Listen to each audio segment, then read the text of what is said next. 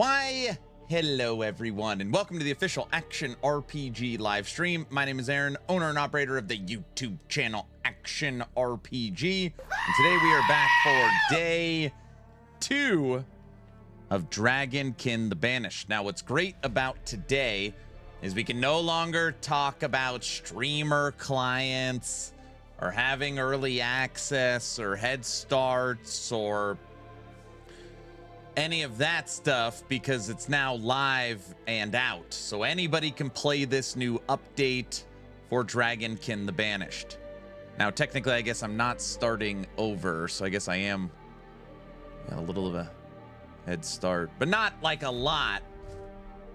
It's too late for that, sir. Come on, West. Come on. Good morning. I started with the barb. You're doing the jump spin to win? Uh-huh. And then, good morning, everyone. All right, who do we got here? Today is going to be a special day. Today is going to be a special day. We're going to play Dragonkin, and then we're going to go full screen, volume maxed, eyes propped open, Diablo 4 Campfire live stream. Oh, yeah. Woo! Fired up. VC Shin, good morning. Mark, what up? Zam, hello. Real Panda, yo. Tekken, yo. Hello. Mr. Ben Diesel, how's work going? Hello, hello. Hello. Hunter, good morning. Sith Lord D4 Campfire hype, that's right. Slider, what's up? Is the update live? It is live. What's up, Blaster? So, tiny stream, volume very quiet. Nope. Blasting it. What was that? You said D4 and I dozed off for a second. Very funny, N64. Today is the Diablo 4 Season 10 Campfire chat. And this is supposed to be the launch of their new Campfire presentation. We get to witness history in the making. History. Today. Are you playing on a controller? No, not right now. I just have one very important question. Are you ready for the smoothies? Everybody's ready for those. He's gonna make us watch it. That's right. They're gonna announce the new season of Power. No, it's what days is the D4 season drop? I don't even know. By chance, willing to show anything mechanically interesting about Dragonkin? Sure. I just hope the season is fun. The 23rd, got it. What time is the D4 Campfire? It's I don't know. Somebody, you guys will remind me. It's later. What, 4 or 5 hours from now?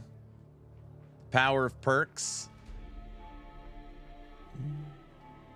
Hart, you never watched me play this game or watched any of my videos on Dragonkin?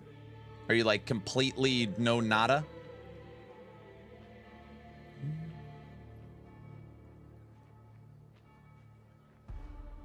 The moment you put the D4 Campfire, I mute the stream. That's terrible, Bamster. You need to broaden your horizons. Not this one. I know nothing of it. I see. NY, what up? Robert, hello. Update feels good so far. I'm restarting a new city. That's what I did yesterday. Trevor, what up? Kicks got bits. Nag, hi. Neon Prime, hi. I am not good at video games. Hello. Heavy, hello. Rise, hello. All right, you guys want a little Dragonkin presentation? We'll start with character customization, okay? How much can you tinker with your character? How much can you tinker with your character? Okay. There's a D4 Campfire today. Yes, there is, Blaster. So you've got your character. and you have 9 different item slots of multiple rarities. Okay. And they do a really good job at matching the 2D art to the actual 3D render of your character and how that actually makes your character look. So pretty standard there, nothing too exciting, just gear, multiple rarities. As you progress in the game, you find better stuff.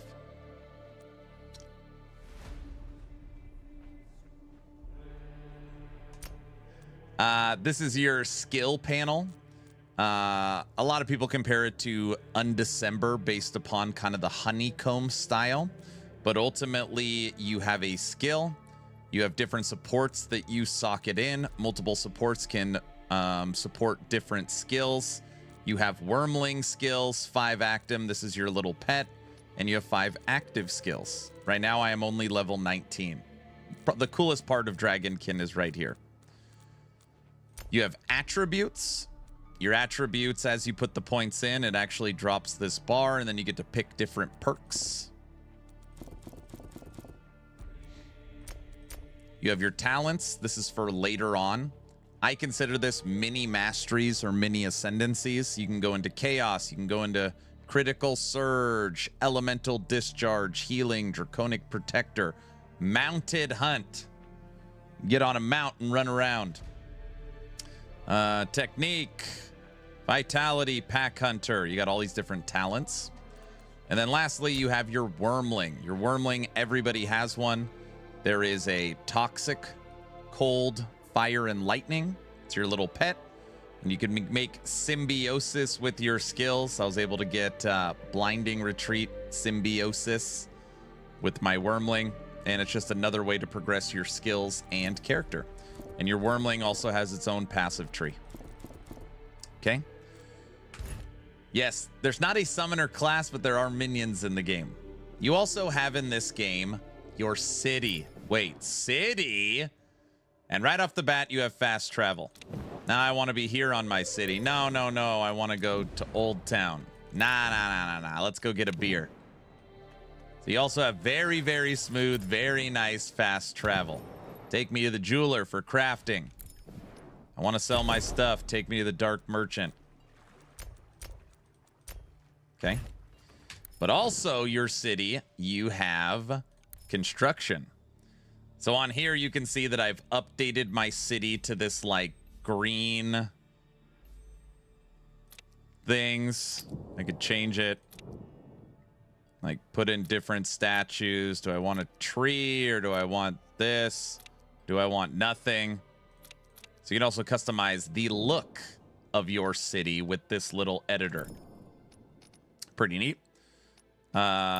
You can also zoom in to individual parts of the city.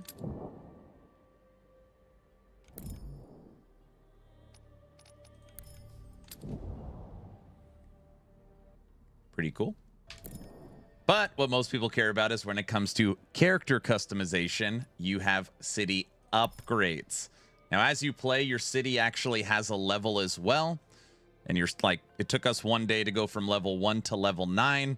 And then you unlock all these different things. So you unlock different vendors, you unlock different upgrades, and you get more gold, you get more experience, you get more damage reduction, you get more movement speed, you get more experience. You upgrade your vendors. So pretty cool. How long was day 1? I streamed for 6.5, 7 hours to beat the campaign. We finished the campaign and then we were done. Okay. So you have your character customization and you have your city building elements. A couple other little cool things, you know. Training grounds. You got heavy training dummy, middleweight training dummy, light training dummy. But you can also change the way they operate. So now you got 5 of them instead of 1. Or you could make them attack with these little switches. And each training dummy has its own set of 2 switches. All right. But wait, there's more. This is one of the coolest things too. So in this game, I don't know why not all games do this. You have this little B button right here on the left-hand side. It's like, what is that? That is your live damage calculator. It is always on, and it is always checking your damage.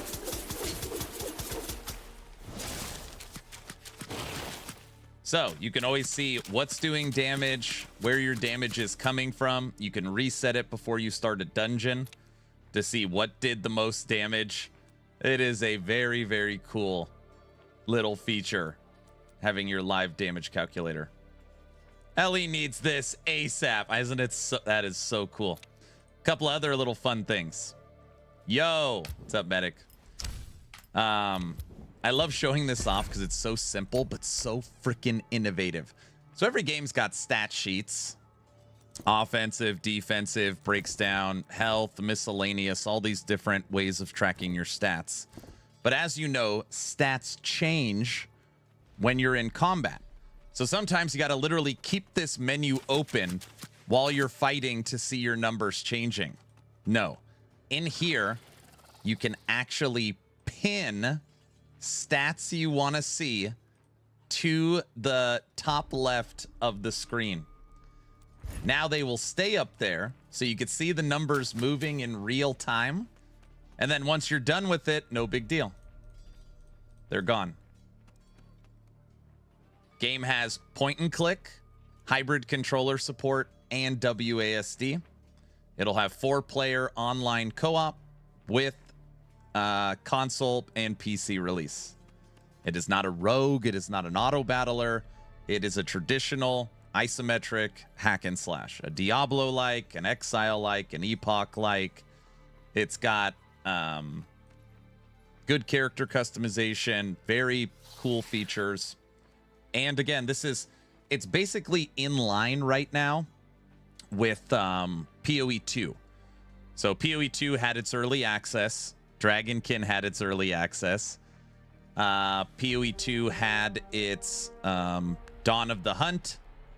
Dragonkin had its, like, I don't remember what it's called. It's like cold update. They added a new area. And then you had the Third Edict. And today, Dragonkin drops its second early access update, the Tracker. So there's 4 playable classes. This class that I'm playing is the Tracker class. It uses claws, daggers, and a bow. It's dropping with 17 skills. And it is the 4th class to come to Dragonkin. They have a barbarian, they've got a sword and board, and they've got a mage. So this is the rogue style class for the game. A couple other things. What else? Oh, I like this. I know this isn't like a lot of games do this, but I noticed it. I thought it was cool. In the options settings, it'll tell you your total VRAM in real time. Pretty sure PoE 1 does this, maybe PoE 2. But as you update your settings, it'll actually show you where you're at. It's kind of neat. I was like, oh, that's a nice little thing. Yeah, it's a fun game. Currently on sale for $20. Not a sponsored stream. Hoofprint, good morning. So it's just a new Undecember. No. This isn't a mobile game, and there's no pay to win. Undecember, if you actually look at its skill tree, it is just a modified PoE 1. It is PoE 1 skill tree with a different UI.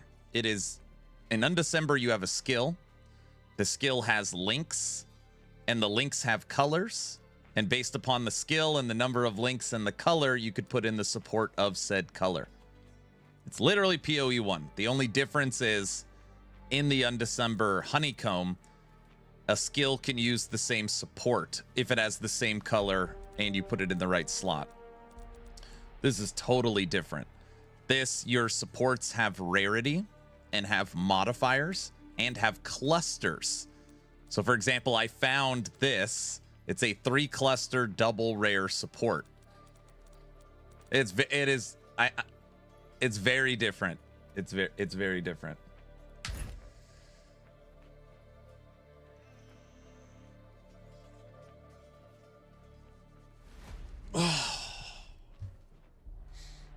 It really is a nice game. I saw it yesterday, and I think it looks pretty good and looks like a good ARPG feeling. Yeah. Oh, thank you, honey. How long were you standing there?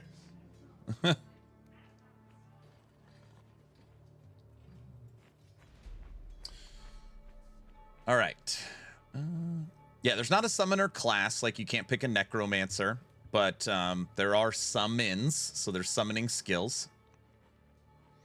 Equipment UI looks a lot like D4. Yeah, some stuff that people, you know, don't like. There's no inventory Tetris, so each item is the same size. Some people like this. I don't think a majority of people like this. I do think people weirdly like inventory Tetris. I like it. I like inventory Tetris. But, yeah. A lot of people equate this UI to Diablo 4. All your crafting materials get auto-sorted, so you never have to manually, you know, move them around or sort them or buy stash tabs. No Tetris, please. I often hate inventory Tetris.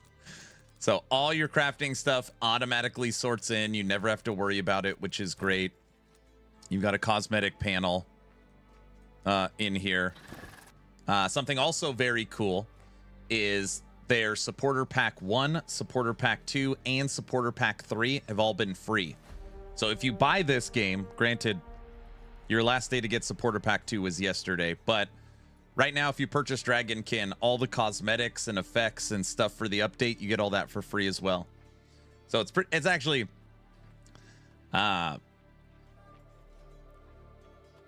it sounds like this is a sponsored stream. I just think this game deserves so much more credit than it gets. I don't know. It's not. I'm not being paid to say any of this.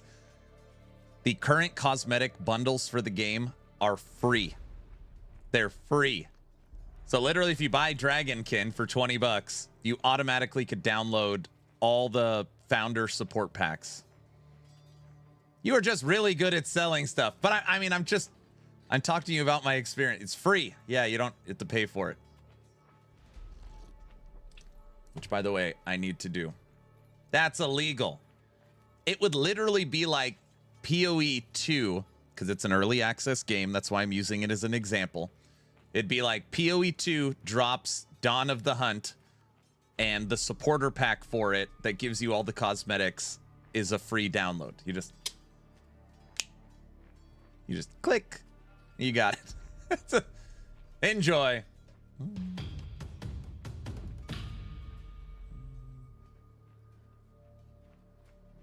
Yeah, Founder Pack 1's done. Founder Pack's 2 done. Today's Founder Pack 3. What's the endgame like or planned as? Yeah, so this, I have not explored a ton of endgame. We're going to start that today since I beat the campaign yesterday.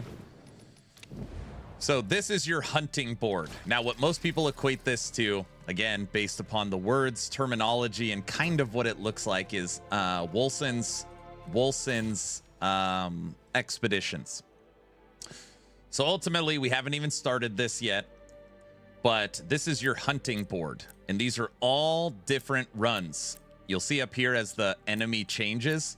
These are different hunts that you are going to go on. And you're going to be looking for these enemies. And the way it works is, you know, the farther you move out, the harder the hunt. You could change the difficulty of the hunt. You can super boost and juice your hunt with different chaos, like chaos affixes and these new tarot card things. These are brand new for this update. You have augments for your hunts, and then you've got eternal gifts that you could get. And this is one of the endgame systems. They also have you have to charge $60 for each city cosmetic. I know. They also have, I don't think I've unlocked it yet. It's like over here. They also basically have a pit, a greater rift. They have a fill up the bar by killing enemies, which drops a portal. Go into the portal, kill the boss, get rewards. I think those are the only two right now, this being the big one, your hunting board. So they got like a pit rift style system, and they have the hunting board. Uniques. They have, oh man, they have, oh, I know how we can look at this. So you've got, I can look at it at the crafting. Well, I'll I'll answer that question, XD, while I'm talking about crafting. Crafting in the game currently is deterministic. So as you level up your city, you level up your rarity of items, and you could click on an item, okay?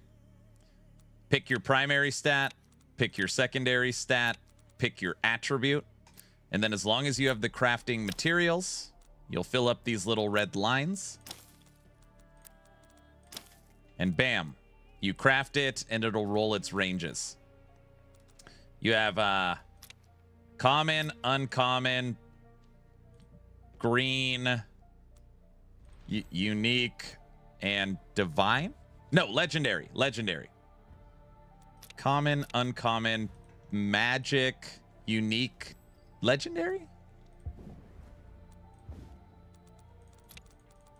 Those are the rarities. 1, 2, 3, 4, 5, 6. I don't know what this one is. This might be like a super. Is it rare? I don't remember seeing 2 yellow ones. But there's something else. Okay, so you've got 1, 2, 3, 4, 5, 6 rarities of items. But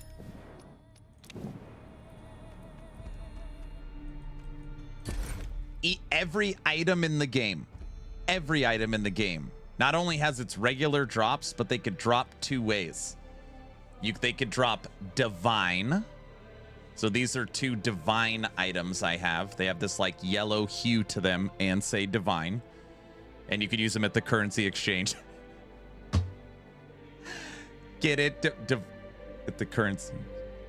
And they can drop draconic. They could drop draconic. Oh, brother. Here we go. What? What did I say? What did I say?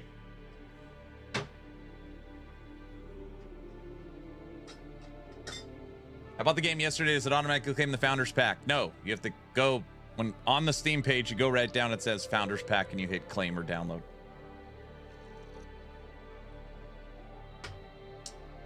So you have 6 different...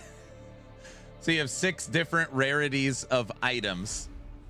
And of those 6 rarities, all the rarities can also drop divine, which is yellow, or draconic. And the draconic is you get a negative mod and a positive mod. Item filter? Oh yeah. Item filter. Do do do do do do do do do do do do.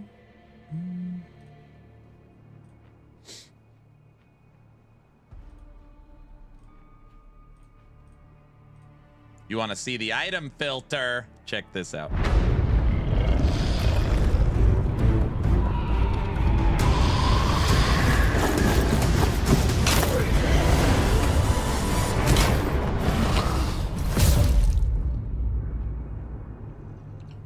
Hello, hunters.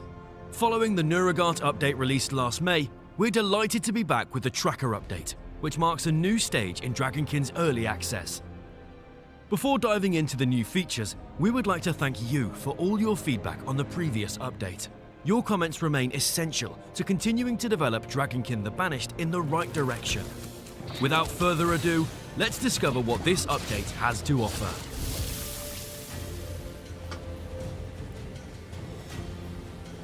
Since the release of Dragonkin, many of you have already had the opportunity to try out the Tracker during the prologue and get a glimpse of her gameplay. Today, after more than 6 months of waiting, we're thrilled to announce that she's finally available. Fast, stealthy, and deadly, the Tracker wields a poisonous arsenal of 17 skills divided between bow, claw, and techniques exclusive to the Kongirak clan.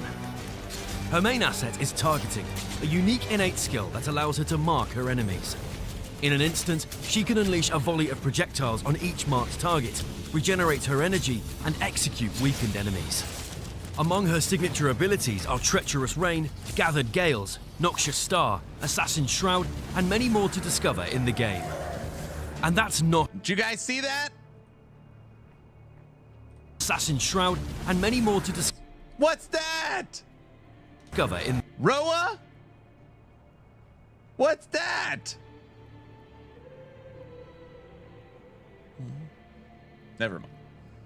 the game.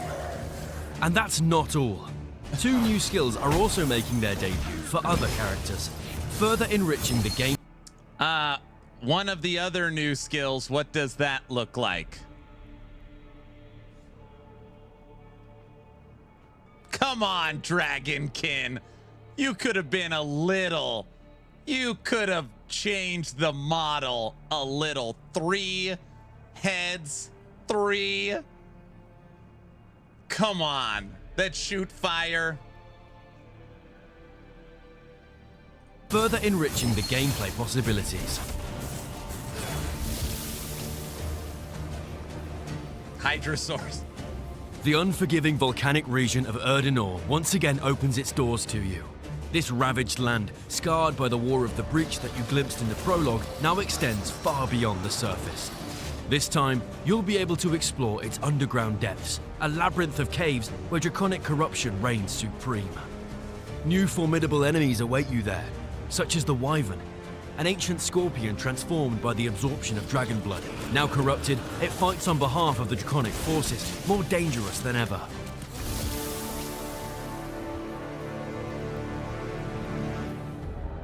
A new category of enemies is making its debut: champions. These champions, yeah, don't say. formidable opponents will spice up your hunt with more intense and strategic battles. Get ready for memorable fights and rewards worthy of the efforts they require.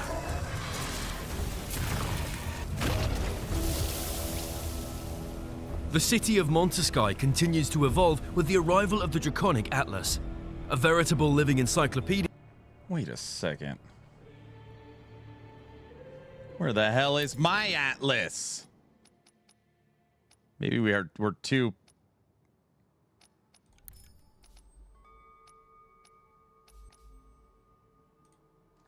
It's right here. I don't have it unlocked. Damn it. It's the book with the dragon on it. Never mind. Here, it records everything you discover about the enemies you encounter. The more you eliminate, the more your knowledge of draconic forces grows, and the more effective you become at fighting them.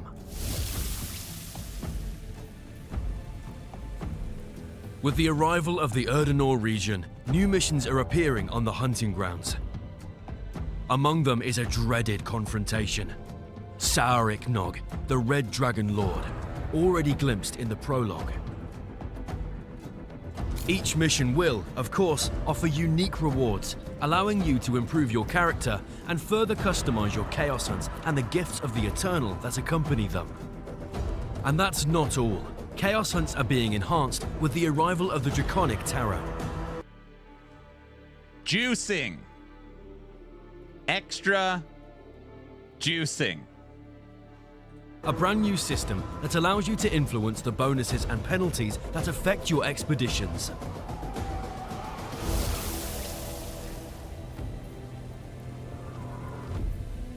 Based on your feedback, we've reworked the introduction to Dragonkin to make it more engaging and enjoyable to play. The prologue is now presented more clearly, and its gameplay phases have been shortened for better pacing. Whether you're a new player or returning to the adventure, you'll discover a redesigned start to the game in story mode, accelerated progression in the city, more detailed tutorials, and a more dynamic overall pace. And to accompany these adjustments, new quest rewards have been added throughout the progression. We are playing this video because of this section. Question was asked, loot filter. By the way, I haven't messed with this loot filter. It looks just like last epoch's. The highly anticipated loot filter is finally making its debut in this update. It allows you to customize your loot experience, select what you want to keep, and you can automatically convert the rest into gold or offerings for the Grand Benedictor. Yes, you heard that correctly. You could set up your loot filter for what you want to see, and everything else you don't see converted to gold. Yes, automatically sold for gold.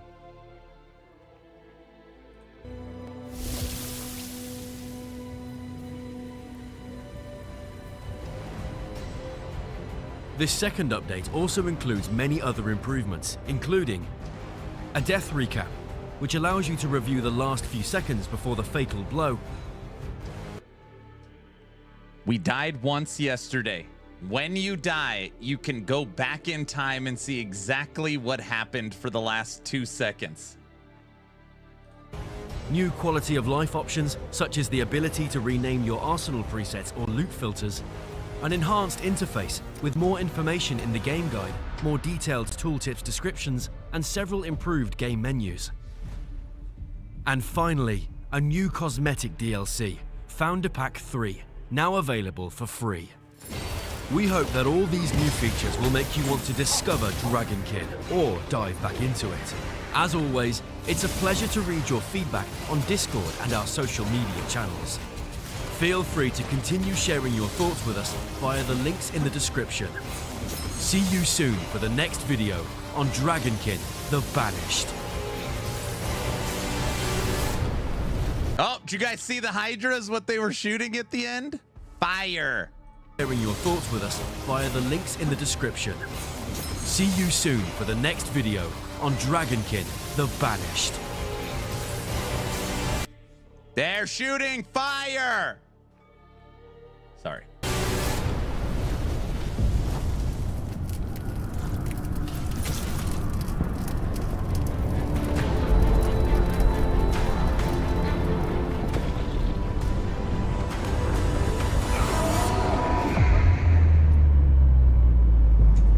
Update available now. Dun dun dun. Dun dun dun. All right. There you have it. It is true I'm on the streamer client. I'm not on the... Aaron, important announcement. D4 Campfire chat is in 1 hour. Yes! Oh, I can't wait. Oh, man, I have freaking goosebumps thinking about this Diablo 4 Campfire. Oh, man.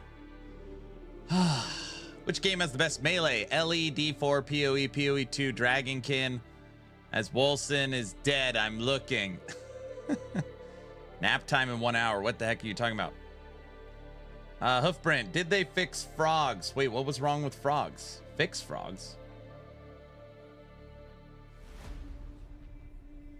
You cannot wait for D4 to announce the new perk, aka seasonal powers. It's already been announced. They've already had PTR. Now we get to hear about the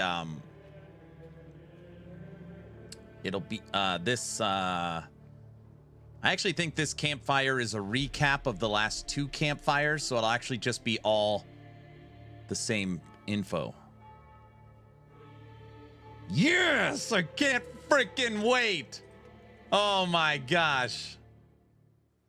What's new in D4? How do you not know what's new? They're bringing back vampire powers. Everybody knows that. This guy doesn't even know about the vampire powers yet. Insta deaths? Oh, I don't know. But people can't wait who they took off the street. No, no, no. Why do I need... I know, he's playing Dragonkin. I know. Zizarin has a sponsored stream today with Dragonkin, the Banished. All right, should we go watch? You guys want to watch? Hey, these are the guys that came on the podcast.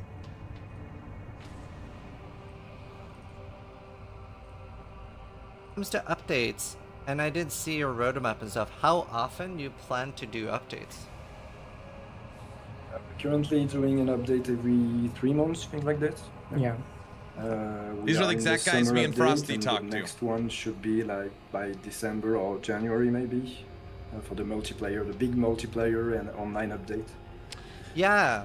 So that was going to be one of my questions because I hadn't seen the roadmap yet. So I was going to ask, will there be multiplayer? What is multiplayer going to look like in Dragonkin? Like how many players? Is there going to be trading, PvP? So we have no PvP plans, no trading post or things like that. You can just freely share your items with your friends, because you will be sharing a city that is one of our other key points in this game. We Oh, have a cool. big city that you can share, that will evolve with everything that you do with your friends. And you can share it online, and you can share it offline with just you. You can just play completely offline also, as right now. And in this city, you will be able to, I don't know how much player yet will be able to join the city, but in during the gameplay, you will be able to be in a team of 4 players, and that is including local cooperation that will also be available for 1.0. Okay. And how does the city sharing work? Like, if I make like an online city and I'm playing with you, will you upgrading that city upgrade it for me, or? Yeah, every character has to be created in a city. So one of your character is always in a city, and every character that is in a city can upgrade, can participate in the various activities in the city. Um, Okay, cool. and for now, we have some plan to maybe allow city transfer from character to another city, thing like Yeah, this. But we would like to work on that. we're still working on it. Nice. That sounds fun. And there's not going to be any restriction on trade. You can like trade everything freely. Yeah, I suppose you have level restrictions on some gear, but as long as you are in the same city, you can share. Yeah. Cool. This is a bit of an open-ended question, but is there anything you would like to like talk about that's coming to the game that you maybe haven't talked about a lot so far? Like anything you want to tease or new features? Maybe a bit about the end game. The current end game is not what we want for the 1.0, sorry. Yeah. We'd like to improve the hunting board. We had a lot of feedback about the length of the quest, and we plan to reduce all the quest length, as well as having more champions like we had in this update. We would like to have more focused quest, shorter quest, basically. To once again respect more the time of the player, because we know some of them are quite long. And Yeah. when we're talking about the champions, that's like the one you fought with the big fireball. That was a bit annoying, but Yeah, that it's was one of the very hard to champions. track. It was just like chasing me down, and I wasn't really sure when it was detonating. That was to be fair, it's also my own fault a little bit because I went straight from normal to like very hard with not much gear. Yeah. So I did think that could happen. I thought I was really okay until I got to the boss, and I was like, oh no. Maybe it's a bit too hard. That's on us for this. Yeah. So when it comes to items and stuff, do you have any ideas to like put your own spin on item design that's like very different from other RPGs? Draconic items. Are you talking in terms of itemization? Yeah. We have a few features that are bound to the city system, because we have some unique merchants that can inscribe some part of your fragments on equipment. We have an ornament system, so you can improve some part of your armor with an ornament that is both visual and also gameplay. Zoomy, what up? So yeah, we have a few things. We have the corrupted items that are pretty rare and are acting kind of like unique items with some additional very specific affixes. Oh, cool. So yeah. Awesome. That's nice. And do you have any set items or anything like that? At the moment, no. We have no plan on releasing set items, but we have this talent system. I don't know if you've seen it. You can gain talent points from various sources in the game, and those talents points add up to unlock some very strong key passive. Okay. And That sounds yeah, fun. that's pretty much it. Awesome. So a big part of the game is the city, and the player can interact with that. How, like, what additional features and like what's the progress of the city gonna be like? Because I saw there were quite a lot of things that weren't unlocked yet. Yeah. The The city progress will progress with the story when the game will be fully released. We actually plan to rework a bit how this unlocks improvement happened over time, because right now it's only with the city level and the points you can spend, but it will be closely it will be I don't like that they closer do to these chats with people who haven't played the the game. city level. Listen, this isn't a knock on Zizarin. Zizarin's a huge creator. I get why they do this, but Zizarin himself's like, yeah, I haven't even seen the roadmap, you know? So it is hard when he's probably only played the game a limited amount of time. To be perfectly honest, we realized during this early access that a lot of players were missing key things in the city. So we are trying to improve it with passive upgrades to the city. This is like, what the hell is Dragonkin? That will allow you to not miss key improvements. And you will also benefit from upgrade points that you can spend to improve all those things that you will have at your disposition. Cool. Don't know if that's clear. Yeah. No, I think that's a good thing that have like that. Not everything is a player choice. I think that can help solve a lot of those issues. Exactly. Is there gonna be anything like your city being like invaded by monsters and you having to defend it, anything like that? It's not planned, No, no, it's not. yeah. Yeah, I don't know if we've talked about it, but the city is the only thing that's server-based. Everything else in the game is peer-to-peer, if you're playing online, of course. So the city is pretty much almost independent from the rest of the game, except from a few story moments, of course. So yeah. Yeah, we have technical issues beyond it. Yeah. That makes sense. So, you were talking about your skill system earlier, and I really do like that type of skill system. I think it's very interesting. And I wanted to know, from what you're seeing from the players right now, how many of builds that you're seeing are like things that you intended, and how much is like emerging gameplay where you're like, yo, look what this guy's doing. Like, never thought of that. Of course, there are some key builds that I have thought in the past, and a lot of the interactions between skills, wormlings, and talents are pretty much already planned. But of course, with that many interactions with the modifiers and things like this, and the little team that we have, we cannot plan everything. So yeah, we are already being surprised by some players. Oh, that's awesome. That's really cool. And do you have a favorite build in the game right now? Do you? You're like a poison demon hunter from D3. That's I what mean, I'm going for. if I'm talking about a recent build, I would, of course, mention the tracker with the dagger. The Dance of Dagger. That's what I'm So I using. use it quite a lot, but on the more Sorry for yelling. exotic side, I would say. I love playing with the electric wormling skill Deja Vu. Deja Vu.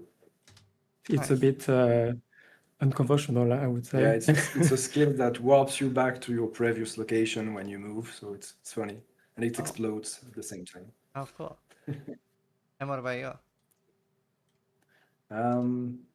It's hard to say because they are pretty much all my children in a way. But yeah, I like the Oracle with many summons and big lasers and things like this. So yeah. Nice. Summons. Yeah, you had to pick one. So what type of monetization are you guys looking at, especially like going forward? But the game is not planned as the game as a service, so we don't plan to have any monetization in the game. We work on it to release it, and if we have enough success, we could potentially work on some DLC, but that's not planned for the moment. Okay, cool. So that would be like an additional paid DLC then. Yeah. Okay, and if you did do a DLC, would you still be able to play the game without the DLC and like engage with all the other content? Yes. Yeah, we didn't think much about it yet, so Yeah. It's not Yeah, in the yeah. plan. We're just trying to finish the game at the moment. For sure.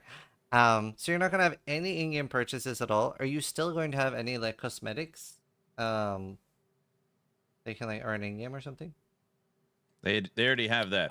we already have for the early access the founder packs that are released each update, and we plan to do just a bit more for the final release, but other than that, nothing else is planned. Chat is forcing me to ask, are there gonna be waifus? Like, are there gonna be like sexy skins in the game? No, Chris. No, Chris. Caw! Craw! Stop it, Chris. It was Chris. It was Chris. I'll blame him. Awesome. So since you are doing like a release game, and focusing on that, like, what type of like updates are gonna happen after that you're finished with the game? Well, that's maybe we'll sure have a look over the game in the next weeks after the release. But if there are more DLC, like I said, we will be spending time on that. Yeah. Mainly, if it's paid DLC, it could be also free DLC. We once again don't have much thought about it. Probably at least a balance patch, maybe. or But something. yeah, definitely a hotfix patch, a balance patch. But yeah, since we are also releasing on consoles, it's not that free to just update the game. Yeah. Yeah, that makes sense. What consoles are you on? We will be available on PS5 and Xbox Series. Okay, cool, awesome. And is the game still gonna be the same price at 1.0? That, to be honest, it's not only on our side, so we have to talk it about with our editor. But there might be a bit of an increase for the final game, but not too much. Not a big one. Yeah. Yeah. Okay. Let's see. So I don't know. Yeah, most were games you are guys moving away watching when I from live played? service, it looks like. Yeah, a bit, Titan yeah. Quest, So Dragonkin, one thing No that I Rest for the found like Wicked. a little bit weird was, so obviously I was using WASD. None of these games but live when I was service. dodge rolling, Grim it was dodge Dawn. rolling me towards my cursor. Is that like something Yeah, you Thank can God, toggle yeah. for? Most are moving away. Yeah, definitely. We need to add an option for that. Cool, because I was like running and then like whoa. So that was that's interesting. Most people, yeah. Been reported a few times and we didn't find the time to fix it, but we definitely need to. Awesome. Cool. I'm glad to hear that. So obviously I haven't played a ton of hours. I actually saw there was a guy in my chat that has 900 hours in the game right now. But can you tell me? Yeah. But could you tell me a little bit like what does the end game look like both now and also at like 1.0 with like uber bosses, endless dungeons?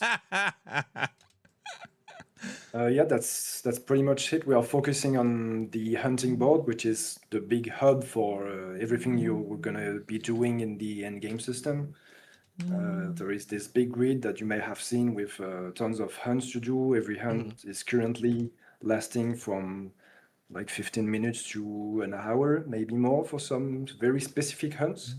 And this will change, as Charlie said earlier. We are trying to make it a bit more focused. Each hunt will feel a bit more unique and will end with a specific enemy. So this is what we are planning to do. At the moment, it's only this big board. Every hunt has a reward. I don't think if you've seen it. And this reward is linked to the eternal gift system that I've talked earlier and a few other customization thing. And this chaos hunt system where you can decide exactly what you want. If you do want to do a boss rush, just a dungeon. And we have another activity that is pretty much an arena mode, the test of will, with infinite wave of enemies. Oh yeah, they have the arena mode various too. Activities that are all tied to this hunt board, let's say. And is there going to be any leaderboard or anything for that? Since we are I feel like LE could do more if it was doing not live offline service. and maybe Oh, for transfer sure. offline For characters sure. to online and things like this, we can't really have leaderboards without cheating involved. So Right. we have nothing planned for this thing. I mean, I guess you could have like a leaderboard that only worked for like only online characters. I guess so, but we have Yeah, no plan to do this at the moment. But Yeah. if it's really something highly requested, we a good thing about it. Okay. No, you do not need a Um, leaderboard. And in the endgame and stuff, like, are you going to have any like, like proper Uber bosses, like with like crazy mechanics and stuff? Uh, right now, we still don't know if we'll have the time to do it, but they were planned at some point. So yeah, we have some plans for this, Awesome. but we can't really make any promise. yep. And yeah, okay, cool. I was gonna ask if they would have like specific drops to that boss as well that only drop there, if you do them. Matt. Well, if they are featured in a specific endgame hunt, will have some specific reward, of course. Yeah. Cool. So another question, since I haven't played a ton, are there currently like chase items that you really want in the game that are just super good and maybe for like multiple builds right now? I'd say not really. We have some very good fragments that you can drop and share with multiple classes. Sorry, because yeah, as we said earlier, this is so the fragment and the ancestral grid are also part of your itemization in a way. So it's not just about gear. And yeah, for the gear part, we have some very strong and very powerful items with some city things to transfer items, to empower your items, reroll affixes. So we have no unique items. We have those corrupted things to make some items more unique.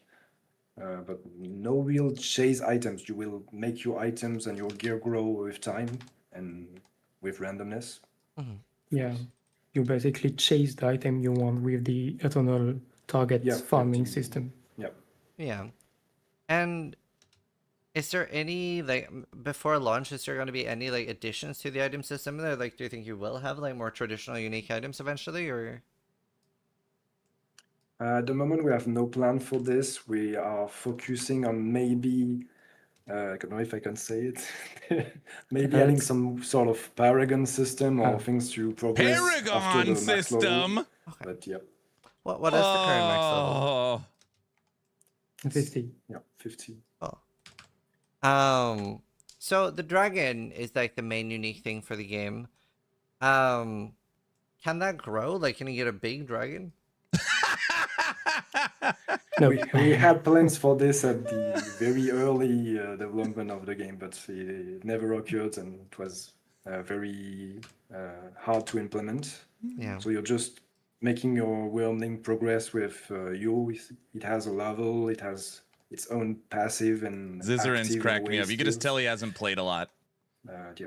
He just asked, Physically, "Can I it get a doesn't huge grow, dragon?" but Since dragons we are have the game. some armors and cosmetic things for your wormling, so he has some gear too. Cool. So at the moment, the main thing I was doing with my rumbling was like using it with one of my active abilities. I was using it on like, I can't remember, it's called rapid shot or something, but it was every time I was attacking, it was like auto attacking with me. Are there any builds where without linking the dragon to my skills that it like passively attacks? There are some passive and talents that may involve your wormling, yeah. Okay, cool. One person in chat was asking, are you gonna allow any like third-party stuff or mods or anything like that? It's already in the game. No, not yet. Nothing is planned on that side. Okay. People are already And you modding have it. offline mode, you said, right? Yeah, Yep. fully offline. Okay, cool. That's interesting. So one thing that's really curious to me as an ARPG streamer is you're not going to be live servers. Are you going to do any like patches when it comes to like buffs and nerfs to like different skills? already doing it during the early access, but of course with 1.0, it's gonna be bigger. We'll focus on this big update and maybe do a balance patch if we can after the release. But we don't know yet if we can support the game for a lot more time after this. It will depend, I guess. Yeah, that makes sense. Awesome. That were the main questions I had. We could also open up for a few questions from chat if anyone's curious about anything. But either way, it's been really interesting to see like the change from last time, and it was really fun like moving around with like the auto attack build with the pet. If anyone in Yeah, chat it has seems any strong. questions, Seems surprisingly strong yeah, with the shotgun fire arrows. yeah, the shotgun thing was crazy good single target game. Yeah. All right, anyone in chat have any questions before we wrap it up? Holy Priest asking, will Dragonkin the Banished be free to play in the future? Nothing planned on that side, but it's something we could think about, yeah, when we are getting close to the release, or maybe the next update. Okay. What? About free to play? No, just to try the game. Oh, okay. Yeah. Oh, like a demo. Yeah, Yeah. that's a Yeah, smart idea. we did it once before the early access release, Yeah. and we could maybe if players want do another one, but that's not planned at the moment. Yeah, I actually think like we've been seeing demos come back a lot on Steam, and I actually think they're a really good thing. Like Path of Exile just did it as well for a free weekend, and I think that's a really good thing that more games should explore. Yeah. But we know our game is a bit complex to get into, so if we do a demo, we have to really be careful about not scaring the players too much because it's a bit heavier on the onboarding, I think. Yeah, From other games. that's All right. definitely something we learned from the first one. Yeah.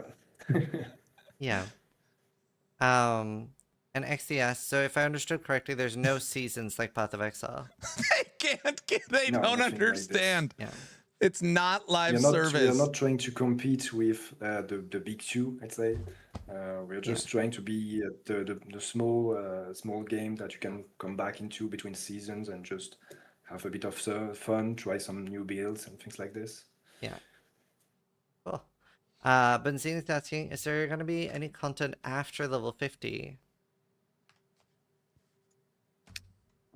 Yeah, we're working a bit on that part. As Jonathan mentioned earlier, we are thinking our own Paragon system. It won't be available yet, but we are trying to make it for the full release. Yeah. Cool. Anchor is asking, is there going to be any more classes or Vermling additions to the game? We already did. Me and Frosty LaRue did a We'd full like to if we podcast could, with but both of these guys. We have already time talked to them. constraints and budget constraints, so Yeah. if we are successful, of course we'll definitely think about it, and we have already a few ideas about it, and of course I'm sure you do as well. You know what's interesting? Yeah. I actually think this interview, and again, this isn't a knock on Zizarin. This is a paid sponsorship for Zizarin. Get your dollars. I think this hurts Dragonkin. I actually think this is painting them as like, wait, no live service, no cosmetics. I actually think this hurts Dragon 100%. Oh, for sure. Absolutely, Aaron. This makes it look like this game's this is a piece of crap. Like, this interview is bad for the game. Yes. Ziz phoned it in. It pisses me off.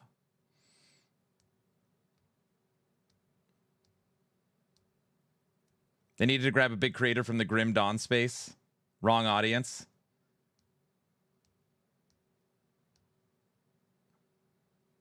No more classes, no skills, no skins. Why play? No live service, no uniques. No, no Uber bosses. This game is pure trash. Almost like it's not PoE. What's up, bro? New patch? Yeah, it dropped today. All right, we're going to stop watching this. Yeah, it's brutal. That's brutal. It is brutal.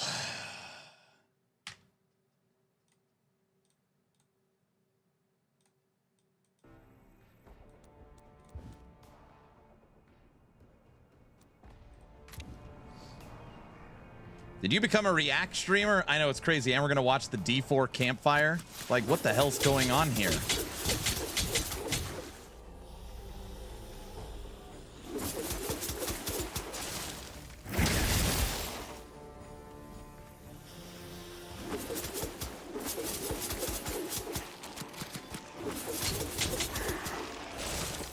Oops.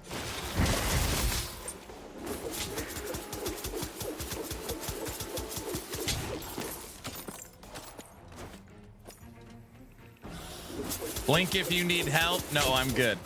It's kind of a ongoing for what feels like years now. We watch every Diablo 4 Campfire, and we are not going to watch it from a trolling or we're gonna take notes and legitimately watch it. Right, I'm serious this time.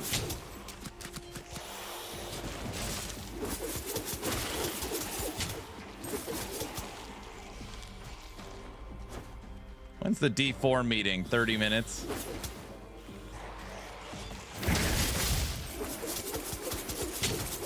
Today is history in the making.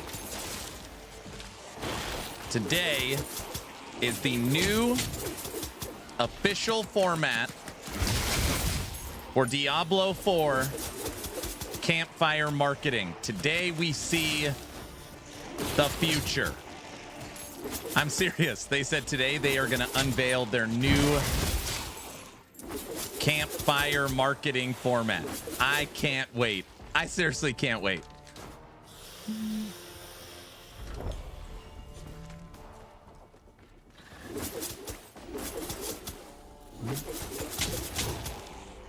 This is their last chance. Correct. This is it. Or else they'll end up like last Epoch, you know, dead game.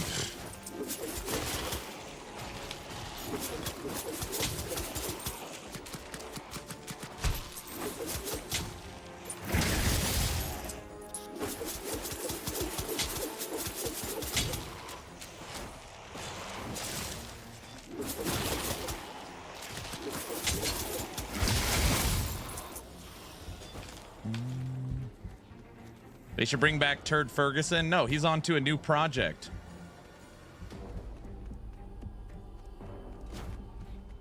How does this build feel compared to the other classes? I'm only level 20, so it's like hard to, you know. He's Bioshock. Yeah, Bioshock. He's gonna ruin another game. No, he's going to Bioshock to make it awesome. It's like you don't even know about it. Fantastic.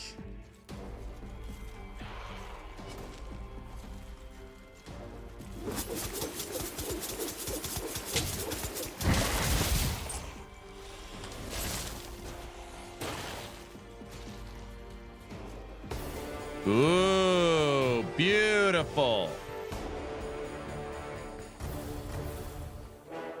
Holy smokes. This is the region from the last update.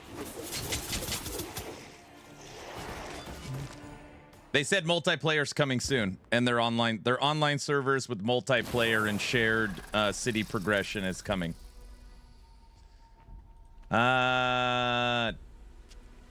Test of will. Hey, it's we're in a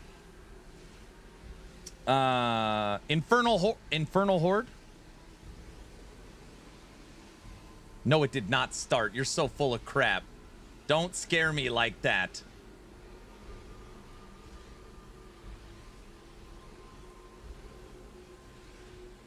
Oh, it has started, but not like started.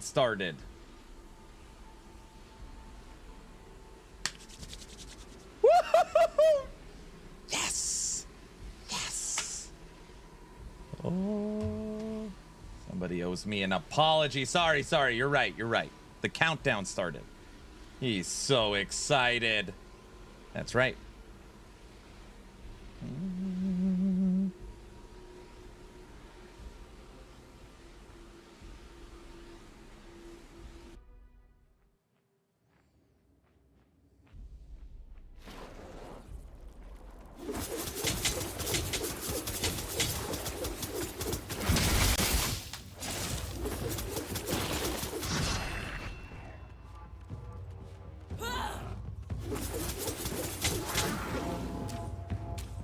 I heard subathon.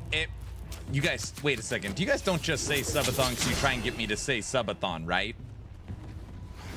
Aaron is a D4 bully. No, I am not. Listen, I watched a video with Rob saying that we can now do 100 trillion damage. No, of course not. Oh, brother.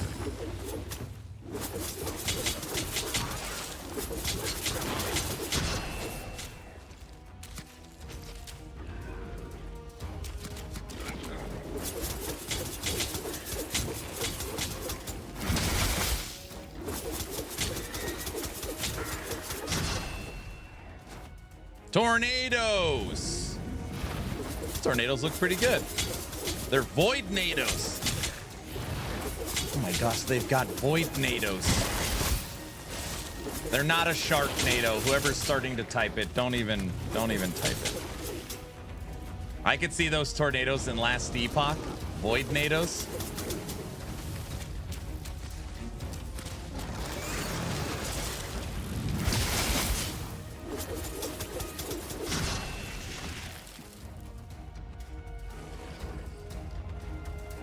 Rob said that there was infinite damage exploit or something. He basically said every build has something in the trillions of damage. All of them.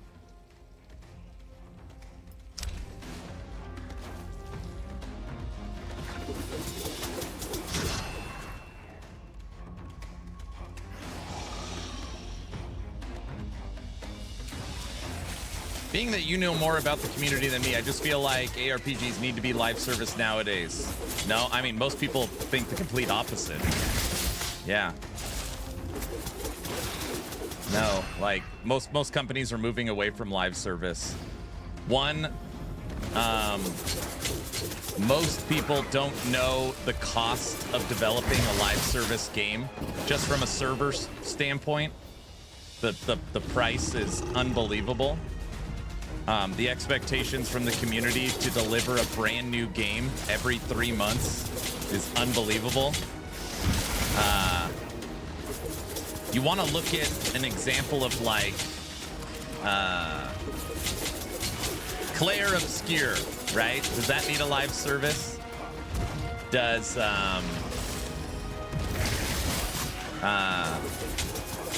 Black Myth Wukong? Does Magic Legends? Does The Witcher?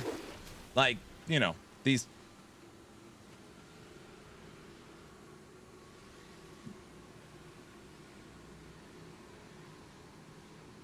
I'm hyped for the new Grim Dawn expansion. Yeah, a lot of people are. We're going to be playing it too.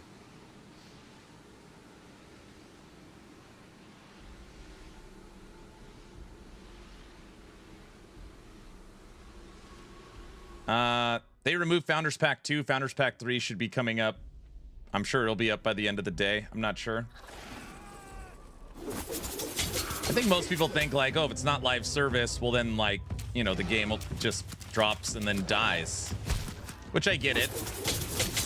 And then you should probably go look at your Steam library. How many games have you purchased that you played once and then never returned to?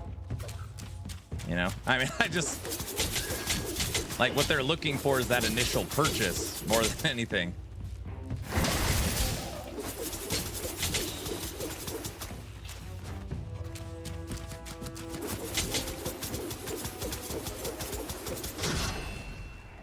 Think of Silk Song.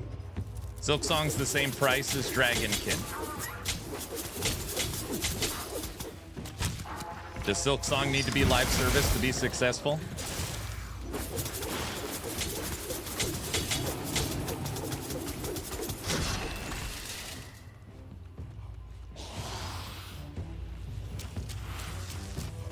You didn't need to call us out on our Steam games like that.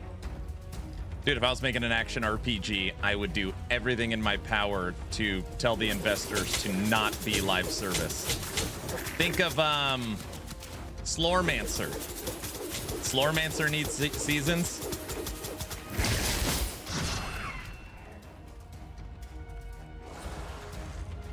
My Steam library makes my COF stash look organized. Witcher isn't an ARPG, though. Of course it is.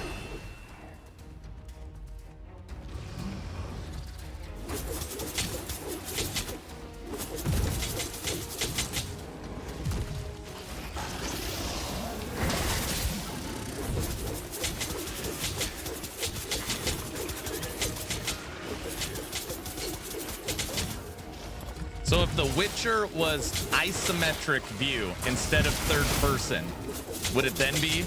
Would that change the game? Now it's an action RPG? Other than the view, what makes it not an action RPG?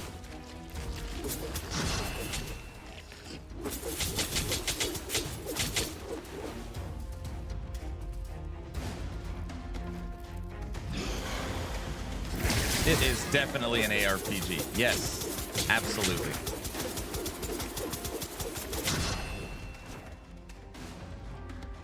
It's an action role-playing game. Yes.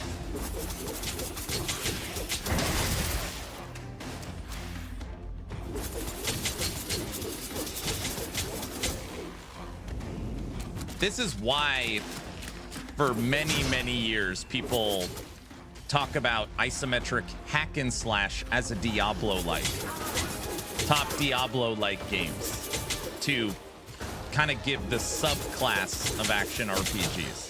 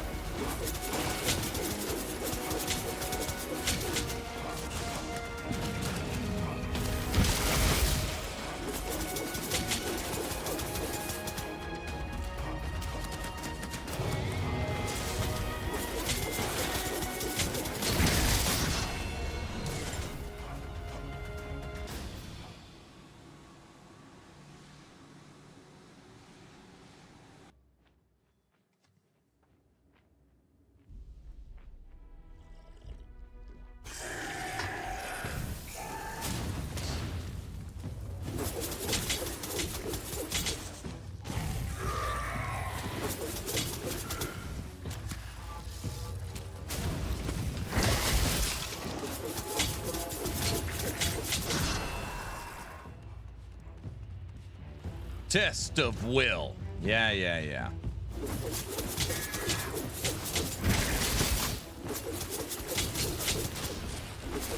Not the frogs.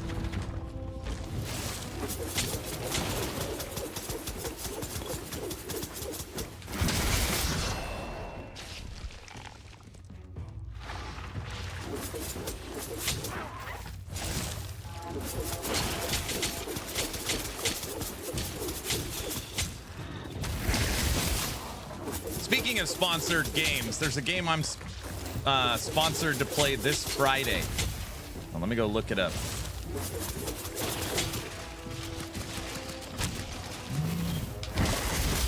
I think it's called Raid Shadow something. I can't remember the name of it. Something like that.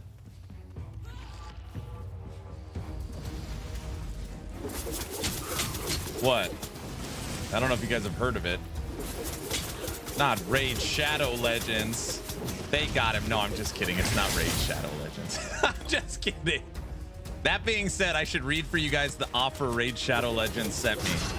I turned it down. I turned it down. See, I'm so honorable. This is a pretty good offer, too. Like, no.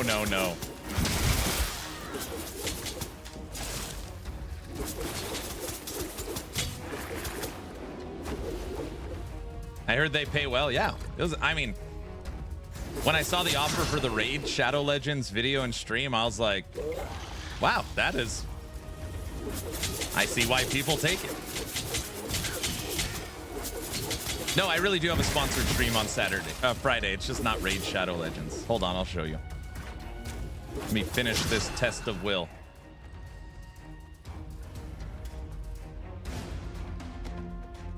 There's a new ARPG coming out called I Am Jesus Christ. Is it supposed to be like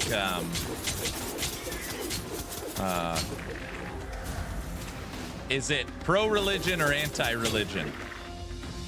Sounds pretty bad. It's supposed to be like a mockery of Christianity. Pro? Really?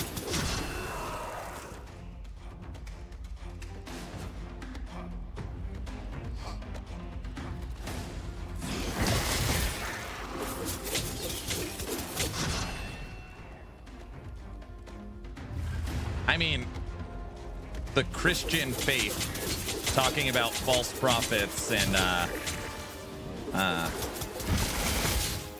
the title of the game saying I am Jesus Christ. That would be a tough pill to swallow being pro. I don't know about that. But just from the name, I would have to listen to it.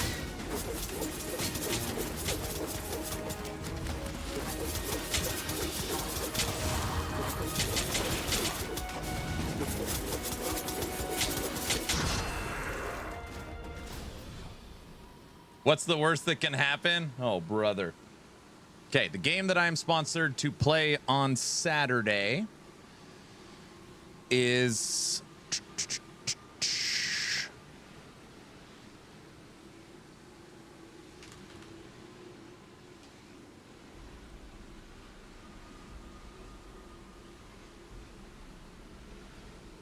Folly of Wizards.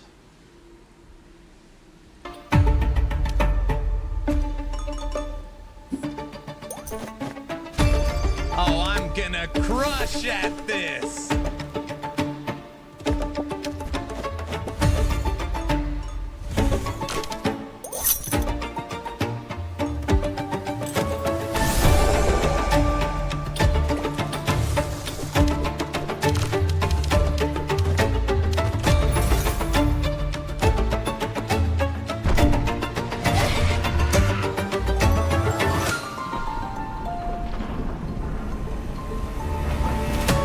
We are not gonna die. We're gonna do the whole game, no deaths. This is just like Silksong.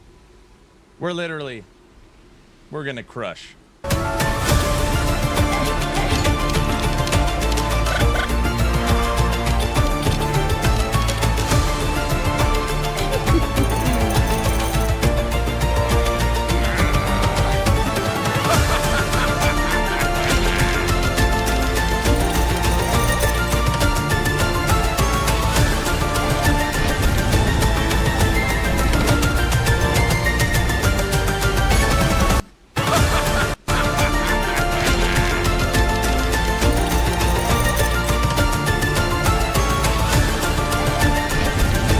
Is that a frog? Is this a frog? Sorry.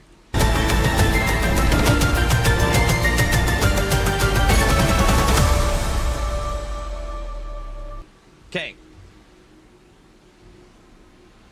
100 gifted for every death. How long for me playing this game before I die? How many minutes of active playing before my first death? 15 minutes? That's it. 15 minutes. Max. 5 minutes. 3, 10. You'll never die. 10. 2 minutes. 2 minutes. Maximum. Well, we're not going to die. I mean, we barely died playing Silksong, you know. So, if we could beat Silksong on first playthrough without dying, you will die in the tutorial. Oh, brother. 2 minutes. Time to get the fence ready. Oh, brother. Just as long as you have to run back multiple times. Oh, jeez. Folly of the Wizards. This is what I'm playing on Friday. So I think we'll play this for the whole morning, and then we'll switch over to the Last Epoch dev stream.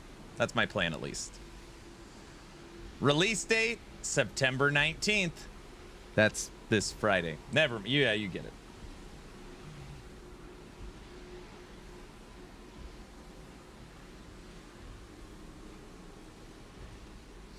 A bigger fence.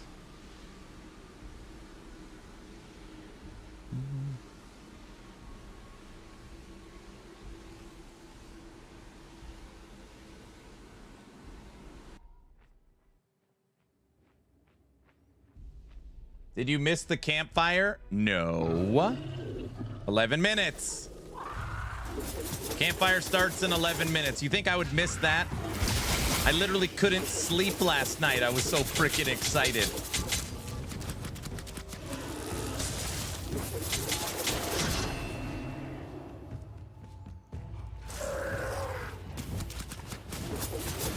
Looks to be historically accurate. Wait, what? What is a campfire? Okay, everybody. For almost 2 years, Blizzard Entertainment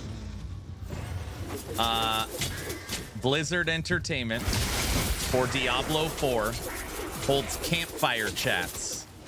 And this is their big marketing pushes for Diablo 4. And we always do live watch parties.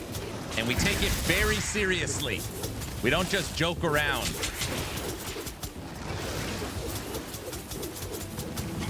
Today marks the brand new marketing campfire experience. They are unveiling their new format today. I don't know what they're gonna do. Sure. So in 9 minutes and 40 seconds, we have the Diablo 4 new format, Season 10 Vampire Powers dropping. New way to promote powers. Oh, brother. All right. In honor of today's Diablo 4 Campfire, I give you the Season of Power.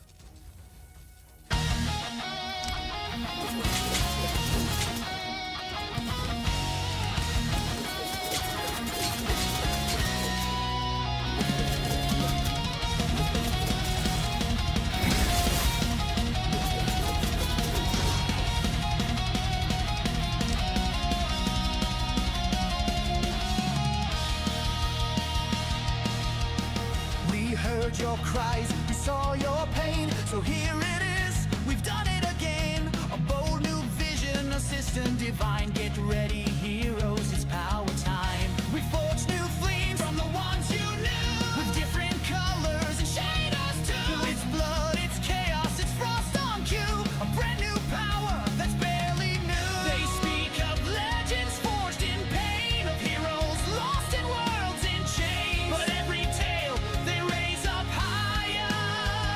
was written to sell one more power. Power of blood, power of flame, power of buzzwords that all sound the same. Power of gold, power of grind, power they sell while they weaken your mind. Power of light, power of lore, power that's gated behind a door. Sound the horns, let fools devour, all kneel before the season of power.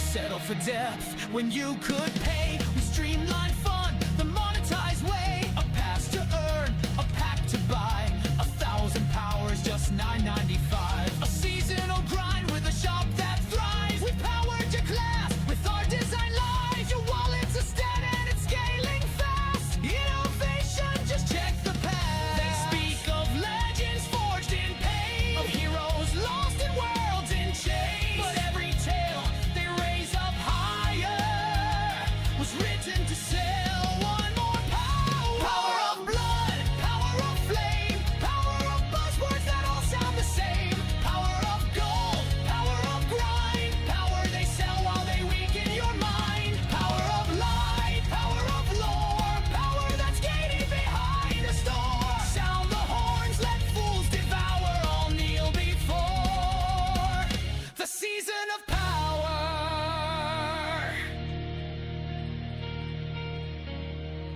We reach the stars with a single word, a power unspoken, now finally heard. No need for depth, no time for change, just add more powers, rearrange. And while you're here, there's more to play. Diablo Immortal, download today. You got phones right, the future's clear. We'll sell you greatness year by year.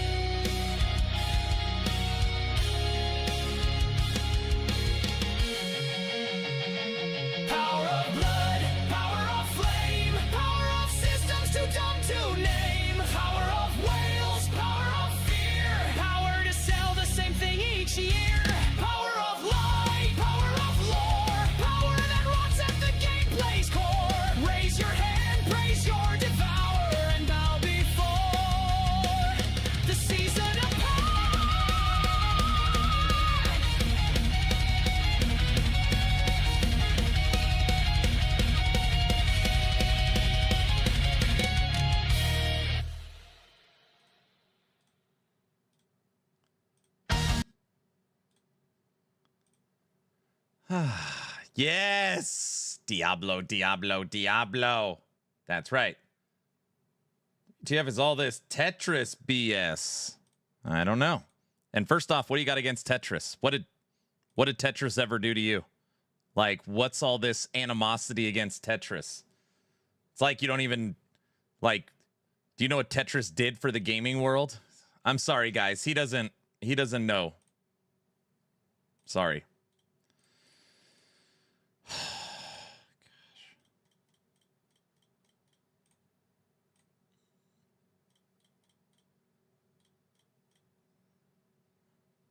Old man rant time. No, I'm not ranting. I'm just,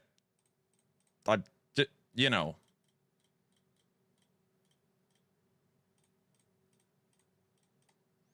I can openly admit that I am a grumpy old man. I didn't say that. I don't remember that. Guys. Come on, guys. I'm telling the truth this time. I am telling the truth this time.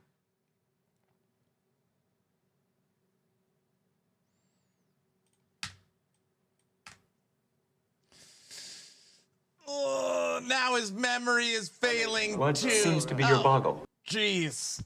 Ugh. Oh.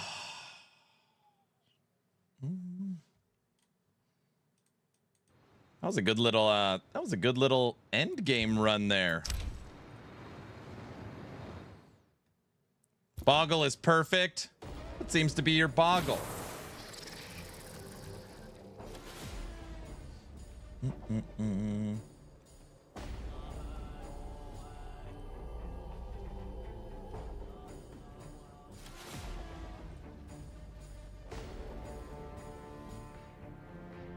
Guys,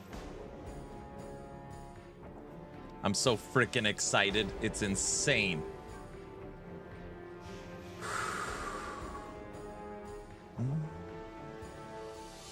Yes. Do I have to switch it to D4? Oh yeah, I should probably do that.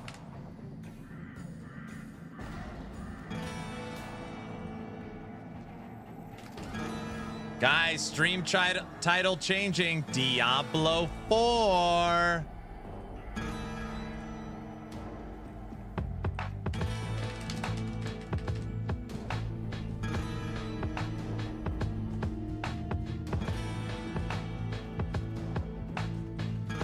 And don't worry.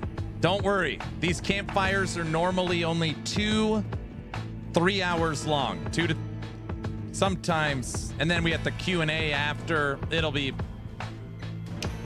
go by quick.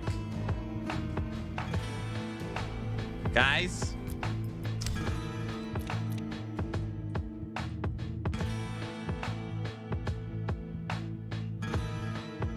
Guys. I'd rather sit here and just watch the snow. This, you guys, for the people smart enough to be here for this stream, this is history in the making. This is the brand new, first time ever, new Diablo 4 Blizzard Entertainment format.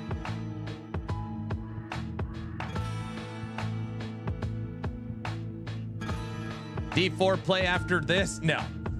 Oh man, I'm disappointed. Where's the powers at? You're gonna see it. We don't do powers anymore. We now do perks. Everybody knows that. This D4 is gonna change our lives. I think it really is. What you guys are probably about to witness is the future of action RPGs. In 30 seconds. Are you ready? No, don't do it. I'm nervous. Don't do it. In 30 seconds, everything will change.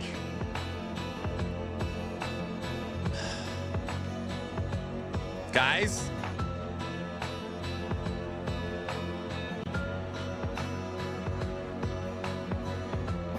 What you just said is one of the most insanely idiotic things I have ever heard.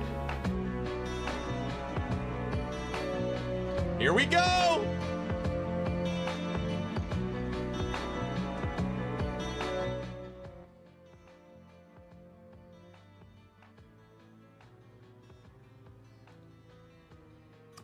Hello, Diablo 4 community. Welcome to another Diablo 4 developer update. My name is Adam Fletcher. I am the director of community here for all things Diablo. Of course, I have a wonderful panel next to me. That's I wanna maximum introduce. volume. We have 2 familiar faces and 1 new face. And so, we'll jump right to it. Our new face first. Thanks, brother. I'm Ben Fletcher. I'm the lead designer for Season 10. I'm Aislinn Hall. I'm a systems designer. I mostly work on seasons, and I specifically worked on Chaos Armor for Season 10. Hi, I'm Charles Bamster, Dunn. don't I'm do a class it! designer. I worked on the Chaos perks a lot, and also the class updates for the season. I just want to note, there are 2 Fletchers now. 2. We grow stronger. In the past, we've always had multiple Adams. Now we have 2 Fletchers. Fun fact though, there's another Fletcher on Team 3 on Diablo. And one day we're gonna have all 3 of us on the stream. Is this what my jokes sound like? It's gonna be What do unstoppable. my jokes sound like? Anyways, Like these jokes? So we haven't actually talked in a while. We haven't had a stream in a little bit. We actually did have a little bit of a pause. We were going into a new cadence where we're gonna do these streams now at the start of the season. Just like this. And then our PTRs are gonna be focused more around like the notes, the blog, and then of course the Sanctuary sit down that happens across Discord. But we're back. We have a little bit of a new format. We'll jump into it in a quick second, but I do want to note that we do actually have a Twitch drop that is active right now on the channel. So if you're watching on twitch.tv/Diablo, or if you're watching on any co-streaming partner or anyone who's streaming Diablo for at this very second for the next 30 minutes, or if you watch for 30 minutes, you will actually unlock the bow. For the next couple hours, this will be available on, for people everybody. to actually jump in and obtain. So it's a cool way of getting some additional gear.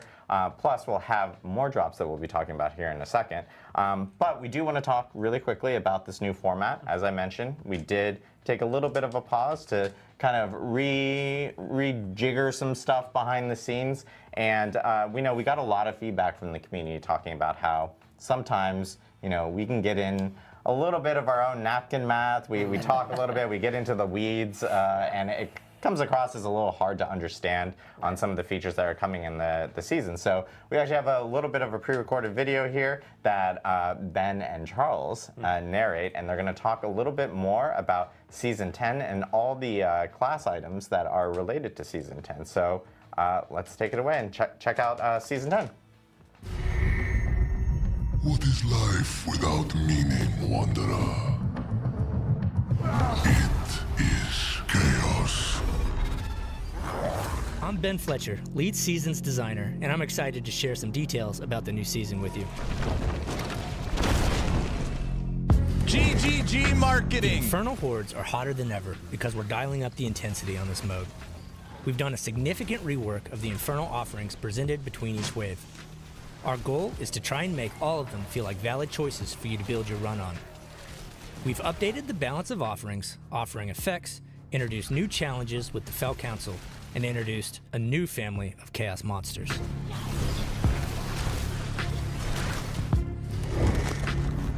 Within Infernal Hordes, you'll occasionally be presented with a chaos offering as a 4th option which will activate a chaos wave. The more waves a compass has, the more chaos offerings you'll see during your run. Chaos waves will have many different combinations to discover and master. Dodge deadly projectiles from chaos rifts, slay rampaging hellworms, or defend an etheric mass from being destroyed. Chaos awaits. Rather than facing off against the Fel Council, you can choose to risk your hard-earned ether and throw down against the insidious, reborn Bartok to complete your Infernal Hordes run. It's worth the risk because slaying Bartok will reward you with Chaos Armor. What? Chaos Armor is a more powerful version of existing unique items that come with a diabolical twist. They always fill a different item slot than the original version, leading to entirely new ways of dispensing carnage. Chaos Armor can appear for helm, chest, gloves, pants, and boots. Chaos Armor's unique powers are also more potent than their normal counterpart. They always roll at maximum power, and they always have at least one greater affix. For release, there will be a list of generic Chaos Armor available to all classes, as well as class-specific pieces for players to choose from. Bro, you guys are freaking pumped! Chaos Rifts are one-way portals from hell that spew demons and environmental hazards into the world. Seal them to stop the demon infestation and earn seasonal reputation and currency. They also feature a variety of other rewards like bonus XP, gems, and even chaos armor in torment difficulties. You'll find Chaos Rifts and Hell Tides throughout Sanctuary. Closing these rifts will sometimes award you a Nightmare Dungeon sigil with the Chaos Rift affix. These Nightmare Dungeons are packed with Chaos Rifts and Chaos Monsters for you to destroy, and you may even come across a Fleeting Compass. Fleeting Compasses activate a new pre-torment version of Infernal Hordes called Fleeting Hordes that adds some spice to your character leveling journey. Fleeting Hordes, you'll slay your way through 4 offering waves and face off against 2 members of the Fell Council for a big boost of experience and rewards. Chaos perks change how your skills function and enable you to create devastating combinations.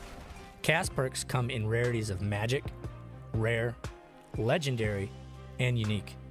You'll be able to equip 1 unique perk along with 3 more of any other type. Each class has access to 16 perks. Bro, these powers are crazy. And 4 class-specific perks. Now for our class updates. Charles Dunn here. I'm a class designer here to showcase some exciting updates in the Season of Infernal Chaos.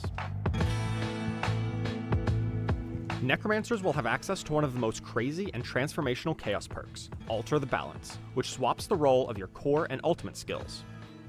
Your core skills will now have long cooldowns, but massively increased effectiveness, and your ultimate skills will only have an essence cost and no cooldown, but with a modified, weaker effect.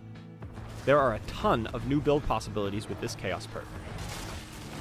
Also, if you are ever unlucky enough to die, all of your minions will be resummoned whenever you resurrect from death. No longer will you have to spend a bunch of time finding corpses to resummon your army, you can get right back into the fray. Necromancer's new unique item is a focus, Gospel of the Devotee, which directly enhances your basic skills functionality and also makes them even more powerful when combined together. Be sure to pair this with bonuses to your basic skills like Aspect of Adaptability and Pain Gorger's Gauntlets to wreak havoc on the demons of Sanctuary.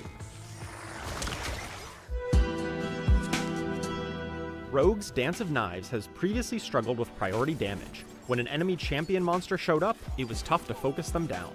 But now, Dance of Knives will prefer to target enemy champions, elites, and bosses, giving you better priority single target damage. Penetrating Shot has also received some sizable buffs, including higher base damage and a higher multiplier on its unique bow, Eaglehorn. But if you would like to try out a slightly different playstyle, swap out Eaglehorn for the new unique crossbow, Orphan Maker. Orphan Maker introduces a new keyword, Reload, which causes a skill to be unusable for a short period of time after casting. But in exchange, it gains increased damage and reload time based on your attack speed. If you manage to find the Chaos Armor... This has literally been the feedback to GGG for 2 years on Diablo 4. Just copy... Blizzard, just copy Grinding Gear Games, pre-recorded videos. Flash has been reworked to cause charged bolts to spend your crackling energy charges for even more damage. Aspect of Piercing Static now causes your charged bolts to spawn even more charged bolts to flood the screen with electricity. The new unique ring, Galvanic Azurite, pairs perfectly with these updates. Lightning damage will magnetize enemies and cause them to be pulled together by your crackling energy. Sorceress has one of the most interesting chaos perks this season, Mana Shield. This effect essentially turns your mana into your life total and gives you plenty of extra mana to work with. And if you need to quickly heal up, avoiding damage for a few seconds will rapidly replenish your mana pool. While this is the season of Infernal Chaos, Druid's Tornado will be a little bit less chaotic. Tornado now always seeks enemies who are close to where you cast it, and then it spirals in an area nearby. Storm Chaser's aspect has been reworked to allow Tornado to drag enemies along with it, further increasing its damage and consistency.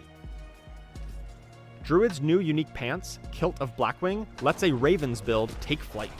By shapeshifting or casting companion skills, you will spawn additional ravens to peck at your enemies, and occasionally summon a full unkindness, massively increasing your flock. Be sure to try out the Chaos perk Wild Transformations, which uses defensive skills and grants a bonus while shapeshifting. This synergizes extremely well with Flesh Render to apply constant damage to nearby enemies. Here we go. Barbarian's Walking Walking Arsenal key passive has been slightly reworked and now grants unstoppable and even more attack speed when keeping up all 3 weapon bonuses.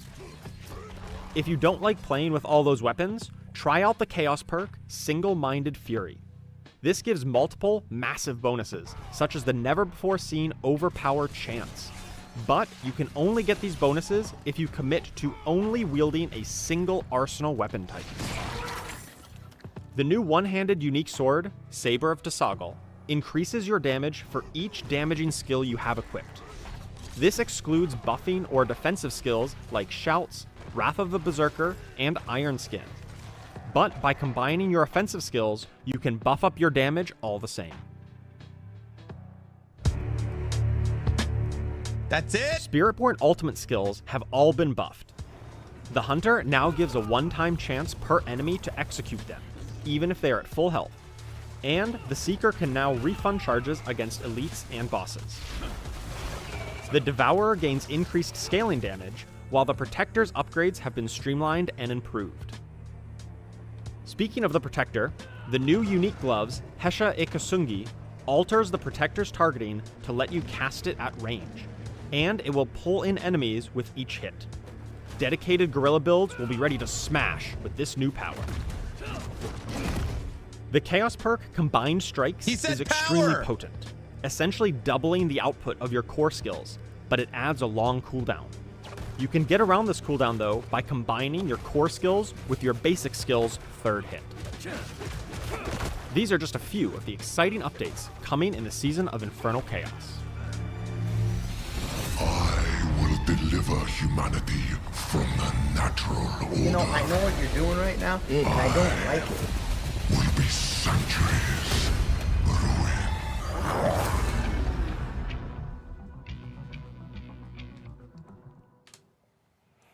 There we go. Quick recap of everything that's coming in Season of Infernal Chaos, which is our 10th season for Diablo 4. Huge thanks to, of course, Ben and Charles for recording all that stuff beforehand. But there's more stuff on there on top of what you guys actually saw that we do want to go through. A lot of things from PTR that and a lot of learning, some quality of life stuff as well. Yeah. So let's just jump right into it. I know one big thing that everyone has been always talking about has been like whispers and what we can do to improve on that. So Aislinn, I know you had a change you wanted to talk about with whispers coming with Season 10. Yeah, absolutely. So a feature people have been asking for is when you look at your Nightmare Dungeon sigils, if there's a whisper affiliated with that dungeon, it would actually show you on the Nightmare Dungeon sigil itself. And we have that now in Season 10, so you will be able to much more efficiently plan your path for all the different Nightmare Dungeons you're going to be playing through. We have the technology. It's here. We have the technology. Yeah, it should help a whole lot. Will make things way more efficient, especially when you're seeing a full inventory of different keys. Yeah. You'll be able to know exactly which ones have whispers associated to them, which is really good to see. Another big change that is also coming with the PTR learnings and everything that we've seen has to do with Chaos Rift. So Ben, I know you wanted to chat a little bit about that. Yeah, we have a couple changes coming from Chaos Rifts after the PTR. The first one is, we saw that the wave attack that comes out of those is pretty powerful. Who's a lot that of people guy? This is the guy. Everybody knows him. Pretty strong, yeah. Because they already did a lot of damage, and they had a stacking debuff that makes you just take even more damage over time. So we've chilled those out a bit. There's no longer a stacking debuff, and we reduced the damage a little bit on those, so it won't be quite so hard to deal with, especially for low-level characters. The next change is for Chaos Rifts that you encounter in Nightmare Dungeons. We've juiced the rewards a little bit more on those to make the activity more rewarding. Nice. Perfect. More rewarding, less punishing. We saw a lot of people die to those waves during PTR. A lot of comments related to those. So happy to see the changes there. I know of course, with Infernal Hordes and that being a major focus in this specific season, there's been a lot of changes in regards to the balance on those. Do you guys want to talk a little bit about Infernal Hordes and the changes coming with that? Yeah, absolutely. So we decided to take a pretty big pass on Infernal Hordes after PTR. We got a bunch of wonderful data and fantastic feedback. And so that really spurred us to dive deep. So thank you very much for that. I'm not going to go into all the details of the changes we made. You can check out the patch notes if you want to read it line by line. But I do want to go over 4 points regarding like overarching stuff we did for Infernal Hordes. So the first is that we adjusted base ether gains from ether events. So before, you would get a lot of your ether from your offering choices. So whatever build you constructed would be the vast majority of where your ether was actually coming from. We wanted to make it more so it was a bit more equally balanced between the amount you were blasting through ether events, and your offering choices in the build that you construct. And then secondly, we focused on chaos waves. So we actually had more chaos waves in PTR because we wanted people to check it out. Why are these so boring? Is it because of the presentation, or is it because you don't care about the game? I'm just curious. What is it? Why are they so boring? I don't know what I'm sitting here listening, and I can't stop looking at all of their faces where they just look like, God, get me out of here. You know, I'm digging this. Everything. We audited all the different offerings. We tuned a bunch of the different numbers on everything. We made sure that the legendary and the rare offerings were really worthwhile to pick. And then finally, we had a specific focus on I don't think Soul Grinding Spires. Gear So we know Games that is Soul boring. Spires haven't been the most popular Their marketing, choice I think that's since why Season 5. people and love we them. made sure that the base ether upgrades to Soul Spires are going to definitely be really powerful, especially because there's some multiplicative offerings for Soul Spires. So multiplying a higher number is really good. Number go up. And we also did a couple of reworks on some of the Soul Spire offerings, and they should be a lot more powerful now. So please show us how much of a terrible mistake we made, and we hope you enjoy Infernal Hordes in Season 10. I miss Mike. There we go. A lot of big changes coming with Infernal Hordes. It's funny that you mentioned Soul Spires because I know myself and many others would just completely skip Soul Spires when it was an option for offerings. And also, fun fact, Aether is actually ether. Yes. We struggled with this before this season because we were all, either recording videos or doing little pieces or talking about it beforehand, and then we learned that canon in Diablo 4, despite it being spelled A-E-T-H-E-R, it's actually Mike zoned out during the lore stream. Yeah, he was out of it. Who said it that first time when we came out with the season of Infernal Hordes, and since then, it's canon. We can't change it. The lore is the A is silent. Exactly.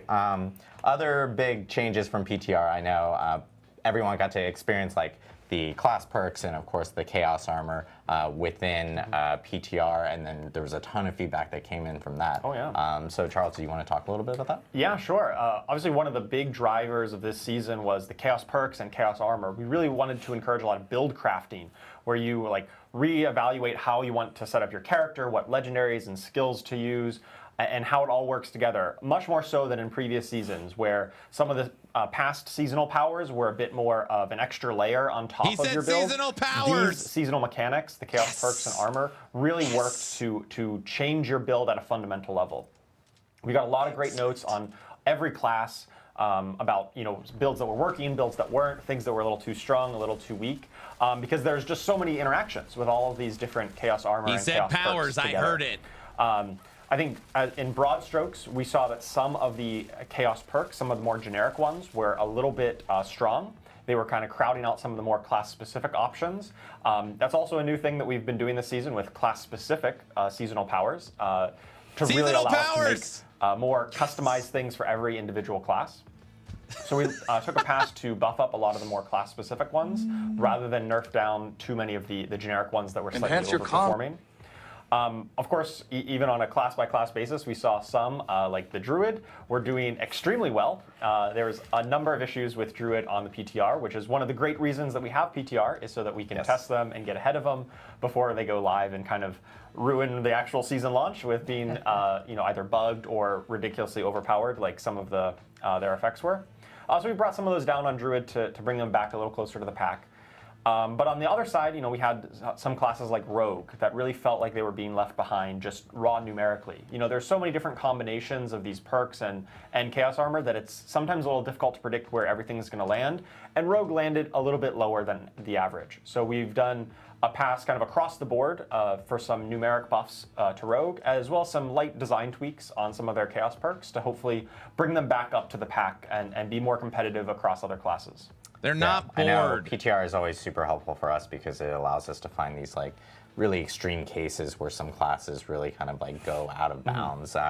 Druid most definitely went out of bounds by quite a few pit tiers compared to other classes. So most definitely being brought back with the rest of the group, and of course Rogue also getting buffed up as well, which is great to see.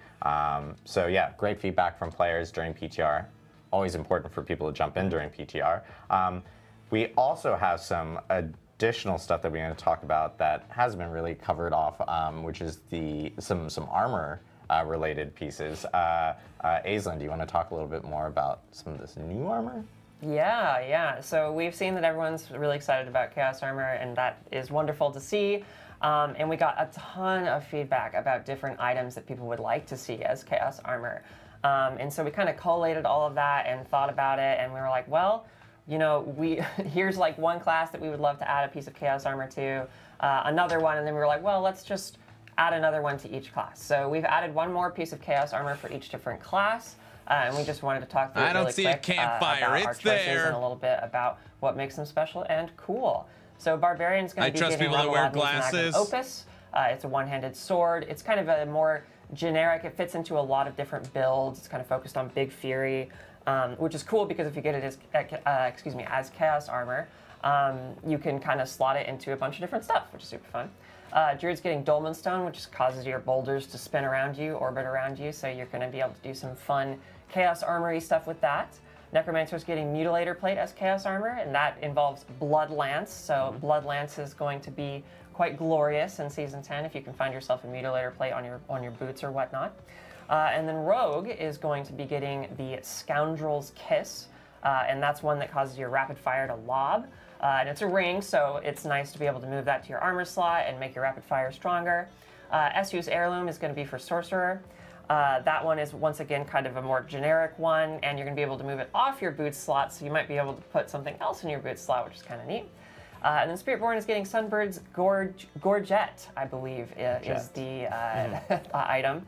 And that one is about like Firestorm Feathers, and it's also an amulet, so moving it off of your amulet slot's insanely good because it retains the resist all bonus that amulets inherently get, but then you get to put it on another piece of armor, which is like amazing. So that one's going to be super solid too. Yeah, looking forward to seeing like all the additional build possibilities now because we're adding additional Chaos Armor, so it's going to be really cool to see beyond what people did during PTR and what they got to experiment with. So awesome to see some changes there. And probably the biggest point of feedback that we've gotten throughout last season was most definitely around boss immunity phases. And Ben, do you want to talk a little bit about some changes that are coming related to that? And we also got, because some people experienced a little bit of that in PTR, but then they gave us more feedback based off of stuff that was coming in Season 10. So do you want to give a quick update? Yeah, so definitely had a ton of positive feedback on the boss immunity phase changes that we put into the PTR and that are being carried forward into Season 10. If you're not familiar with what that is, basically we took the immunity phases from the layer bosses, and anytime they would have an immunity phase, we've replaced that with a shield that can take damage, that can be blasted down. So if you're powerful enough, you can still, just nuke the boss and continue on your way as you're grinding out. But it still provides like a meaningful, significant challenge for less powerful characters.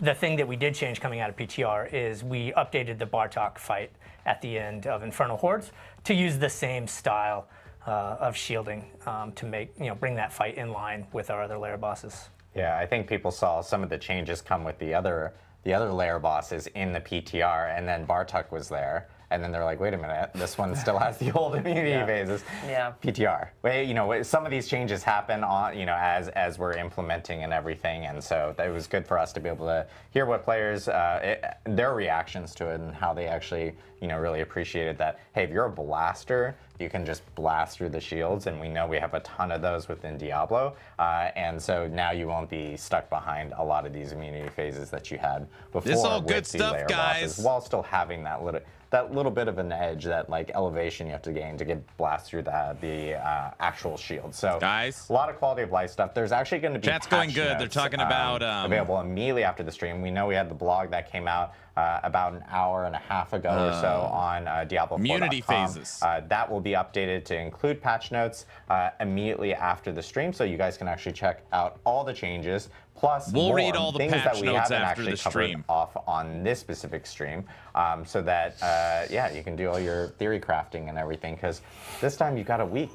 Yeah. A week. A whole week? Normally, a whole week before we release like notes usually on Thursdays beforehand. So now you get a whole week to actually theory craft, which is cool to see. We do want to take some questions from Twitch chat. I'm also gonna address this. We always get people that ask like, hey, how come chat's disabled on other platforms and stuff like that? We only have so many moderators, so this makes it a lot easier for us to like funnel questions in. So if you have questions, jump over to Twitch chat. Happy to answer those. I know those are going to be spooling up here in a second, but we do want to kick off at least one question while we're waiting to grab additional questions from people, specifically around what was the inspiration behind Chaos Armor. We've gotten a lot of feedback since the PTR, since people got to experience it. A lot of comments about like Chaos Armor is a lot of fun. Is this something that we can continue to play going forward? Sure. What was the inspiration for Chaos Armor for Season 10? Yeah, so I think a lot of us in the office are fans of card games. And what you do in card gaming is you typically build a deck from a bunch of different cards. And I've been a card game fan for a long time, and I've been an ARPG fan and a Diablo fan for a long time. And when I'm building my character in an ARPG or a Diablo, I kind of think about it in the same lens. Like every item is like a different modular piece in something that you're constructing, right?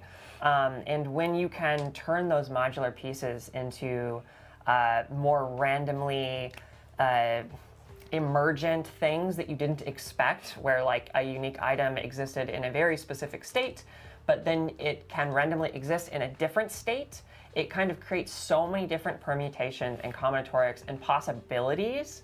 And we also got to like use all of these amazing unique items that we already had to do that. And so, when we put those pieces together and we thought about it from the sense of like, we can take these things we already have and we can randomize them, kind of jumble them up, and it just creates this like whole new world of possibilities with all these cool new things. Whole new world. That really, we saw that and we're like, this is going to be cool. Like we want to try this out and see where it goes. And so, yeah, I would say it came from that love of like the combinatorics of card gaming. Nice.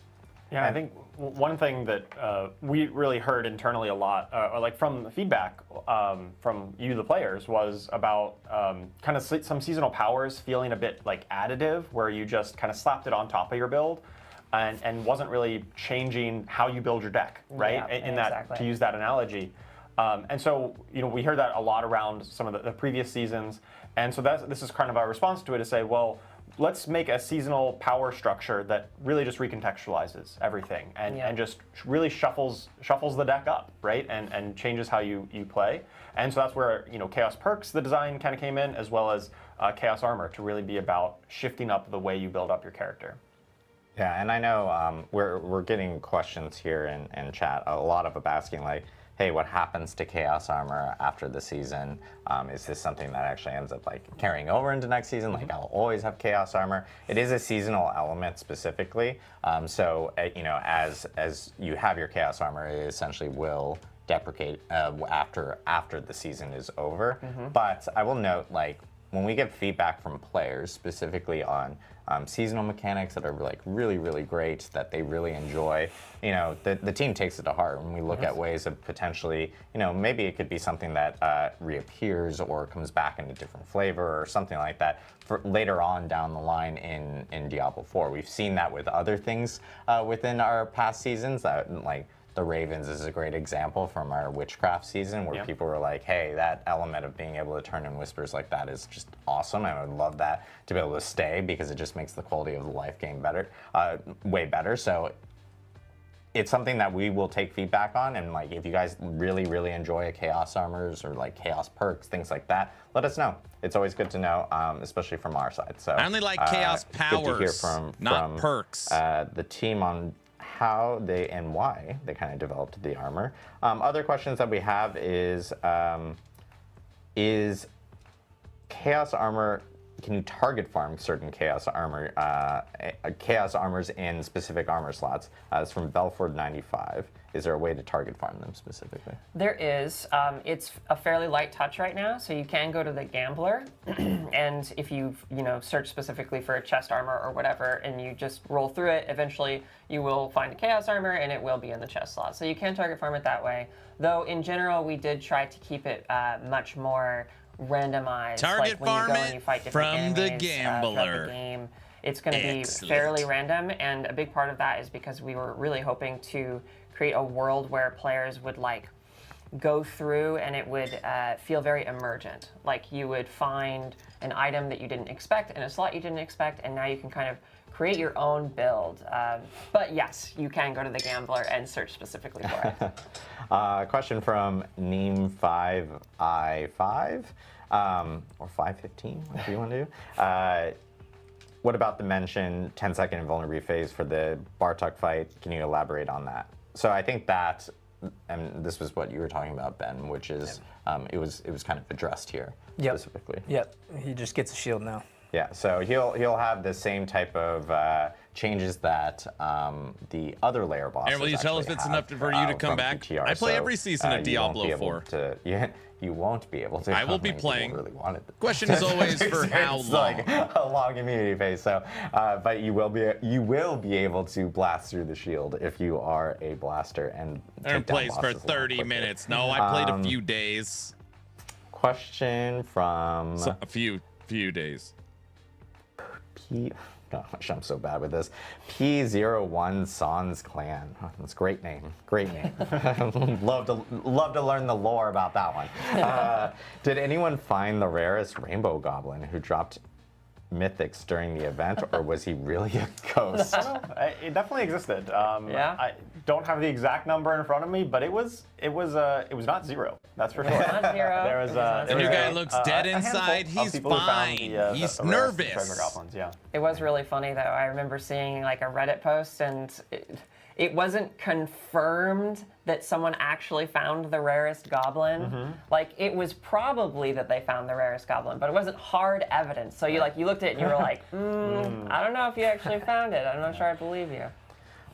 Question from the Warrior Poet 80, and curious to know on this one too. Rune drop rates were pretty low last season. Is there any news on potentially changing that or updating the drop rate specifically? Yeah, so that's something that we want to continue to take a look at. We have, data that we're collating and looking through. If we find, if we continue to get a lot of feedback that that's the case in this season, we will, continue to monitor and potentially make adjustments. Cool. Daggity.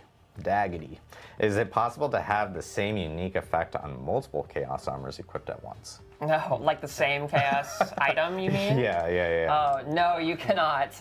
We actually were thinking about that in the very early stages of development, and we were pretty quickly like, well, that would be absolutely broken, so we probably can't do that. Yeah, so it's not even that they don't. Dude, that would make it where you could probably get trillions of damage. Aspects, and just one of them, the weaker one, gets disabled. For Chaos Armor specifically, if you have Chaos Armor and even the regular unique that it's based off of, they're mutually exclusive. You cannot even equip them.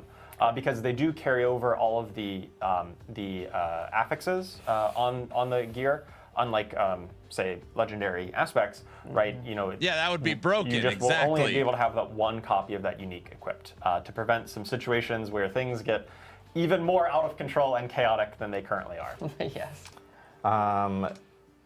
Kiku Flower asks, what about putting a blacksmith or stash at lair bosses to salvage uniques or putting them into the stash? Have we, you know, it's something I know that players have brought up, but is it something that we're looking at or potentially trying to, I think players are trying to find optimization around traveling back and forth. Yeah, so that's actually a conversation we were having about the training grounds of like, just to kind of talk to something similar.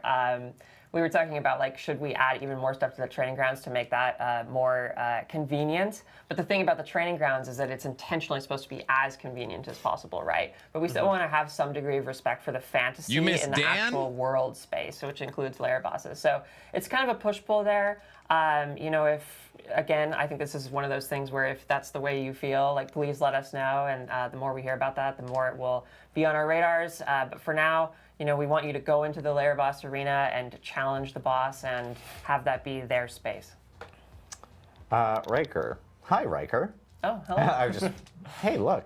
Riker asks, patch notes make mention of a 10-second window for immunity phase. No mention of shields. Can we clarify this?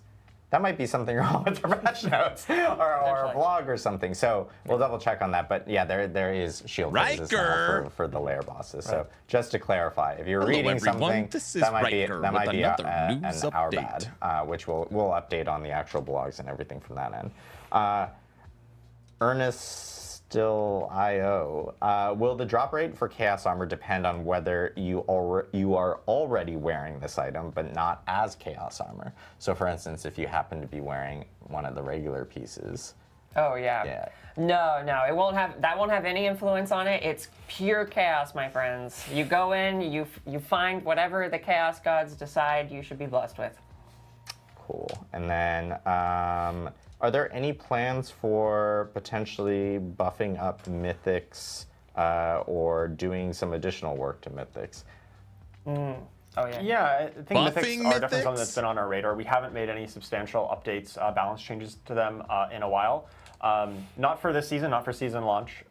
You know, we think that a lot of the excitement here and the build crafting opportunities is going to be about Chaos Armor. And in some cases, you know, the really good Chaos Armor pieces are arguably better than some Mythics, depending on the slot, depending on your build. But that being said, you know, for future seasons, it's definitely on our radar that some Mythic uniques are definitely not up to par of some of the other ones. And so we're looking for ways to modify them or update their effect. But that's going to be a future discussion that we'll have, and not for the Season 10 launch here. Got it. Also, I got clarification on the Riker thing. Apparently, there is details in the patch notes. The blog is just very brief. Thank you, Marcus, who is literally live typing to me as he relays information. So that's the reason why there's probably a little bit of confusion. I know this is probably like the big final question that we'll take here for today, which is related to future changes in regards to some of the things that we talked about before, specifically around masterworking and tempering. And one thing that it's something that everyone's been talking about, we've been hearing for many seasons, something that we've addressed that we plan on actually making some changes for. Season 10 is a awesome season. It's going to be a long season through until we get to our next one. But I will say, of course, we always have PTRs, and we talked about how PTRs are incredibly important. The Season 11 PTR is going to be very important for people to jump into and actually test out specific things, because we are planning on making some big changes in regards to masterworking and tempering in that season. So we do want people to actually check that out. We'll have more information as we get closer to the PTR specifically, but I know it's something that, like, Aislinn, you have been like really focused in on. It was a topic that you had been talking about for many months. So crafting changes. Yeah, Season 11 PTR is going to be really important for everyone to get that feedback. So I bet they add a forge, and you can pick up shards and 10. We'll have that 11 PTR that will go up, so it'll be cool to see. Yeah. just the general stretch of season 10 and all the things happening within, including the season 11 PTR. Yeah. It's going to be awesome. Yeah, well, a cool opportunity for people to check out some of the bigger system changes that we're planning on doing for Diablo 4. Yeah. So yeah, this is our drops are wrap-up enabled for stream D4. Right here. You know, we had a new format here. We are absolutely open to feedback. We wanted to lay out all the information about the season in the beginning of the show really cleanly so that people can hear all the details and everything. Do you want to do a quick reminder that the season actually starts next Tuesday, which is September 23rd. So make sure to jump in for season 10. It's going to be a ton of fun. Infernal Chaos, lots of Chaos armor that you can grab. More Chaos armor now, as we just talked about here, that you can actually end up grabbing. Likewise, there's some really, really cool reliquary rewards for this season. The team is really amped up on like the quality and like the coolness of the actual items. You can get a Labrador, guys. Come on.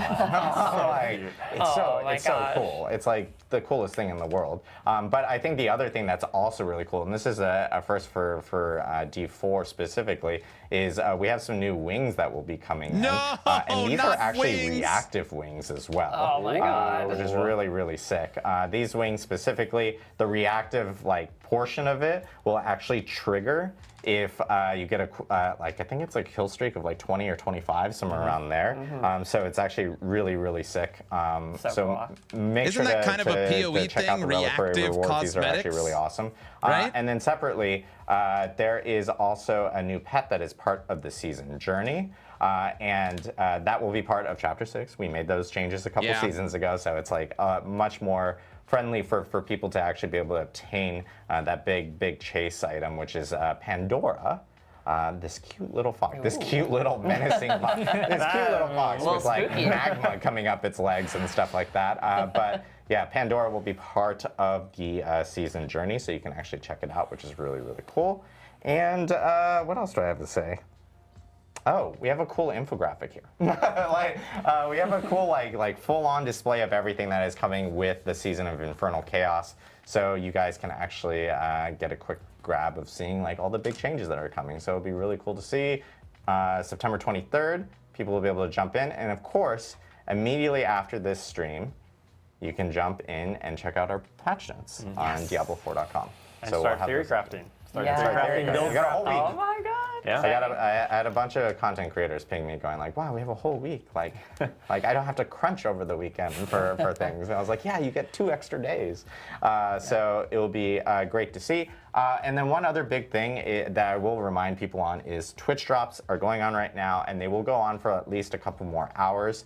So if you are watching anyone who's on the Diablo 4 category, you can most definitely still earn the bow. And we will have Twitch drops at the start of the season as well. Ooh. You can earn a pole arm. The pole arm is actually showcased on the blog. It looks absolutely sick. And you just have to watch Diablo 4 streams. Anyone who's streaming through the start of season 10. So it'll be really cool to see. I think I've said cool to see a million times in the last 2 minutes. So it's been really cool to see. It's been really cool to see you guys. Cool to see. I'm rusty. I haven't been doing this for a little bit. So a huge thanks to Ben, Aislinn, and Charles for jumping on and talking a little bit about season 10. Can't wait to see everyone jump in on September 23rd. And from everyone here on Team 3, Team Diablo, here at Blizzard, thank you, and we'll see you guys in the season of Infernal Chaos. Thank you. Wait, that's it? That can't be it. I'm used to 3 hours. What is Team 3? Guys? Now patch notes. Oh, I need to stand up.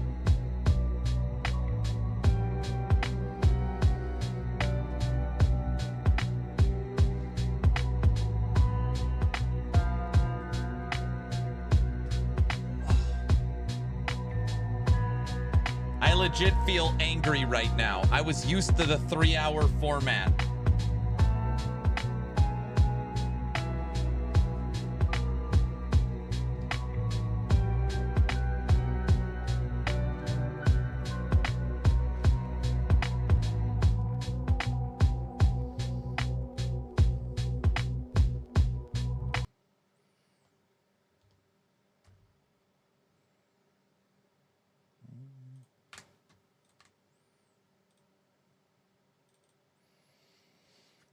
Okay.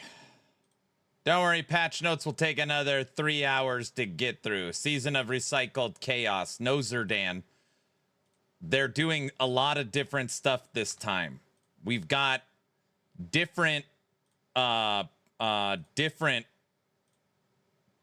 different perks with new powers that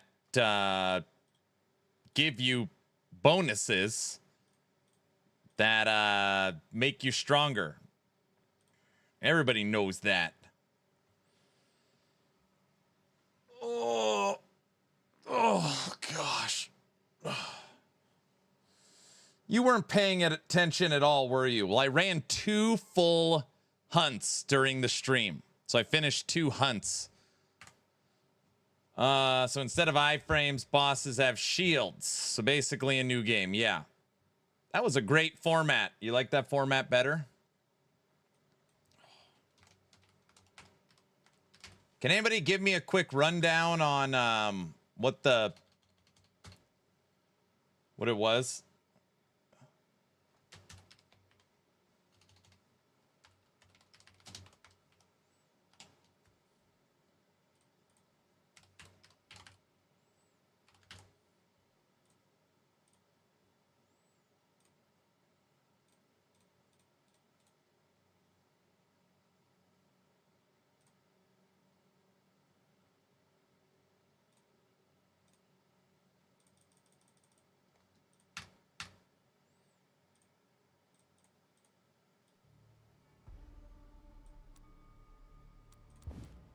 Powers, uniques get new slots, improved infernal hordes. Okay, good.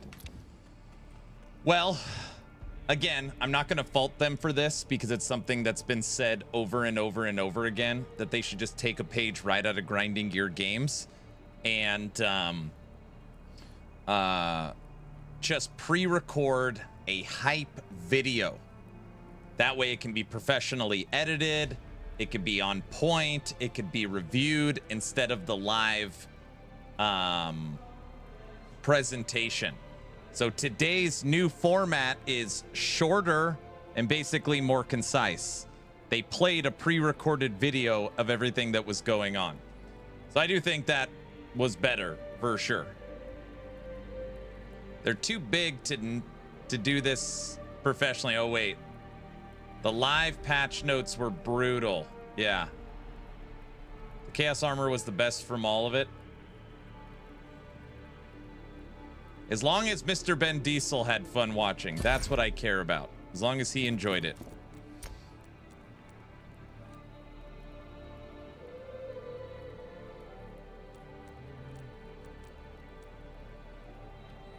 It was so much fun. Okay, good. I was wondering if you had fun. So I'm glad you did. Thank you. Okay, good. Good. Good. Right, we have a new skill opened. Thanks for the campfire, bro. Gotta go. I'll see you later. I had fun too. Okay, good. I logged into my VPN, got into their chat, typed the question. They banned me again. What was your question? They instantly banned you? You're so full of crap. They did not ban you again. No, they didn't. Get out of here.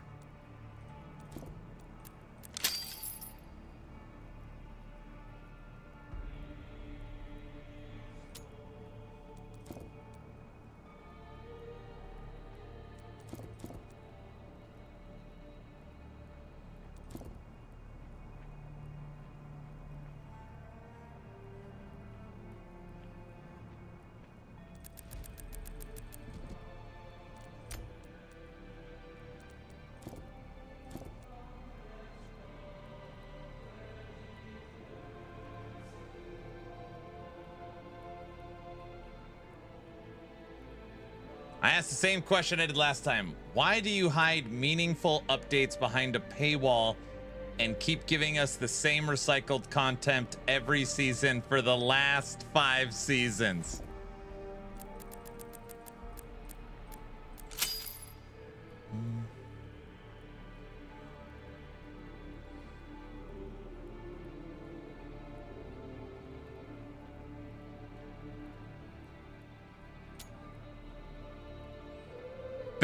man.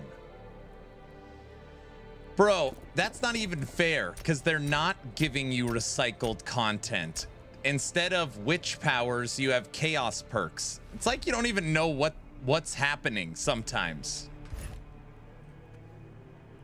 I want to unlock the new thing. You. Booyah. Draconic Atlas. On board. Oh yeah. I got it. Got it. Nice. It's been saving all the stuff the whole time. Very nice. They're totally different things. Exactly. Ah, yes, I see the error in my ways. Yes, you should apologize. They're probably like, this guy's back. You know what to do. Nuke him.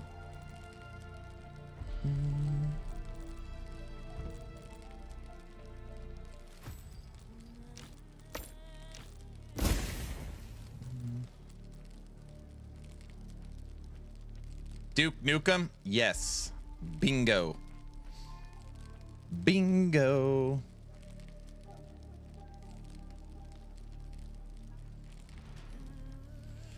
Woo! I'd rather play PoE 2 than D4.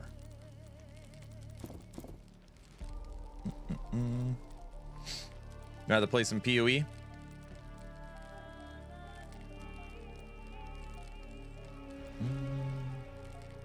Speed.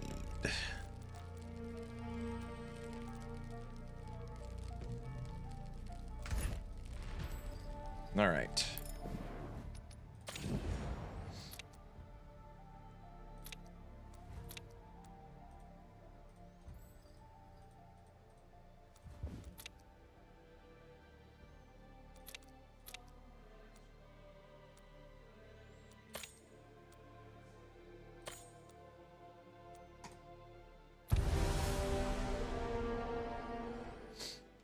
To be honest, I'd rather play D4 over PoE 2. Okay, this is good. Let's see. Poll. Would you rather play D4 new season? PoE 2 new league. Would you rather play D4 new season, PoE 2 new league? Poll at the top of Twitch chat. Let's see. Rather play Dragonkin?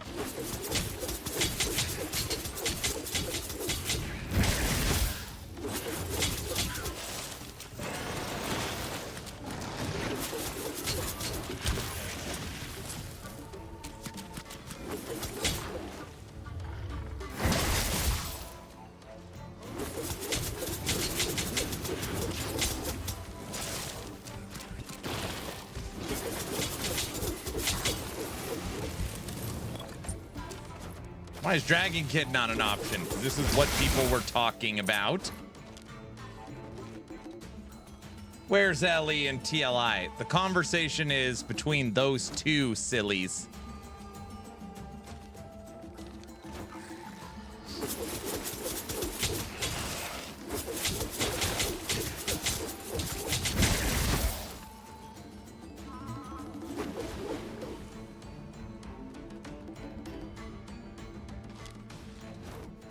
That's a tough choice.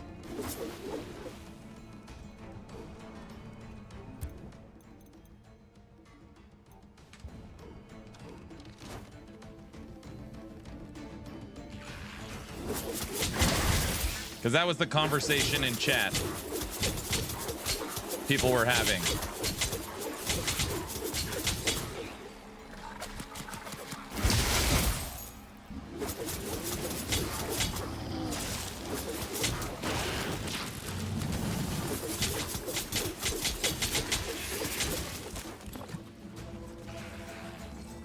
I'd rather not game.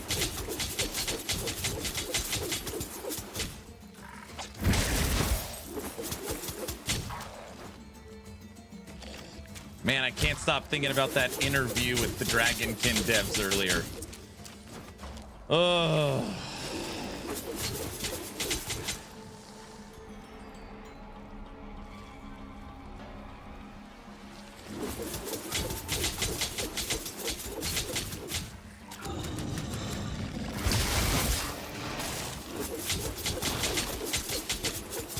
What happened during the interview? It was just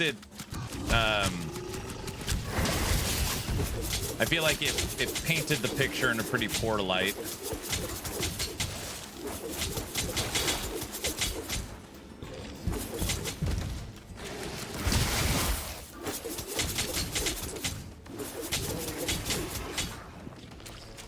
Yeah, the interview makes me not want to play the game.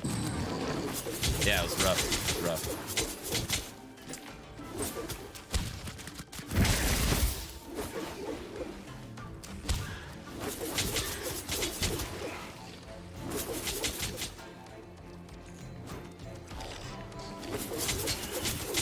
There was a developer interview today. Thanks, Trevor. No, it wasn't controversial.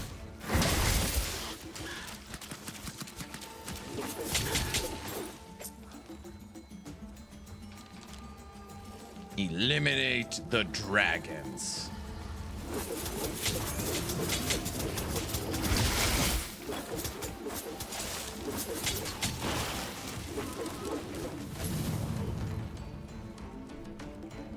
I have a phone call. I missed everything. What did they say? All right, so the Diablo 4 Campfire was mainly focused around they talked about the new season and the updates coming.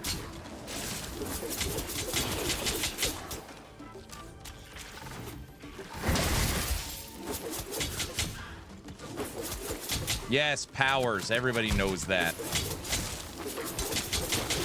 He means the Dragonkin interview. Aaron was not paying attention. I was paying attention. Every time they said seasonal powers, my ears perked up. No, today, the very large action RPG creator, Scissorin, was sponsored to play Dragonkin, and he held an interview with the developers, the same people that came on the podcast with me and Frosty, and it was kind of rough. That's all. That's all. No drama.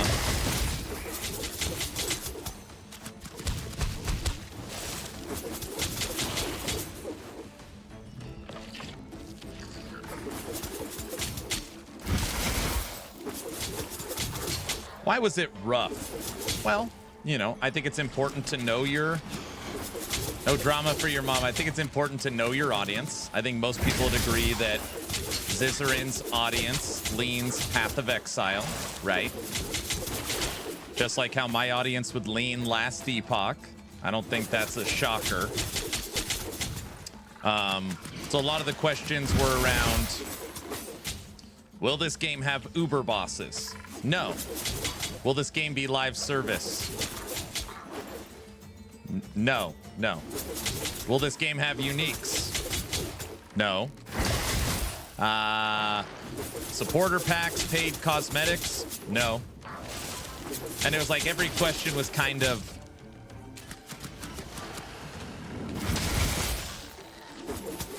It was just like that. I mean, no uniques is so bad. Wait, why?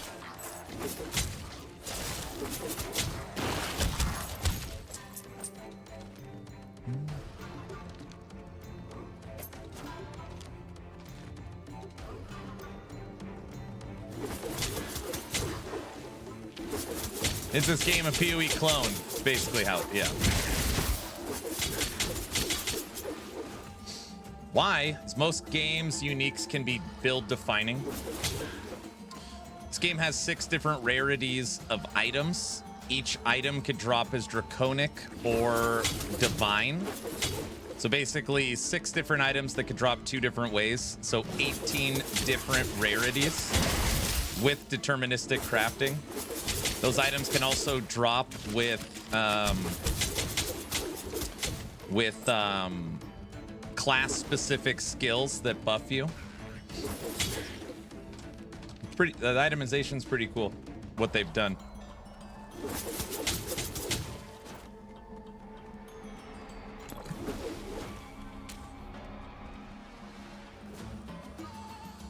Yeah, but none of those, Aaron, makes it fun. It's just more stats like Ancient, and Diablo 3 makes people fall asleep. Sure.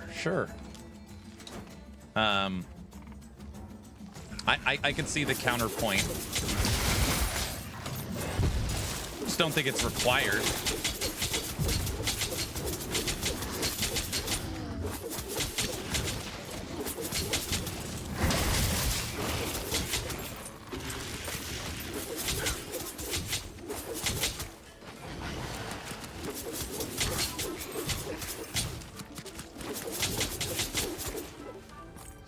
I mean, in LE, there's tons of uniques that are build defining. Sure, yeah.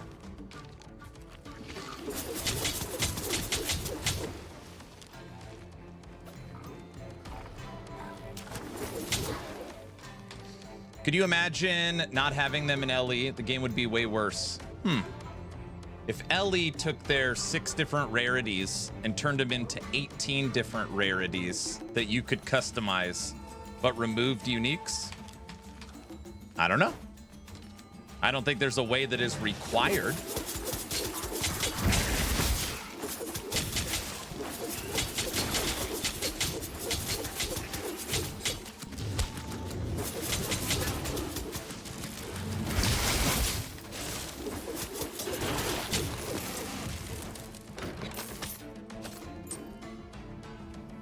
Nash, I think it could be flipped around too. So what if the game is only uniques? So for example, PoE or Last Epoch was only uniques because that's only people use. You don't need common, you don't need magic, you don't need rare, you don't need exalted.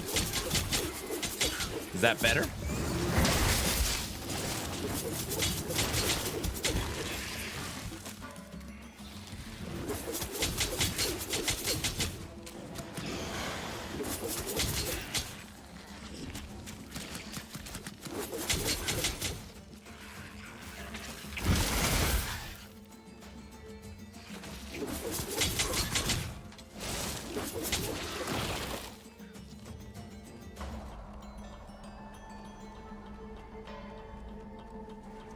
That's just as bad. You should do both.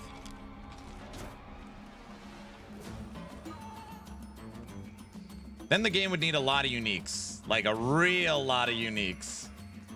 D4 is already over. It's quick. Why didn't you say something? You were muted.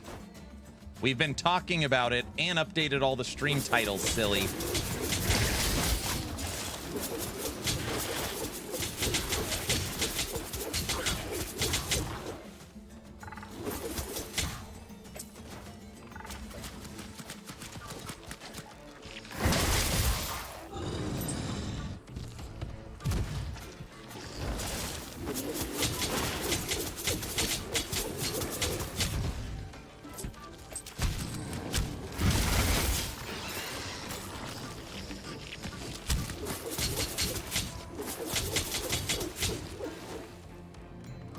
The next D4 snore, I mean season. Tuesday we will start Diablo 4 season 10 on Tuesday.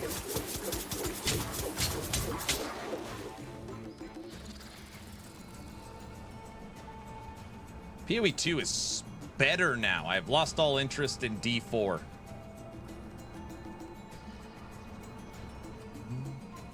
This game has legendaries in it. It's got 2 different versions of legendaries.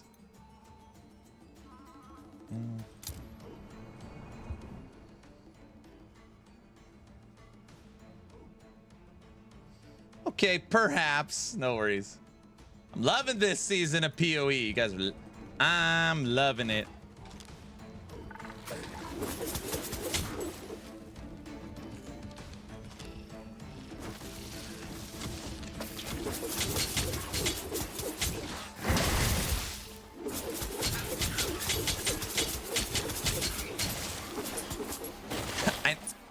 I know it comes across bad. I just feel terrible for the developers of this game, truth be told. Could you imagine a team of 20 people trying to build an action RPG and all you get compared to is Diablo and PoE? That's rough, man. That is rough.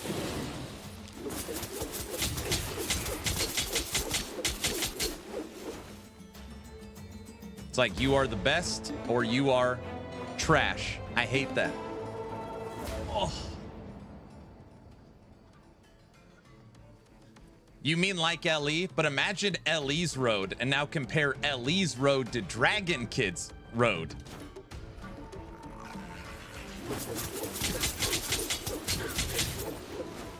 Why aren't you as good as Mr. Beast on YouTube? That's actually, I get that all the time from my kids' friends.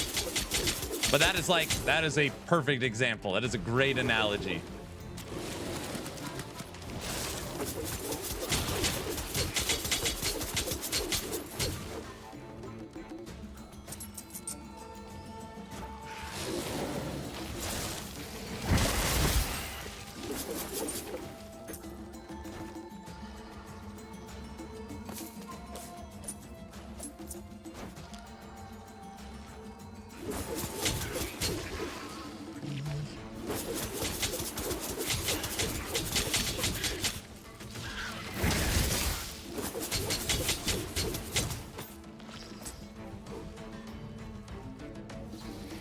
Every time I see something about Mr. Beast, it's never good. I don't know. My kids love him. They watch all this stuff. I haven't heard anything bad.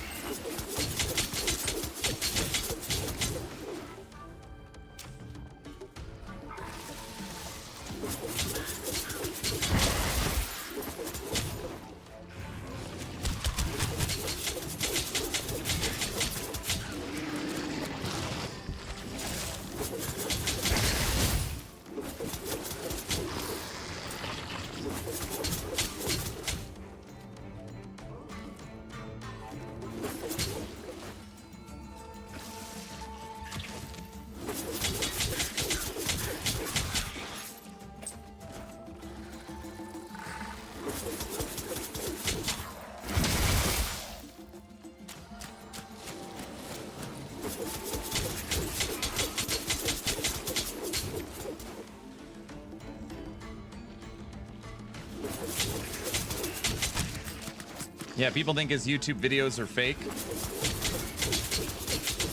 I don't know. I just feel like it literally doesn't matter what you do. When you grow to as large as a platform as he is, you're gonna have people that love you and hate you, and you're gonna have constant scrutiny. I mean, just I don't know. I don't care. I don't know.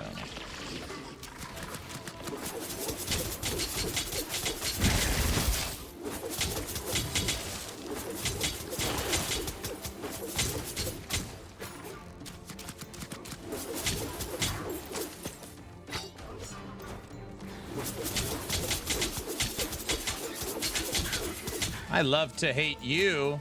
I love to hate you. I love to hate you. Singing, singing. I mean, you could hate Mr. Beast. I don't care. My kids watch his stuff. I don't watch it. But I could tell you that as far as busting your butt, working 7 days a week, putting in the effort, learning the algorithms, testing the thumbnails, just strictly putting in the work. I mean, he transformed the content creator space. 1 million people copied his format to try and be successful. You could say he's a piece of crap, but he's very successful and good at what he does.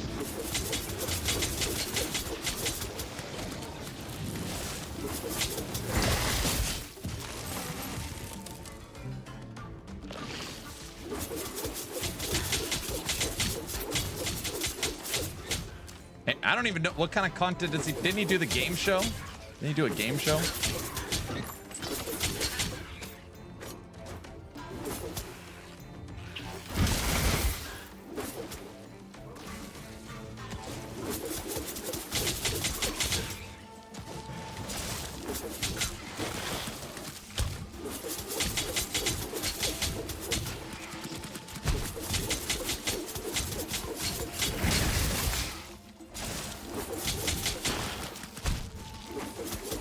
Get out of here, flower.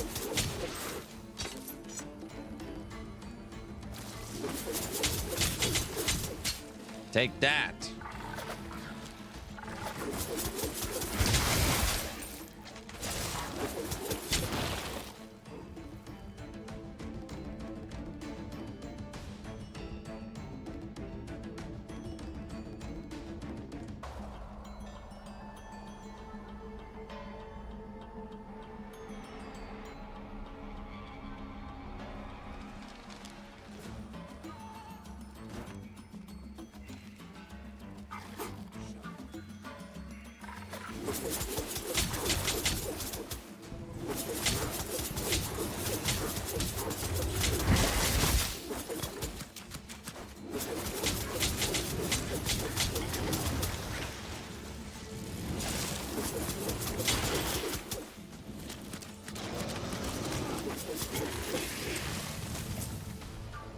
Is this a normal ARPG or rogue? No, this is a Diablo-like, Exile-like, Epoch-like. This is a full-fledged ARPG.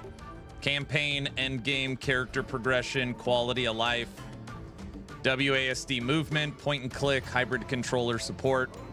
It'll launch on console and online co-op. It is a full-fledged ARPG. Yup. It's a big update dropped today. He's the first billionaire influencer.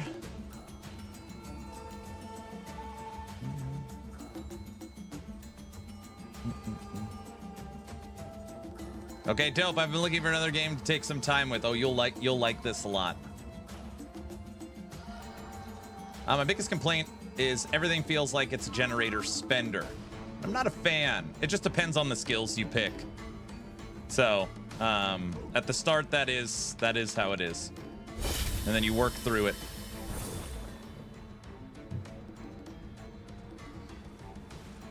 Oh.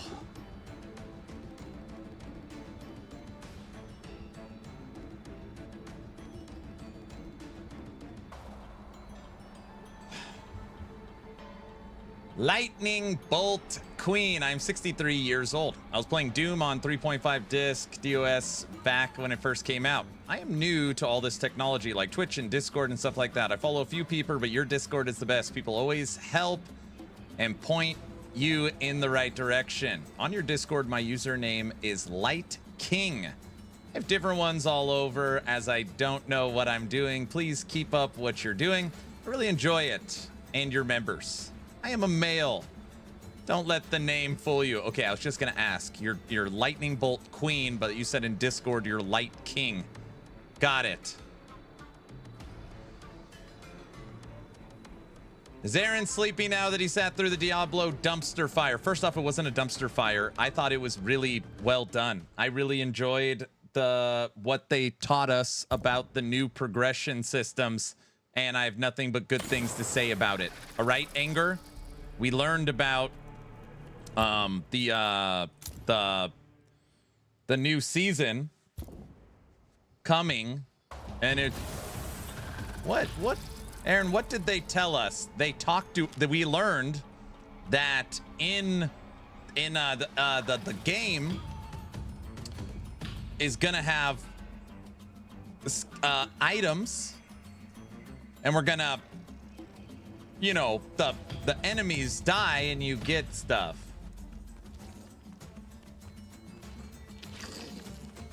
Where's the gun pointed at his head? I'm serious this time. Lightning, thank you for the 5 community subs. Thank you. Very kind. Thank you, sir. Chaos, all about chaos. It's all about chaos. That's what I was trying to say. See, he watched it. Thank you. Oh man, I'm disappointed.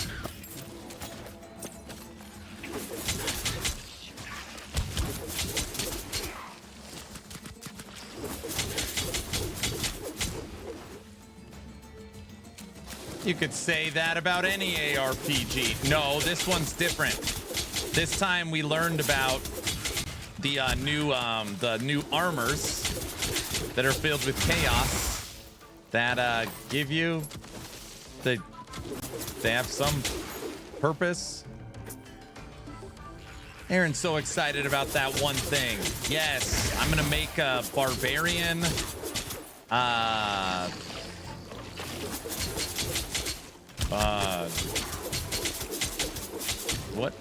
What's new? What is it? A barbarian. Okay, you know what I just heard? Oh. Blah blah blah blah blah blah blah blah blah blah blah. Is there anything new for barbarian? Don't forget the chaos powers. I'm gonna use the new powers. Did did they update the skill trees this time? No, Barb got nothing. Oh. Mice, don't laugh at that.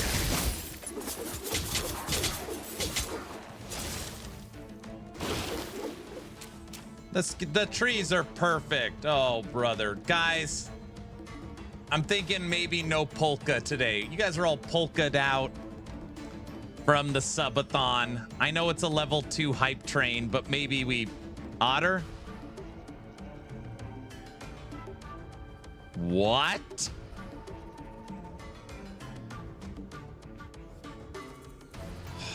Here at Action RPG, if there's ever a level 2 hype train, the polka will flow till the hype train is over. These are the rules.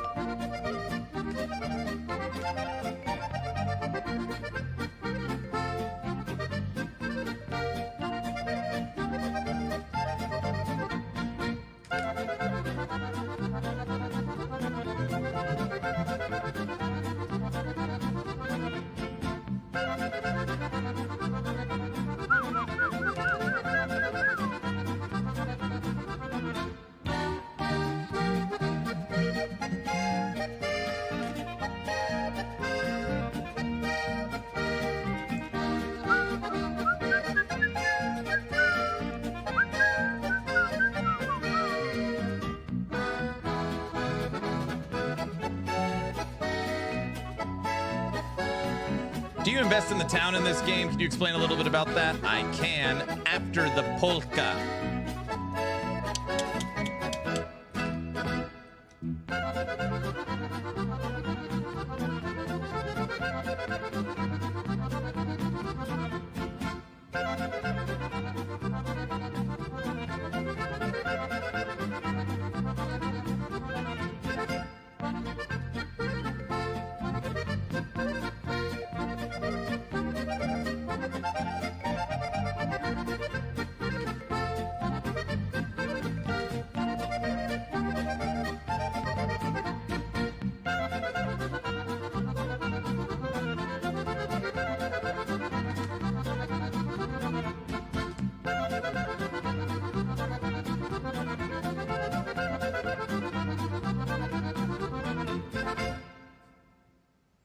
Oh, I love the polka.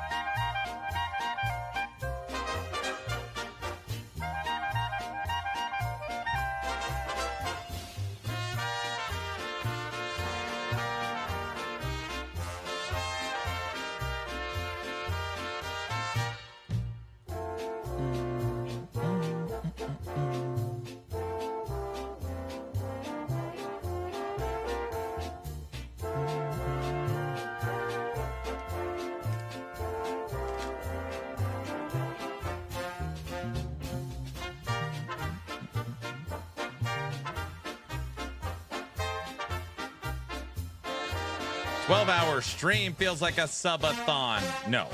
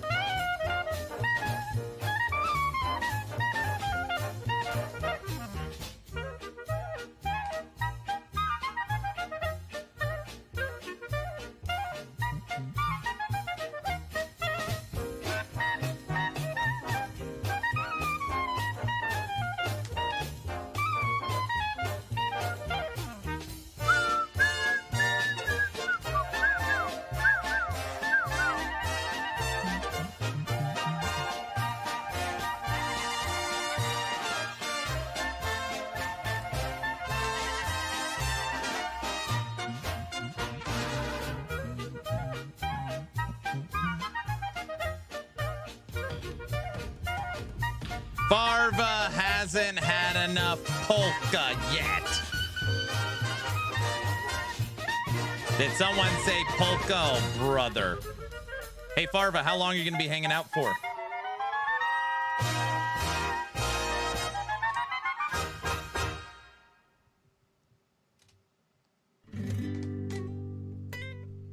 Should be around a good bit. All right. Maybe at the end of stream today, I'll boot up Crossout, show you my new whip.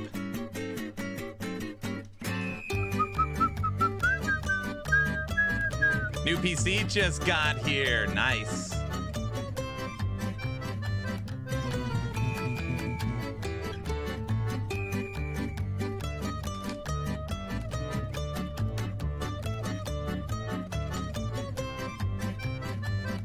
Yeah, what are the specs? Let's hear them.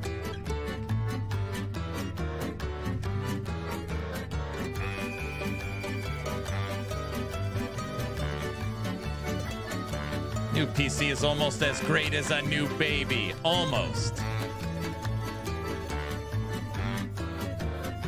Everybody, if you're new here, if there's ever a level 2 hype train, the polka must flow till the hype train is over. I have no say.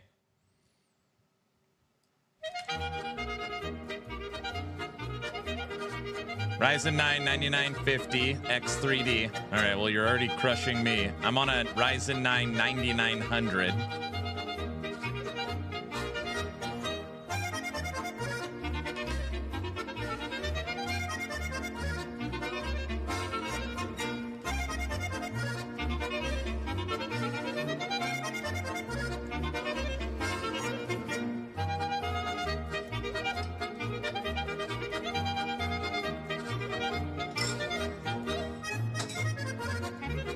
I've always been on an AMD CPU.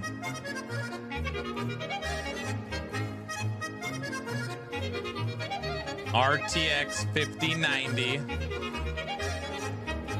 All right, I tie you there. I have a 5090.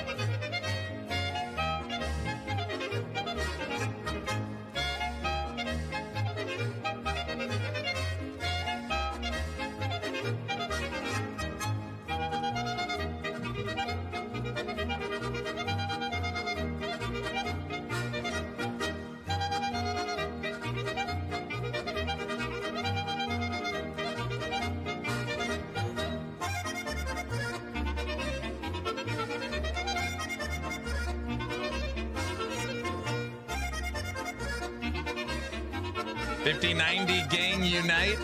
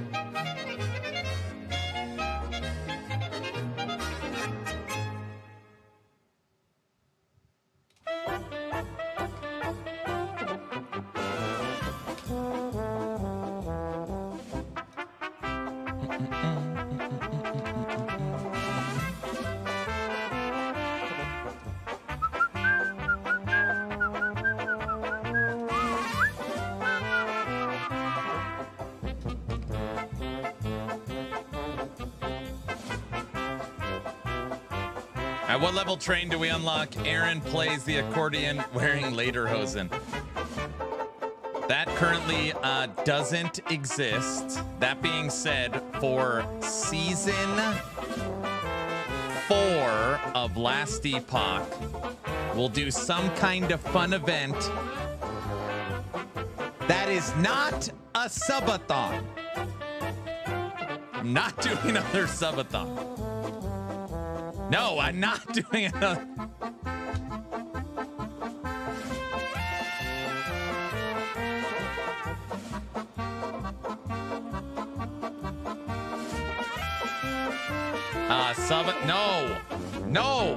No. N64, thank you for the 5 subs. What? Barva, thank you for the 4 subs. Subathon? No.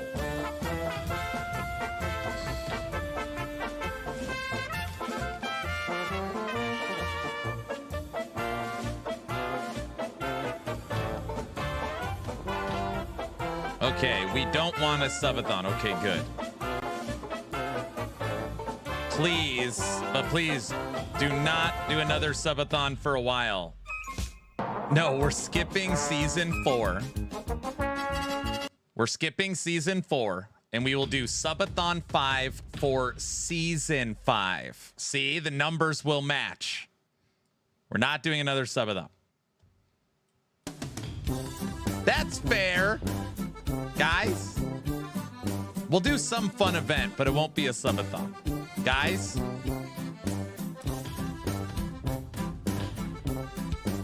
he's gonna do another subathon for D4 season 10. It'll last 8 hours, and it'll start with subathon mention. Oh my gosh.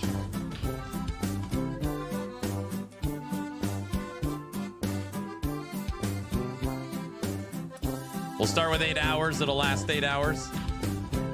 Subathon movie nights. No, we're going to do a 1-week event. Every day we'll have fun and games and all the stuff. Just no damn clock on the screen. I haven't really thought about it yet. 8 hours with 10 viewers.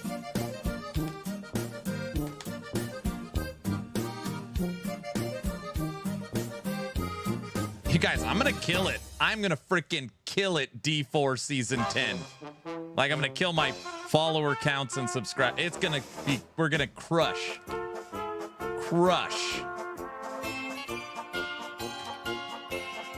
But the clock is the best part. Oh, gosh.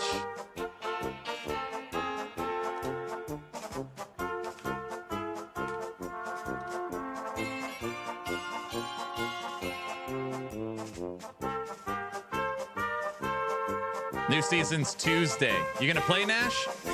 You wanna roll? We can roll together. I'm going strictly vampire powers. Oh no, Diablo 4. Diablo 4 will crush the subscriber totals if I'm bored enough.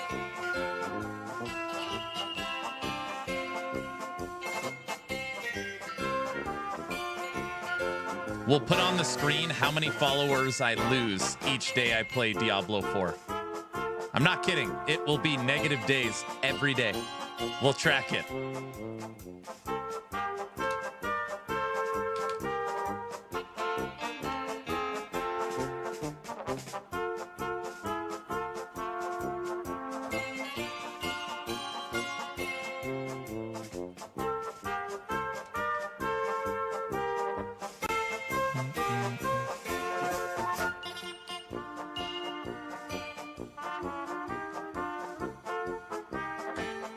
Close the breach right there.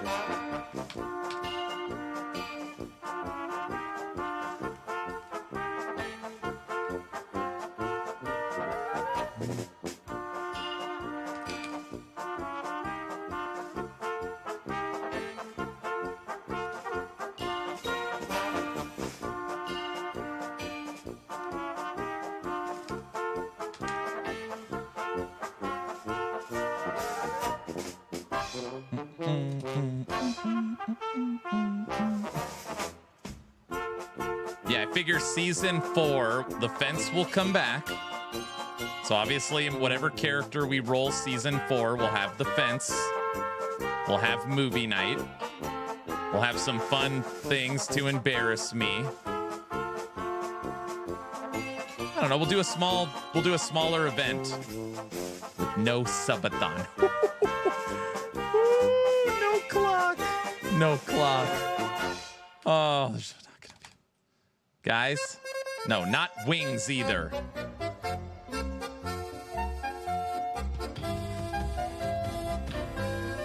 You guys, we just can't listen to polka for the rest of the stream. Heavy, thank you for the 6 subs. Thanks, buddy. I can openly admit that I am a grumpy old man. Why not? Oh, brother. I won't remove my sub, but I'm not watching it. I'm done with D4. I get it. I don't know why you're so scared. The last subathon didn't even last that long. Yeah, it was only 19 days. I should probably run a subathon in December. Yeah. Yeah, it was basically not even an event. 19 days is nothing.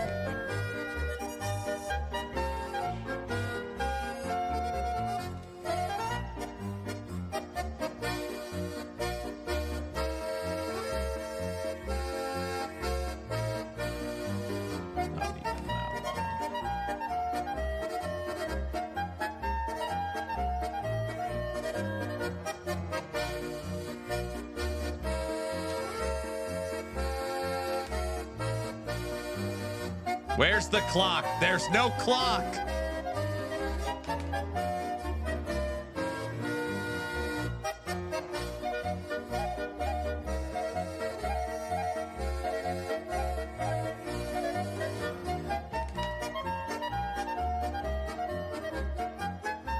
Polka, polka, read all about it.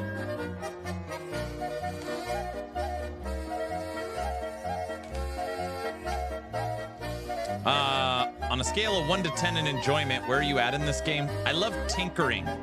So if there's a game that allows me to play with builds and tinker, my enjoyment goes much higher, which this game does. My enjoyment will be much higher once I unlock the full skill tree.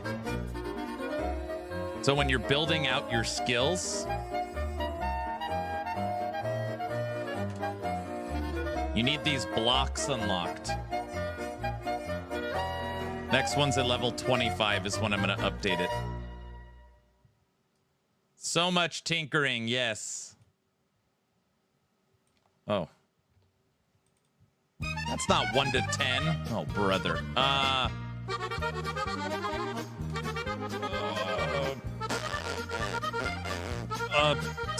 7. Right now, a 7.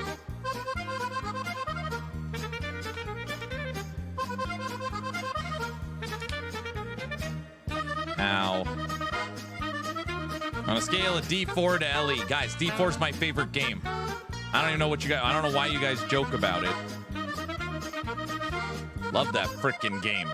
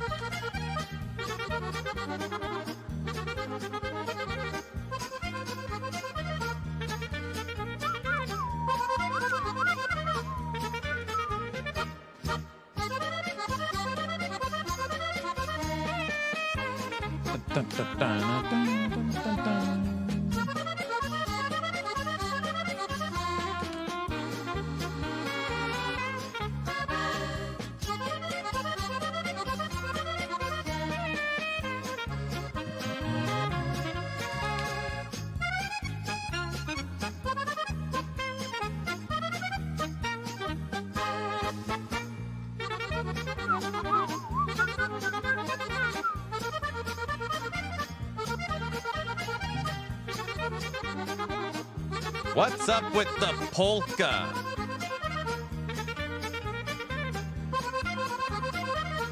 Seems very satisfying, right? Here at Action RPG, if there's ever a level 2 hype train, the polka will flow till the hype train is over. I can't turn it off if I wanted to, you know?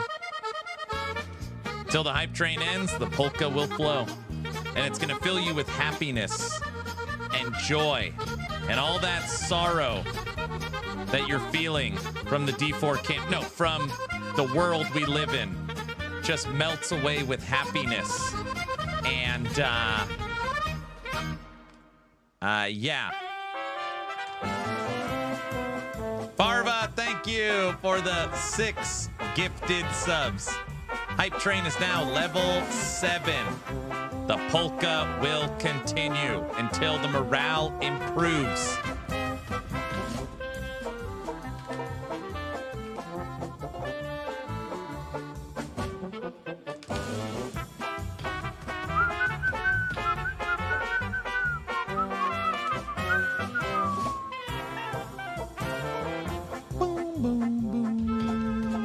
Sorry, what was that? Nothing. Nothing. I didn't say anything. Aaron, I bought Dragonkin because of you. About to play it for the first time. This is your fault. Woohoo! I really think it's a fun in-between game, too. 20 bucks. Have a bunch of major updates. I like it. I like it enough that it's on the consideration board for actionrpg.com.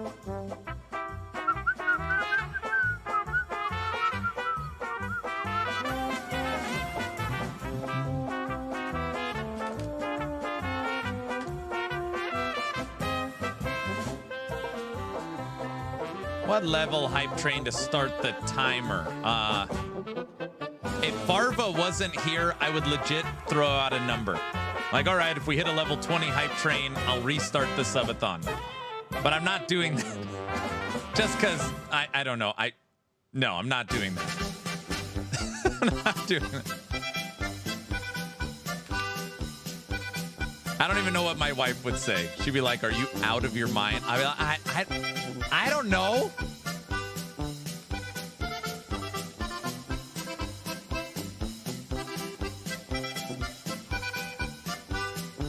He fears Farva's power. No, I don't want Farva. Farva's done enough.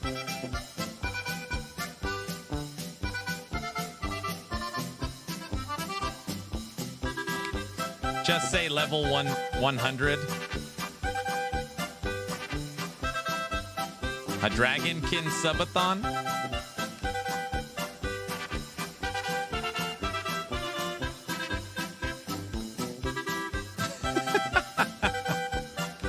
Oh my gosh. No, I'm not gonna throw out a number. It's not possible anyways.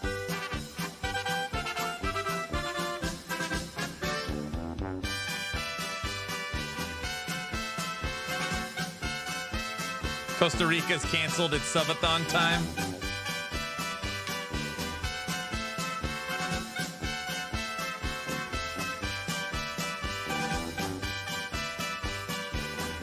What level hype train are we at? 7?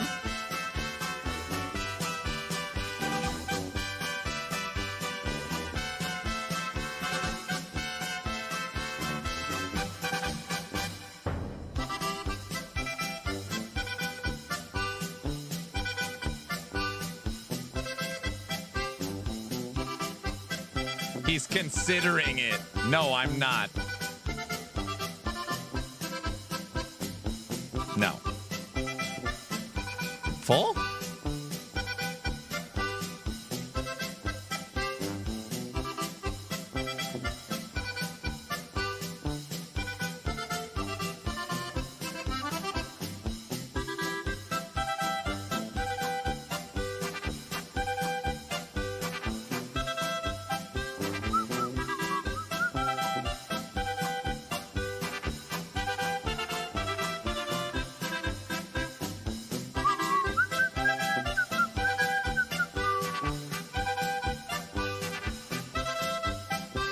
I was going to say something like, okay, if the hype train reaches an all-time peak, I'll restart the subathon. I was like, no, that's... No. No. No. That's like level 25. Like, no. I just, honestly, I couldn't even ask that from anybody here. You guys have done so much.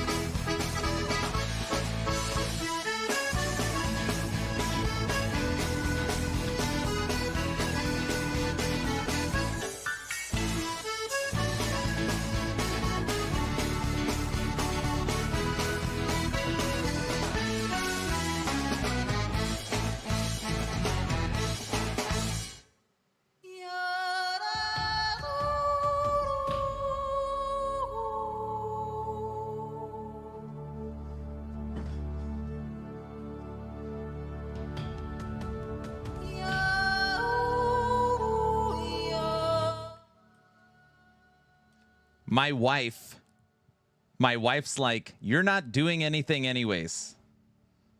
And if they're crazy, tell them if they get a level 25 hype train, you'll restart the subathon. I was like, are you serious?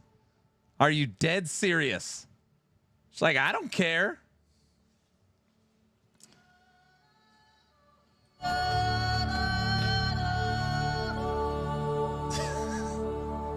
A level 25 hype train is insanity, guys. Don't even think about it.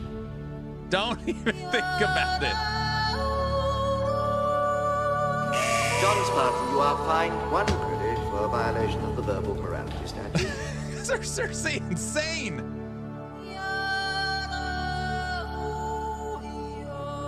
You guys, a level 25 hype train is insanity. Don't do it. Drayden! That's a Drayden level right there. That's a crazy request.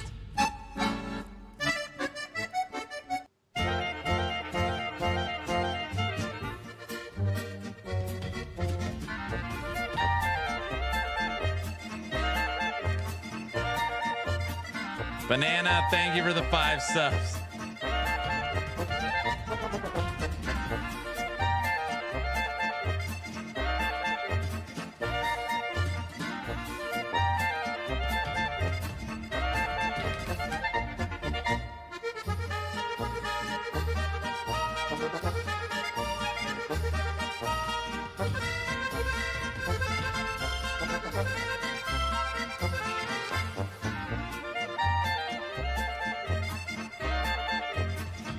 Each level gets exponentially more expensive. Correct.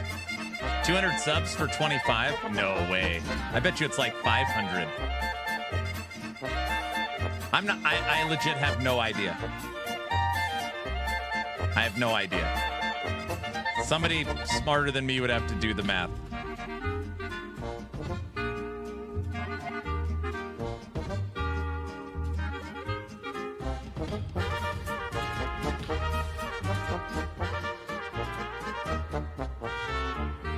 You guys, this is so silly.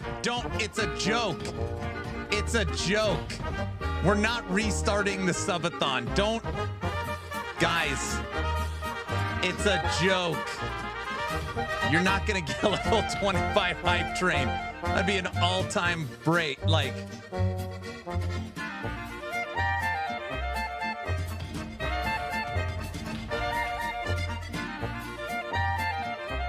Mr. Orange, my wife said if the community gets a level 25 hype train, I'll restart the subathon. As a joke!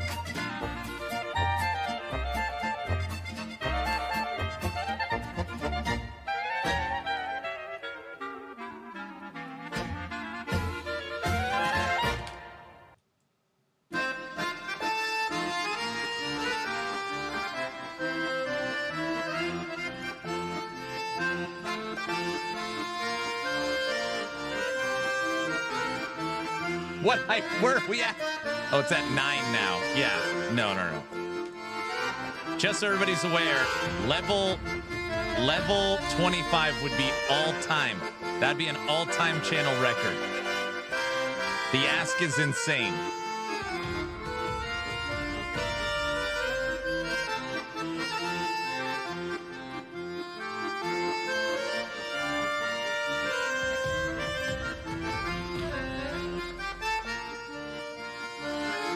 I have not bought this game yet. 0 to 10, what is your recommendation, pros and cons? I can't answer that right now. But I would tell you if you own Path of Exile, Diablo, Last Epoch, Torchlight, Chaos Bane, Inquisitor, Martyr, Titan Quest, you should own this too.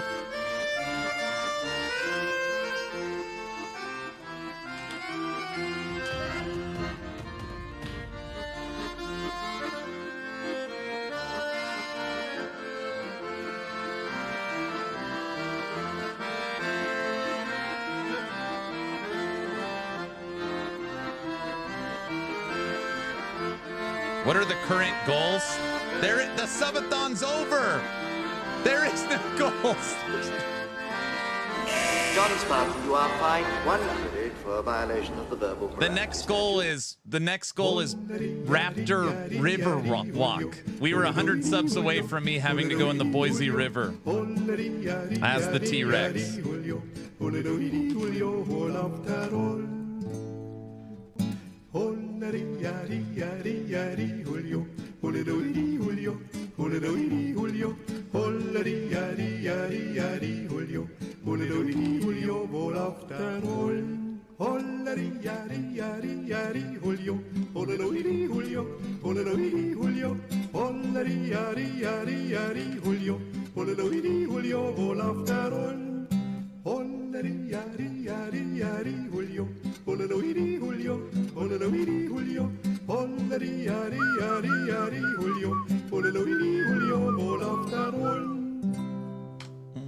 The highest I've trained on record on Twitch is level 111. Damn. 84,000 subs with 1.2 million bits. It's a good hype train. And 64 is inching it along as he pings Drayden on Discord.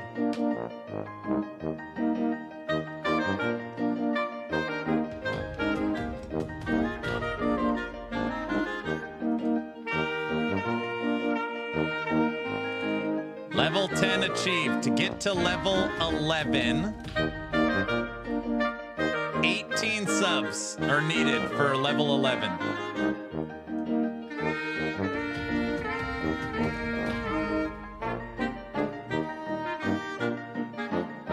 I've reached level 25. I think, or level 24 or 25. Lose. I said it as a joke. Same with my wife. If we hit a level 25 hype train, I'll restart the subathon. It was a joke.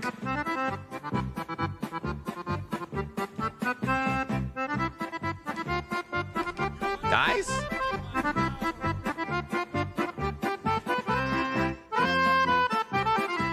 You know you can't joke with us. Well,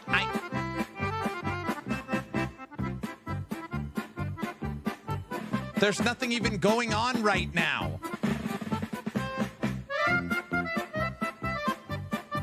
What is a joke?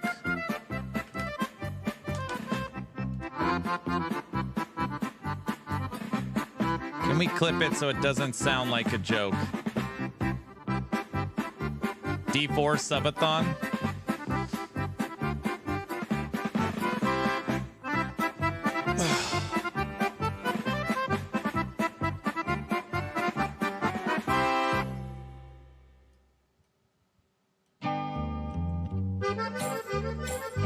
Oh my gosh, isn't today Tuesday?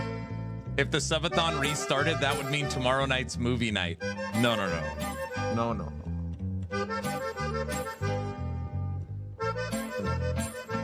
No, we're not restarting.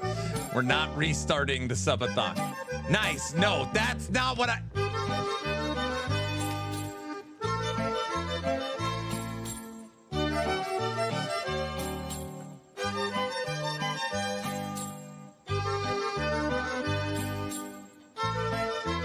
You guys.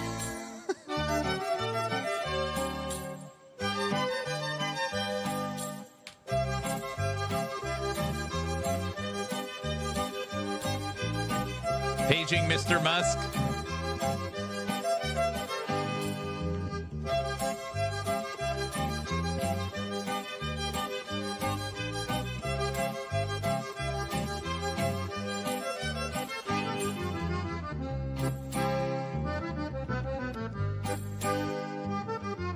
I know what N64 is gonna do. He's just gonna keep inching it along. I know what he's gonna do.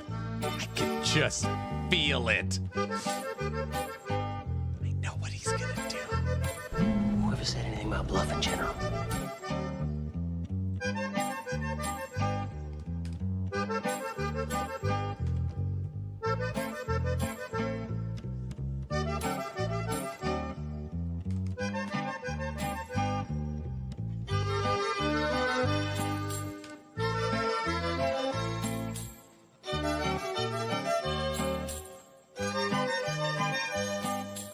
Dragon, I know.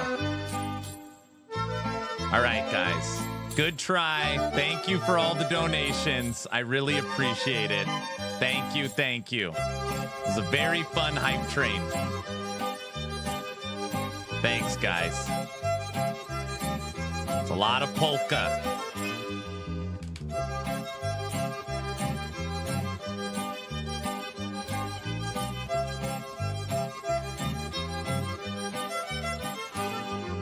Here, I'll give you some yodeling. You've earned some yodeling.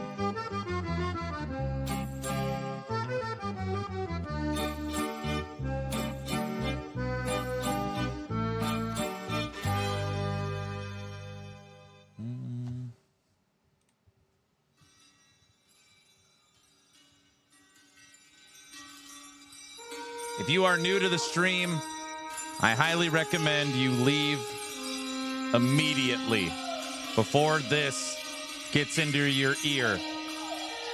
You've been warned. You should leave.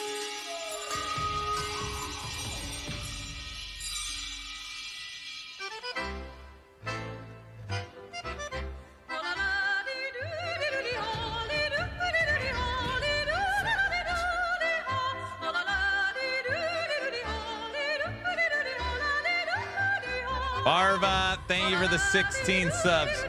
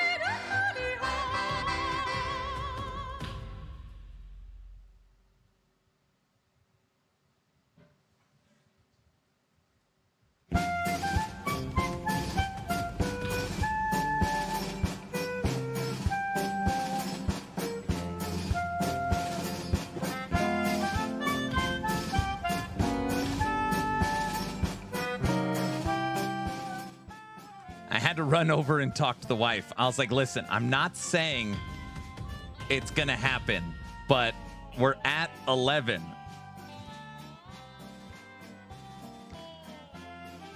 Guys, I do not want to come across as a greedy a-hole.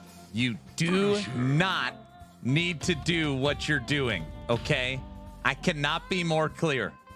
You don't have to, we do not need to restart the subathon. You do not need to dig deeper than you've already done. I'm already so appreciative. You don't have to do it.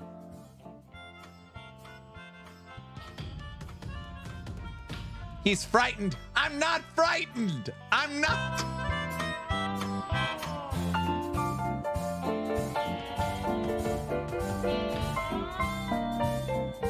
If anybody is just showing up to the stream, my 19-day subathon ended a week ago.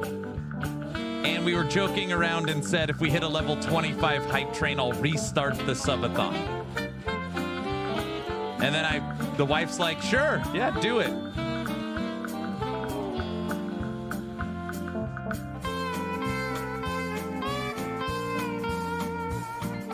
If the hype train if the subathon returns, so does the fence. Yeah, I'd have to reset up the fence cam and the clock.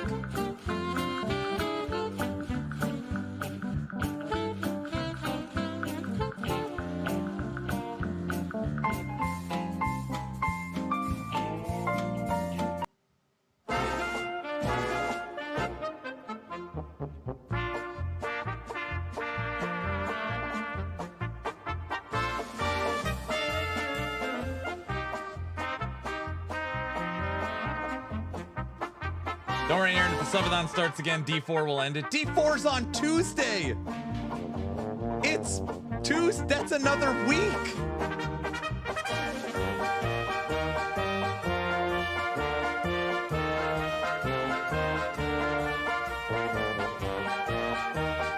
There's no way. There's just no way.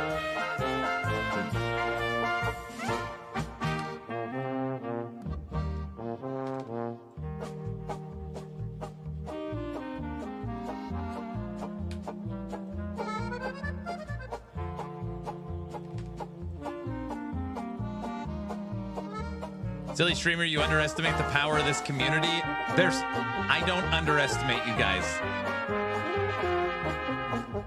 Level 25 is out of reach. Orange. Orange.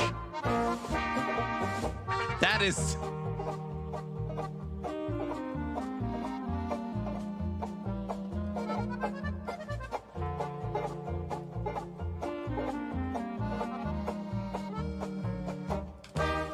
Orange?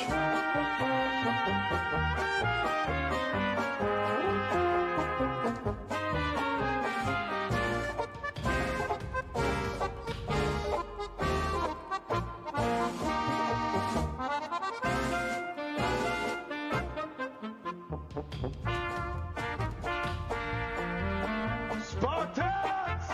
What is your profession?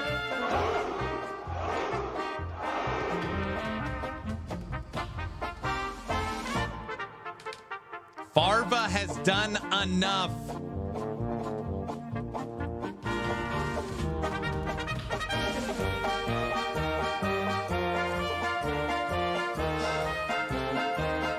Farva, thank you for the 21 subs. Lightning Bolt, thank you for the bits. I think Farva is rich. Farva is not rich.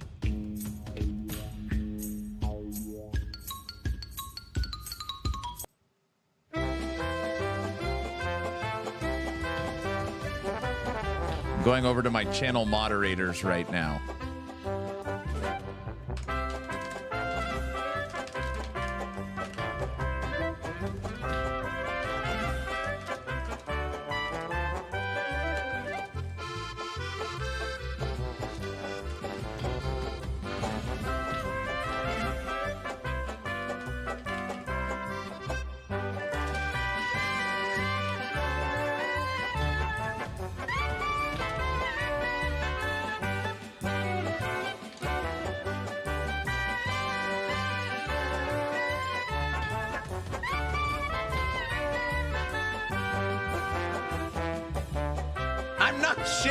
I'm not shaking. It's...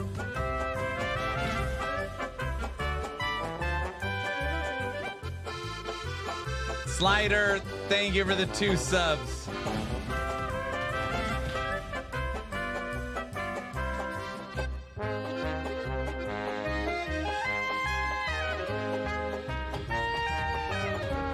Parva, you've done enough. N64, you've done enough.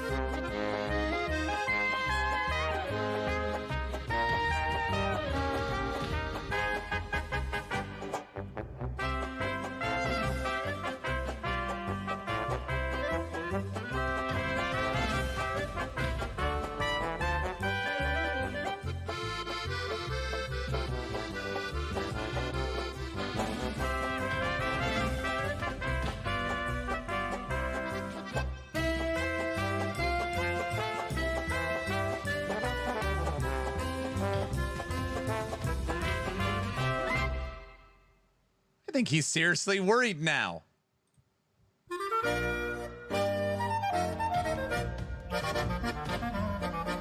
Dude, I'm in this crypto mining project, and over the last few days, I've made 3,000. Cool.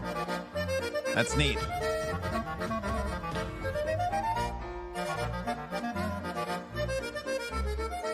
I do think level 25 is out of reach, but I'm certainly curious. Level 25 is insane. That's why it was a joke. You'd have to break the all-time record for the channel. Channel record is level 25. Yep. What is going on here? Guilty. I don't know what to do.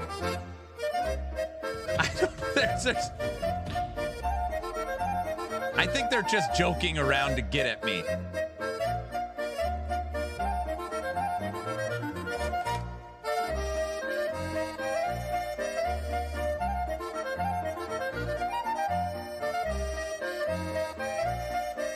Myself, thank you for the 5 subs.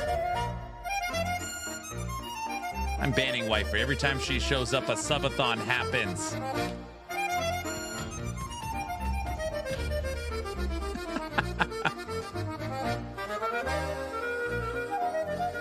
Who gave this a go-ahead? Yeah, take a guess.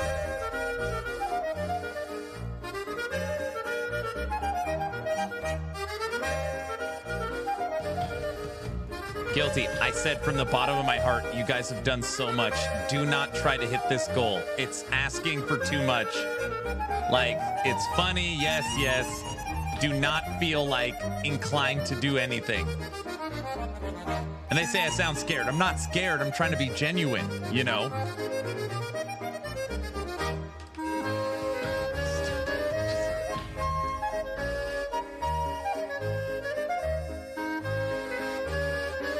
Oh my God. I know. That's what I'm saying. I don't know what to do.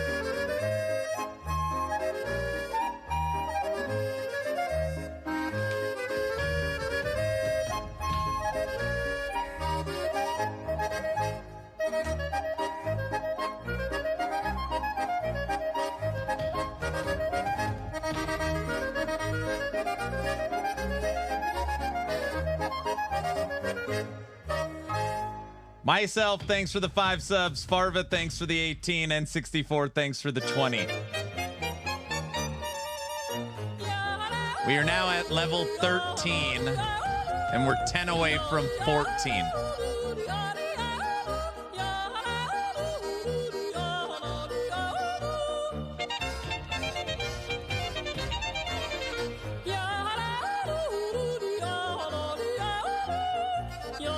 Aaron, are you going to play other classes in this game? I've already played the entire game with the other 3 classes. So I've already beaten the game and played all 3 classes. So no, for this update, I do not plan on starting the other ones. A week's worth of depths to the fence. So I'm not updating the fence.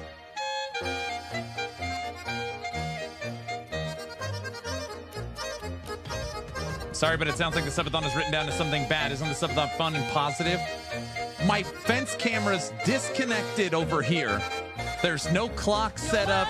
There's no events set up. It's over. It's done, guys. It's over.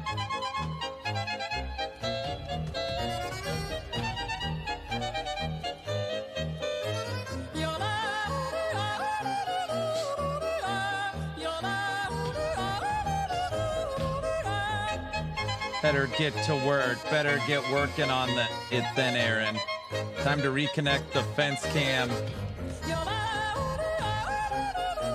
What are we watching tomorrow night for movie night?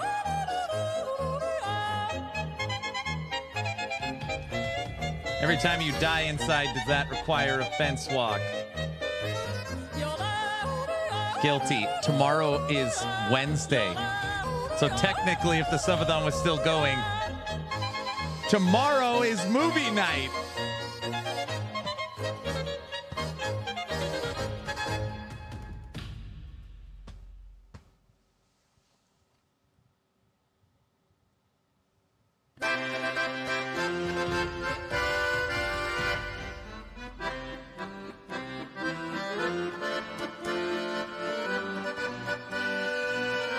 What is going on, Toxic? The wife said if we hit a level 25 hype train, we'll restart the subathon. As a joke. As a joke.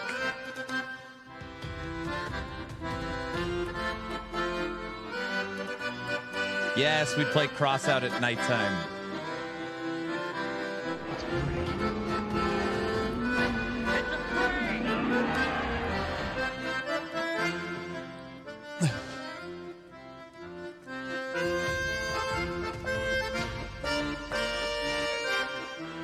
Heavy, thank you for the 10 subs.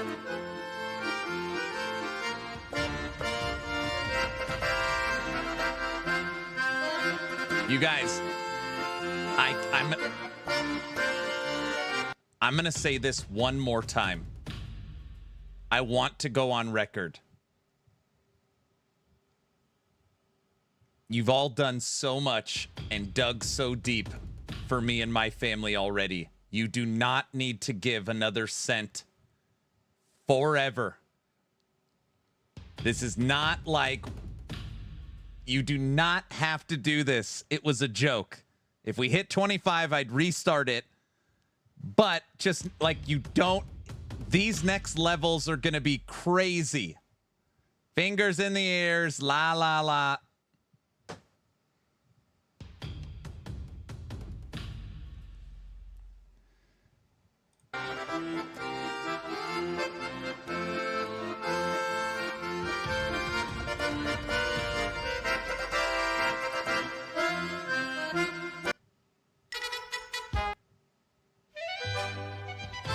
Somehow feel like I'm part of history in the making just by being here. Thanks, guys. Oh my gosh.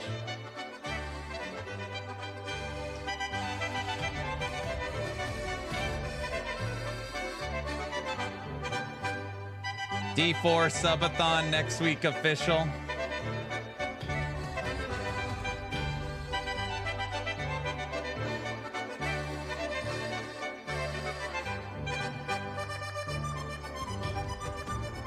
If we're starting the clock with a level 25 hype train, subs total.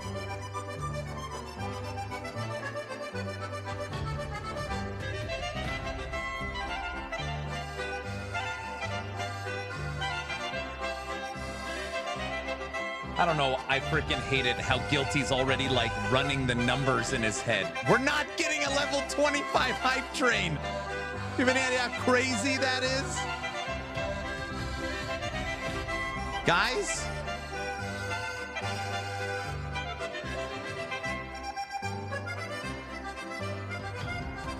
Medic, thank you for the 5 subs.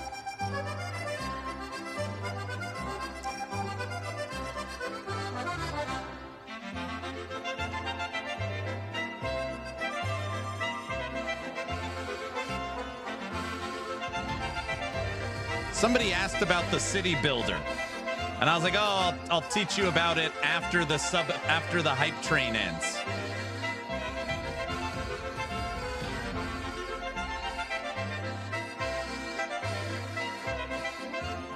Shut up, Aaron, and just take my money. Oh my gosh.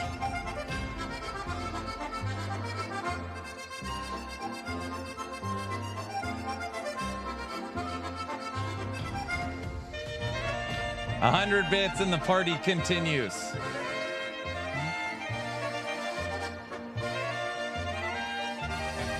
Banana has gifted a sub to Zam. There it is. Thank you, sir.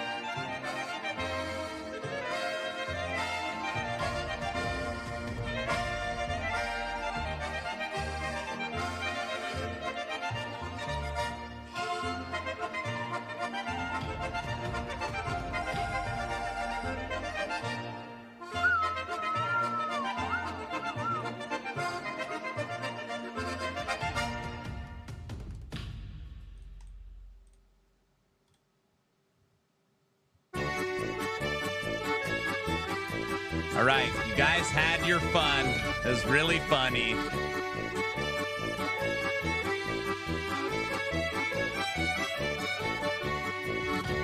was real funny.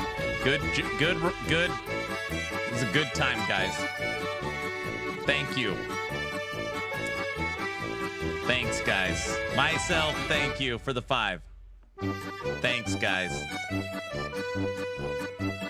It's very unexpected hype train in the middle of the day.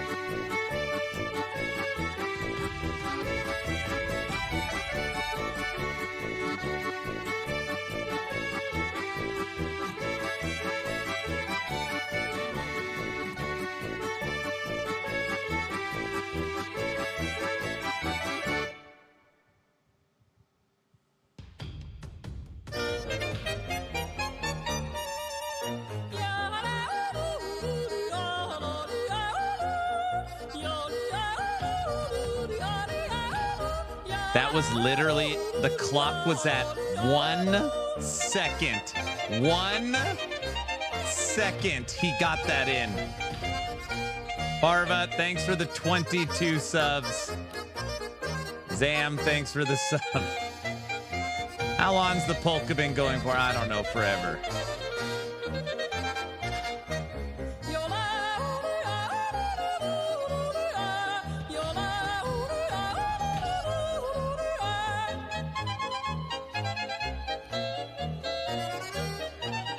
Barva, you just spent all this money on a new computer.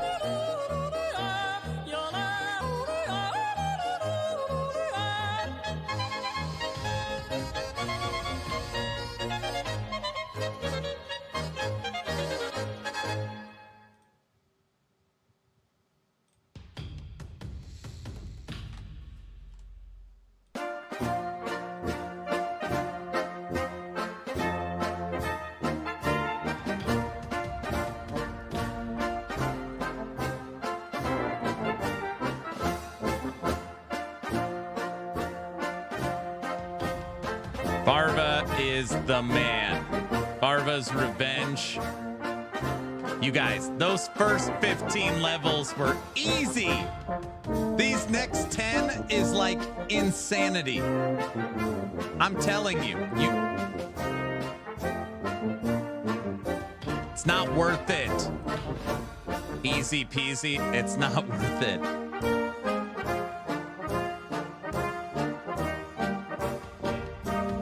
Bless you, Farva and N64 and everyone else. 39 subs to level 16. Yes.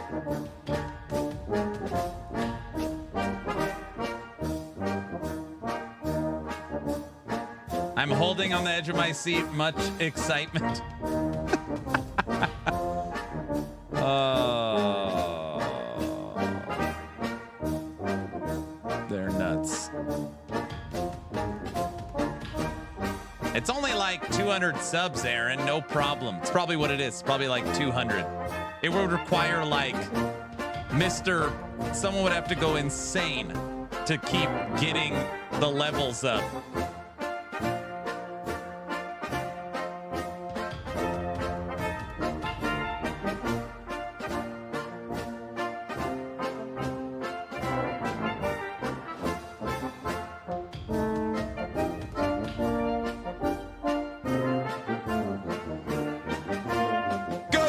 Here.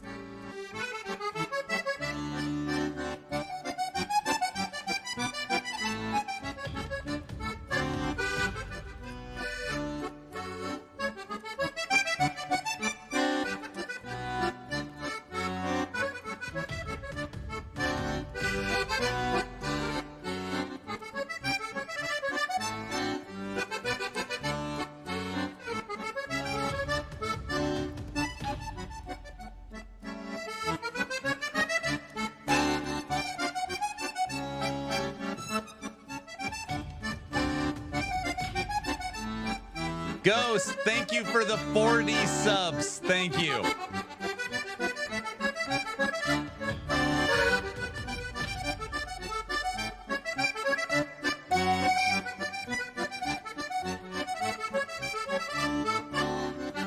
I was supposed to drive back to the office, but this is peak cinema. Cajun has dropped 10.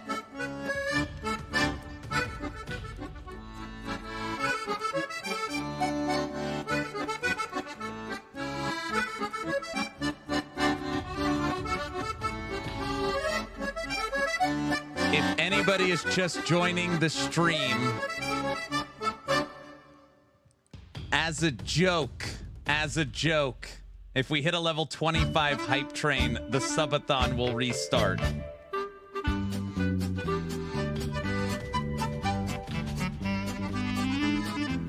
Who's joking?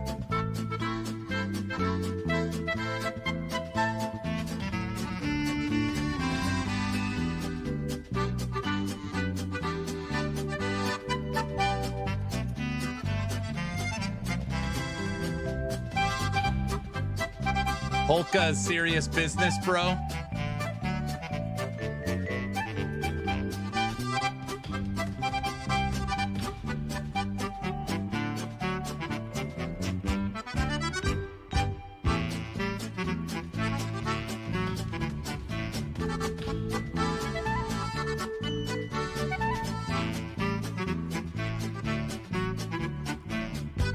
feel like I need like a day drink.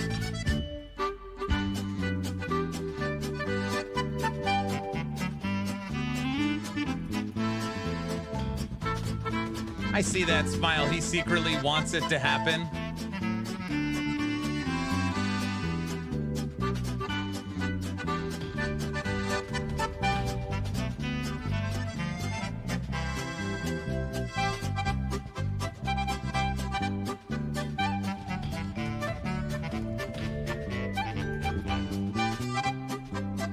Arva's holding out for the right time. I'm calling it now. No way. You guys, this goal is insane. This would be an all-time channel record. Like, the ask is too much. It's too much. I'm telling you over and over again, you don't have to do it. Heavy has dropped 33 subs.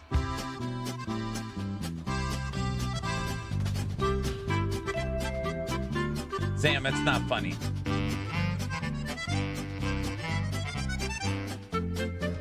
What is that now? 16 we're at?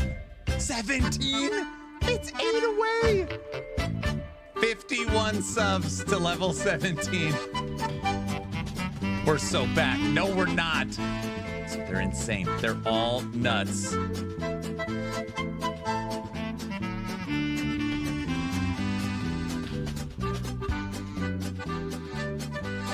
Subathon 4.1.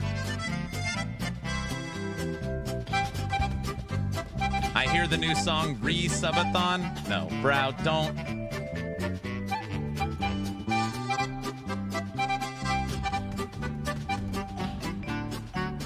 Honey, they're going nuts again.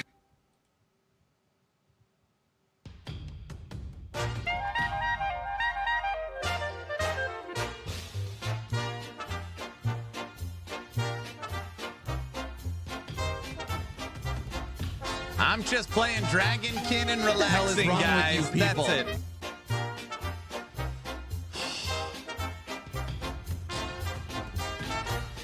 Medic?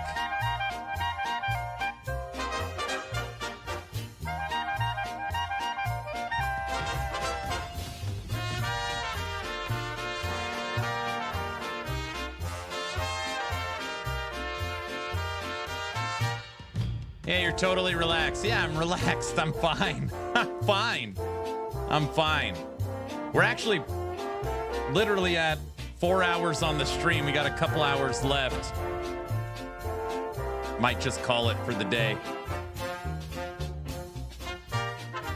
Where's the hat? Polka hat? What polka hat?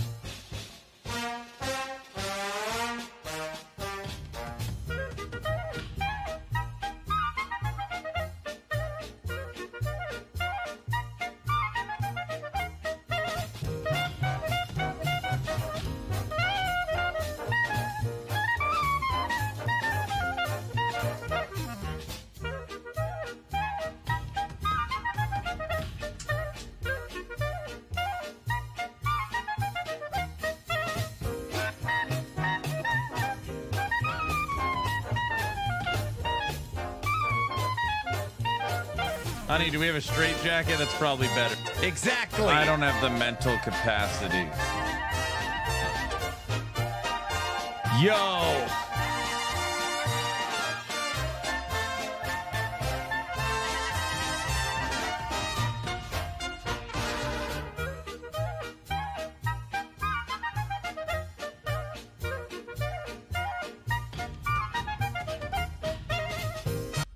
You guys, it's 51 subs to the next level. You've done enough. Let it end here. Well, we could do another movie night later in the week or something. Yeah, it's good fun. Just...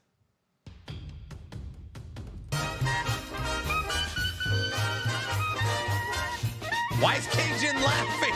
Why is he laughing?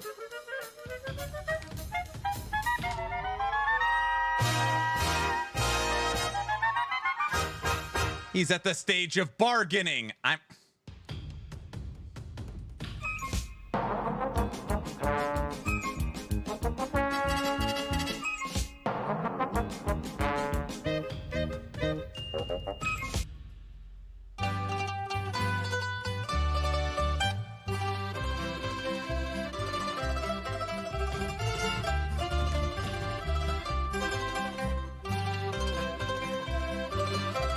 Sorry, N64, you missed it.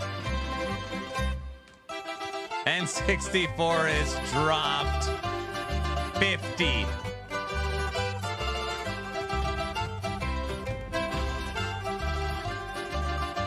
That's not funny. That's not funny, guys. Thank you for your generosity, sir. Thank you. What level is that now? 17, 18.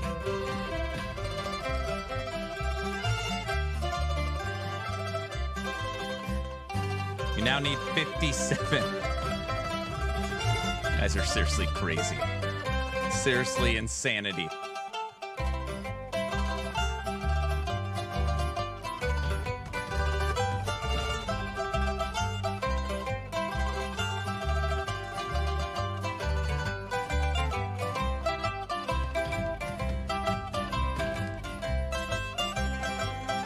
I think it's sweet that the chat is bargaining. They love you so much. Yeah, we could still do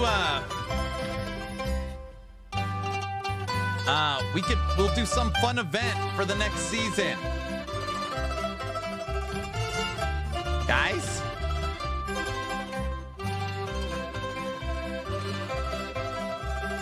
I didn't know how exciting tonight was going to be. A Minecraft server?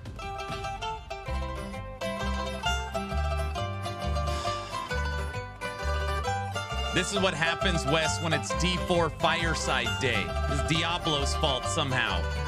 I don't know how.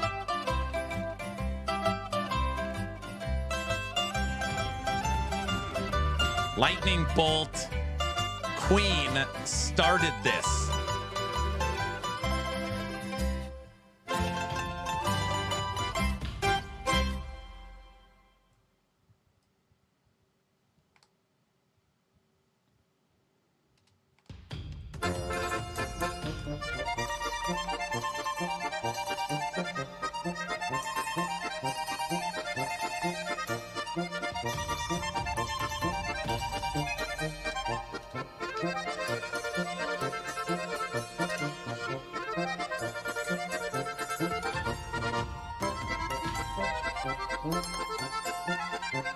Lightning Bolt has dropped 10 subs.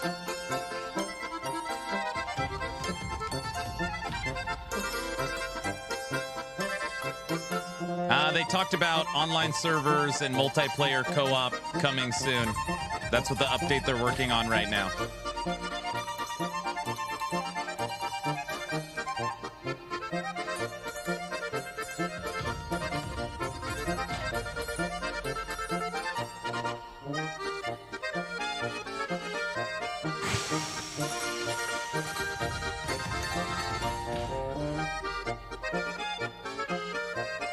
Community is literally the best and the most wholesome. You're pretty wholesome.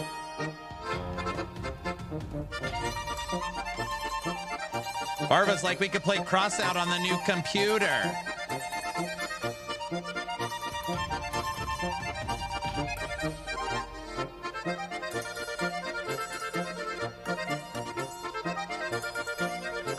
We could. I know.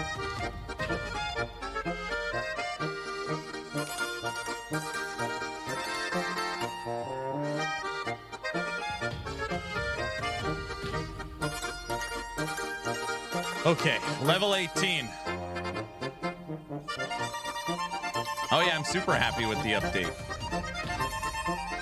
The new class is fun. And I haven't even got to play with all the stuff it's got. Including it's got a minion skill.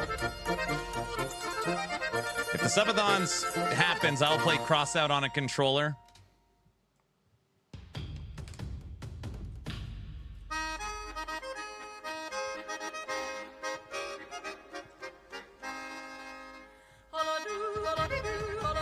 Cajun, thanks for the 5 subs. You guys need 42. 42. 30 seconds. You guys don't have to do it. It's not required. Ghost N64, Farva, I'm looking at you 3. You don't have to do it. 30 seconds.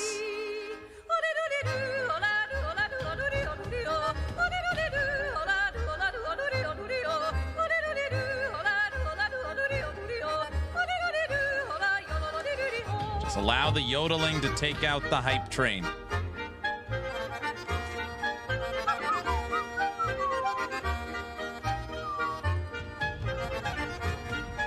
Or Farva, you could just drop another 42. Level 19. Myself, thanks for the 5.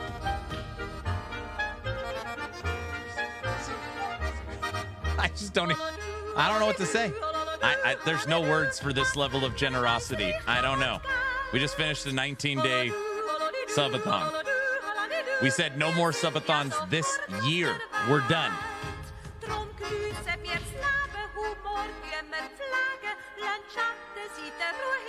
Also, I feel like I've never heard this song before.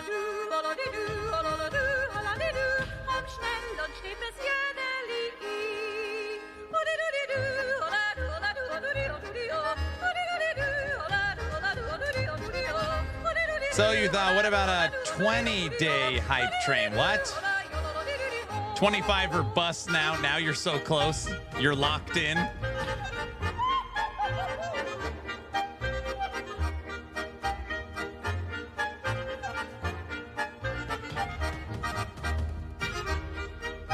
I feel like you have to play D4 now since the Campfire kicked it all off. If he gets to 20, he's gonna panic. I don't know. I feel like you guys are just messing with me right now, you know. Bluffing, right, N64?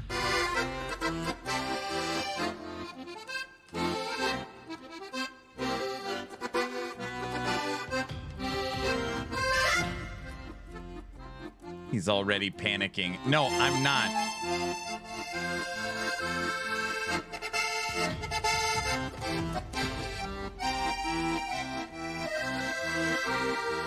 They're definitely trolling you, and I love it here. Oh, brother.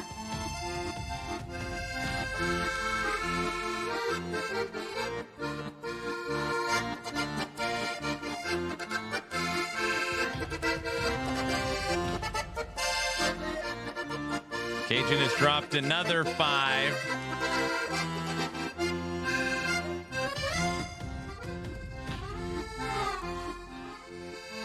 $49.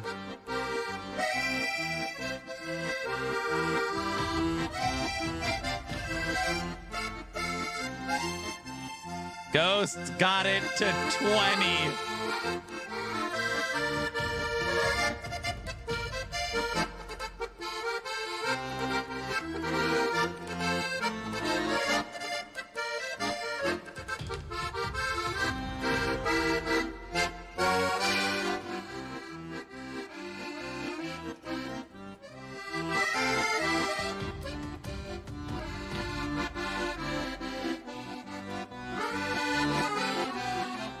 Okay, I'm not gonna lie. I'm having this feeling of the subathon restarting and then hearing the Mortal Kombat music for real. I don't know why that keeps going off in my head.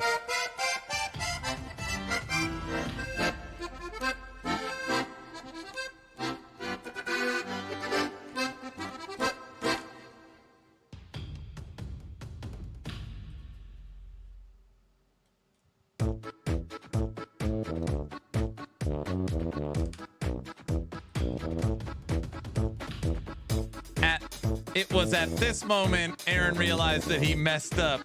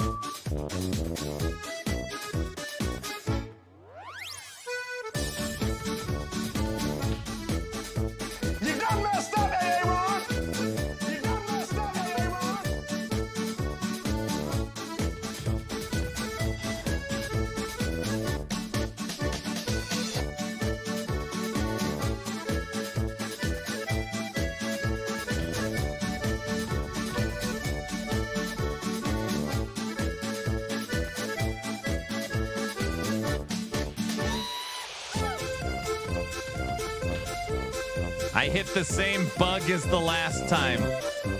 I think. Protect the castaway, 11 to 12. One of them didn't count.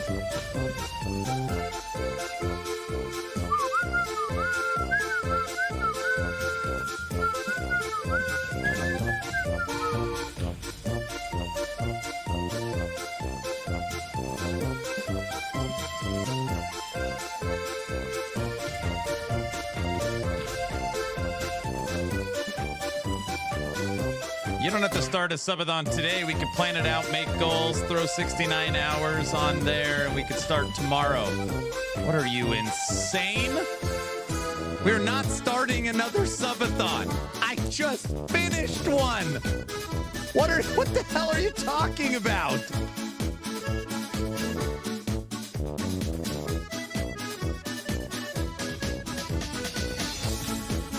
You said.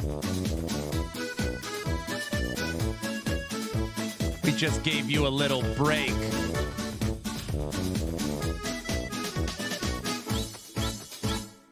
It was his union approved break. Oh, Marek's here too.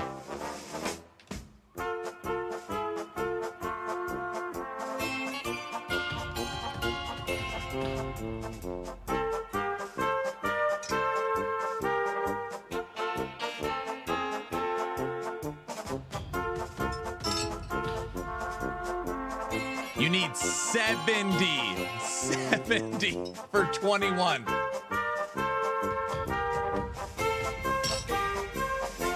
I told you it's not possible. The ask is too great. I already said this. Nobody's listening. I keep telling people to stop.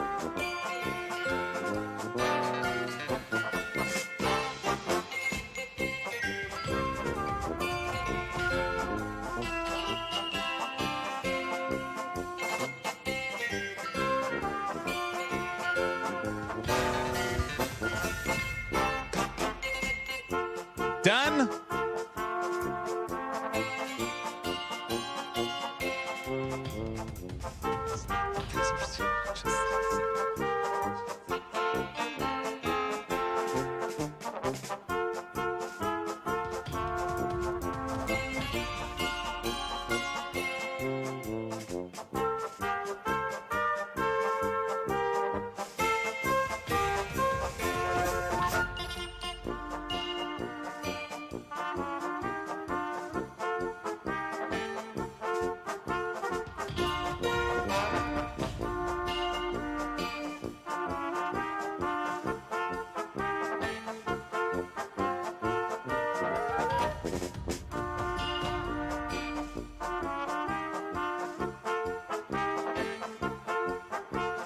What? No way.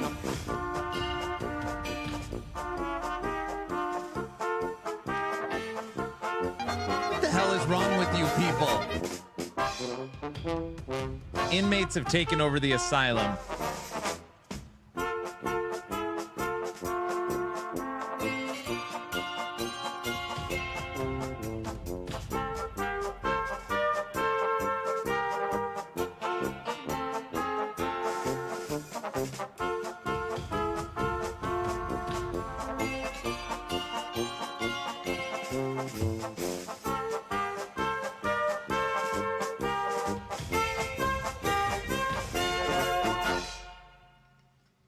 Somebody asked me the last time I had an alcoholic beverage during the day.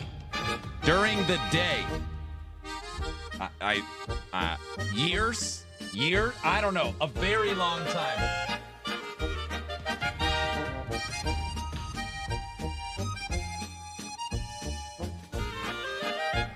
Y'all have driven him to day drinking. Barva, thank you for the 70 song us again. Ooh, okay. Good oil.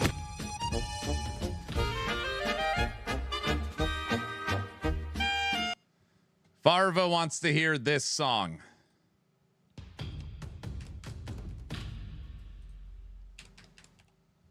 Driven him to day drinking.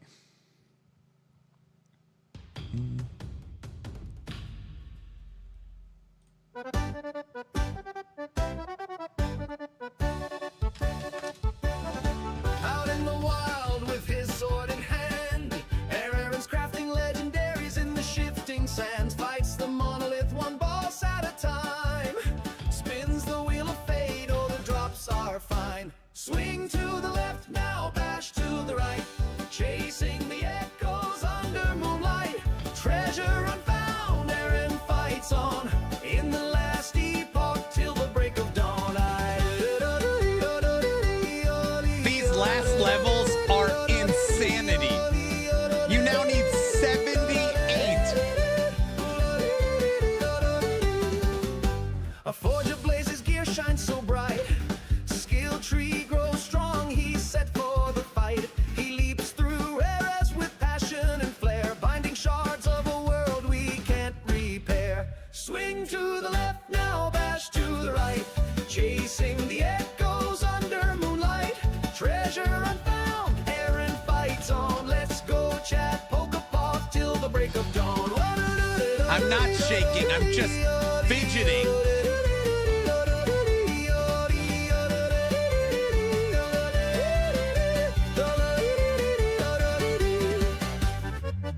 Yeah, I just poured myself a whiskey.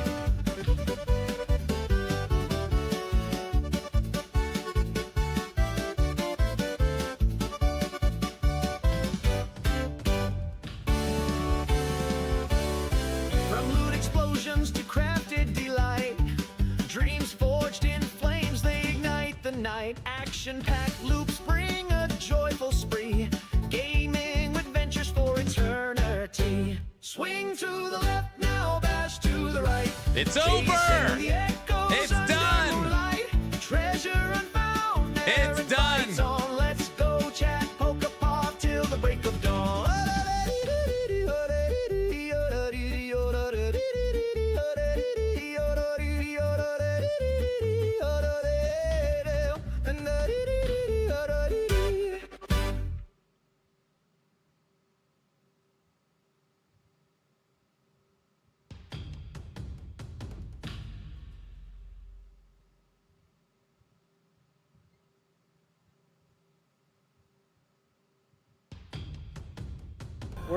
We're here for the cult stuff.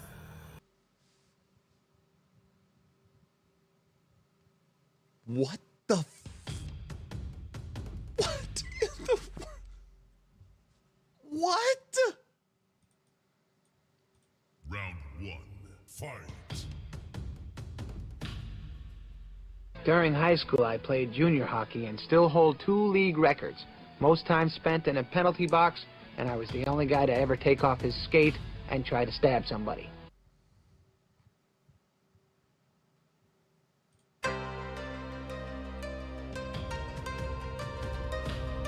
You guys will like this one.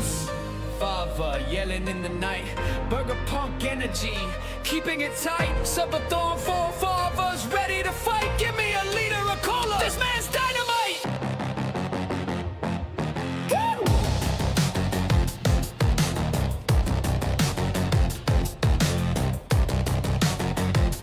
Go, pounding the keys. He's a retro wave king. Chat gone wild, let the donos ring. He's got syrup for his pancakes, rules for his reign. This ain't no game, it's a highway lane. Shouting in heads like a pixel detective. Baba keeps the vibe so high, so effective. Chugging jokes down like a syrup shot. Gifted Battle Bunny, thank you for the 5. Farva, thank you for the 100. Can't slow him down.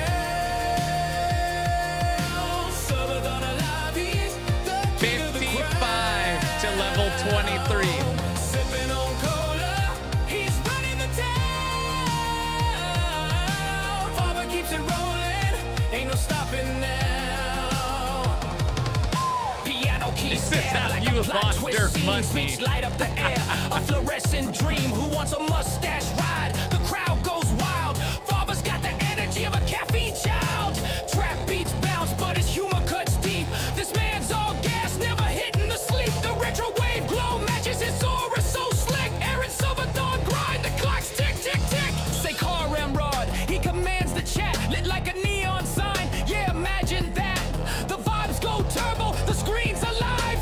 Father's the pilot, the stream's gonna thrive. Father keeps it rolling, can't slow him down. Did the Farva song just have mustache ride in it? Man's the chat, lit like a neon sign. Yeah, imagine that. The vibes go turbo, the screen's alive. Father's the pilot, the stream's gonna thrive. Father keeps it rolling, can't slow him down. Subathon alive, he's the king of the crown. Sipping on cola, he's running the town. Father keeps it rolling, ain't no stopping now.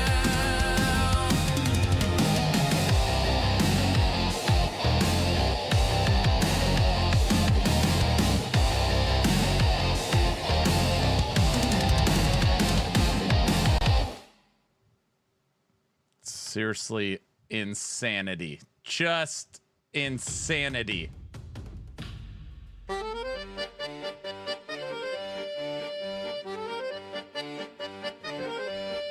Systems online, camera lens glows. He feels the weight of all Mark, thanks for the 5 shows. subs.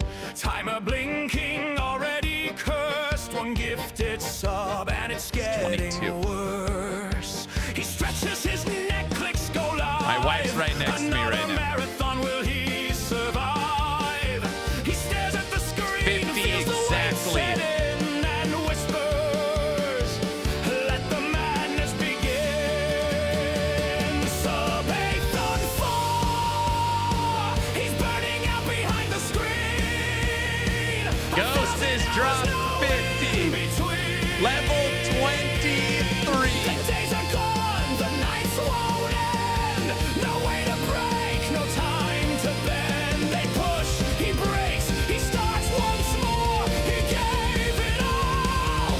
They asked for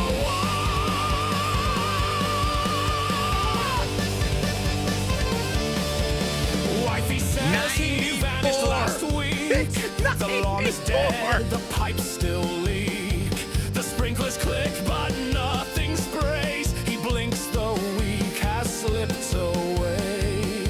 He's lost the thread, his eyes go wide. They say his soul just all tabbed inside. He tried to hide, didn't get far. They found him looking in the bazaar. Subathon 4, he's burning out behind the screen. 1,000 hours, no in between. The days are gone, the nights won't end. No way to break, no time to bend. They push, he breaks, he starts once more. He gave it all. They asked for war.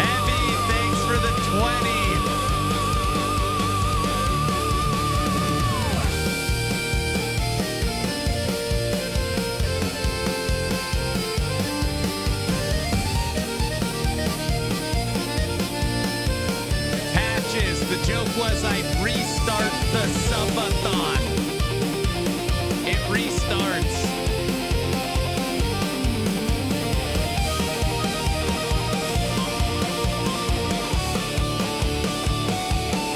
Orange, thank you. Hours blur, the days collapse. He runs on hope and streamer scraps. The camera's cold, the lights feel wrong, but chat says go, so he goes on.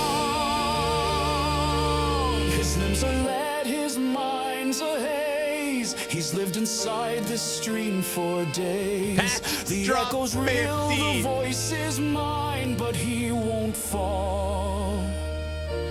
Not this time. Subathon 4! He's burning out behind the screen. 1,000 hours, no in between.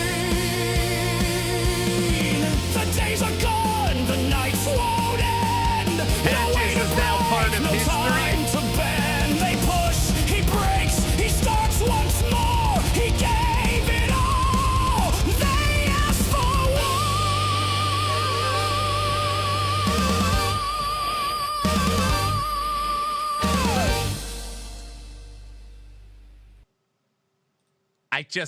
I know you guys. At this point, you all know what I now know. You already know. We're going to hit 20. There's no way in hell you guys get to 23 and stop. You know it, and I know it. It's already done.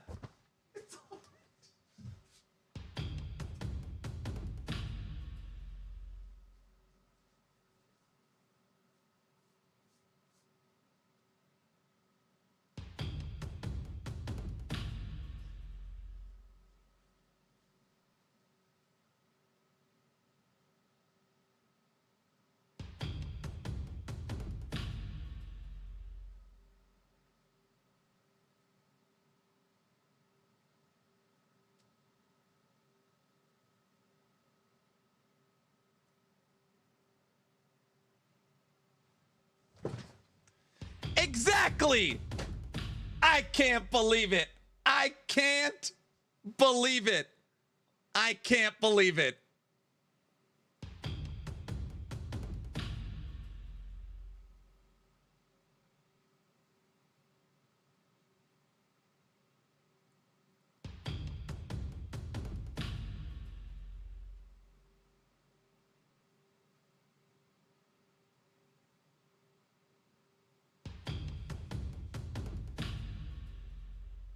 I can't believe it. I can't even process what just happened. I can't even I can't process it. I don't know what to say. I'm in shock. I'm in shock. Farva, thank you for the additional 119 and Mr. Orange for the 5 and Cajun for the 5. You done messed up, AAR. I can't believe it.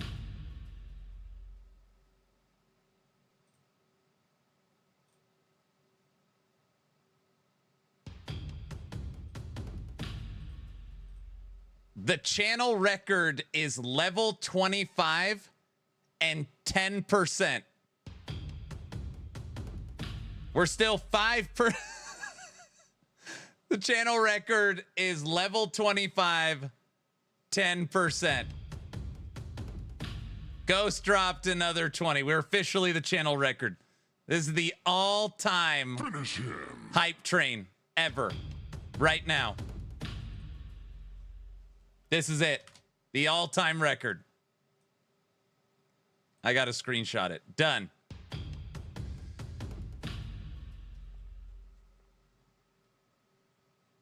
I was here when it happened. The all-time hype train record. I can't believe it. I don't know. I can't believe it either.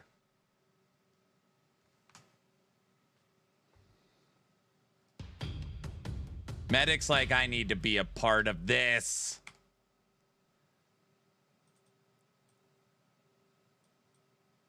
Everybody, in case you're wondering what the hell's going on, we said if we hit a level 25 hype train and break the all-time record, I will restart the subathon.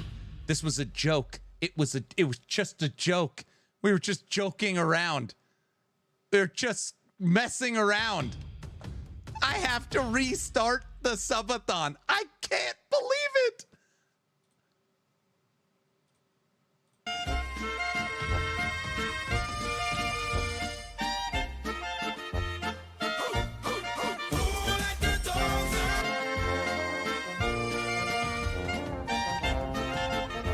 I can't believe it.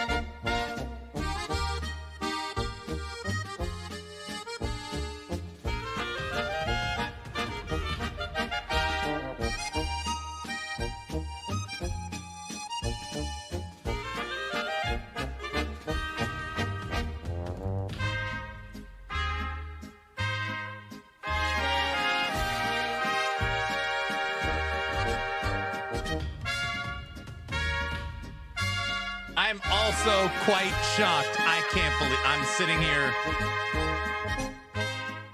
Anger, thanks for this.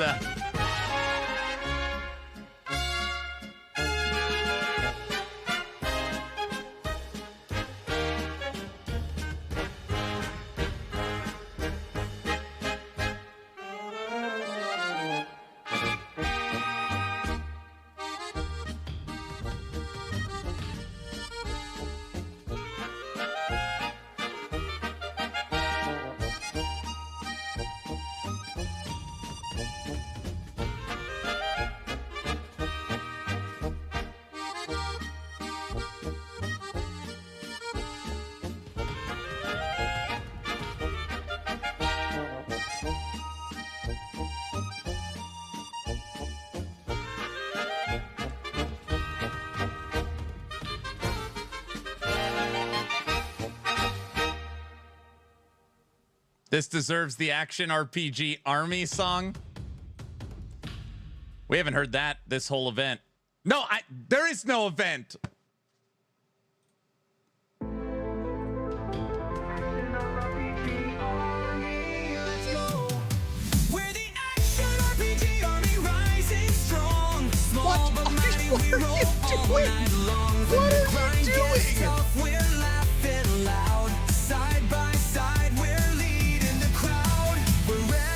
Charging, nothing in our way.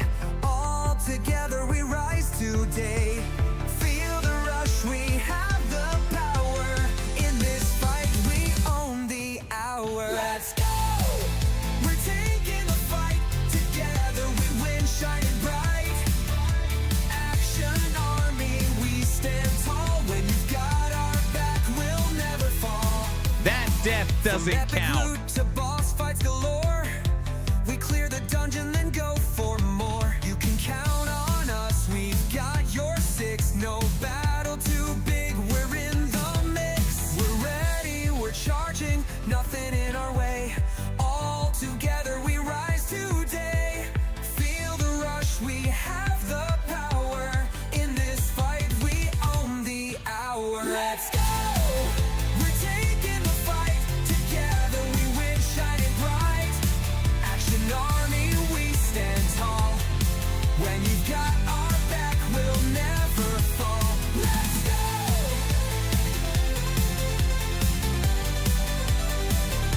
Let's go! We're taking the fight. Together we win, shining bright. Action army, we stand tall. When you've got our back, we'll never fall.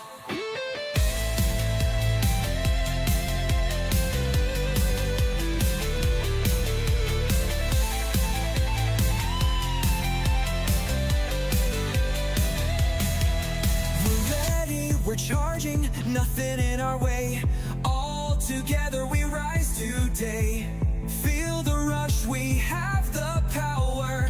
In this fight, we own the hour. Let's go! We're taking the fight. Together we win, shining bright. Action army, we stand tall. When you've got our back, we'll never fall. Let's go! We're taking the fight. Together we win, shining bright. Action army, we stand tall. When you've got our back, we'll never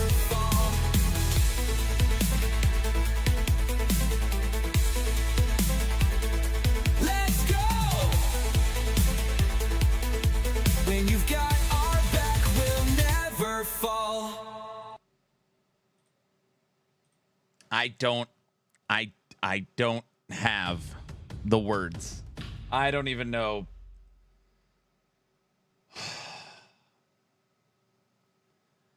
Thank you all so much for your overwhelming generosity. I have no idea what I've done to deserve this. Thank you all so much. What started out as a joke, if we hit a level 5 hype train, level 25 hype train, we would restart the subathon. I think this hype train might also be a record for just length of time. How long has this been? How long is this hype train? It started over an hour ago. It started over an hour ago. It just says over an hour ago. A super, like, I don't know. No. 2 hours. It's 2 hours. This is a...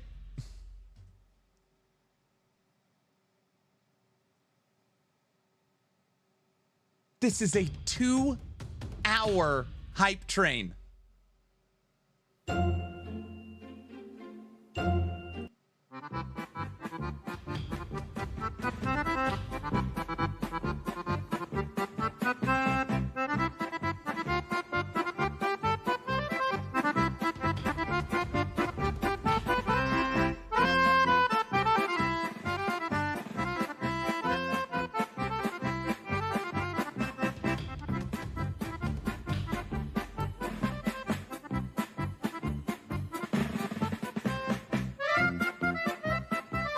A 2-hour hype train.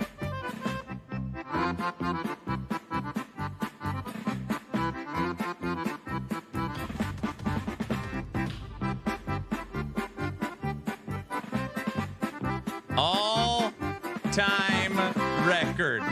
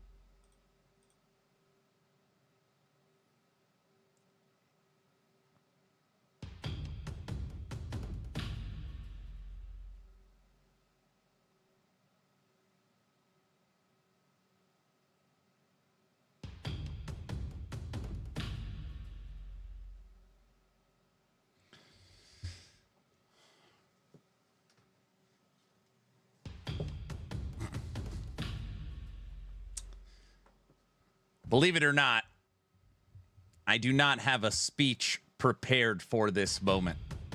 Lightning Bolt Queen said some very kind words and said he really loves this community and the Discord. Everybody is always here to help. And I love that. I love that this hype train was started by a newer community member that found this community and finds joy in all of you.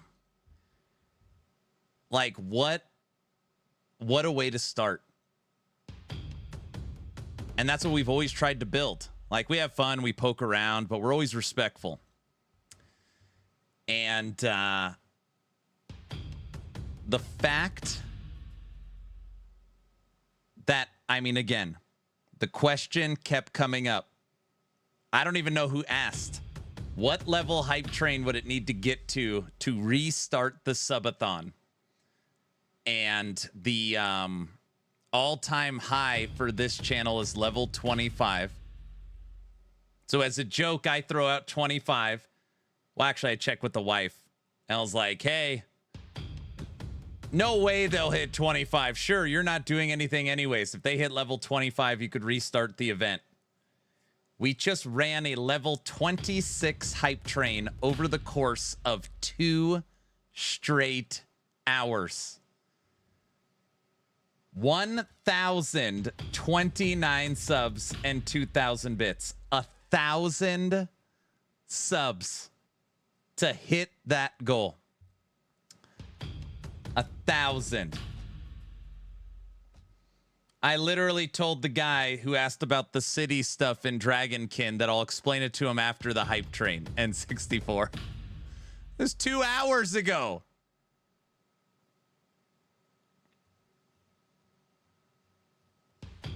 It's 2 hours ago.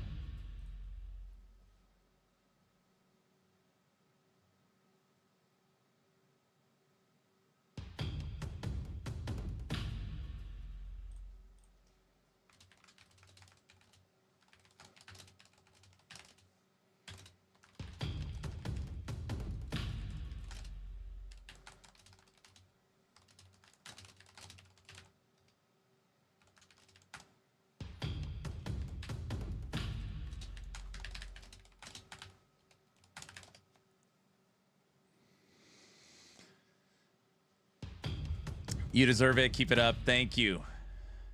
Wait, you're all humans? No, everyone's bots. We all know that. Wow, did I miss something? Okay. I think this is my plan. What did they hit? They hit a level 26 hype train, which was 1,029 subs. Level 26 all-time record.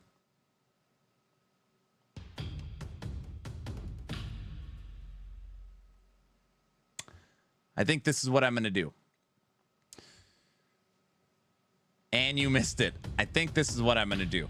I'm going to stream the remainder of today. I'm going to stream the remainder of today. We will run Aaron After Dark. So we'll do a full day. And then tomorrow morning, we restart the event. It's hard for me to even say that out loud. Tomorrow I'll have the fence cam reset up with the clock, and it'll be a complete reset of the subathon. I can't believe it. I don't.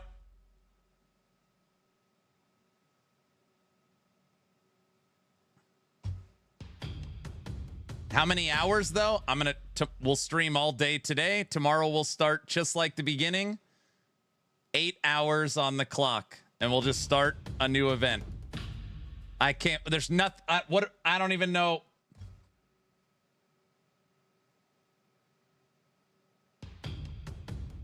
And tomorrow's Wednesday, so we'll do which means tomorrow's movie night.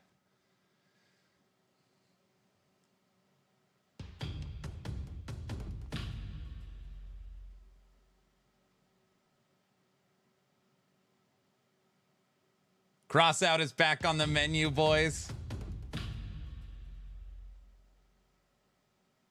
Yes, I'll pause the clock for movie night. What's the movie? I don't know. I I can't. Maybe in a little. Morto, I can't explain it.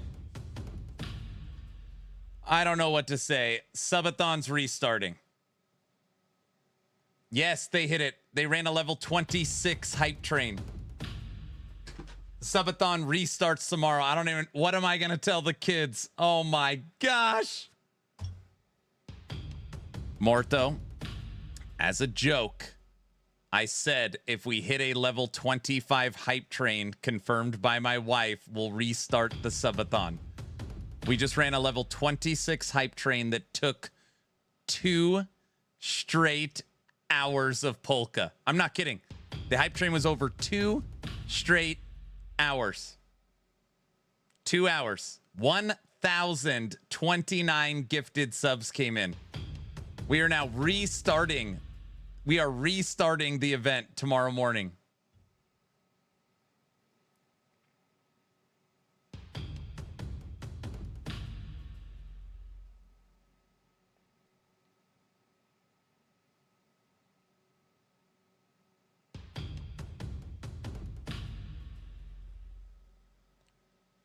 Leroy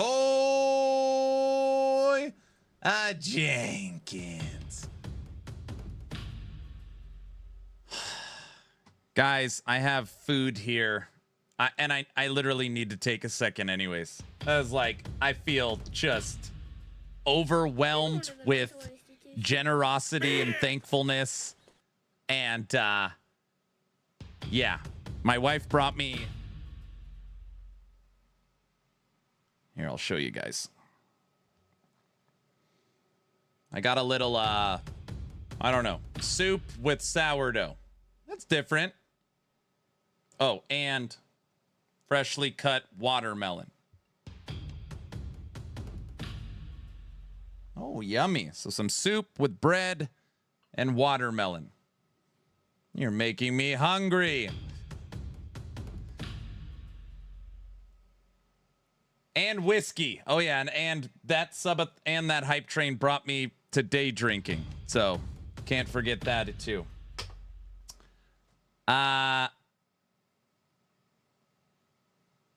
Wifey feeds you so well. All right. Or it added 400. I can't freaking believe it. I can't believe it. All right. Even though we watched this, it's just the first video that pops up. You're going to love it.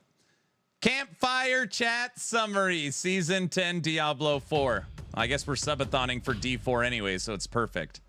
We'll watch this while I eat. So we just had the Diablo 4 season 10 campfire. This is perfect. So I didn't pay attention. Summary of what we learned, and I'm just gonna try. I'm not gonna sit here and just bash Blizzard. That's happened enough over the last couple of years. I'm just gonna try to be honest with my feedback about what I heard. Some of it actually was good.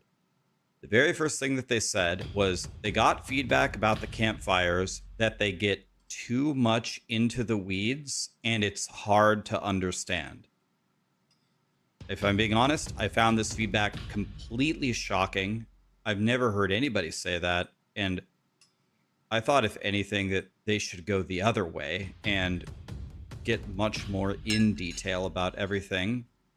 But they said that it's that's what essentially what the patch notes are for if you want to dive deep. So I thought that the campfires were for like the really dedicated fans. So I thought that getting into the weeds is the whole purpose of them, but I guess they feel differently.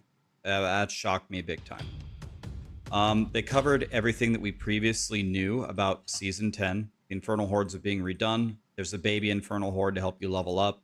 There's a Bartuk boss fight. Chaos Armors let you get new powers in different slots. They added Chaos Rifts to Helltide. There's Chaos Perks as a seasonal theme, and they're not powers, but they're powers.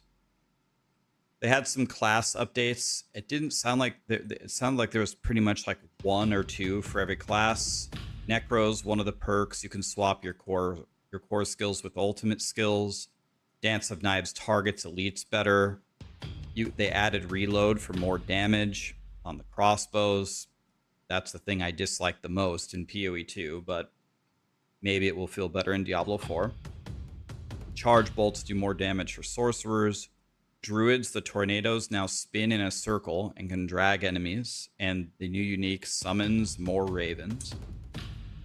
Warriors, I couldn't really follow what the changes were.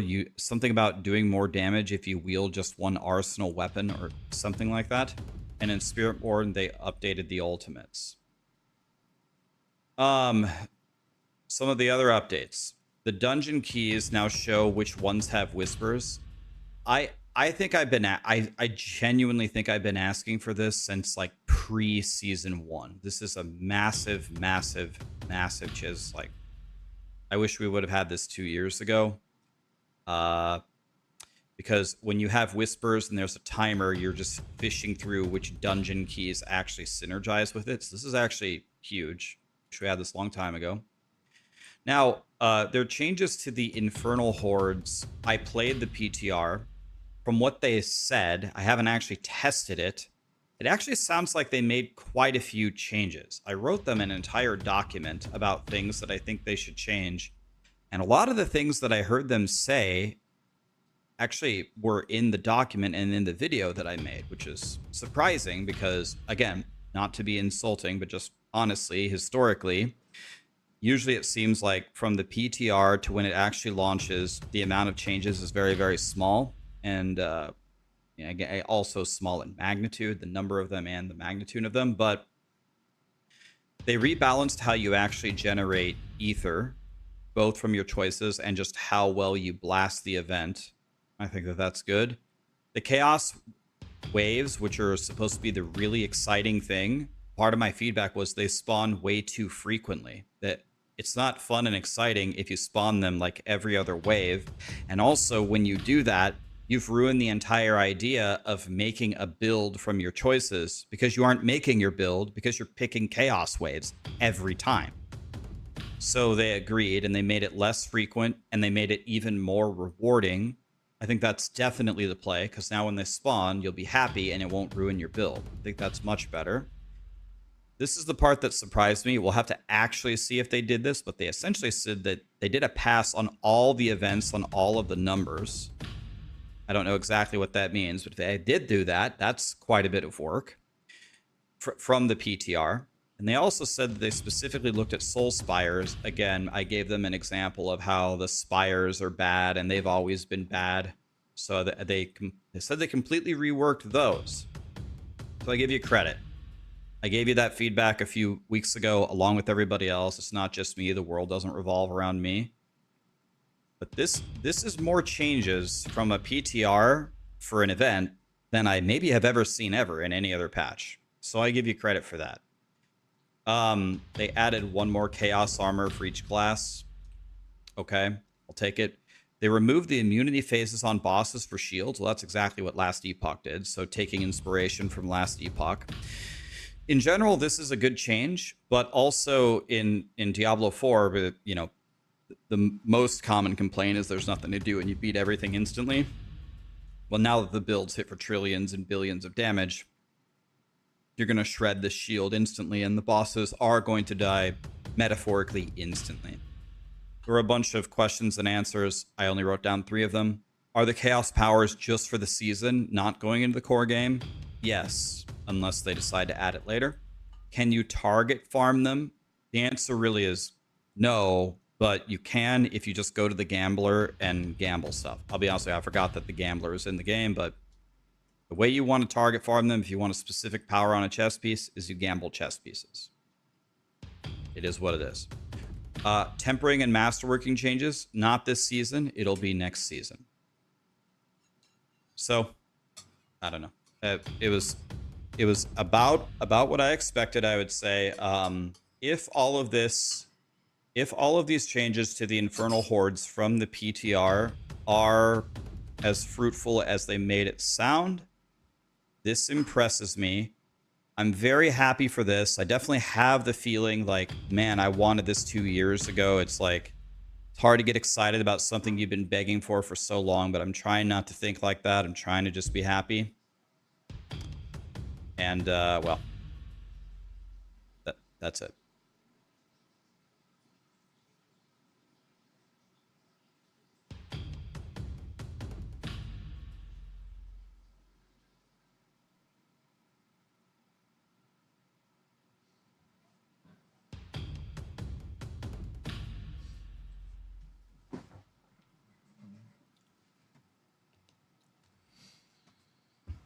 So did he like it or what?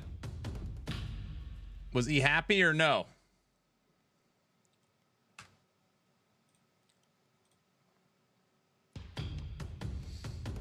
Some of it? He didn't seem like he had a lot of energy.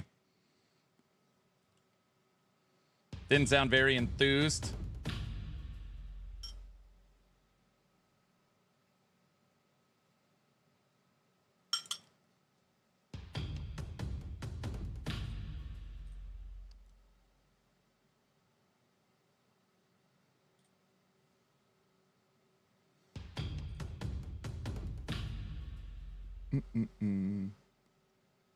Wait, VC, you sent me something?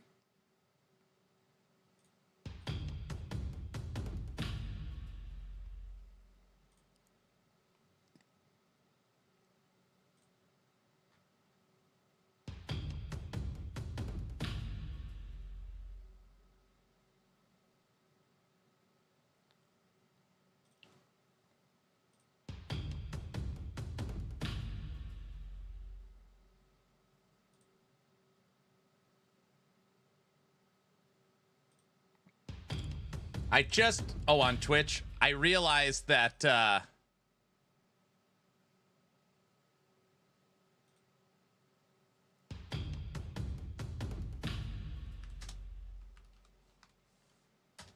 know, I responded to you. I think I did.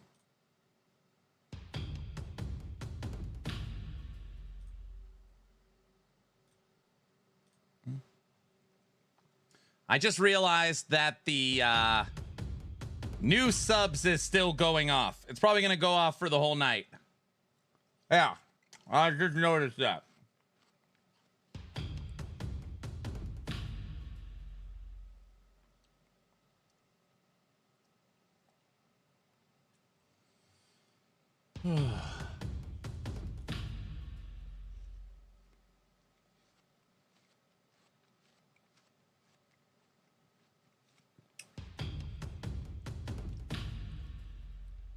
Russell, this game has a death log. Look at this. So it tells you how you died, and it will show you the seconds leading up to it. So you can backtrack your death and see what killed you in real time. That is very cool.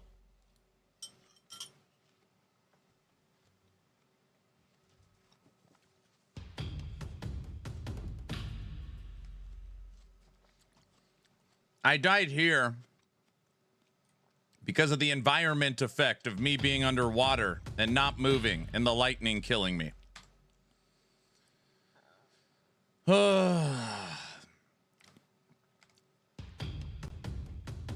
You guys, I'm going to say it for the remainder of today's stream. I can't believe I'm restarting the subathon tomorrow. I can't. My brain, I'm struggling emotionally. I don't know. I can't believe it.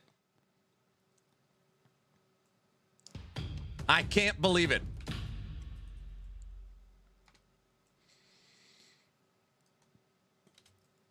Tomorrow, the subathon 4 restarts. I can't believe it. I can't. I can't process it. Bluff in general.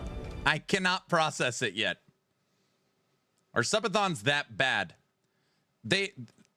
It's really hard to put into words, right? So, you know, streaming 12 to 16 hours a day, morning to night, every day. It is harder than you probably think, but most people are like, yeah, you're just playing games. Oh, woe is you. No, subathons are fun. They're a lot of fun. They can be a lot of fun.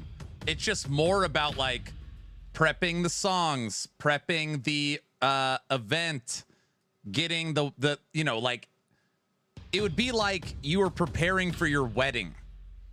And it's 3 days after your wedding night. And then you're told, "Hey, you're running it back. You're actually the party, the pictures, that you're actually doing it again." It'd be like, what the hell are you talking about? That's like the best way I can describe it.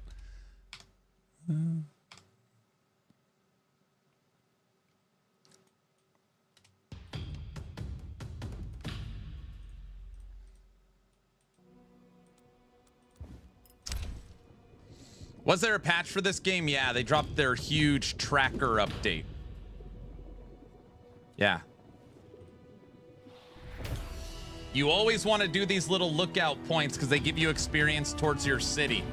Anytime you see a lookout, make sure you run it.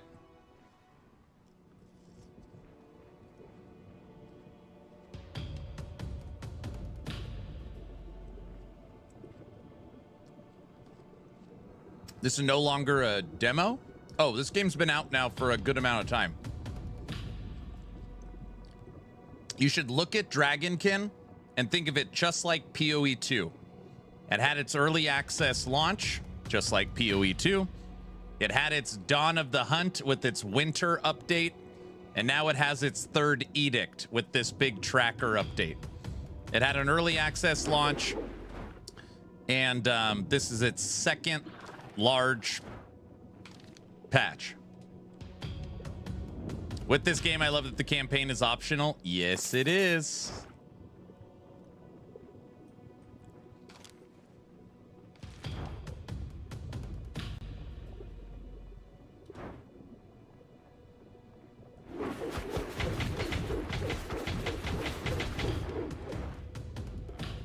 Cool, I'll reinstall it.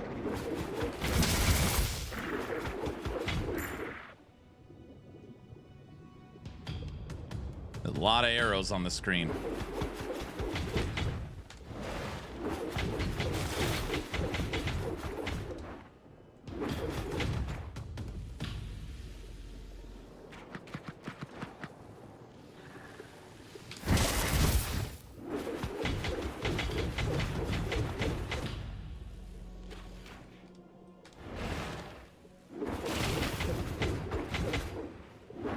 I only have one question. Does Farva need a butler? Farva, hey. Do you need a butler? Anger needs a job.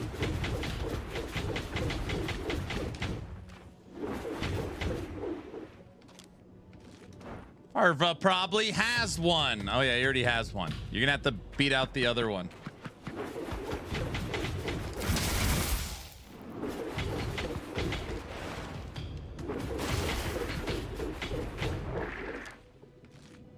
Restarting. Zam, I'm restarting the subathon. So just know I'm back to you can't get a hold of me.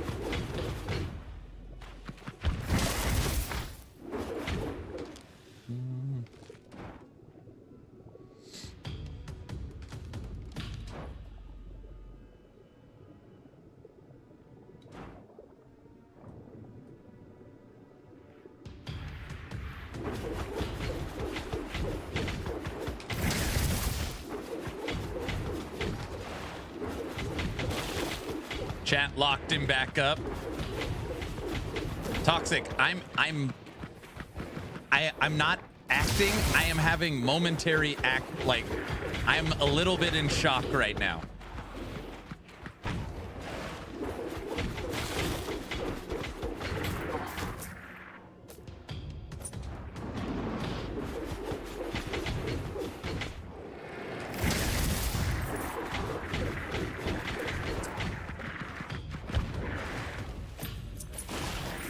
Yes. Yes.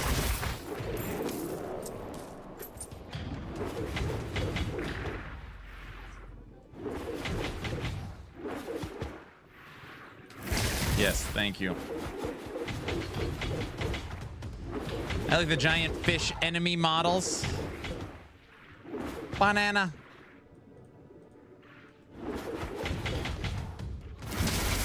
Banana, every time I see your name, I don't know why I think of Cloudy with the Chance of Meatballs. Banana, banana, banana.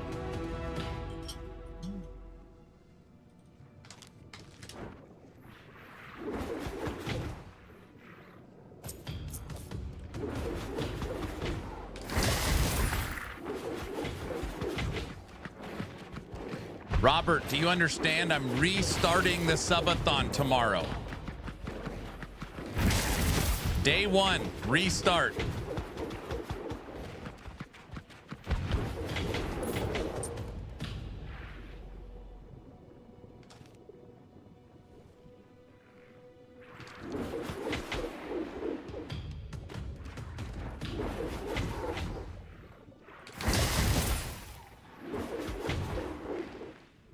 What is this game? Right now we're playing the action RPG Dragonkin the Banished.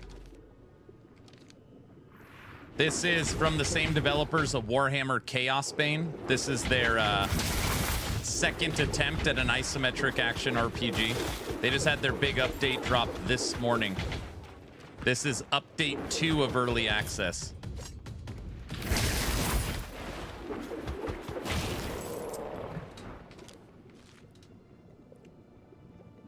Are you starting with a dino bath in the river? Oh gosh. Honey, we could start at the river with me in the dino suit. Now that's a good idea. Oh gosh.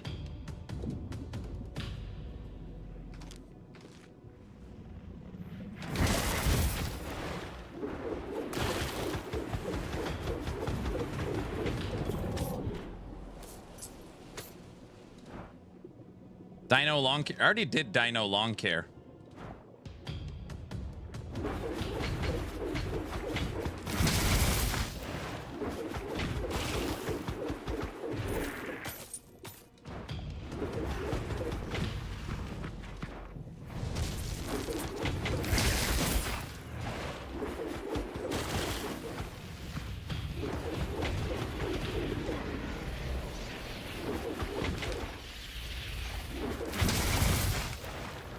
Oh my gosh, we died right at the end. Stupid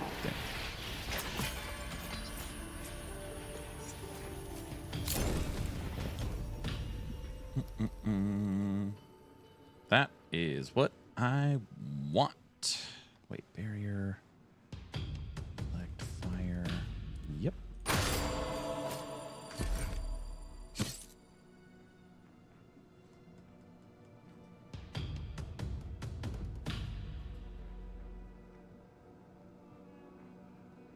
No.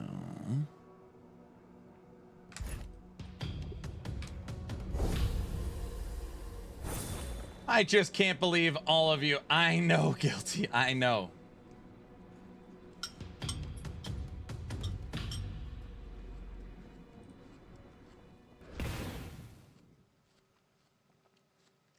Okay.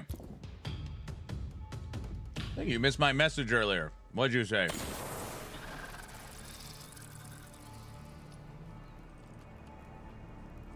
Yeah, I'm actually Zam. It's this one's tough. Like, I struggle to rate this game, and part of it is probably very unfair. I can openly admit that I want to love this game. You ever wanted, you've wanted to love something? Of course, there's problems with this, so I normally rate it unfairly.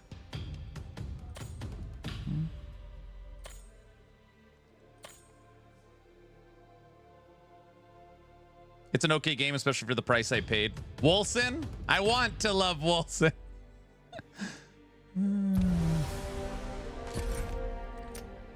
Almost level 25. What have you done, Tech? We just ran a 2-hour. It was like 2 hour and 15 minute level 26 hype train that accumulated 1,029 subs. By the community banding together and hitting that mark, tomorrow restarts the entire subathon event. Tomorrow morning, we start clock, extensions, fence cam, the entire subathon 4 restarts tomorrow.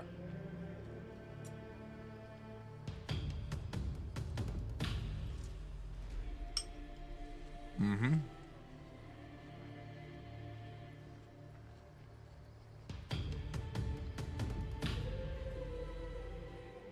I don't have the words. Correct. Yep.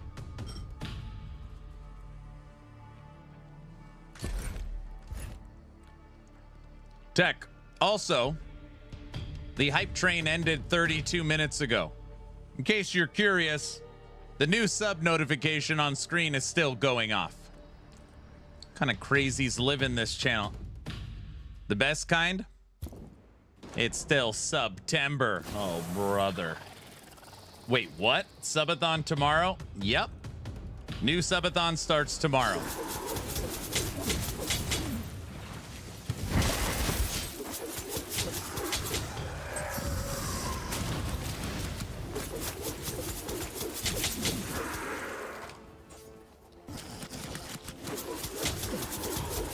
Tech, also tonight we'll be playing Crossout.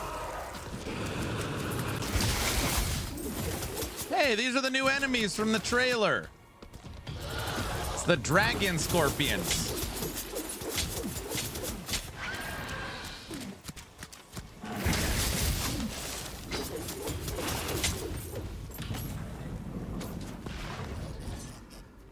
Crossout is back on the menu, boys. That's right. Barba, what's your highest power score car now?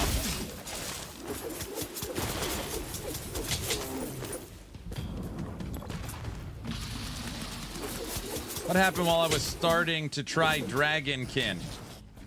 Okay, Rusty. It's okay. I know I'm going to be explaining this over the next few days. We had a hype train. That was started by lightning bolt.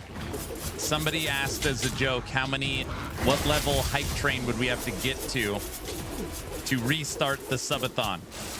And we were all just laughing.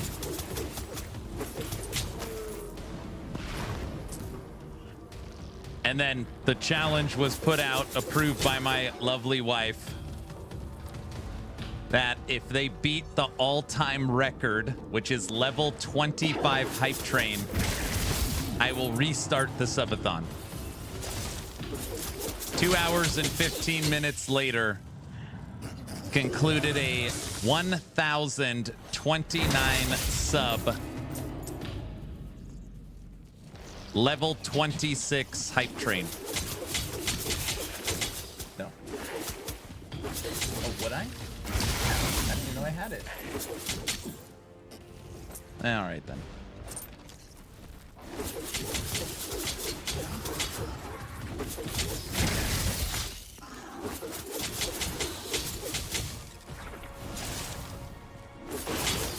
Should give that to Sienna.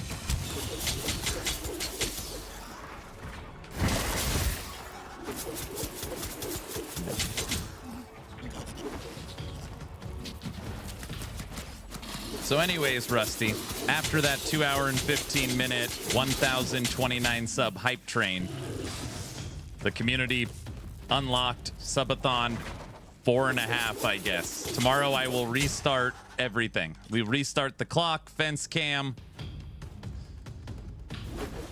and we're back at it. My wife is next to me singing "Back in the Bazaar Again."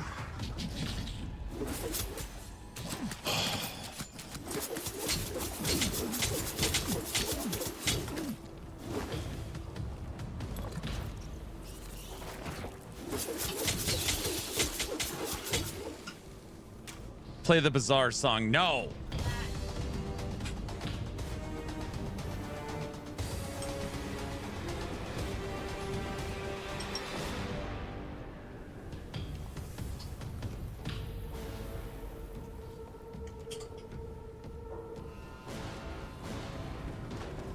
New subathon, is that when we get a new mulligan? No.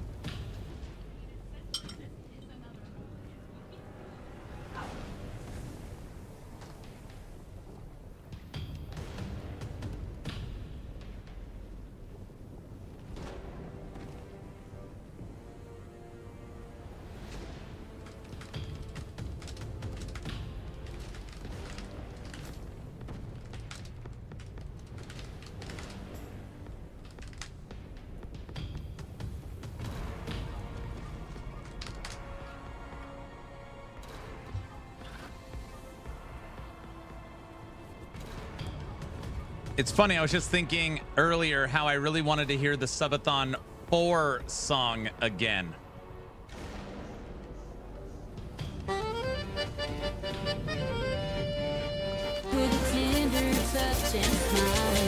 Systems online, camera lens glows. He feels the weight of what chat shows.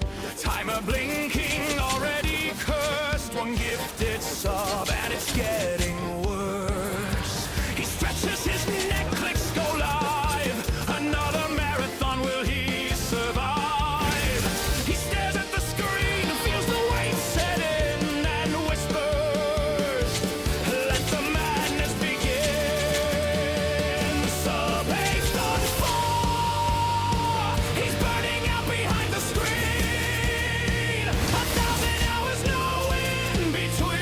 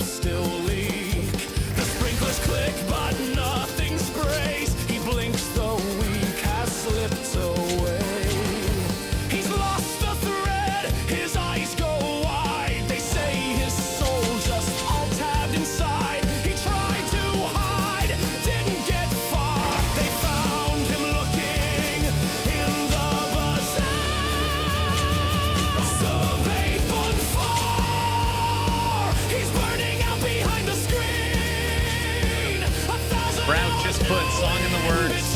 I'm on the right track. Get it, get it. The days are gone, the nights won't end.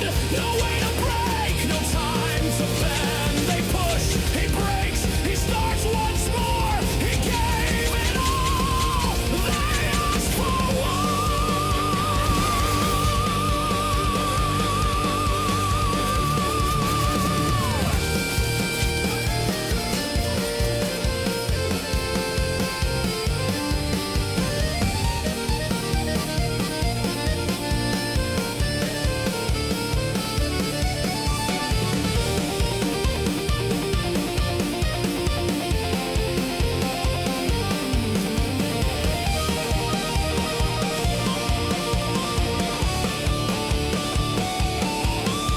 The hours blur, the days collapse. He runs on hope and streamer scraps. The camera's cold, the lights feel wrong, but chat says go, so he goes on. His limbs are lead, his mind's a haze. He's lived inside this stream for days. The echo's real, the voice is mine, but he won't fall. Not this time. Subathon 4!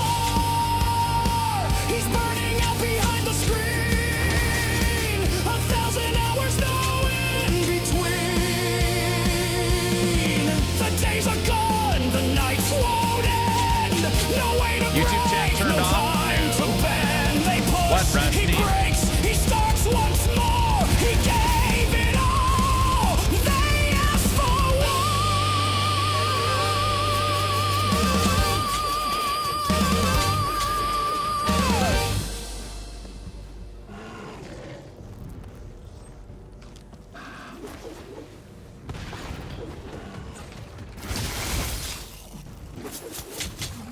She just does not want you in the house. You think that's what it is?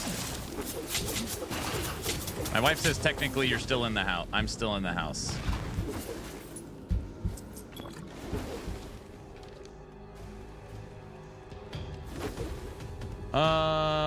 No, YouTube chat is on. Any goals yet? Goals? What? No.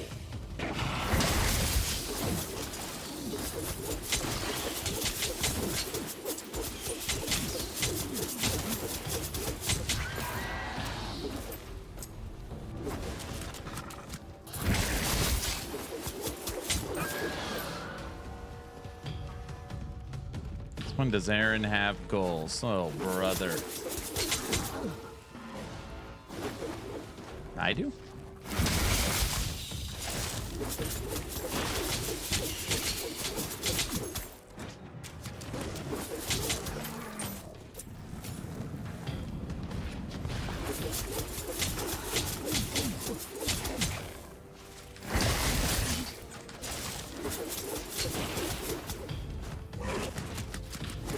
Hour stream today.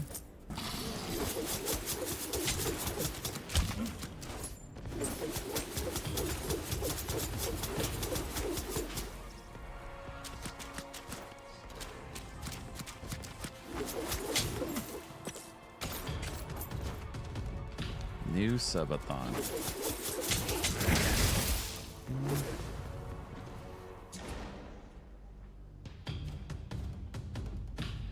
Hear that, Aaron? 1,000 hours, no in between. I know. This looks like an underwhelming version of LE.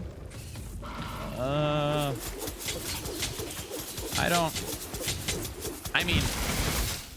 mean, this is an action RPG, so it does share the same genre. So it is, I mean, it is. Yeah.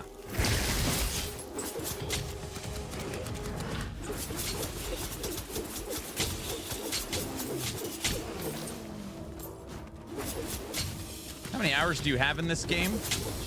I don't know. Triple digits. Not high triple digits, but triple digits.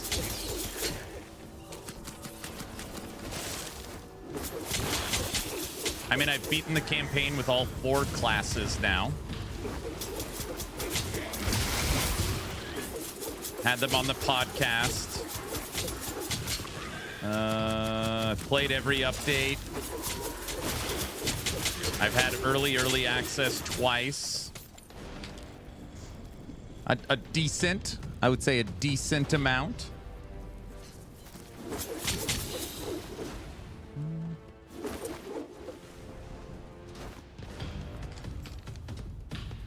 Level 25. Skills are getting bigger. All right, we can redo the skills probably now.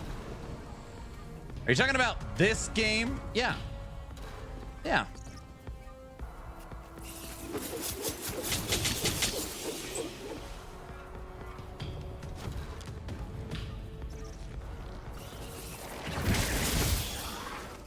We're exploring the new area right now.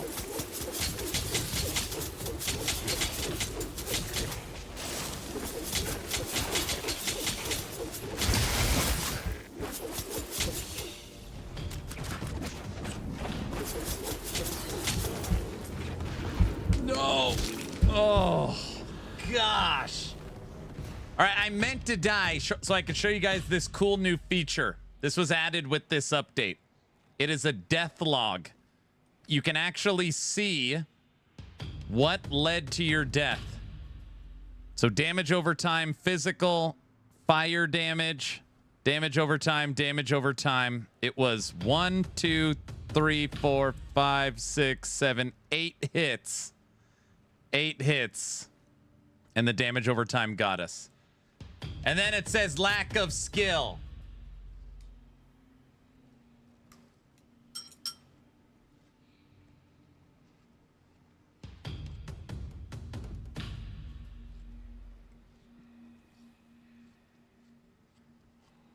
If you didn't die so much, it wouldn't be needed. Oh, brother. I really didn't think you wanted one this soon. I'm really surprised.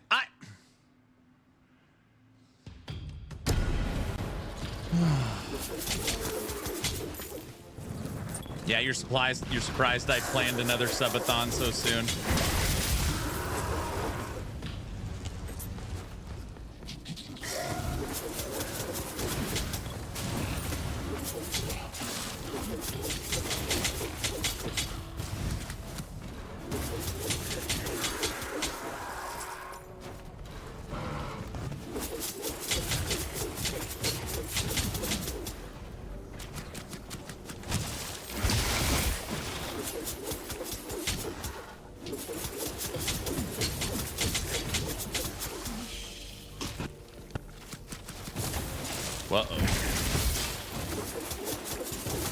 Had a little bit of an ambush situation there.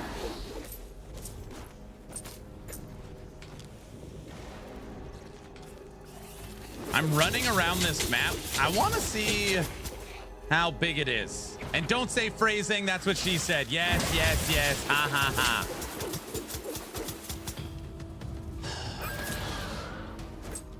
Guys.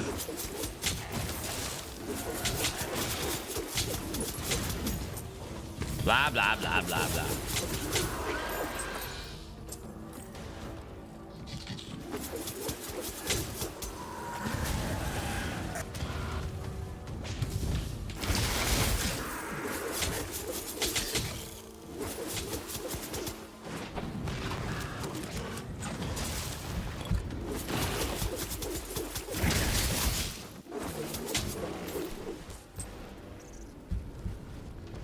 Can you show me your skill tree?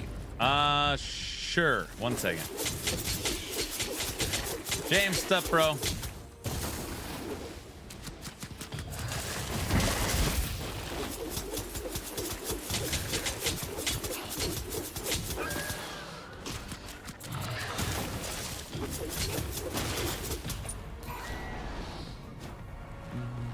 Okay.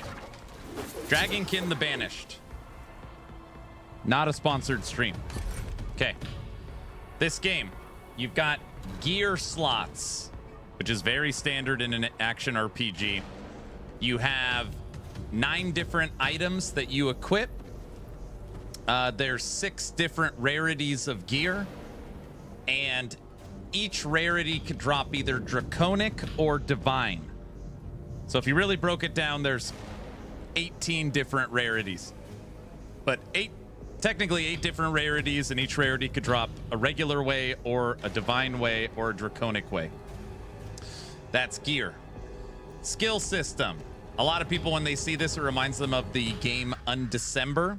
It is like Undecember in UI only.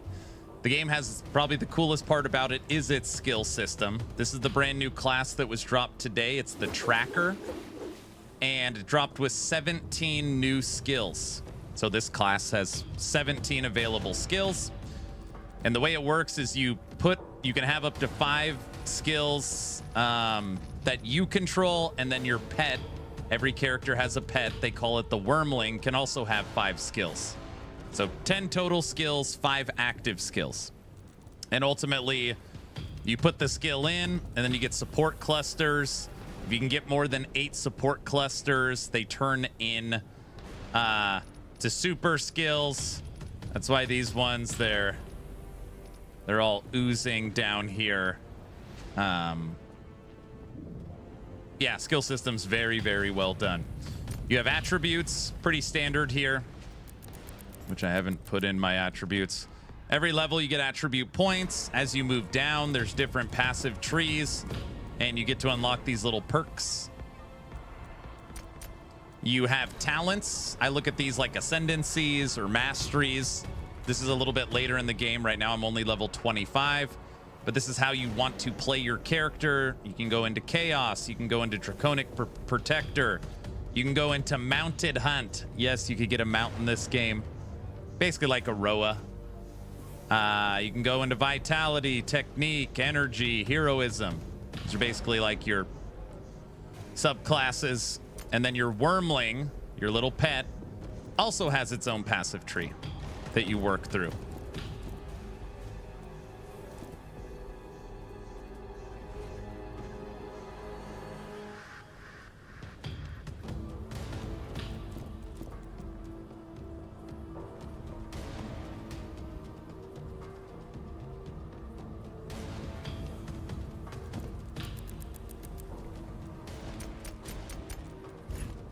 On top of that, you have your city building elements.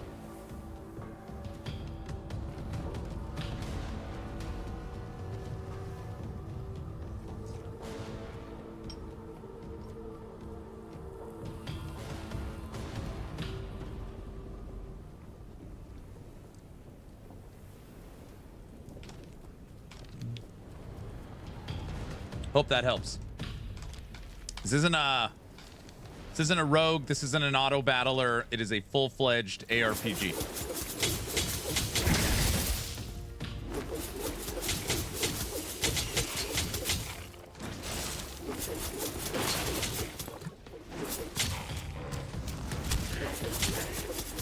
I'm trying to build a poison tracker. That's what I'm building.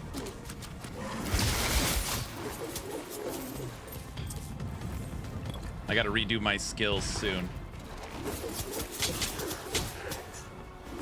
I got it working. YouTube had to reboot. YouTube gets wonky sometimes.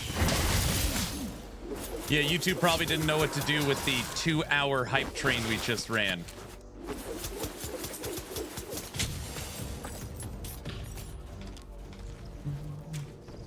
I wishlisted the game now. Yeah, it's pretty fun.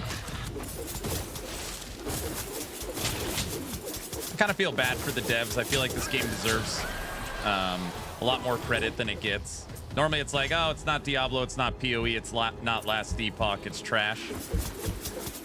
I don't think that's fair. I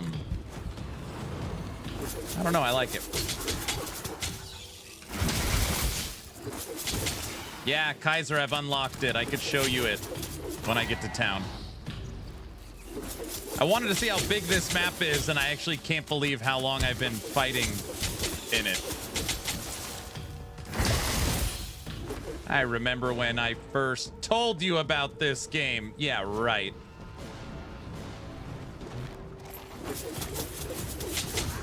I feel like I was the first person on the planet to play this.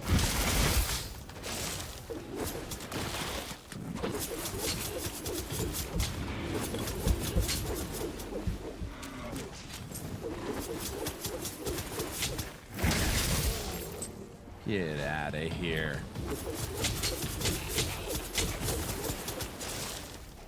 You bugged me forever to play Bylina, right? Bylina? That one? Is that out yet? That's out, right? Ghost Lore, I've worked with the Ghost Lore developers. I like Ghost Lore. Ghost Lore is another one of those games deserved a lot more credit. Yep.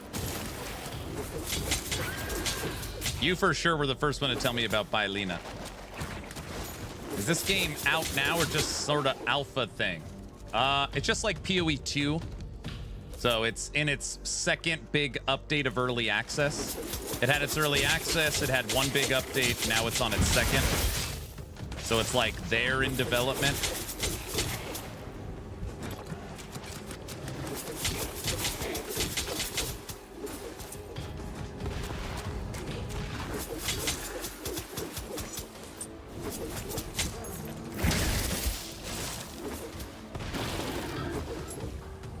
What's the game you said had potential but ghosted the player base? Oh, you're gonna make me sad.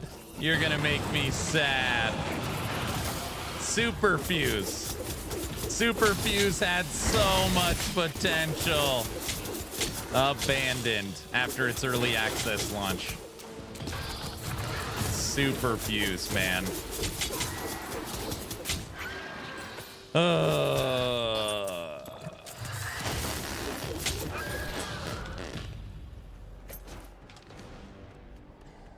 Guys, take note. When Aaron said he likes it, just buy it and play it. I really do like this one.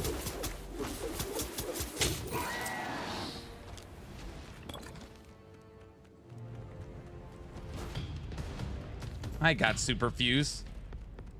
Kind of just didn't happen. Yeah, they had a terrible early access launch. Bugs, server problems, stuff not working, crashes. Got absolutely crushed in Steam reviews. Tried to recover, couldn't pull the player base back after update 1.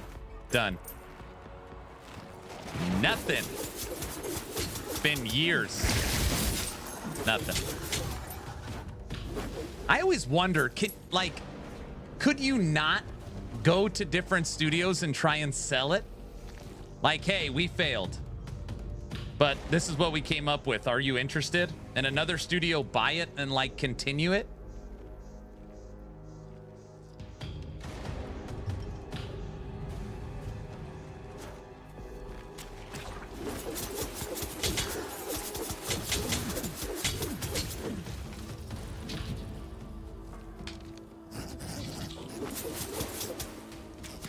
There's a demo for Bylina out. Pretty sure they could have. They may not do that because they want to retain the IP. For what? They abandoned it. I'm playing Ghost Lore today.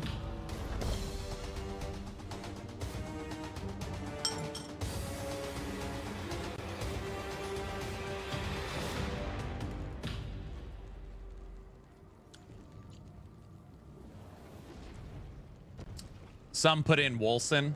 Wolcen is very different. Wolcen, as much crap as it got, was a major financial success. So multiple things can be true at the same time. Wolcen was a disaster at launch, but it made a lot of money. Like, a lot of money.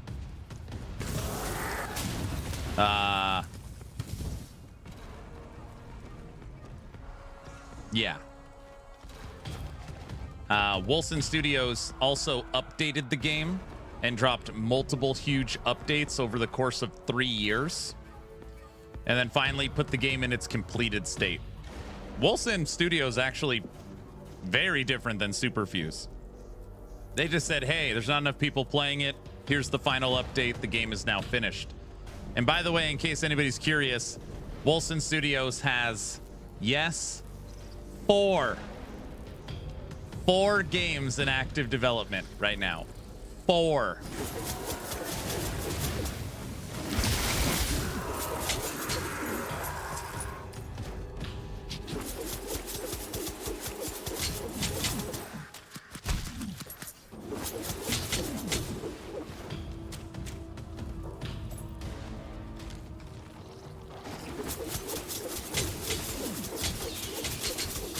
I wouldn't buy it.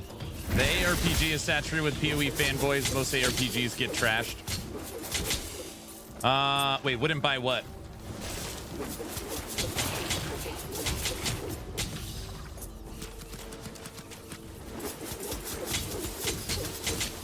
I can't believe how big this level is.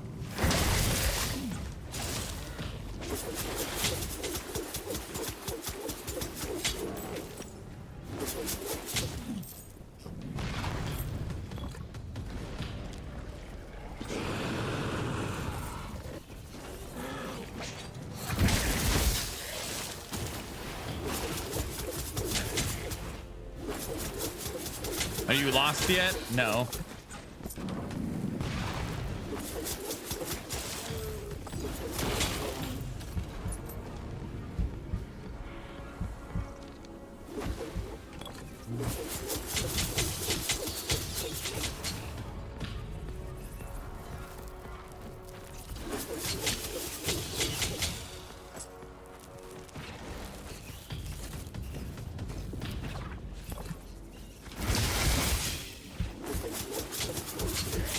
Leave me alone.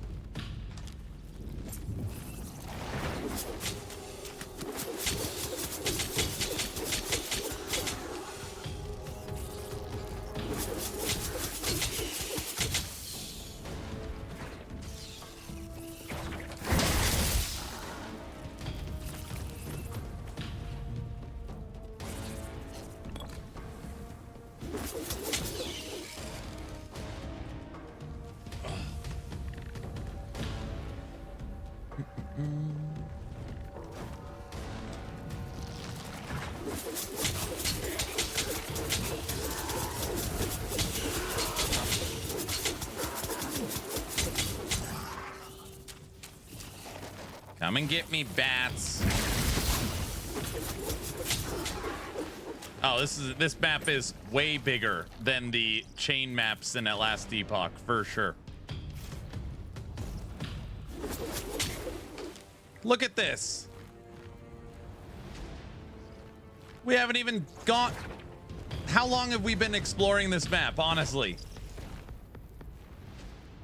It's all down here, too.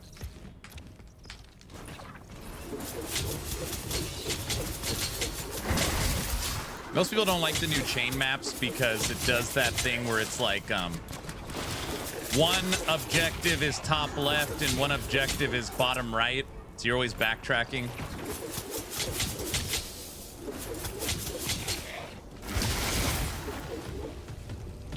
Yeah, it's not small for sure.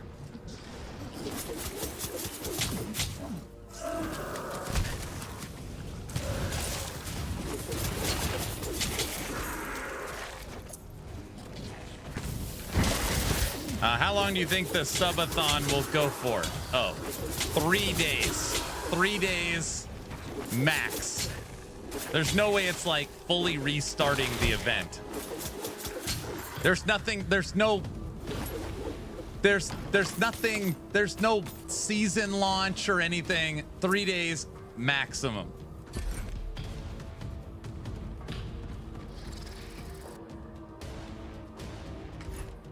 Why are you laughing? Till season 4 of LE. No. No. It's gonna be more than 3 days just from the adding all those subs. Subathon. Oh my gosh. Sith Lord didn't see what happened.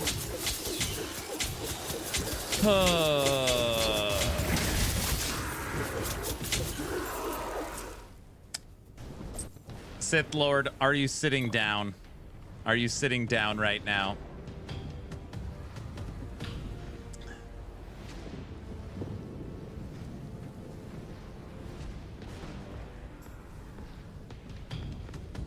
You should have just recorded it. Well,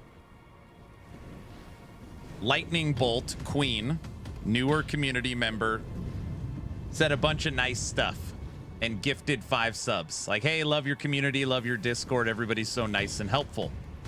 And kicked off a hype train. And Farva jumped in, N64 jumped in because everybody missed the polka from the subathon. So, you know, we ran a level 4, level 5, level 6 hype train. And I don't know who said it, but out of nowhere, a conversation sprung up. How many or what level hype train would be needed to restart the subathon? And we're just laughing. I'm like, no, we're not restarting the subathon. No, we're not restarting the subathon. I was like, no. And then people are like, uh-oh, he's thinking about it. And I'm like, guys, no. It would have to be something insane. It would have to be something insane. We'd have to, like, break our all-time record of level 25. Hype train goes to level 6, level 7, level 8, level 9. And I'm kind of sitting here with this weird look on my face. And I get up out of my chair. And I go talk to the wife. And it's like, honey, weirdly, we're talking about if we hit a level 25 hype train, restarting the subathon. And she kind of looks at me and is like, you're not running a level 25 hype train. Also, you're not doing anything. I don't care. Yeah, like, that's fine. So I walk back. They're going nuts again. So I walk back. I'm like, all right, guys. I talked to the wife. She said I'm not doing crap anyways. She approved it and said, if we hit a level 25 hype train, I will restart the event. Sith Lord, I kid you not. We ran for 2 hours and 15 minutes. A 2 hour and 15 minute hype train. Level 26, 31%, totaling 1,029 subs. It took 2 hours and 15 minutes. I started drinking. I started day drinking.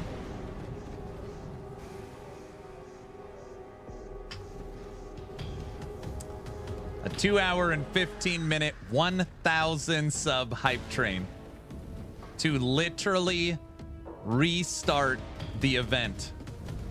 The notifications right now, they're still going off.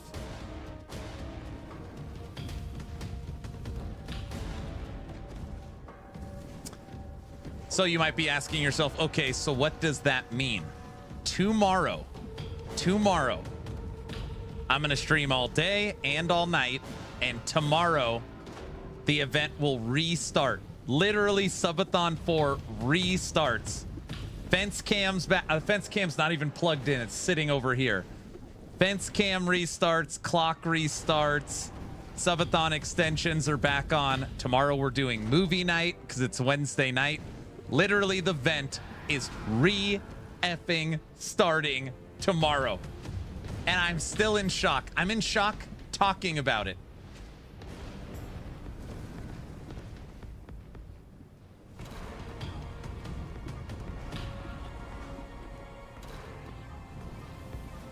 Aaron After Dark tonight, correct. Me and Farva are going to be playing some Crossout. What are you going to play tomorrow? I don't know, dude. I don't know. Your community loves you. Thank you. I love you guys too. I don't know.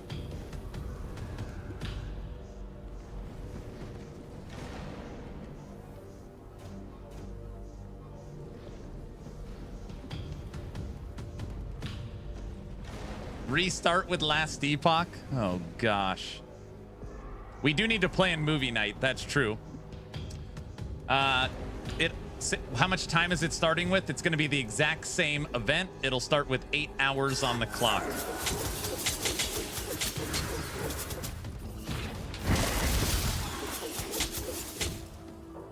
Finish the other 30 builds. Yeah, there's still like 18 builds. Movie night. Yeah, we got to figure out a category for movie night.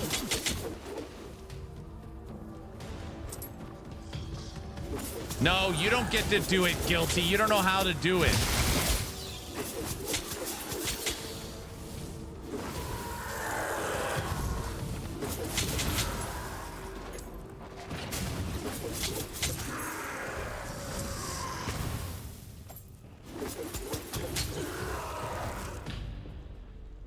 I don't rig. Yeah, I rig it.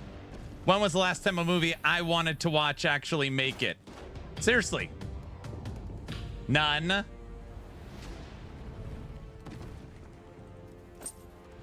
You're not going to add those subs to the clock? You can't be serious. This stream was already supposed to be over, and I'm streaming all day and night, and starting with 8 hours on the clock. And my wife wants to do the river thing in the morning.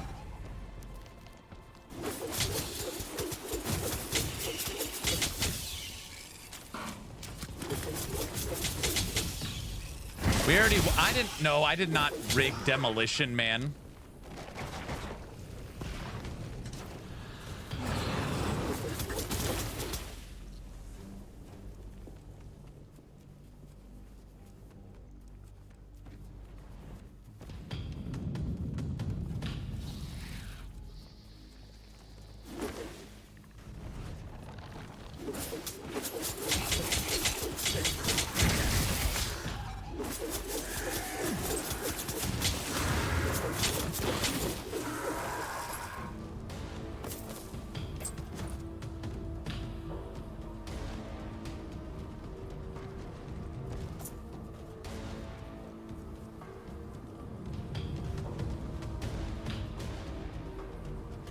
Hold on, wait a minute. That's 1,029 minutes you're trying to take away from us. The chat's finally lost it. They finally fell off the edge. Oh, did you see the bear in the Boise River for Subathon 3? Yeah, now I gotta be a T-Rex in the river.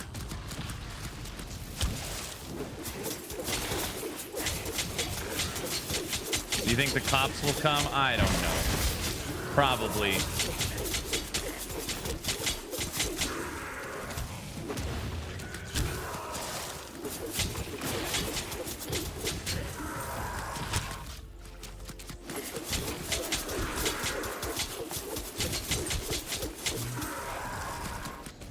No, they didn't last time.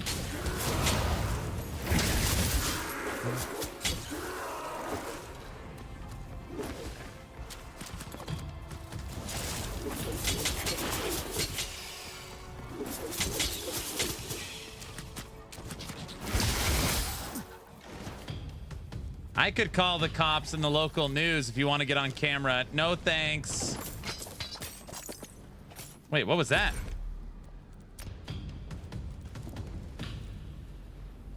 Legendary modifier. Wormling toxic. Interesting.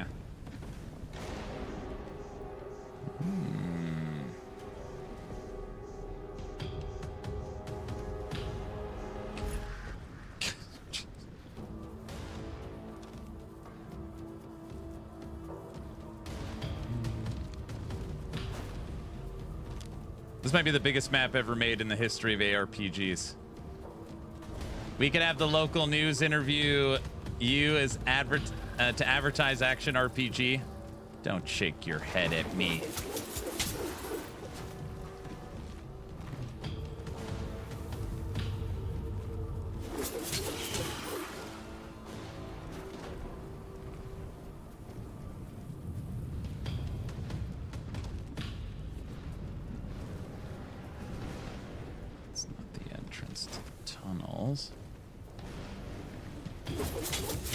All right, categories for movie night. Let's hear some ideas. What do you guys think? I've heard army. I've heard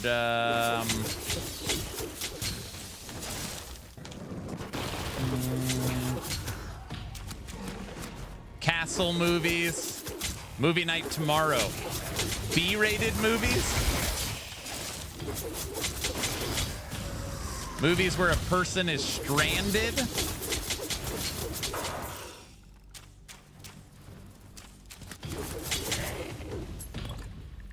Dinosaur movies. No, we already watched Jurassic Park. Tomorrow night is movie night.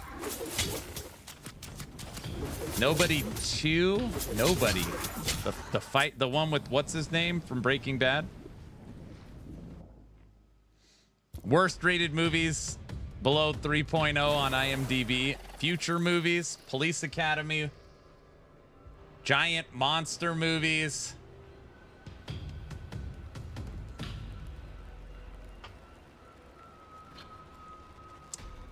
Are there any movies about streamers doubting their community? Is there any movies about streamers, period?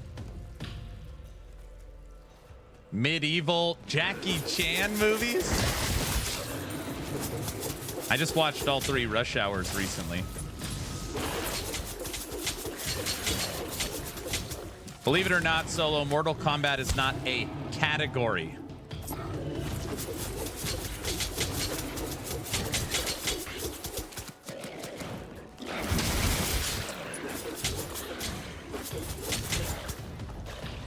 It is now. Somebody help him if it's possible.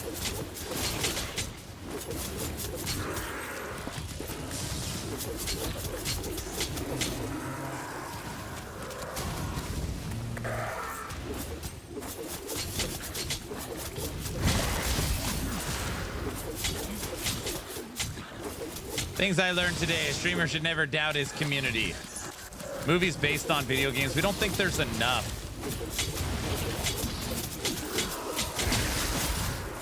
If I was going to pick a movie based on a video game, I would say Van Damme Street Fighter. Or Mortal Kombat 2.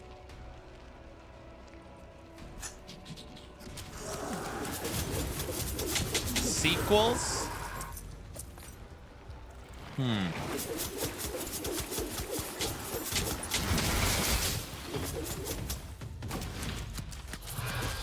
Super Mario Brothers?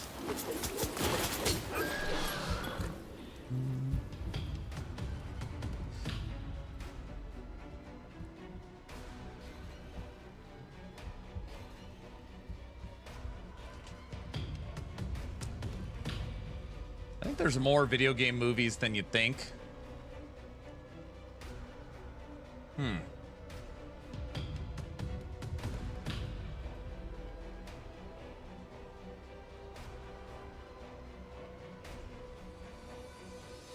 Hey, no, Farva would never do that. How about Farva just gets to pick the movie? I mean, I would be fine with that. I don't think he would be. I wouldn't care.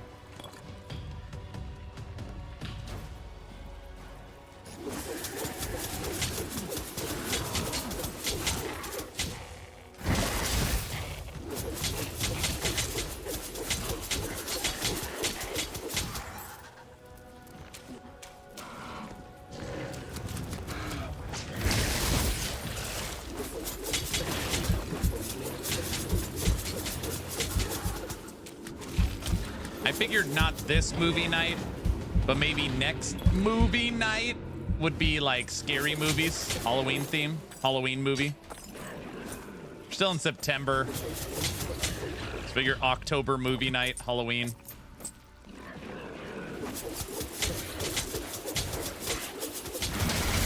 How about this? I got an idea. He'd be fine with this. Why don't we let Farva pick the category? The guy has earned it. He could pick the category and then we could vote on the movies. I think that would be fair. This channel is pay to win, right? That's perfect. Yeah.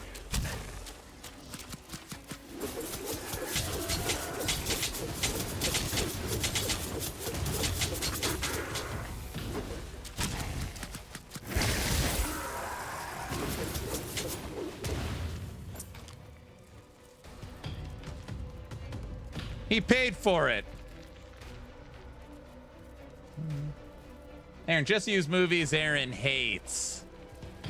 I thought this channel was bought to win. Wait, N64, are you a real person? I thought you are a bot. Are you? I don't...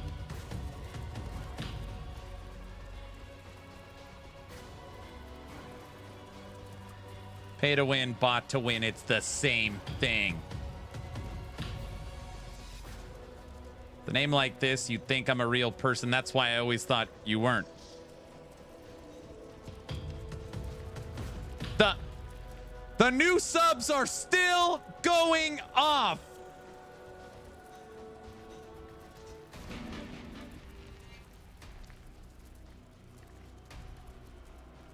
Guilty's cheering? Oh, what? Griffin, thanks for the tier 1 sub. Aaron is still going off yelling. Okay, Farva's thinking right now.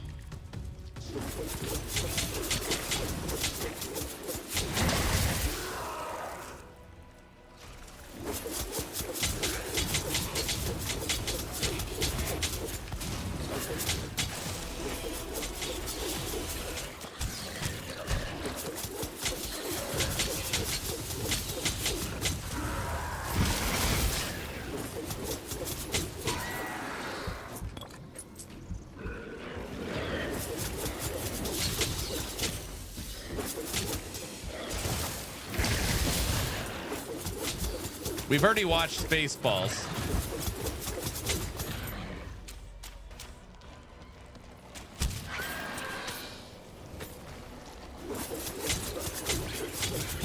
Guilty. I just remembered the category we said that would be fun. Wait, did Guilty leave? He might be gone. It just popped into my head. Mobster movies. Gangster movies. Goodfellas, Casino, Godfather.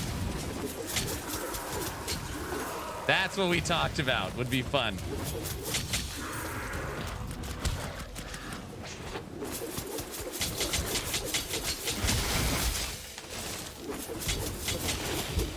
The Mask, then?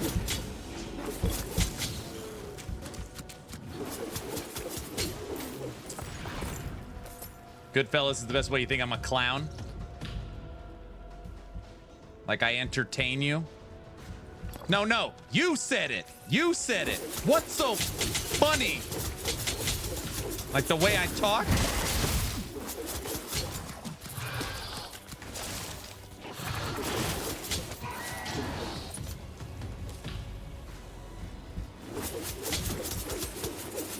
He's a friend of a friend. Mobster movies.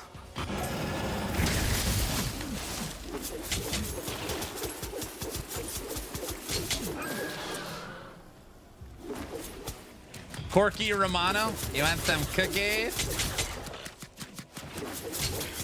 Don't tell him nothing, Donnie. Tell him nothing.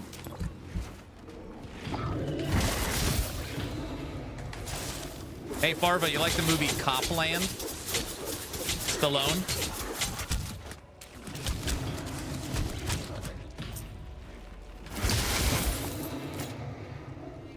Reg, thanks for the sub. Oh, I do like Copland. You people are all the same.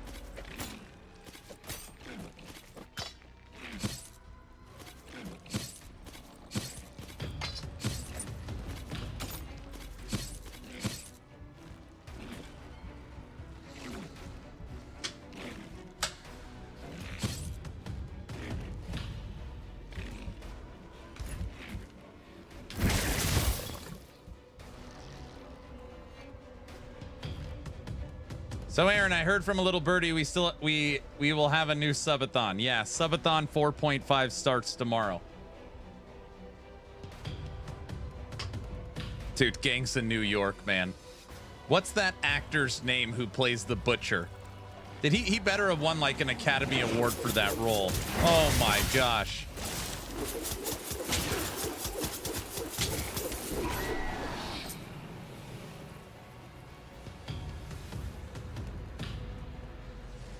Voltan, tomorrow starts Subathon 4.5. Daniel Day-Lewis. Yeah. I'm not kidding. We're restarting the Subathon tomorrow.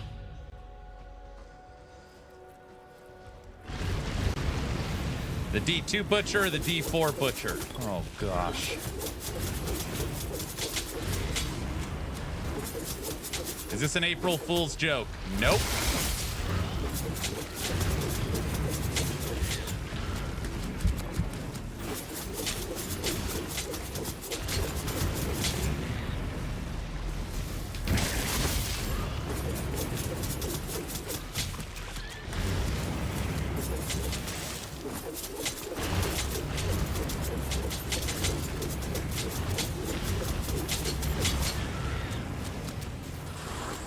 Tomorrow the subathon restarts. I'm not kidding. You'll see the fence cam, the time extensions, and the clock back.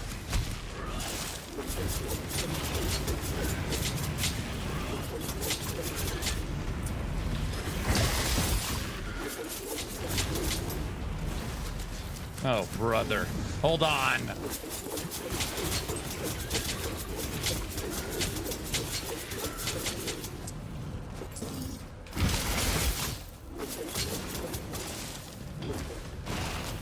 What made you decide this?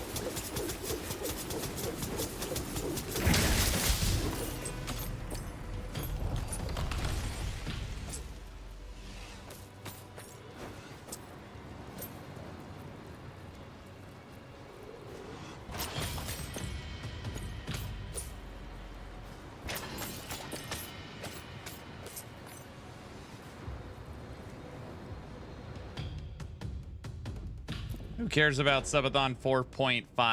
Subathon 5 next month.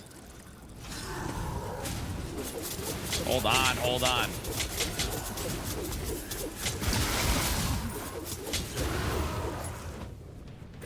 Okay. If anybody is just joining the stream,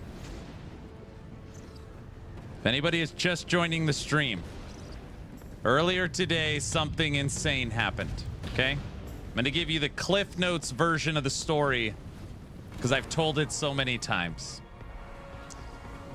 We had a hype train going. Community was asking to restart the subathon. The wife said if we hit a level 25 hype train, the subathon restarts after 2 hours and 15 minutes. After 2 hours and 15 minutes of polka, 1,029 subs, and breaking the channel record. Every time I tell this story, I get like choked up. The subathon's restarting, so it was put out there. The only way we would restart the subathon is if we broke the channel record for a hype train. Wow, that is nuts, dude. This community is awesome. Wish I was here for it. 2 hours and 15 minutes later and 1,000 subs. So tomorrow, I got to reset up the fence cam. I've got to get the new song, the new goals, and the subathon restarts tomorrow morning. I don't know why.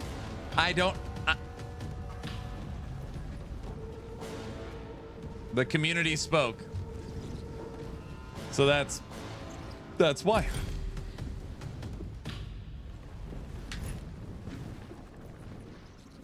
Okay, now for the real story. Aaron accidentally logged in the streamer client live for us all to see. He's now trying to bribe us to not talk about it. Oh, brother. You deserve it, man. Thank you. So you were just on a break. Yes, that is one way to put it.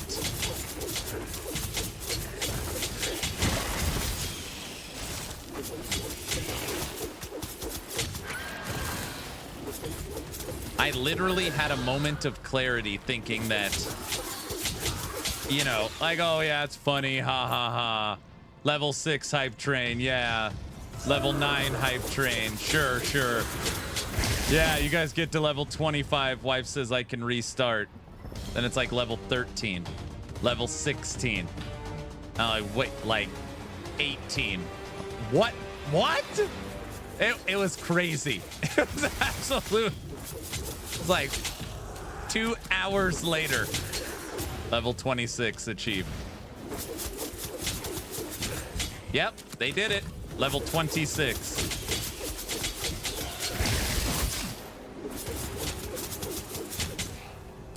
Why did she challenge us?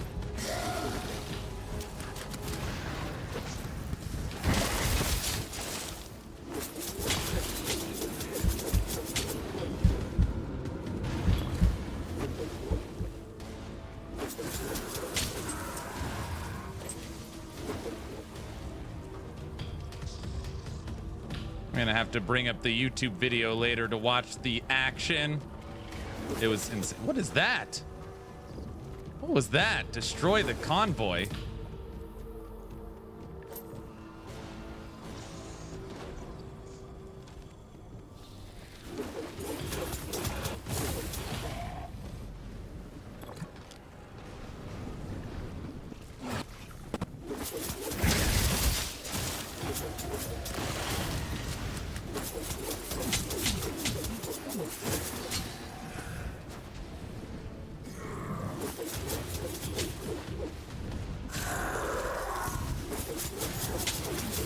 You should go. Going to bed. See you tomorrow. Oh my gosh. So, since tomorrow is Wednesday, and Wednesday nights are movie night, we are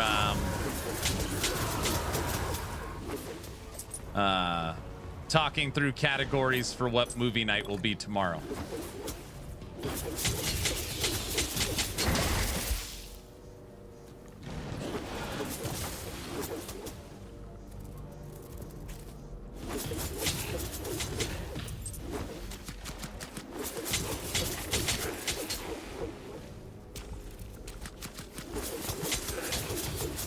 Sci-fi. We've talked about sci-fi. Wait, didn't we do sci-fi? Wait, did we do sci-fi? We did sci-fi, right? Or did sci-fi lose? We did sci-fi. What was the first movie for movie night? Demolition Man. We watched Demolition Man. Yeah.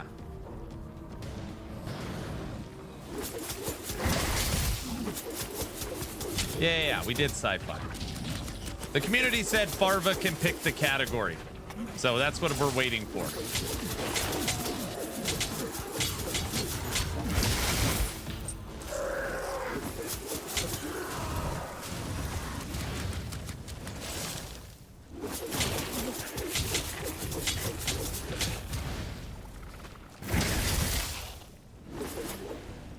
Dude, you know what's freaking crazy?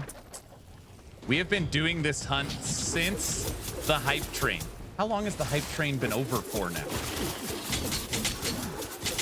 We're on the same... It was over... It's like a 4 hours? No, it can't be that. It was over 2 hours ago? No, time extensions. Because the stream's already over, I'm streaming all day today. And Aaron After Dark. And I have to set everything up.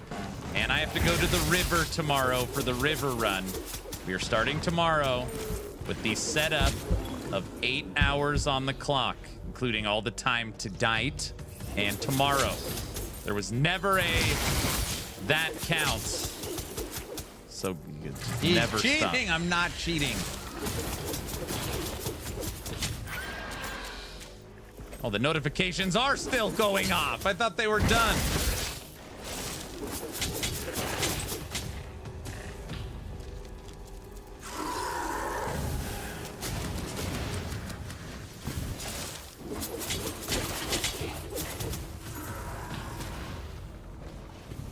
The heck are these?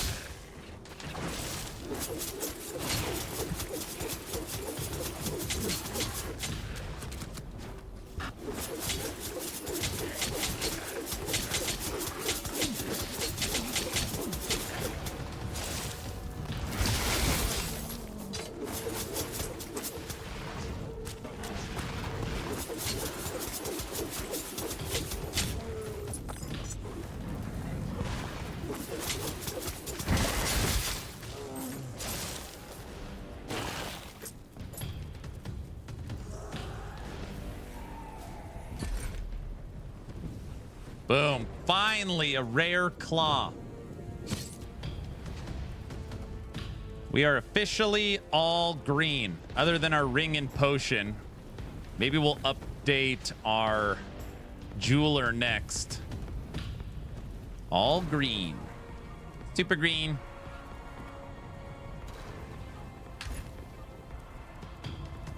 Where is Farva? Farva, did you pick a category?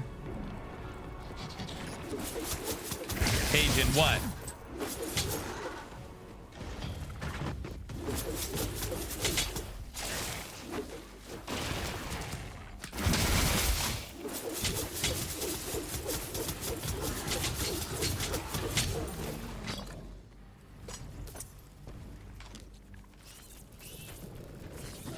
Rom-com? Farva gets to pick. Luz, we were talking about mafia movies. Do you like gangster movies?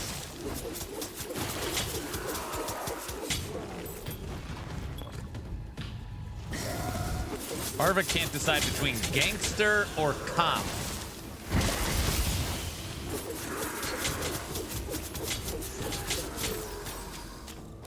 Cops and robbers. Oh, jeez.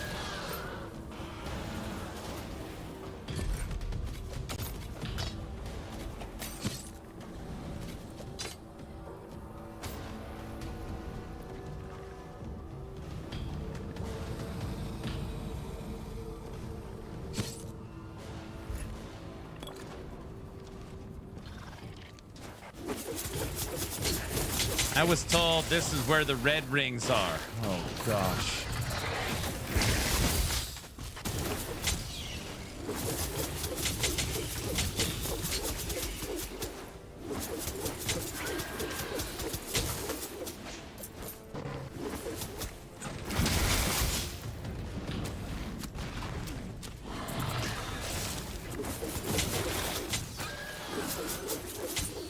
I was told this is where the red rings are.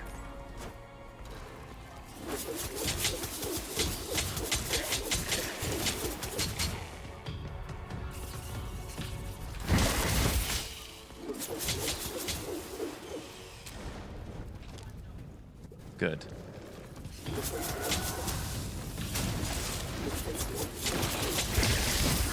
My wife just said, you think it's going to go another 20 days? No, it's going literally maximum 3 days.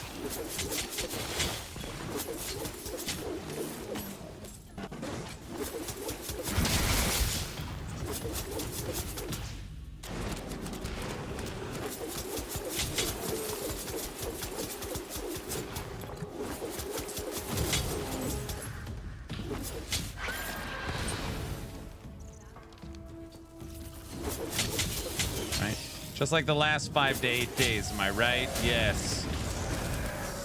I said they were in there.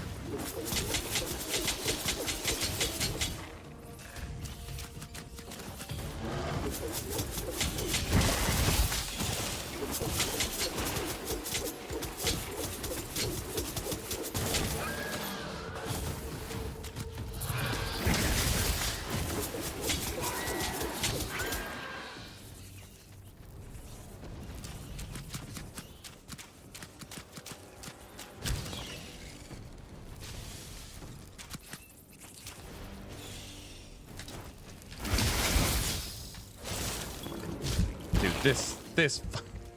What?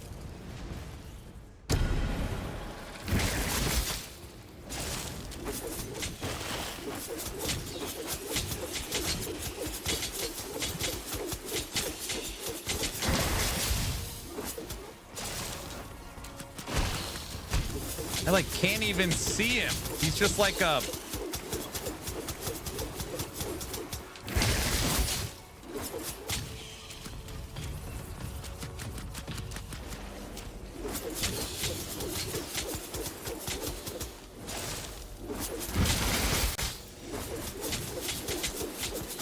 starts tomorrow morning. Granted, it starts right now. Just there's no clock up. I'll stream all day, I think. I don't know.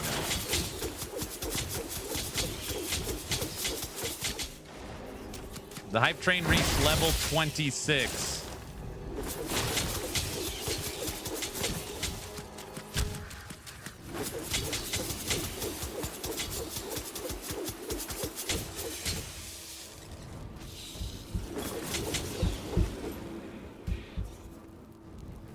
That might have been the longest end game activity I've ever run. I think that took 3 hours. It's a very long time. Oh, the hype train? No, that was the longest hype train ever too. 2 hours and 15 minutes.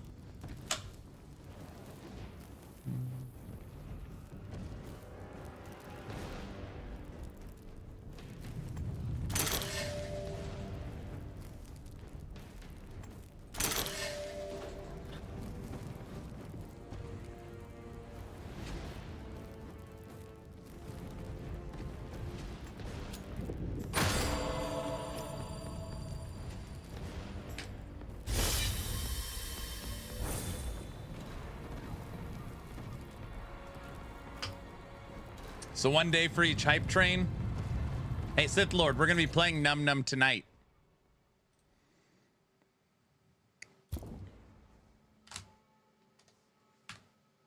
See you in the morning, aka Unite. Later, Bamster. Get some rest. Damn, I missed 2 hours of great and awesome polka. Yes, 2 straight hours. It was actually 2 hours and 15 minutes of polka. 2 hours and 15 minutes.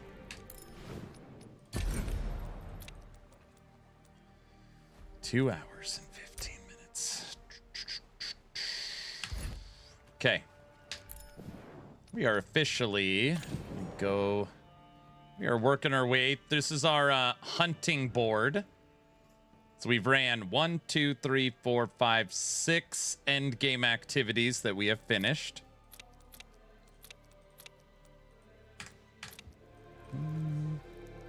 I think I saw Hot Fuzz. Hot Fuzz is a good one. Here comes the fuzz. Okay.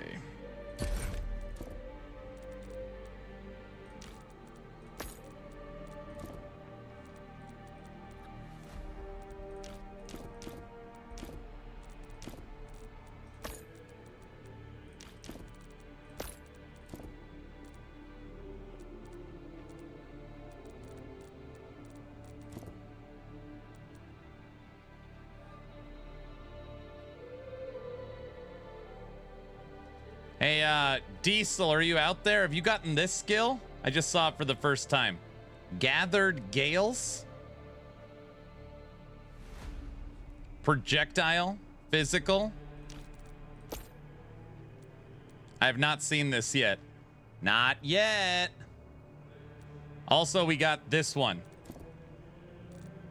This. Draghuris Call. It's a summons some kind of pet. It's like a dragon pet.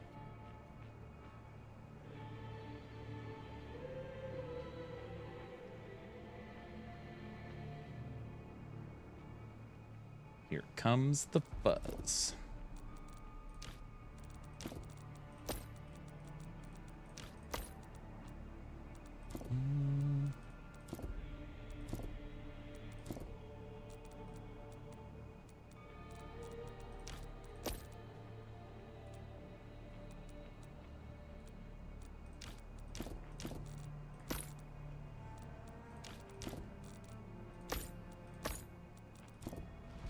I can't believe how many of these skills we have. Okay. It's like overwhelming trying to organize them all. Let's just... Okay, start with this. Dump common. Buy. Right?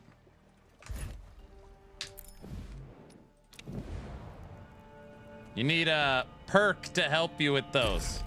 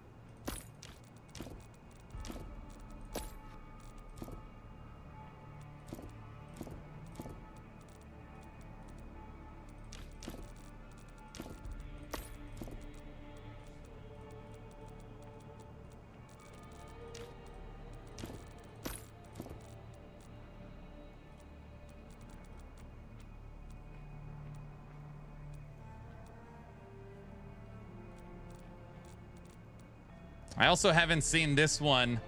Merciless Evasion, a movement skill for tracker. That's cool. Yeah, this game has tons of thorns. Granted, I've never tried to make a thorns build.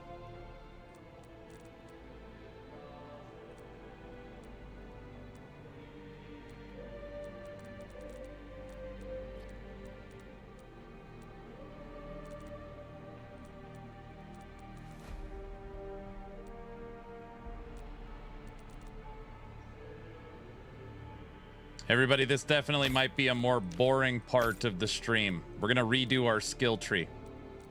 At least try to.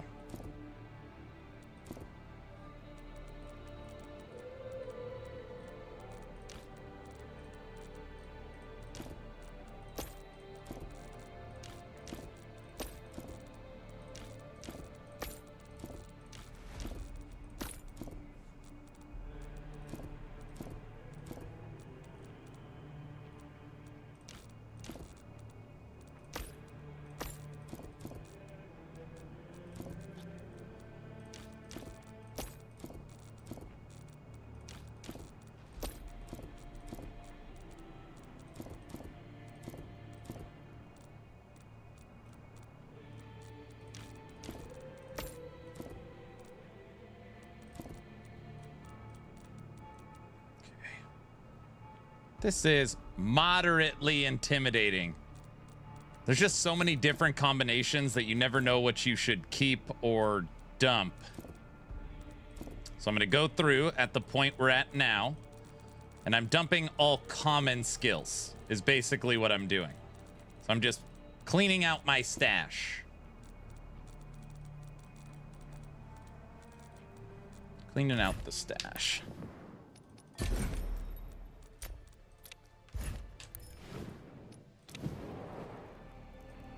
That way it's just I know what I'm looking at. Yeah, my mustache. Exactly.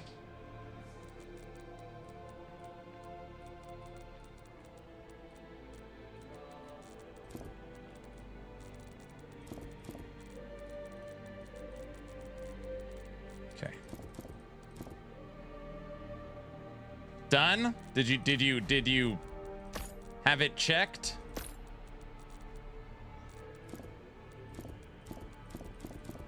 Okay. Perfect.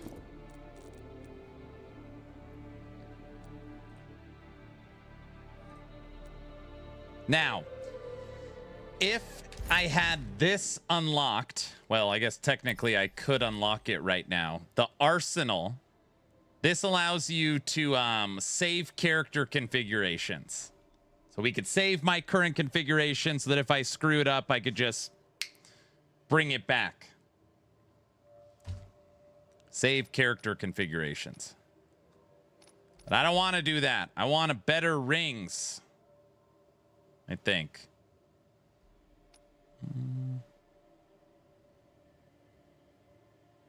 Unlocks new stats when creating rings. Unlocks the enchanter. I just want to get to the bazaar. Oh, unlocks memorialist. Fragment inscription on gear service.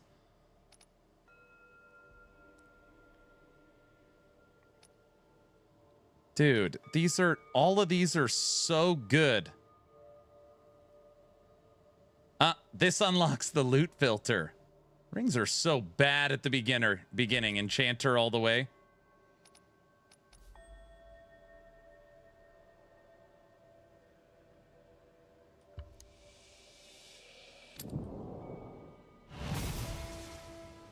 What does the enchanter have?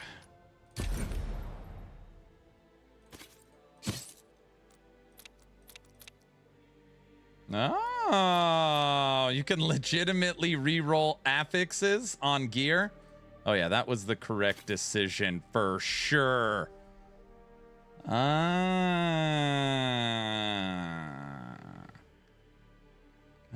is the correct. Hello, Miss Enchanter. Thank you. All right.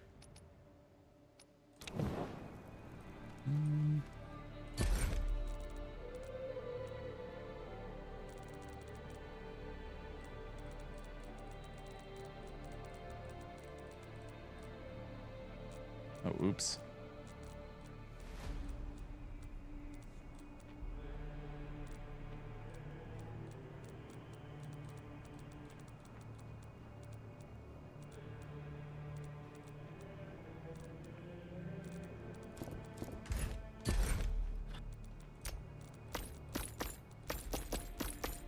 Okay, nice fresh start. Okay. let's go to the training. Oh, we can't go to the training grounds. I'm gonna go check out this skill. Farva, did you figure one out yet?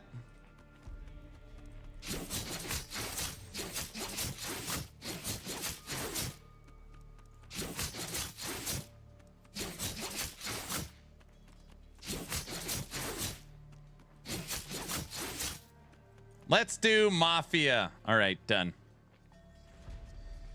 Done. Everybody, tomorrow night's category for movie night will be Mafia, gangster, mobster.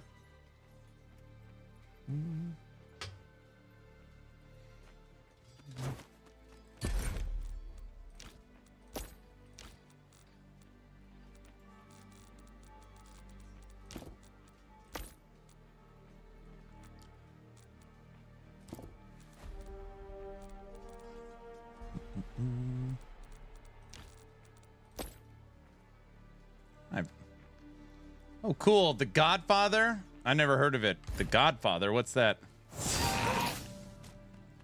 Look at that minion in the game. Okay. Guys, I'm dying. I am dying.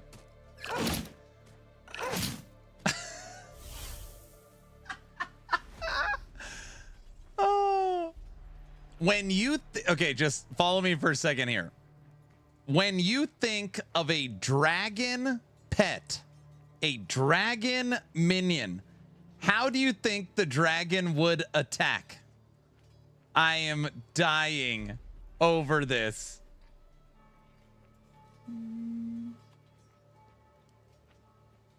This dragon pet melee hits with its wings. I am dying.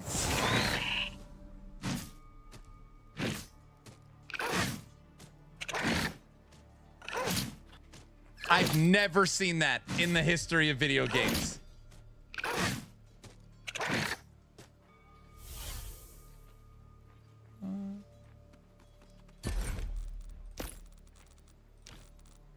It bites too. They're just winging it. That's okay. Okay, we like the skill Dancing Daggers. Dancing Daggers. Okay, you go right there. Song is approved by Guilty and Tech. All right, everybody, you have a new subathon song for tomorrow.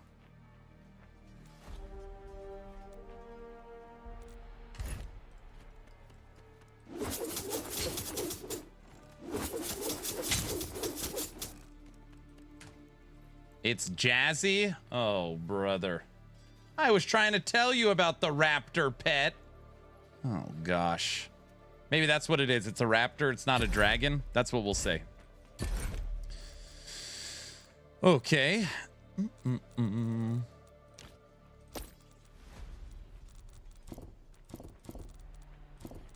Supports.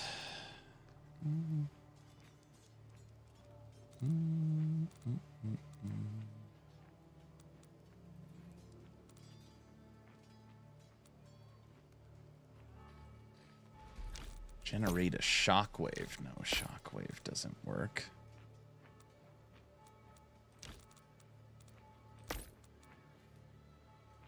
It's already got 7 mods on it.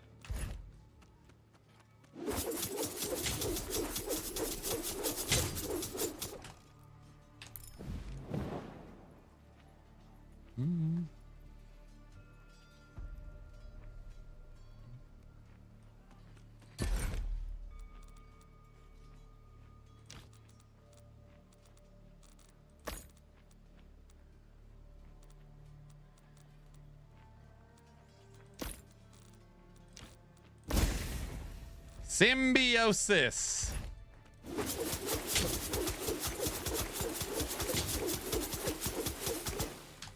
Okay.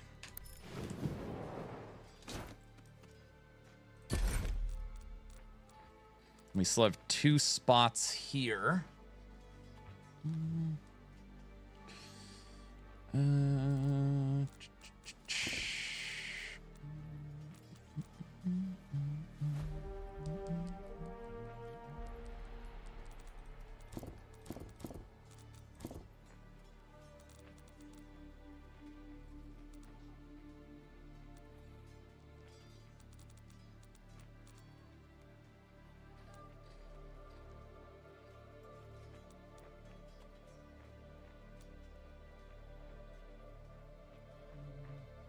Let me turn on a little bit of music.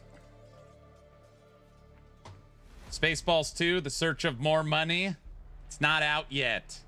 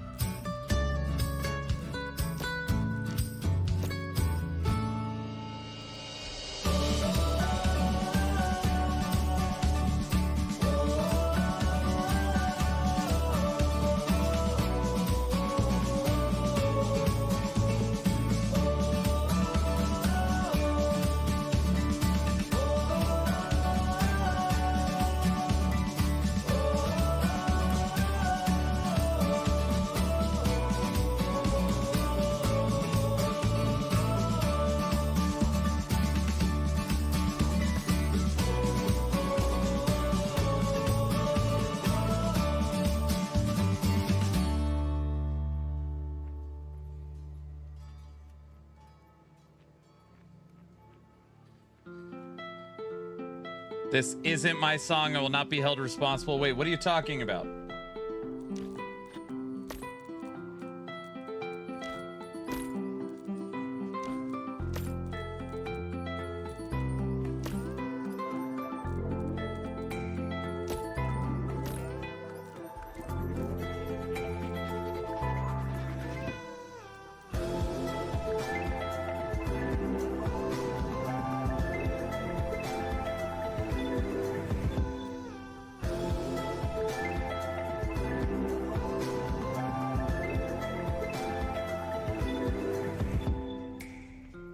Dirty Heads? No.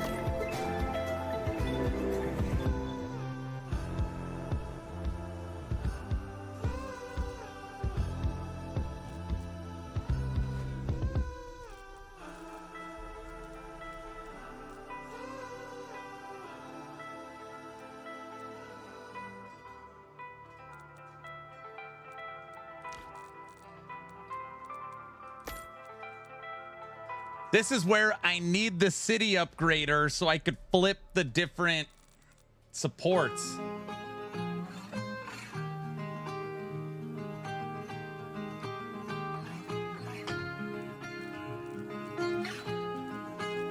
right.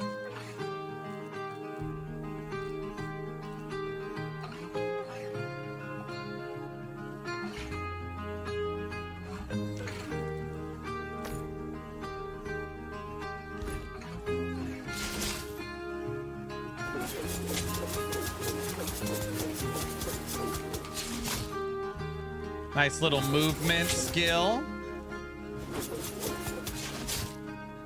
Oh yeah, I like that.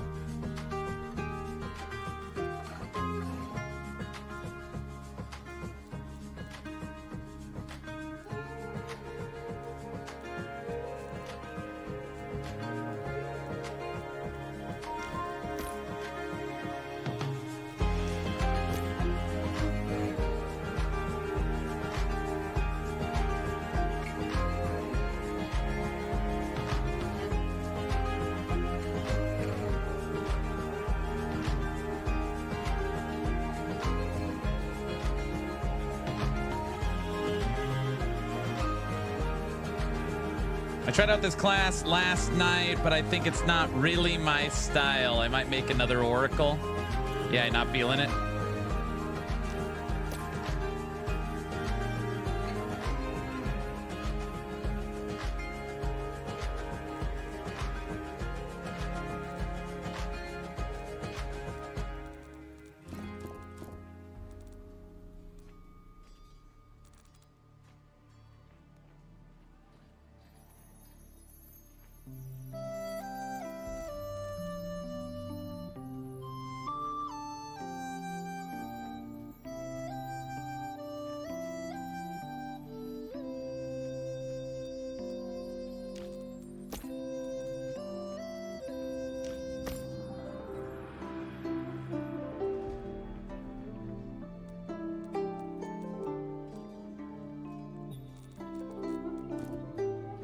What are the available classes at the moment? You have a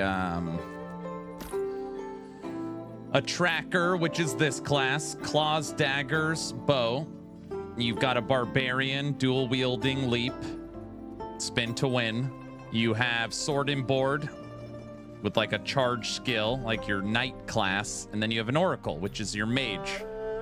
And just for perspective, this class I am playing, this new class, has 17 skills to launch with. 17.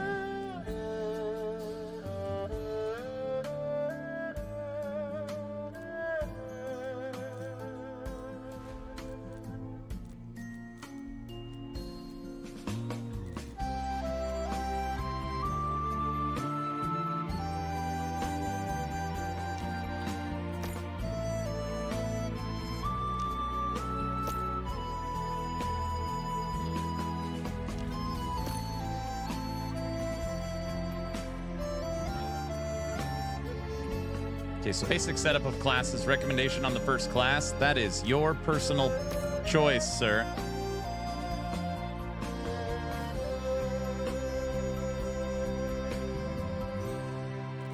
I can't pick what your play style is. If you want what I think is the easiest class, it's the barbarian.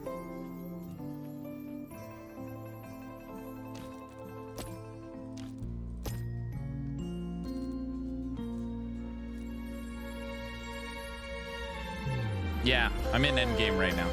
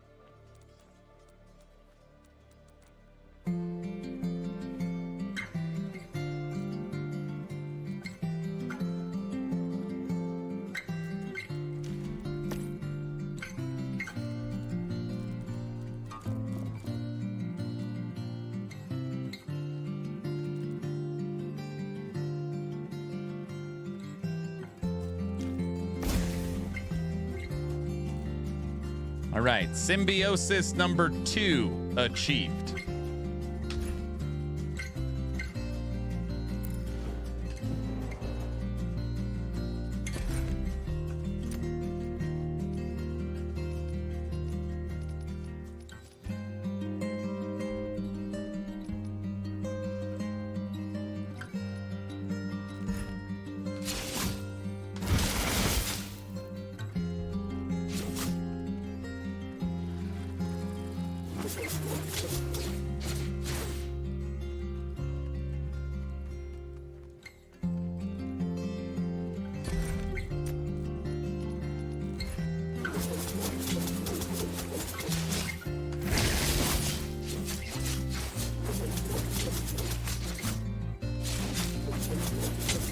Right.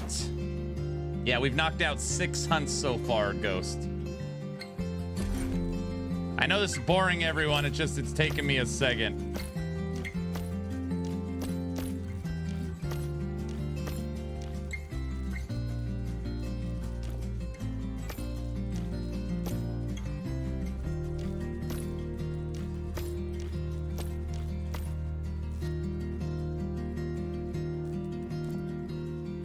Still better than PoE 2? Oh, jeez. You just can't bring up PoE 2 all the time.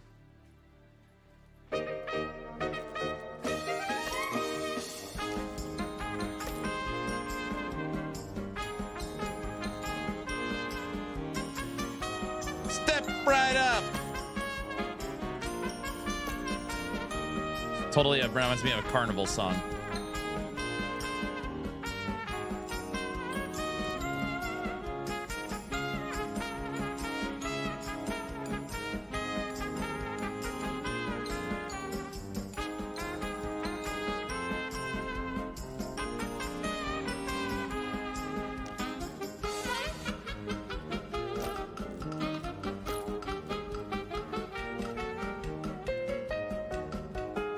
Could be playing Core Punk. Don't say stuff like that. It is a crazy thought to think that I said I was going to play Core Punk on the last subathon and I never did. And now the subathon has restarted. How is that possible? Is that possible?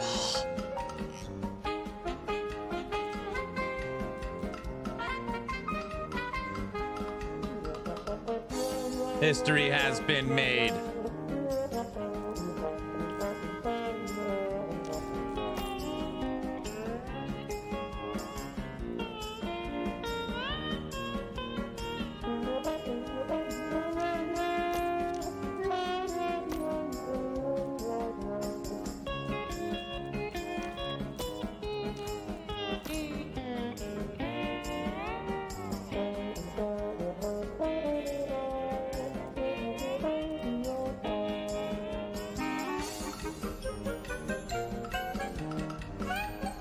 I was there. My credit card will remember.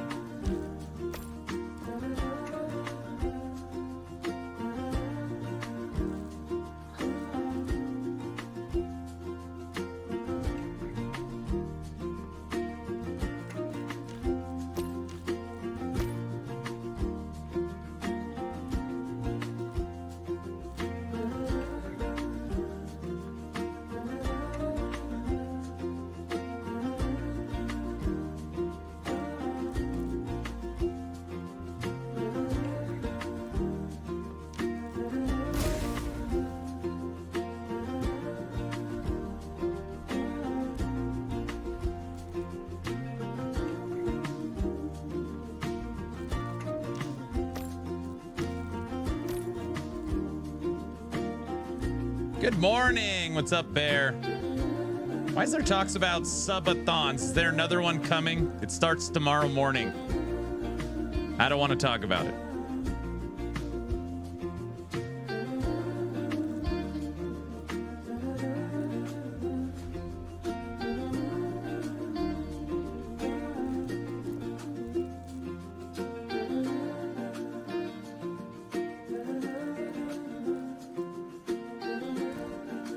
Yes, you want to. No, I don't.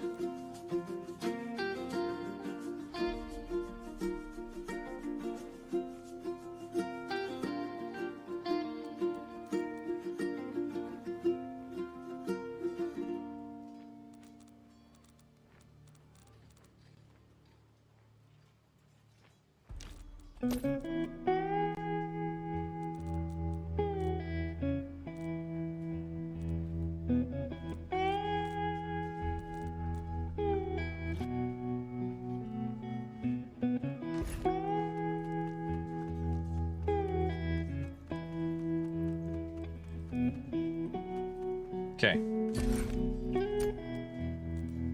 Symbiosis, main damage dealer. Hey, 1 second.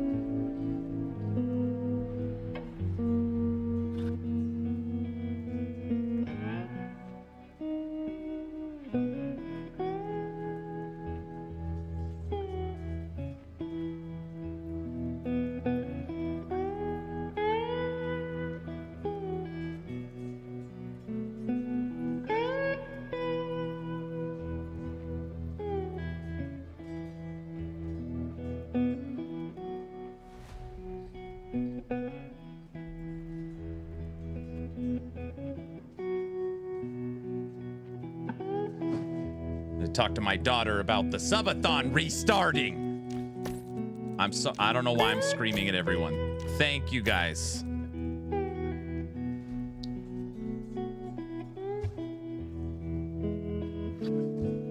Guys, Orange, don't do that. Orange? Stop yelling, sir. It's not good for your blood pressure. That's true.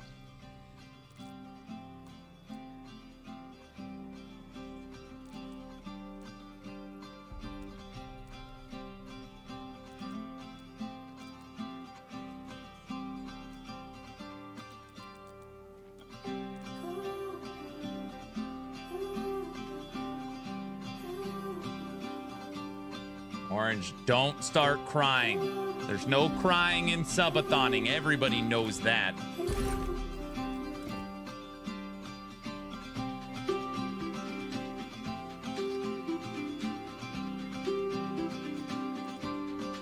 These are the 3 skills I like using. Oh, we need a generator. This is what I need.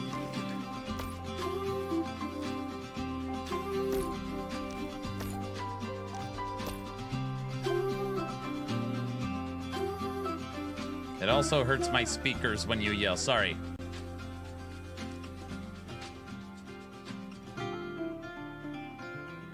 I don't know. I've kept literally every fragment up until this point. And then I dumped everything that does not have at least an uncommon. So I dumped all common. I'm now uncommoning up. You'll see a lot of blues in here.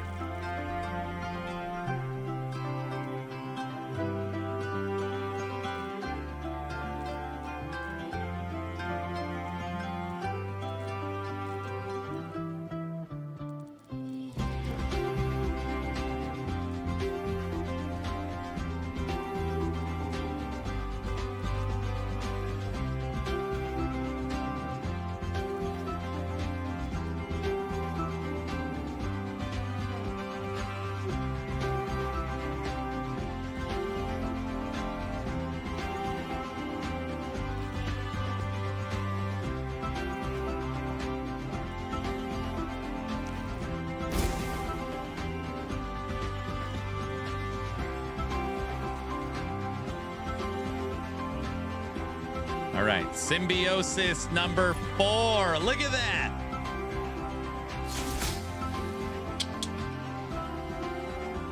See that orange? Look at that. I don't know if I've ever done that before.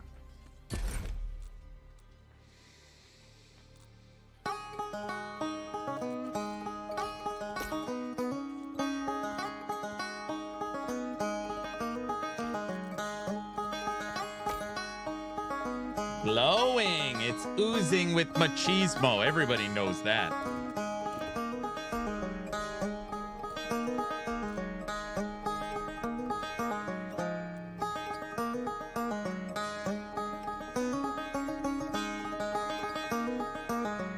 Bless you.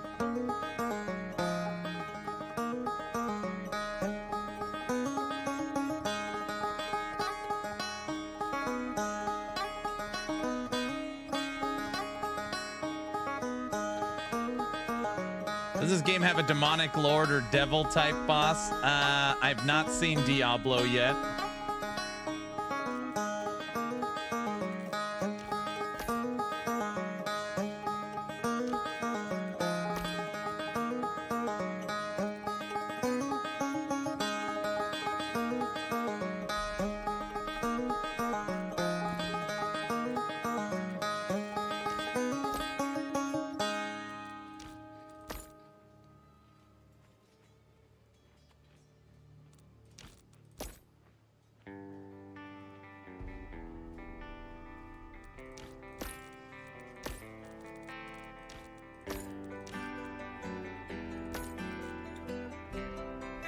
We didn't get it. We needed 2 more. We needed 2 more supports for this bottom skill, which obviously we could have easily got if we had stuff under.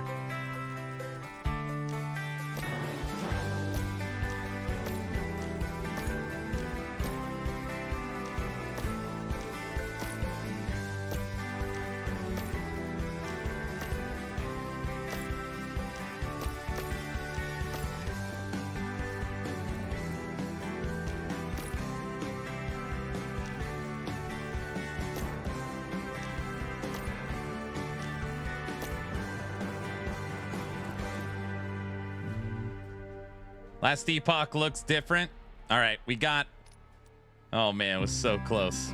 All right. We were able to get symbiosis with 4 skills, updated a bunch of the skills, and added a bunch of modifiers. So we now have full skills, but we don't have full wormlings.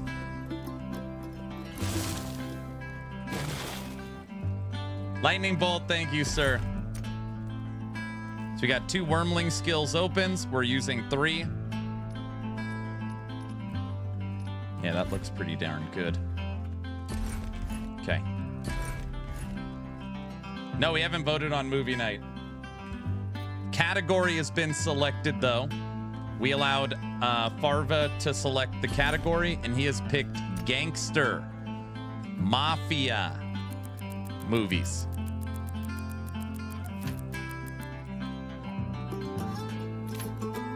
We are going to refund and redo all of our passives. Oh, that's a good one. Yep.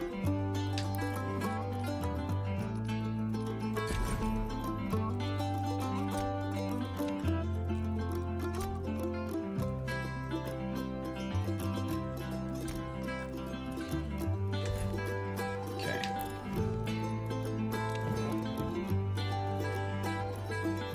Gangster, so Frozen 2, Zootopia count. Oh, brother.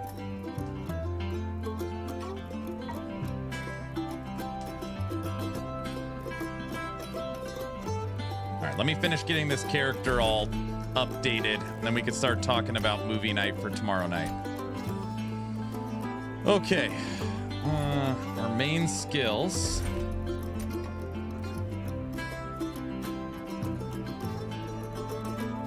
Melee, offense, basic. Don't care. Movement, toxic. Melee, offensive, toxic. Toxic projectile. Toxic projectile.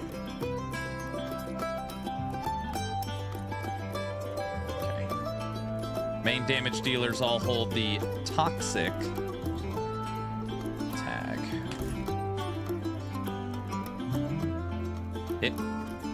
I don't know. I feel like I should let Varva be here so he could, if the movie doesn't fit, he could say no.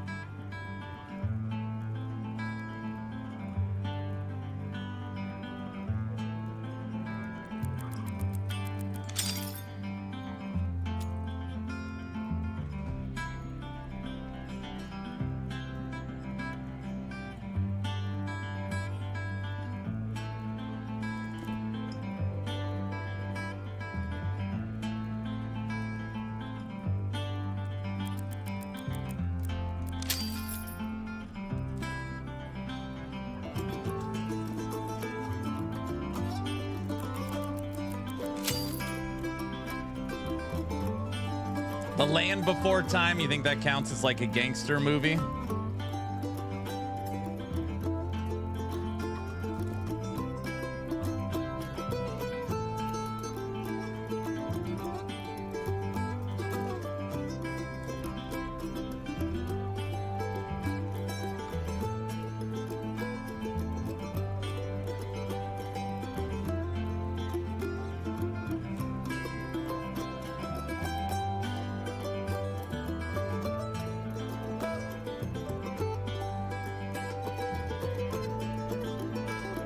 They're a little mafia running around the swamp. Wizard of Oz. Oh, gosh.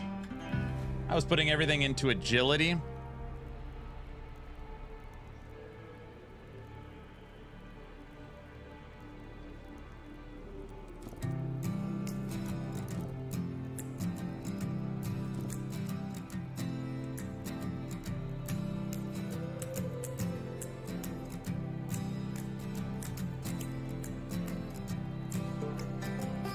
I want this. Spoils of the Hunt. Killing an enemy with damage over time or targeting restores the percentage of the tracker's max HP. I guess it's killing, not hit. We want hit leech.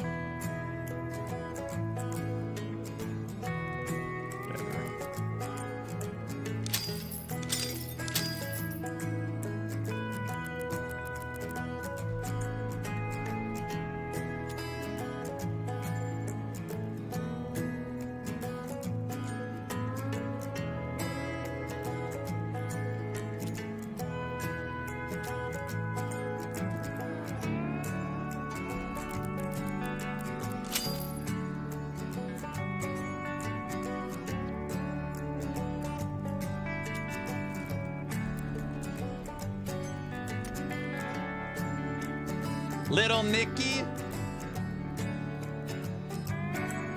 Little Nicky.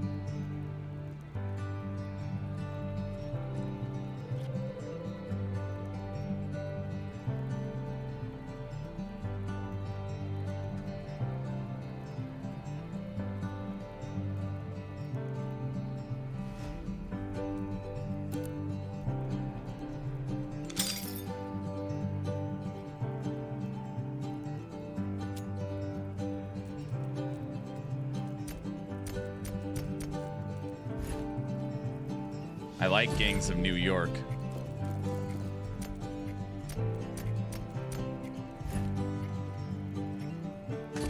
Okay, gear is good. Oh no, gear is not good. I forgot we can craft now.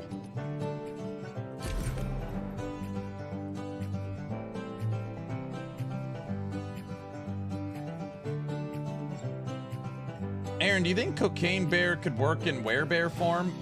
Yes, but I don't think it would be as good. We call that the Brother Bear build.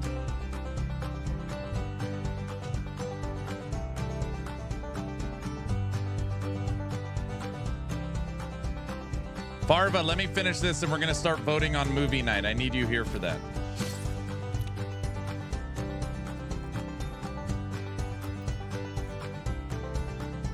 Oh my gosh.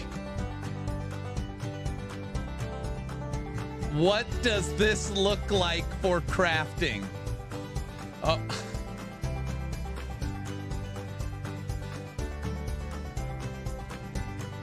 You click the affix you want to change. It gives you 2 options or keep current. Oh my, it is.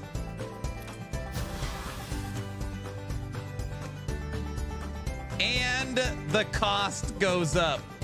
Oh. And it's, you can't, now you're locked to only changing that. Holy, yes. It is literally the Diablo 4. Wait a second. Wait a second. In Diablo 4, isn't it called the Enchanter? Isn't this process called enchanting?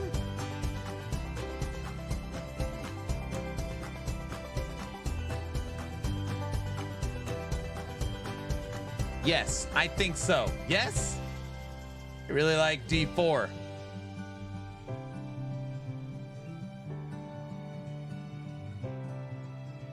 The NPC is called the Occultist, but the process is called enchanting, right?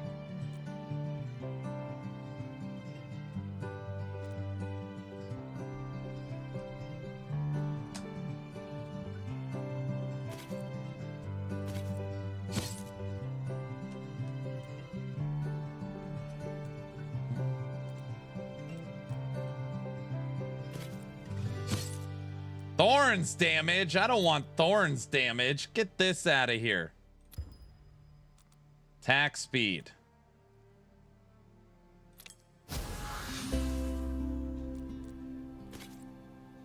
Tech's like, what do you mean thorns? Wait, what? Reflex. I don't remember what reflex means in this game.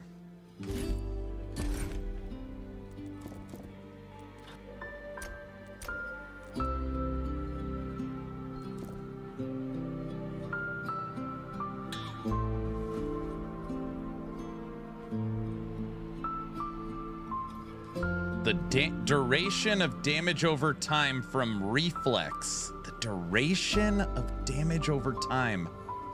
No.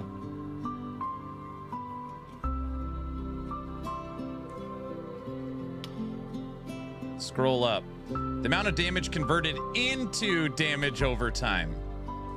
Oh, that's perfect. That's exactly what we want.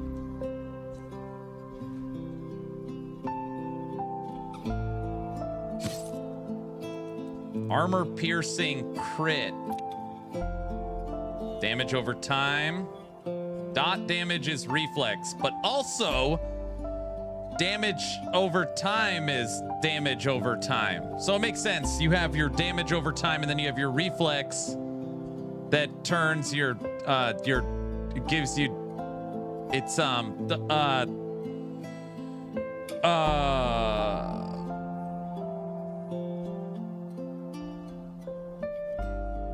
no. Now he's got it. It's you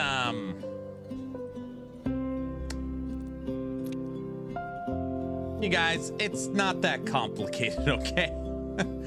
Let's not overcomplicate it.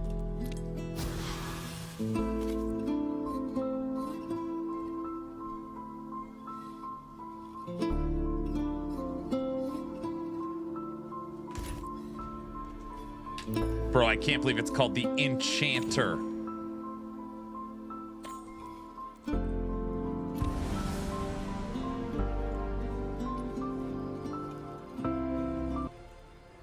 Okay.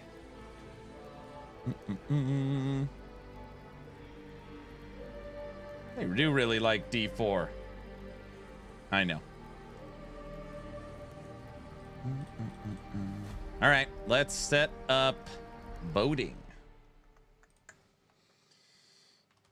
Dun, dun, dun, dun, dun, dun.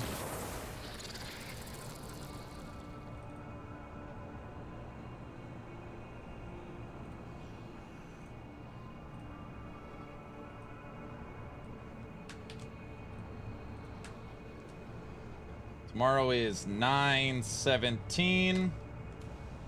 Movie night.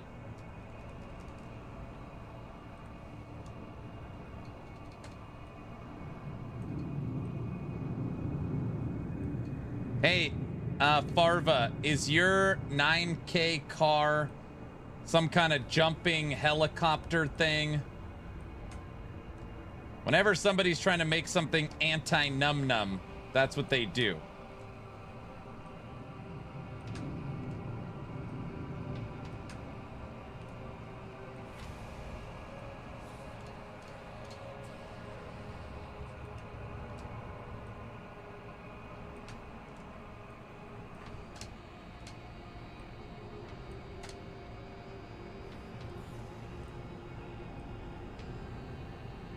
No, it's a num-num. Wait, you made a 9K num-num?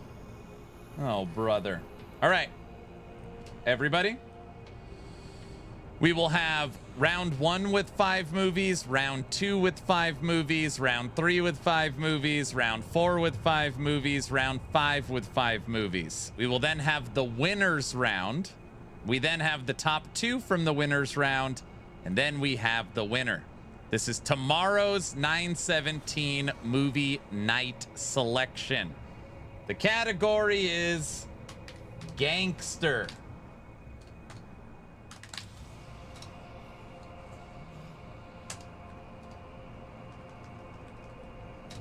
Gangster / mob movies. All right. I'm going to be asking Farva if there's a movie that's like this. So like, does that really count as a mobster gangster movie? He will be the judge. And then I'll try and rig the vote so that the movie I want, which normally doesn't work, is picked. So that's the plan. Okay. If anybody has a thought for movie night, feel free to put it in chat right now.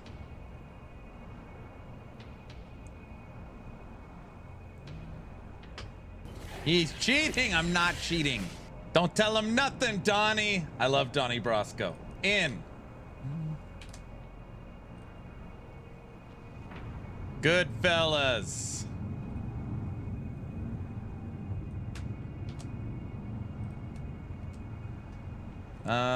Bronx Tale. I'm putting these all in different rounds. Casino.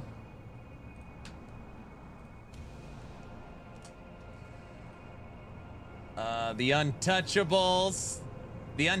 Farva. Untouchables. Yeah. I mean, I guess that's a cop movie too, but that counts. Yeah, I think all of those count.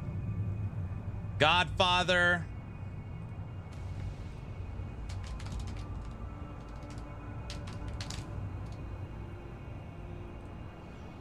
Oh my gosh. Where do I put The Godfather 2? What category do I put? Where do I put The Godfather 2?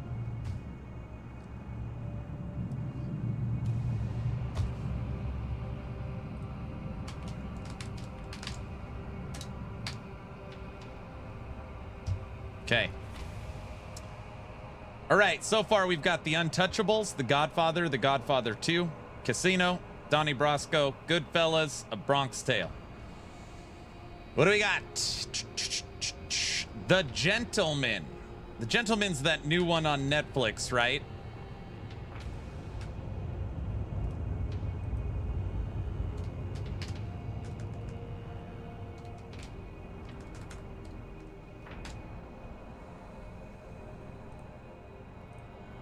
Scarface.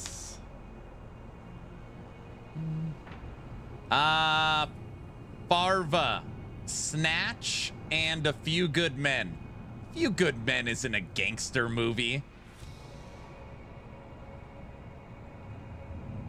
The Town, City of God, Ocean series, The Gentleman, Miller's Crossing, The Dark Knight, Gangs of New York, definitely.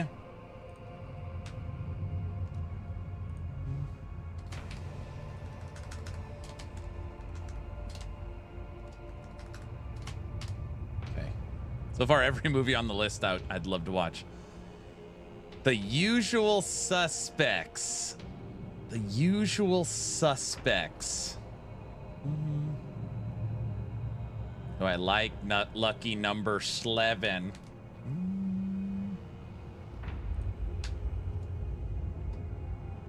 The Departed. Yes, The Departed, of course. Reservoir Dogs. Reservoir Dog. I mean, I love Reservoir Dogs. It's like a heist movie. Is it a gangster movie?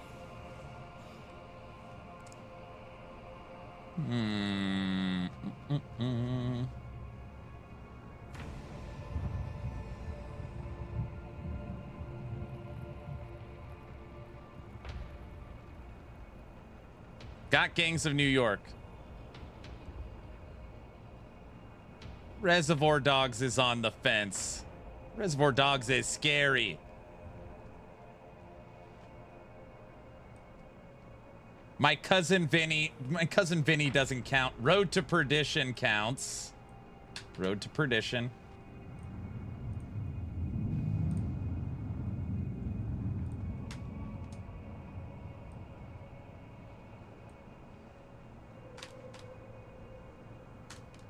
It's not gonna win, I don't think.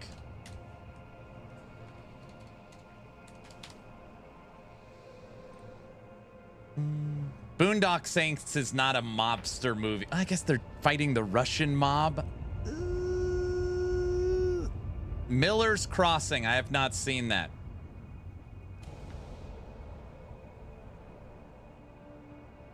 Okay. Got Casino. Okay, wait. Let's pause. Everybody pause for a second. Everybody pause. All right? This is where we're at now. We're going to take 25 gangster movies.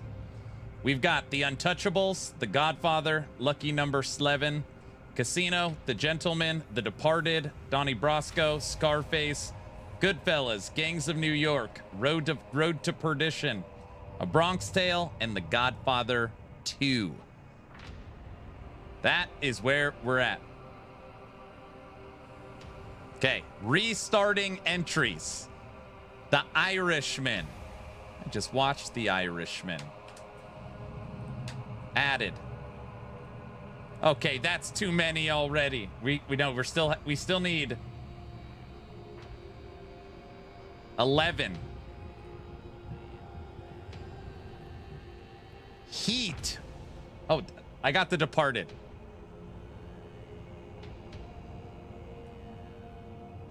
Is Heat? I know. I don't think Heat is a mobster movie, right?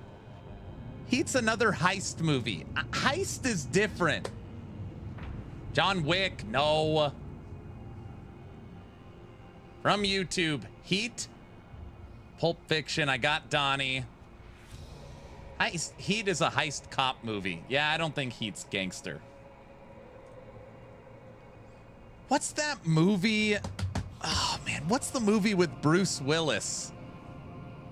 Kind of Western style mobster movie. Man, I can't think of the name of it.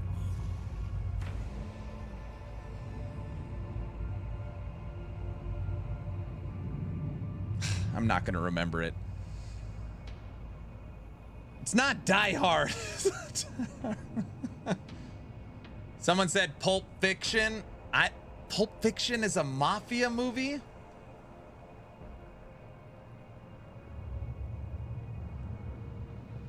Last Man Standing. It's called Last Man Standing. Is it? That's a mobster movie, isn't it? Nobody's seen it. Pulp Fiction is definitely a gangster movie. All right.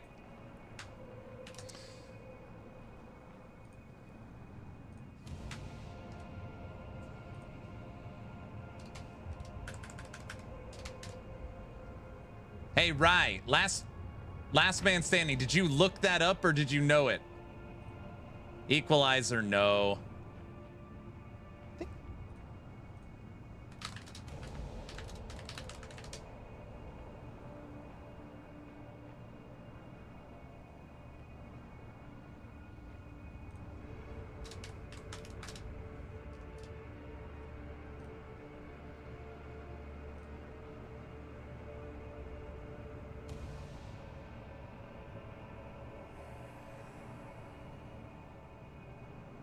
Yes, that's exactly what it is. Gunslinger between the Irish and Italian mafia. I'm adding it. Last man standing. I didn't know if it was a mafia movie. I couldn't remember. It's not gonna win. All right.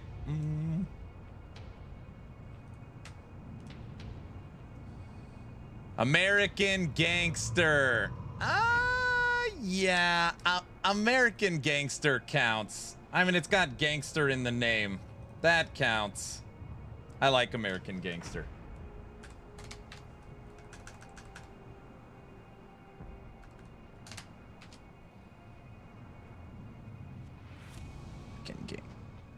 The Expendables?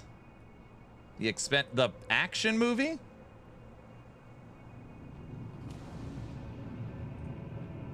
A History of Violence? No. That's kind of like a Man on Fire. Bro, you guys don't...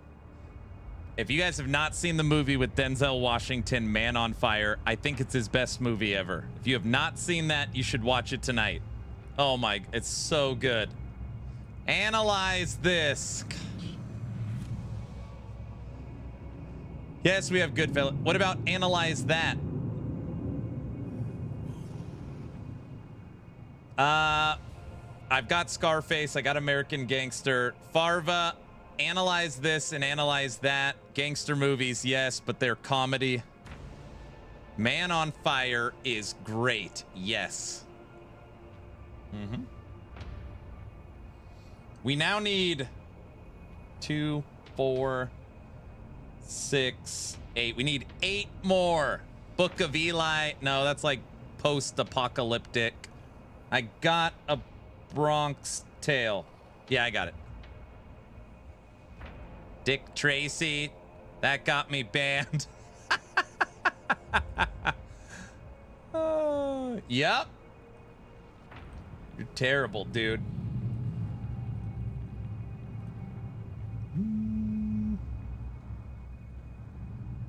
I don't know about The Usual Suspects. A lot of these movies are like heist movies. All right, I'm reading the list. Ready? My Cousin Vinny. That's a courtroom one. The Untouchables. The Godfather. Lucky Number 11. American Gangster. Casino. The Gentleman. The Departed. Donnie Brasco. Scarface. Pulp Fiction. Last Man Standing. Goodfellas. Gangs of New York. Road to Perdition. A Bronx Tale, Godfather 2, and The Irishman. Snatch. Snatch. Snatch. Is Snatch a mobster movie? A lot of people... Oh, Public Enemies is tough, too. All right, I'll add Snatch. That's been... A lot of people have said that. Snatch is added.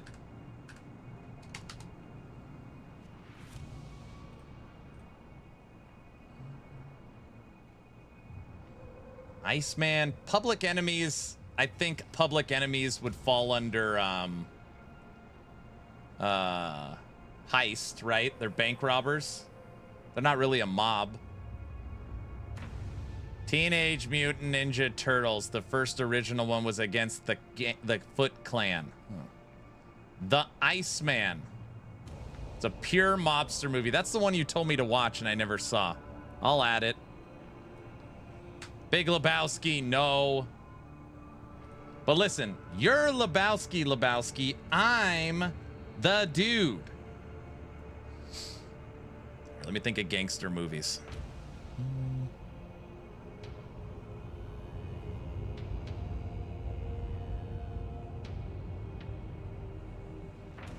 Donnie, you're out of your element. Dude, those are some good burgers, man.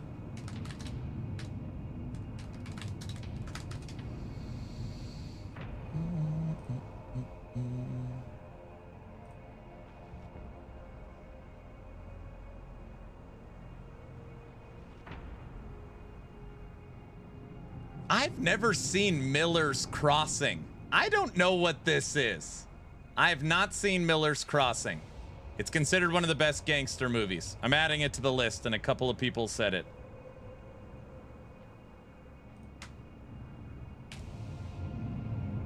I'm guessing this is one I should probably... It's great? All right. Yeah, I haven't seen it.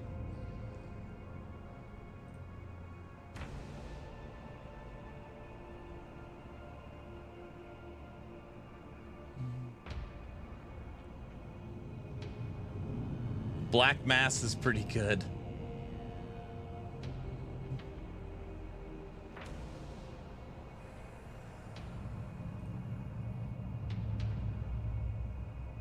The Town.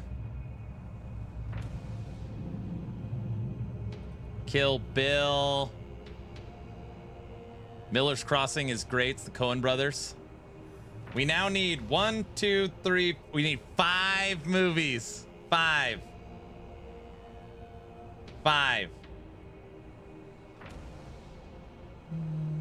Kung Fu Hustle. Blow. No, I don't. Blow. That's more drugs.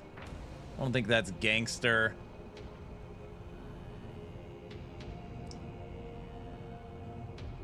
Once Upon a Time in America. Robin Hood, Men in Tights.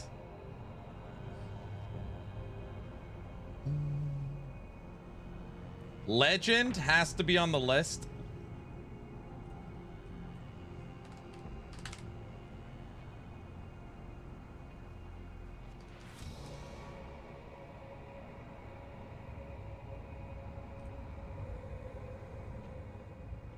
This? I have no idea what this is. This movie?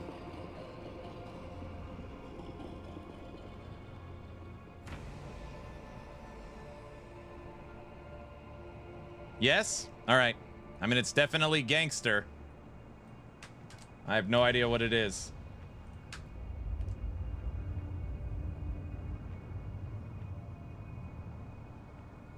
I was thinking I'm going to add it. The French Connection. It's not really. I just love that movie. It's on the list. And we're on the last 5. All right, what else? We need 3 more. Public Enemies, I don't know. Because that's like bank robber. The Warriors. The Warriors is gangs. Farva. Warriors come out to play. Yay. The Warriors? None of you guys have seen The Warriors.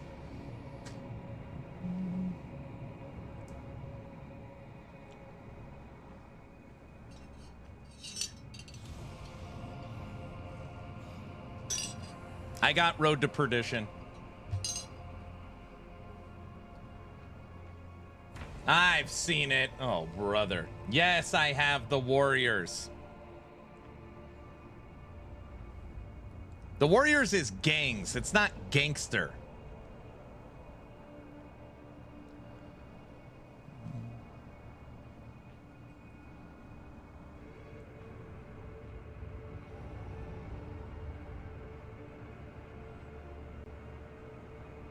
I've got the all right, here we go. This is the list. We have 22 movies picked. All right, hold up, everyone. We have 22 movies selected. The movies are The Untouchables, Godfather, Lucky Number 11, American Gangster, Legend, Casino, The Gentleman, The Departed, Snatch, French Connection, Donnie Brasco, Scarface, Pulp Fiction, Last Man Standing, Goodfellas, Gangs of New York, Road to Perdition, The Iceman, A Bronx Tale, Godfather 2, Irishman, Miller's Crossing. The Mask. Oh, brother. OMG, Black Rain. Why does Black Rain sound so familiar?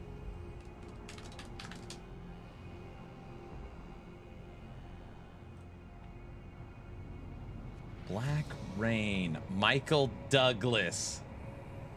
1989. This is a cop movie.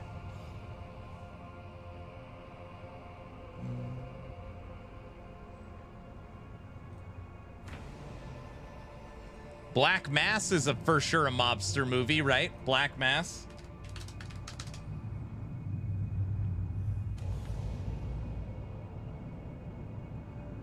Black Mass, done. That's one. It's literally the real life gangster. All right. Oh, yeah. Black Mass. All right.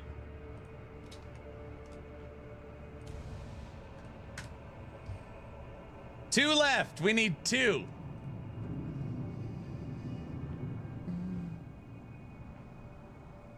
John Wick fights gangs. It isn't gangs. It's not gangs. This is mobster. Mobster. Gangster. Public Enemies would be closer than John Wick. By the way, I can't believe how many of these movies have Johnny Depp in it. We got The Irishman. Public Enemies goes on. All right, we're adding Public Enemies. That a lot of people said it. And it's close. I put it as a tweener.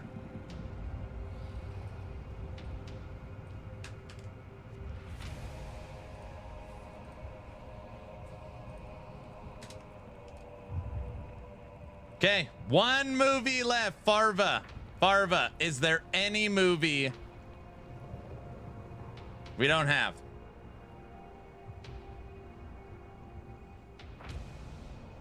The whole 9 yards. We're not doing comedies at this point. Dangerous Mind, no. New Jack City, I don't know what that is. Does Heat count? It does if you want it on there. Heat, done.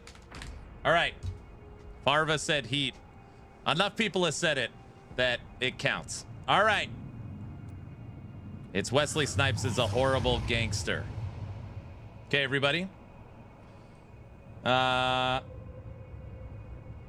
the next 30 to 45 minutes, we will be voting on tomorrow night's movie night for Subathon 4.5. Crazy. The category is gangster movies. Guilty, do you want to move? No, I put iron. May I? Yay, I get to vote. 9:17 movie night selection. Round 1. The Untouchables. Great movie. The Godfather. Great movie. Lucky number 11.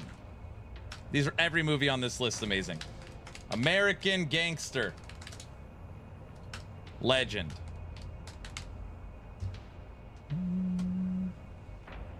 See you guys in a bit. Where are you going? All right. Movie night selection. Round 1. Untouchables. Godfather. I'll put Godfather 1. Lucky number 11. American Gangster and Legend. Poll at the top of Twitch chat. I apologize for everybody watching on YouTube, Kick, and X. Unfortunately, the poll is only on Twitch. If you'd like to vote, 5 minutes, round 1. And we're off.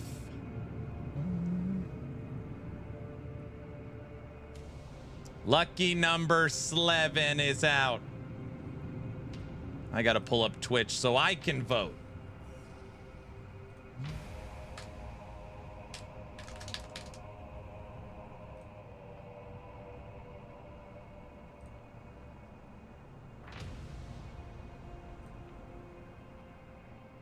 Dude, these move.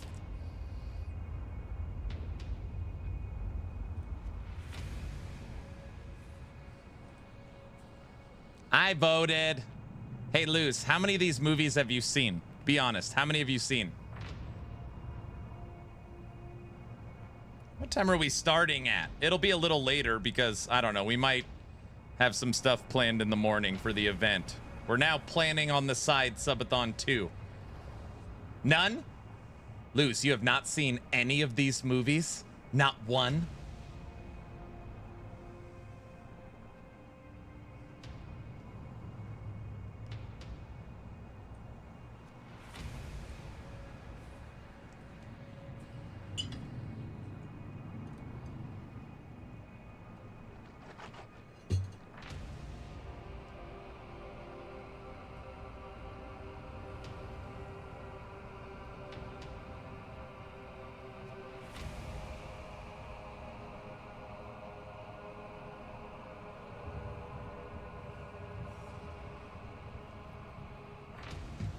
Yay, subathon continues. I know.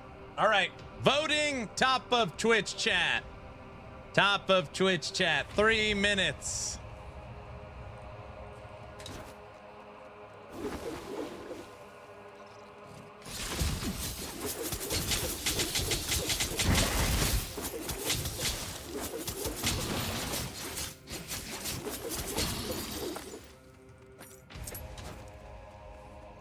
It's I voted for lucky number 11 just because it's the movie that I haven't seen in a very long time.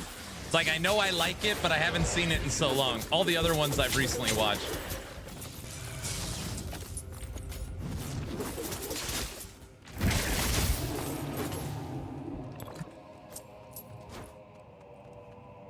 Yeah, right now we're doing the Endgame hunts.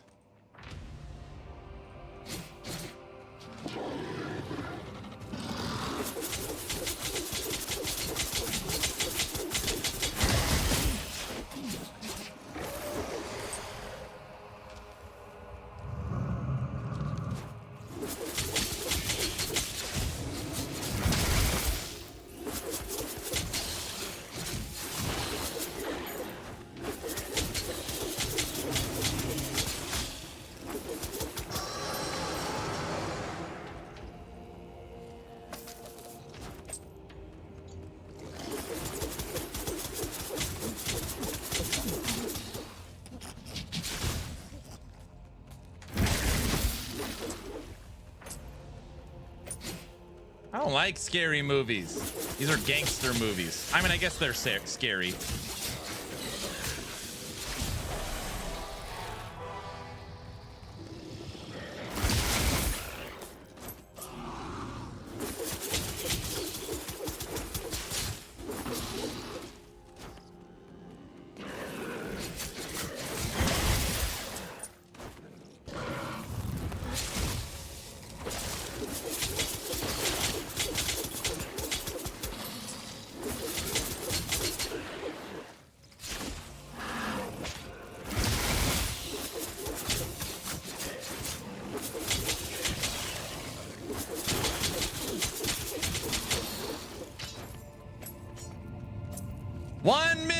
Top of Twitch chat. I know what a few of you are doing. I already know. They're gonna wait for the last 10 seconds. Oh, I hope it times out early. They're just monsters, everyone. They just can't help themselves. 15 seconds. What's it gonna be?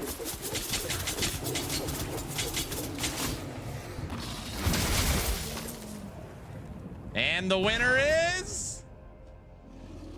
unbelievable. Someone put in a vote with 1 second left. The Godfather. What a monster. Oh, last minute vote for Godfather. All right, round 1 goes to the Godfather.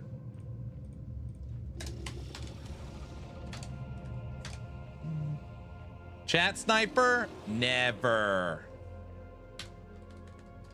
Okay. 9:17 movie night selection. Round 2. Movie options. Casino. The Gentleman. The Departed. Snatch.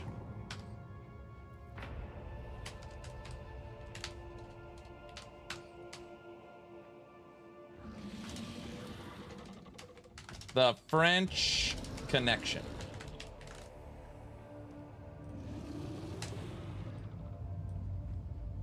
Casino, The Gentleman, The Departed, Snatch, The French Connection. Is it The French Connection or French Connection? The French Connection. Okay, that's what I thought. All right. Casino, The Gentleman, The Departed, Snatch, The French Connection. Movie night, round 2. Hey, all right, Luz, out of these 5 movies, how many have you seen? Crazy to choose. I know.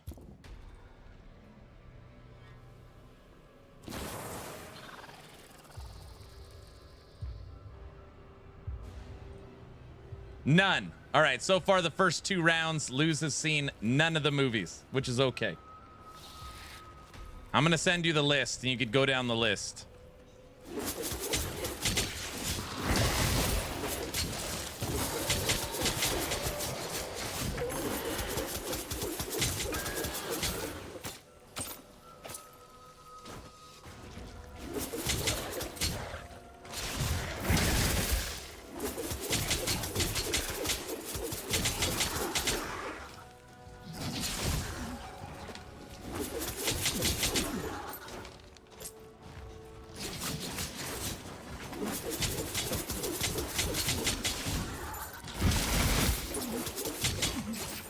I voted for the French Connection because it sounds romantic. It's very romantic. Yes.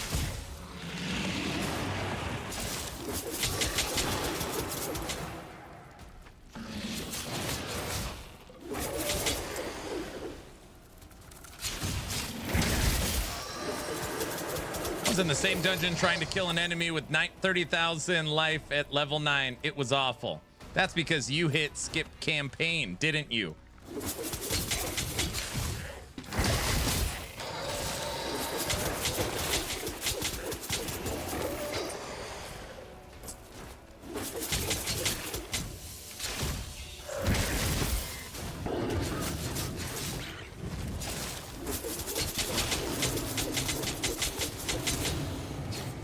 My Dragonkin makes my cursor leave the game window, and it's in borderline unplayable now. I mean, my cursor leaves the game window because I have 4 monitors, and I have it set up to window. That's how all my games play.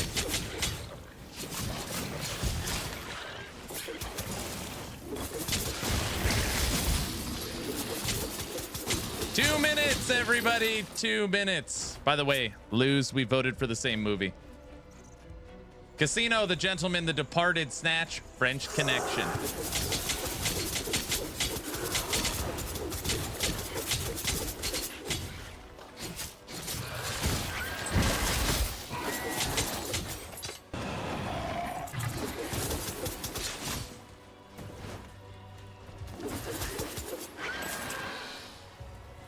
The bar on the left, this is basically a greater rift. So we're killing enemies until our portal pops up.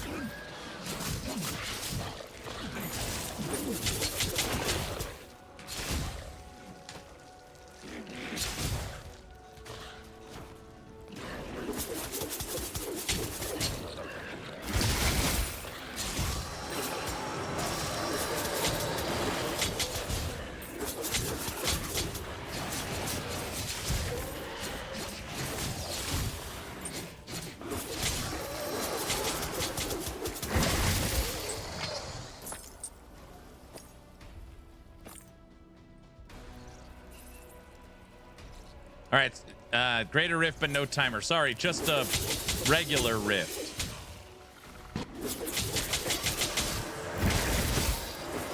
One minute.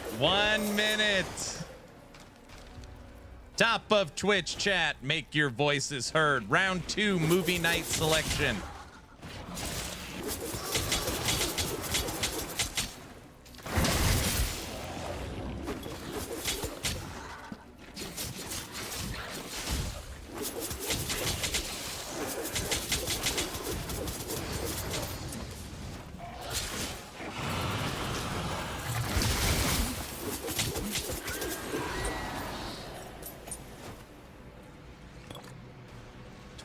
Seconds.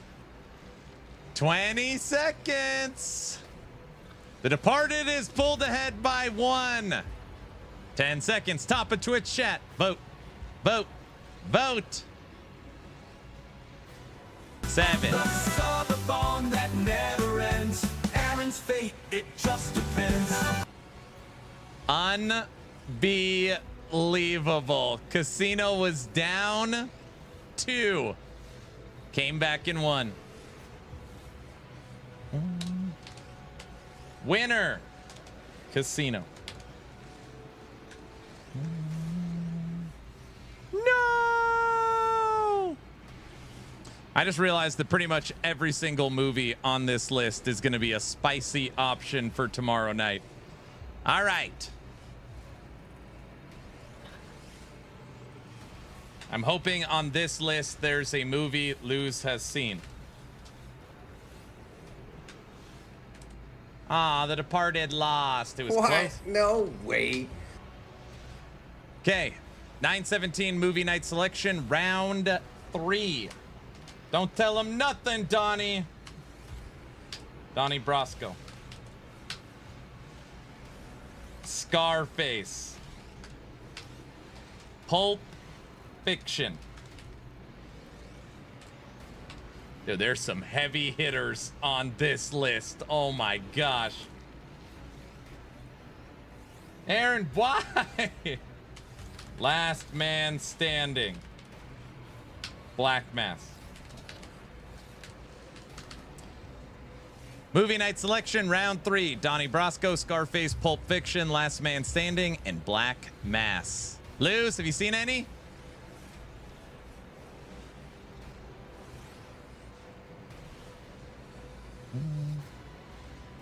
Nope.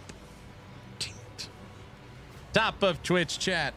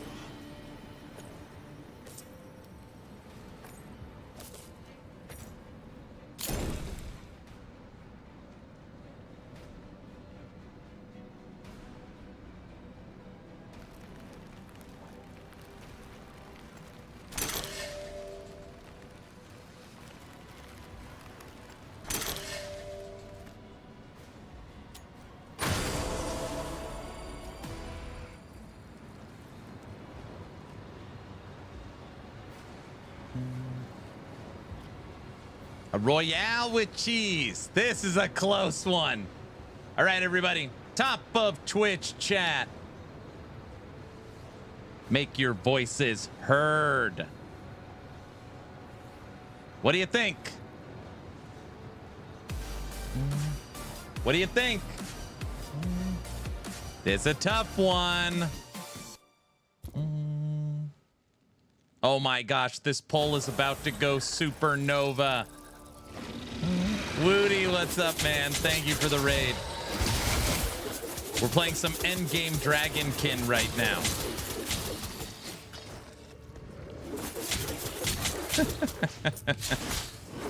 We're also voting on tomorrow night's community movie night. There's a poll at the top of Twitch chat for what movie we will be watching tomorrow night. This is round 3 of voting.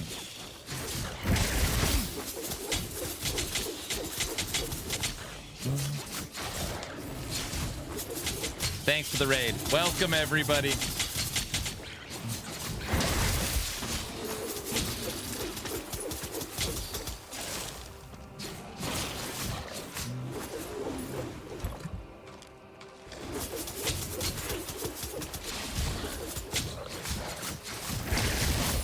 Woody, let me get you a shout out.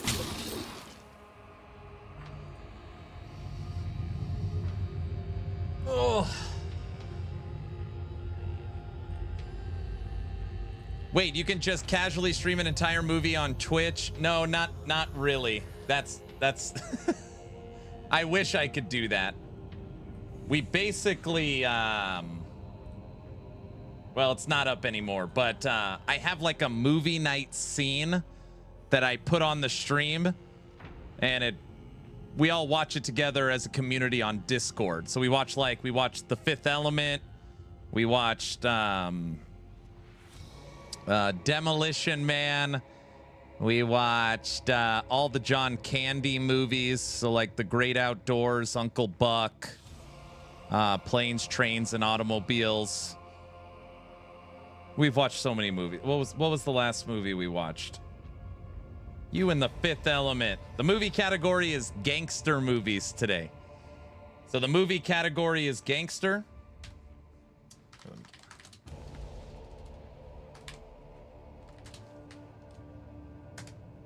Oh yeah, we watched a Western. The last one was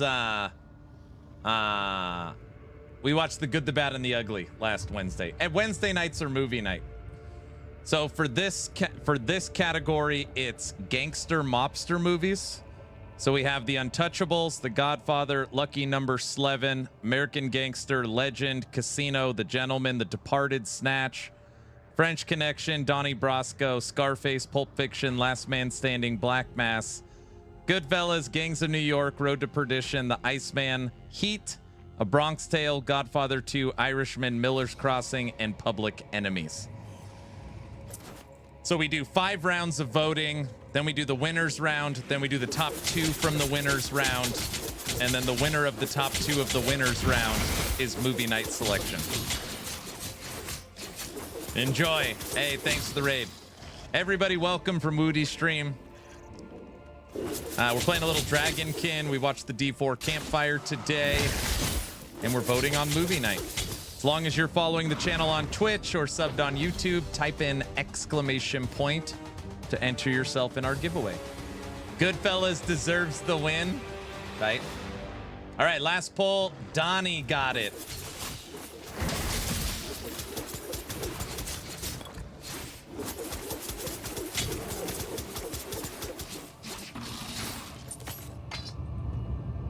Is Dragonkin good now? I've always liked Dragonkin.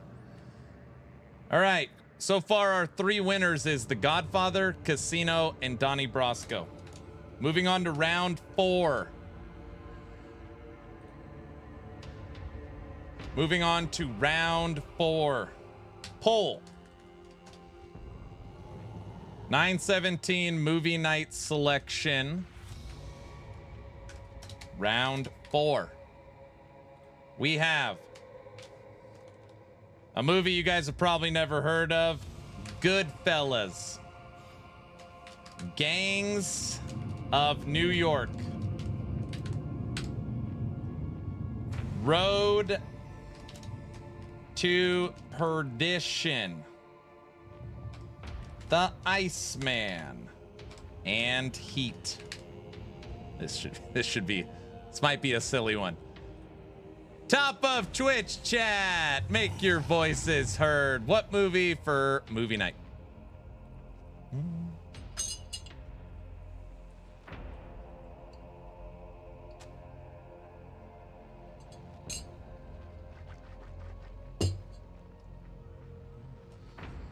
So far, out of our first 20 movies, Luz has not seen any of them.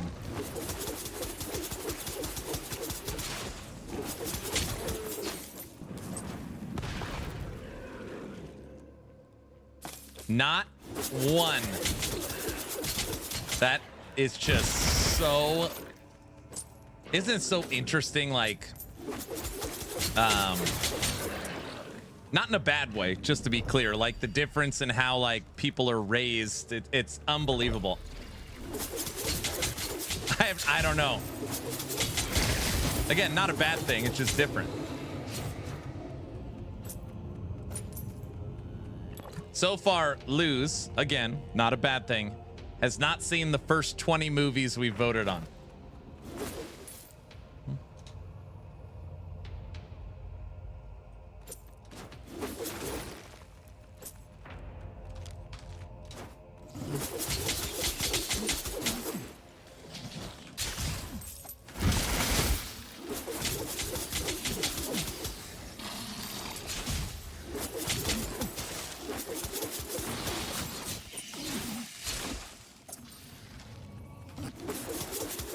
I'm supposed to be protecting this guy. Uh-oh. You leave him alone!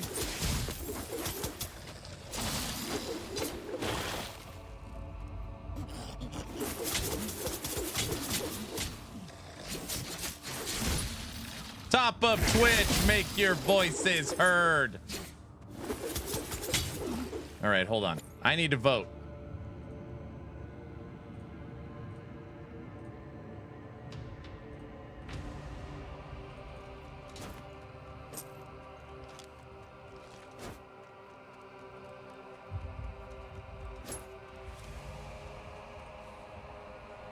Log out, are you here?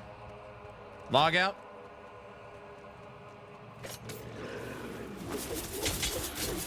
Are you actively watching the stream?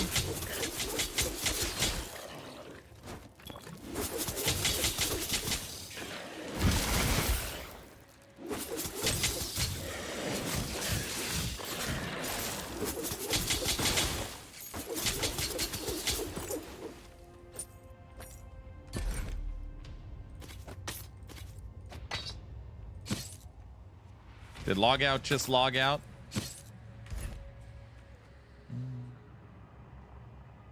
Are you actively watching the stream?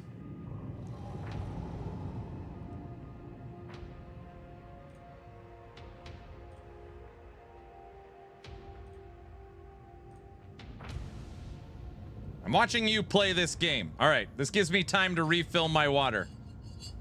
Top of Twitch chat, vote. Log out, watch this.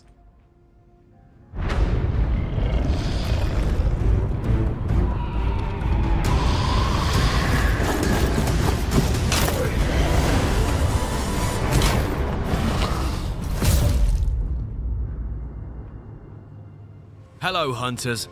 Following the Neurogart update released last May, we're delighted to be back with the Tracker update, which marks a new stage in Dragonkin's early access. Before diving into the new features, we would like to thank you for all your feedback on the previous update. Your comments remain essential to continuing to develop Dragonkin the Banished in the right direction. Without further ado, let's discover what this update has to offer.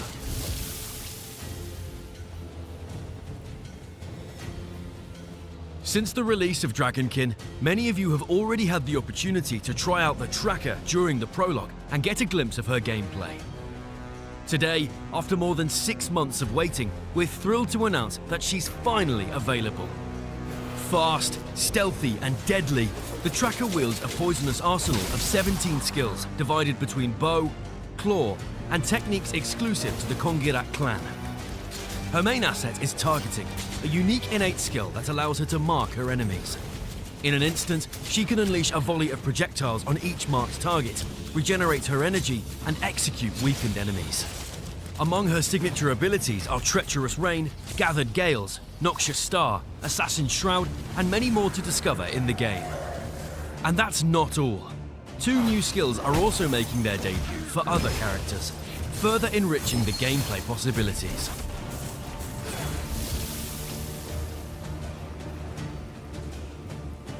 The unforgiving volcanic region of Erdenor once again opens its doors to you. This ravaged land, scarred by the War of the Breach that you glimpsed in the prologue, now extends far beyond the surface. This time, you'll be able to explore its underground depths, a labyrinth of caves where draconic corruption reigns supreme. New formidable enemies await you there, such as the Wyvern, an ancient scorpion transformed by the absorption of dragon blood. Now corrupted, it fights on behalf of the draconic forces, more dangerous than ever.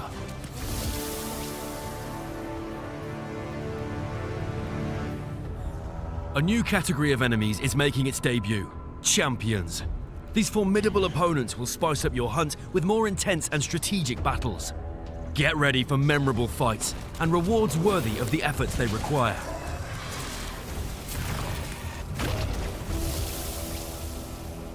The city of Montesky continues to evolve with the arrival of the Draconic Atlas. A veritable living encyclopedia, it records everything you discover about the enemies you encounter. The more you eliminate, the more your knowledge of Draconic forces grows, and the more effective you become at fighting them.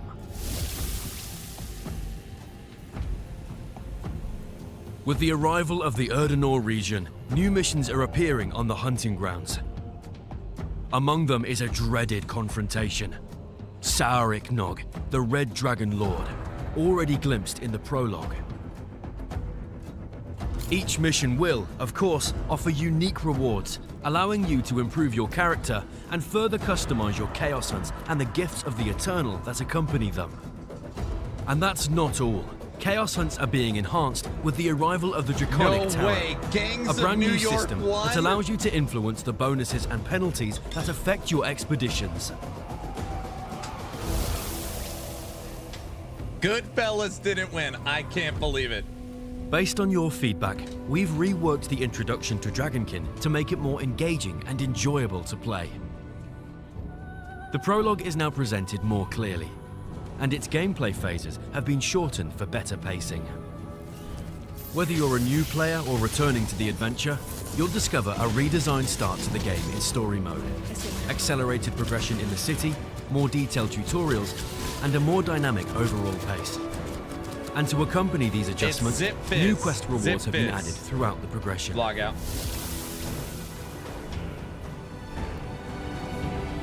Final rounds in 1 second. The highly anticipated loot filter is finally making its debut in this update.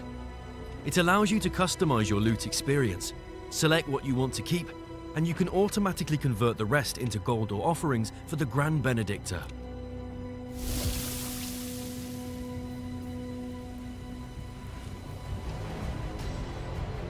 This second update also includes many other improvements, including a death recap, which allows you to review the last few seconds before the fatal blow.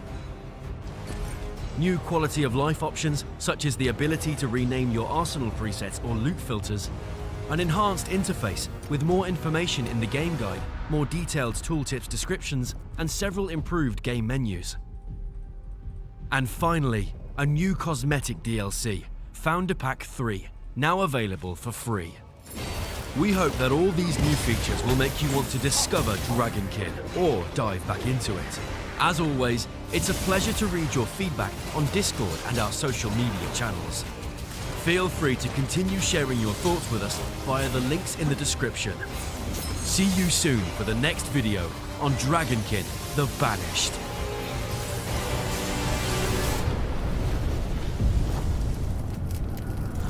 Thanks, Bike.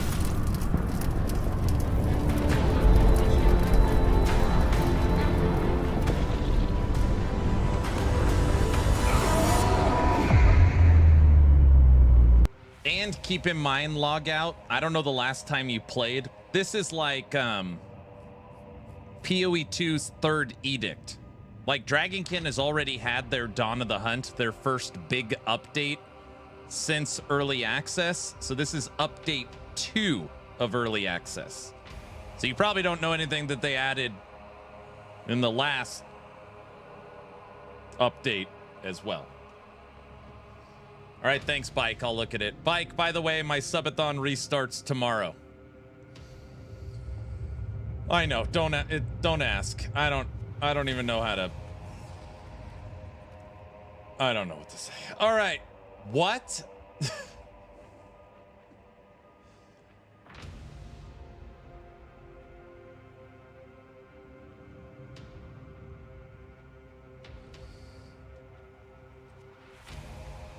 Okay. I just want to say this for the 100th time. I told chat over and over and over and over again, and they didn't listen. I was like, you guys are going to make me come across as some greedy monster. I was telling people no. Oh, you don't have to do it. Stop. Stop. You don't have to do it. Stop. Over and over again. in a nutshell, in a nutshell, my better half said that if we break the all-time record for Hype Train on this channel, I will restart the subathon. Now, to be clear, this started as a joke. It was a joke. Like, oh yeah, right. Like, we're gonna hit a level 25 Hype Train. Very funny. Very funny. Hype Train level 6, 8, 12, 15. And it's like, oh yeah. Like, uh-oh. 18, 20. Bike, listen to me. The Hype Train went. You wouldn't believe it unless you were here. The Hype Train went for 2 hours and 12 minutes. It was a 2 hour and 12 minute Hype Train today. This community band together and donated 1,026 subs to hit level 26 to restart the subathon.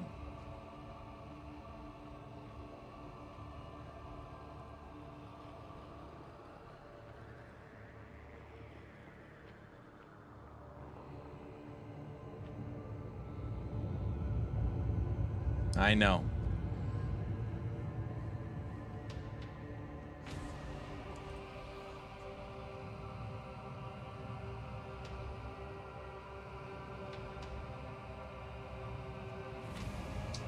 So, during the subathon event, every Wednesday is movie night. So right now we're prepping for movie night. We're on round 5 of voting. The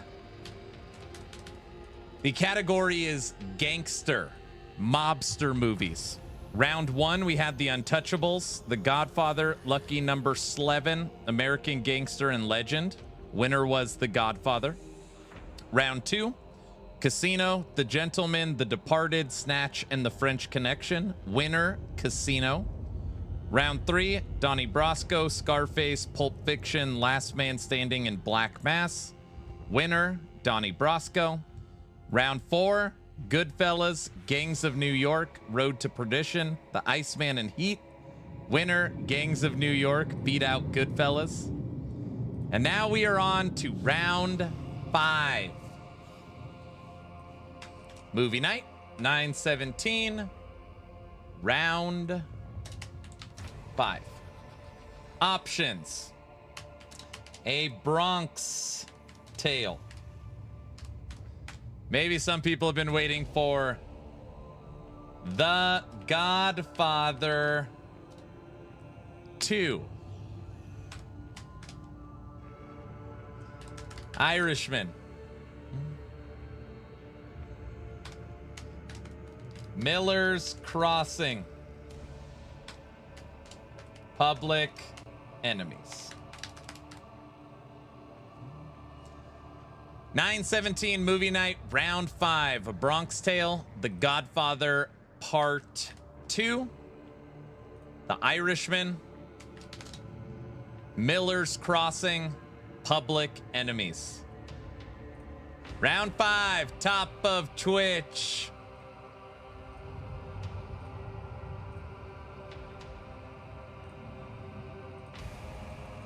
Hello again, Subathon man. Oh, brother. Final round.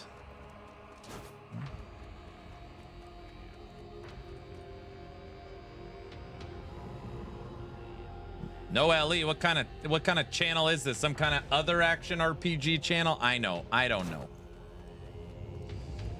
Top of Twitch chat. Make your voices heard. Round 5. Twitch chat.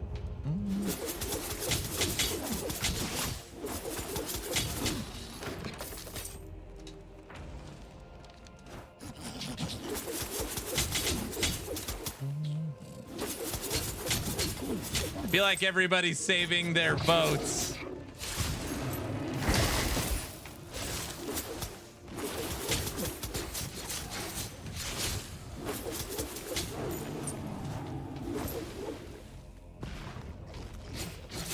Luz, have you seen any of these movies? Come on.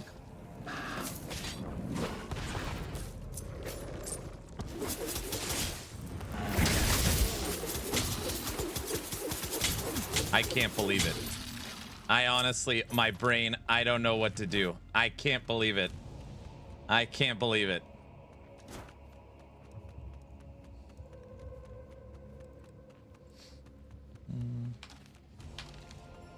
I can't believe it. I don't know. And she's not. Luz is a very honest person. She's not messing with us. Luz, these 25 movies we are voting on, she has not seen any of them. She has not seen one of these movies.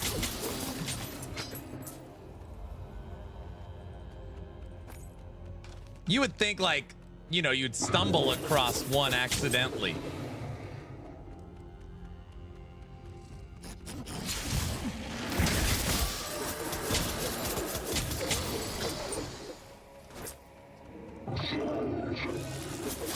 I mean, you know, it's just, it's not her genre of movie. So, I mean, it's not like,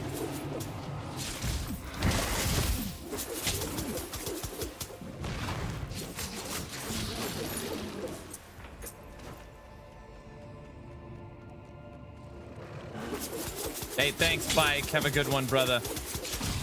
I'll take a look at what you sent me.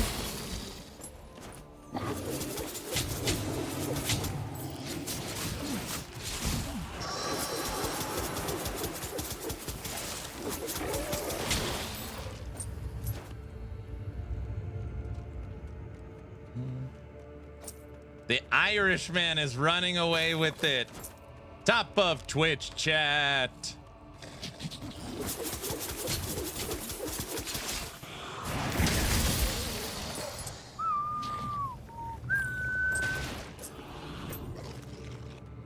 How do you access the loot filter? I'd have to show you in town. Public Enemies is climbing. All right, so far my two surprises is The Godfather Part 2 and Goodfellas. But those are also probably the most seen movies. So it kind of makes sense. Like, oh, I've seen that a million times. It's like voting for Star Wars. How many gays of Orbis do you need to advance corruption? 4 for maximum. But if you want to automatically pop up a shade, you need 8.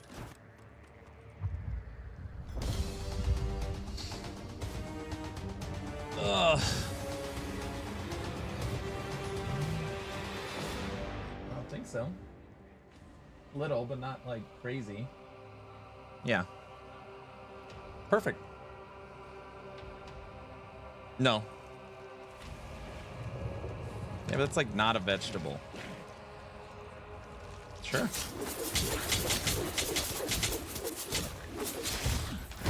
Okay.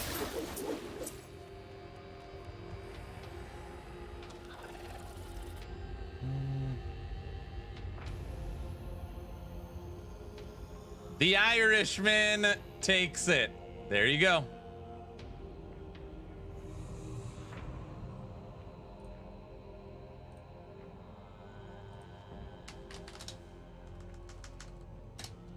Okay. Winners round. First winner. The Godfather. Part 1. Second winner. Casino. Third winner. Donnie. Don't you tell him nothing, Donnie. Donnie Brasco.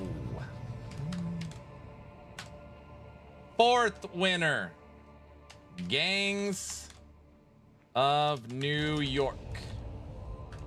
Fifth winner. The Irishman.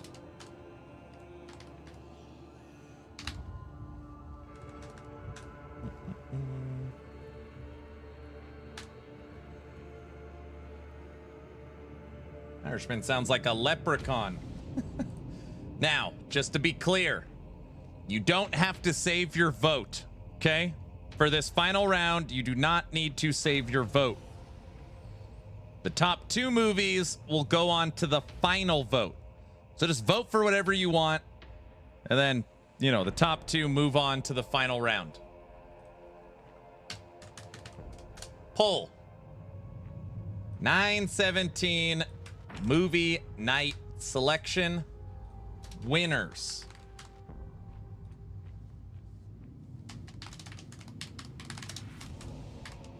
Godfather Part 1.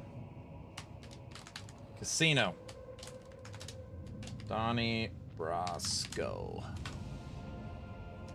Gangs of New York. The Irishman. All right. 9/17 movie night selection winners. The Godfather Part 1, Casino, Donnie Brasco, Gangs of New York, and The Irishman. 10-minute poll. Top of Twitch chat.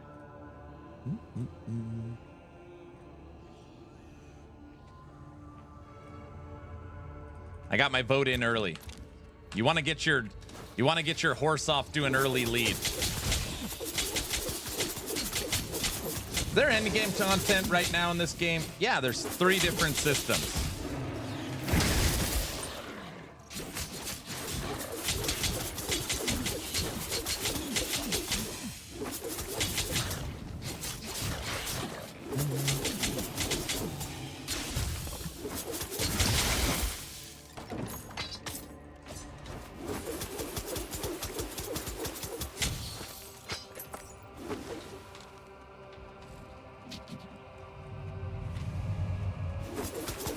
Wait, we're not even in the right place.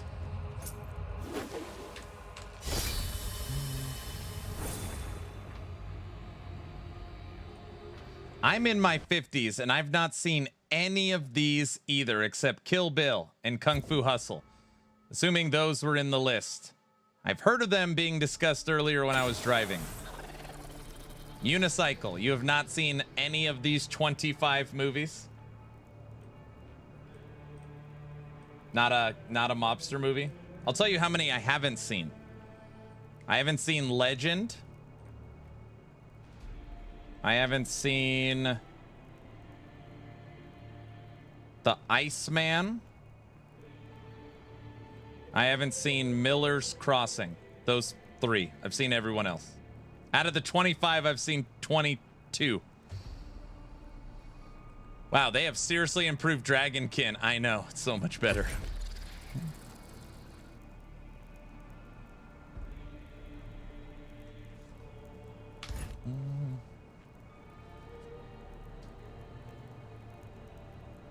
Top of Twitch chat. Look at this. Look at this. Top 2 will go to the final round for tomorrow night's Gangster movie night. Luz, I feel like it's required that you have to show up tomorrow too. Because like now you need to see your first gangster movie. You have watched a lot of movies. I think the crazier question is how many of those I've seen before I was 20 years old? Probably most of them. I watched The Godfather pretty young.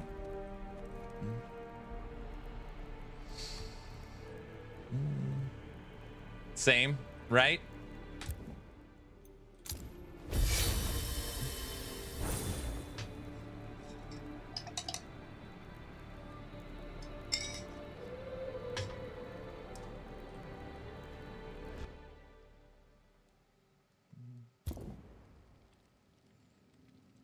I'm not into mob or heist movies. No issues with them, just not my jam. Yeah, I get that. By the way, tip if you're playing this game, always click on these lookout points. If it's your first time clicking on them, they give you experience for your city.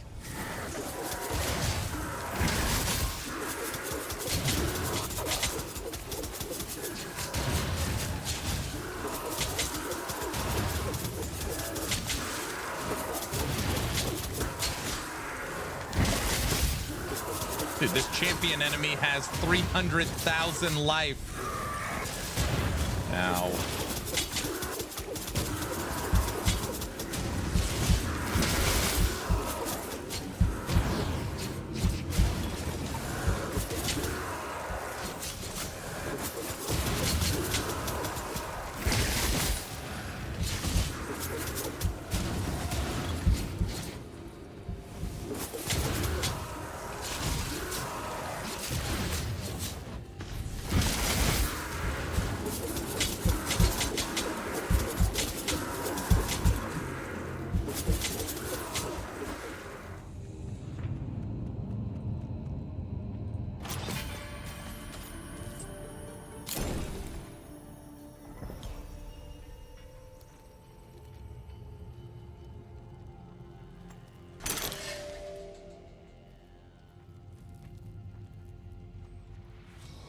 Ben Diesel, what is this? Assassin's Shroud tracker skill? I haven't seen this either. I can't believe how many skills it has. Have you seen this? Assassin's Shroud? Oh, dude, Shroud is dope. Yes? Okay, I'm taking it. It's got this other fragment on it. What's the... Focus. Slow the amount of time taken for the skill, but increases damage dealt. Interesting. Same here. It's a poison cloud. Assassin Shroud. I've been using Shroud with Dance of Daggers. I didn't even know that existed. All right, everybody. 4 minutes. Plenty of time. 4 minutes. Top of Twitch chat. This is the winner's round for tomorrow's movie night. Winner's round. 4 minutes left to vote.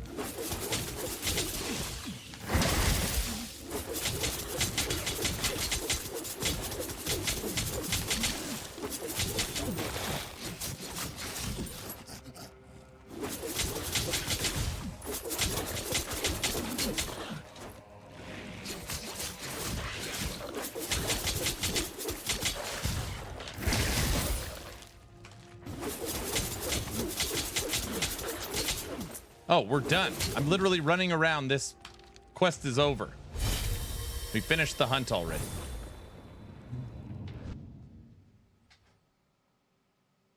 Gangs of New York is climbing past Casino. Donnie's still in the lead. Remember, this will not decide movie night. Top 2 will move on to the final round. 3 minutes. Dun, dun, dun.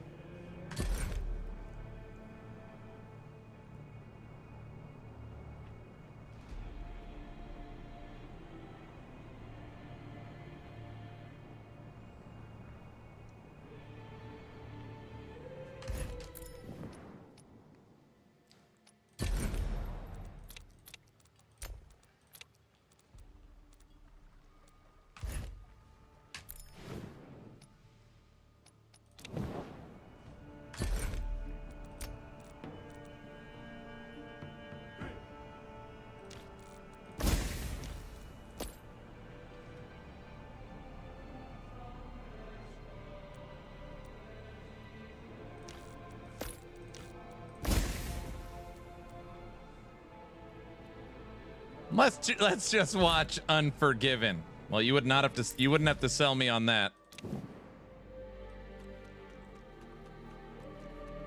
Because as you know, deserve has nothing to do with it.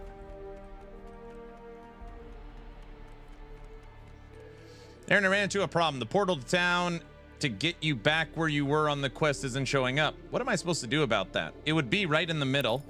Your portal is at the marketplace right here. Here's mine that I just opened. It would take me right back to where I was. But just know that sometimes if you take a portal at the wrong time, it'll tell you that it's a one-way only.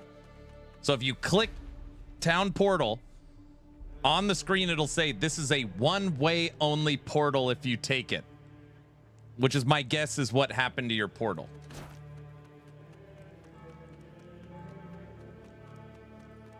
I saw Gran Torino, is that right? I really like that one. I mean, it's not a mobster movie, but it's Clint.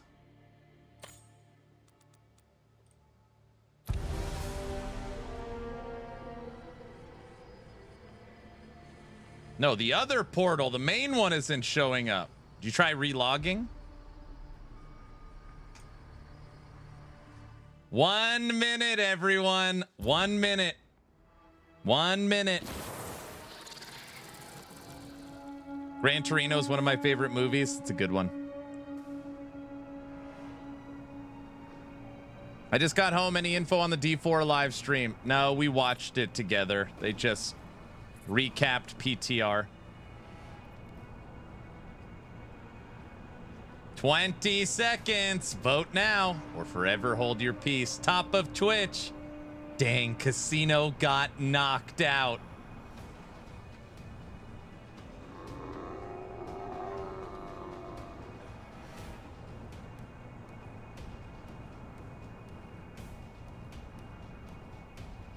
Wow. Wow. We are voting on gangster movies. We are voting on gangster movies. The Godfather 1, The Godfather 2, Casino, Scarface, and Goodfellas. All didn't make it. That is crazy. All right. Top 2. Gangs of New York.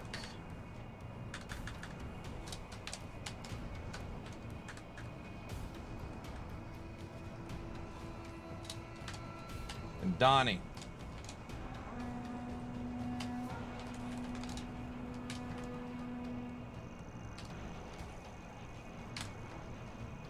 I demand a recount. What? You may end up playing Subathon 4.1. Oh, brother. All right. The finer. This is the finer, everyone. Final pull.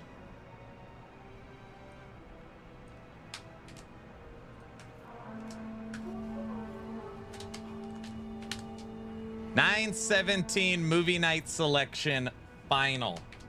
Gangs of New York. Donnie Brasco. 10 minutes. There you go. This is it.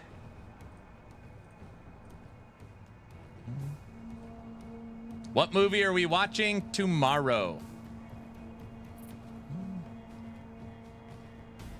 Shin, there's got to be something. There's got to be someone you have to talk to. When you hit R, you always, like, if you're in the campaign, you got to go like run and talk to the people up top. Yeah, the finer. This is the finer.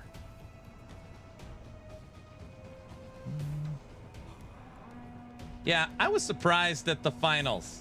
That's pretty interesting.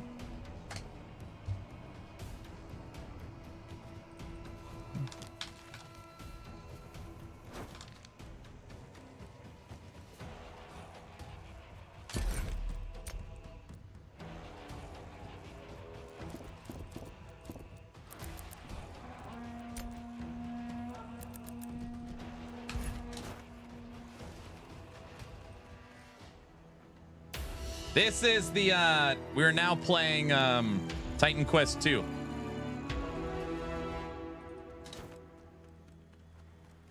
Are you out of your element? We're not talking about the Big Lebowski, Donnie. Jeez, I feel like there's somebody out there thinking that we're talking about that movie.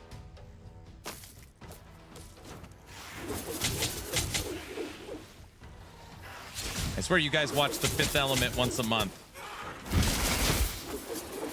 No, once a week. Everybody knows that.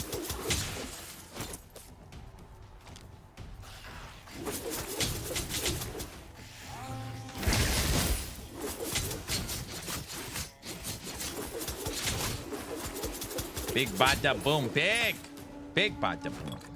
Big bada boom. But you can still count, right? Look. 1, 2, 3. 0 stones. 0 crates. Pack it up, boys. But you can count. I love that. Oh my gosh. Now Big Bada Boom is in chat. Look. Just waiting for this moment. Hasn't chatted for 3 weeks.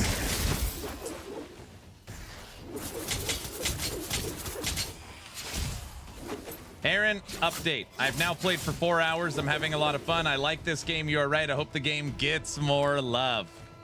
Woohoo!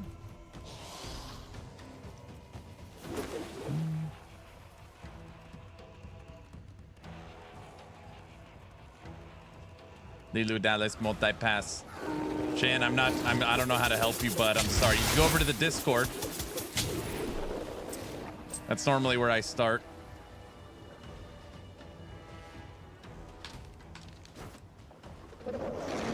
Multi-wait for a long time. That's right.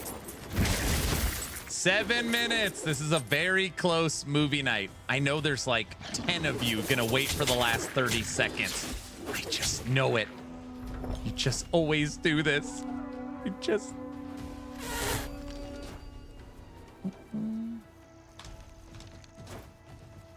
Not gonna lie. There's one movie I'm glad did not win. I literally watched The Irishman like 4 weeks ago. That was the movie I've seen the most recent. I was like, oh, that movie's so long and I just watched it.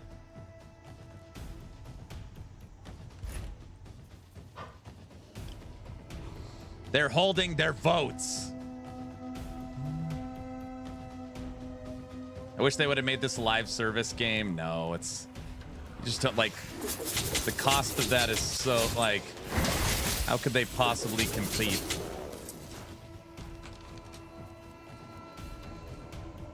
This game, Grim Dawn, Torchlight Infinite, these are DLC games. Live service, you got Torchlight, or sorry, Titan Quest, Grim Dawn, Dragonkin. No Rest for the Wicked. Live service, you got PoE, Diablo, Last Epoch, Torchlight.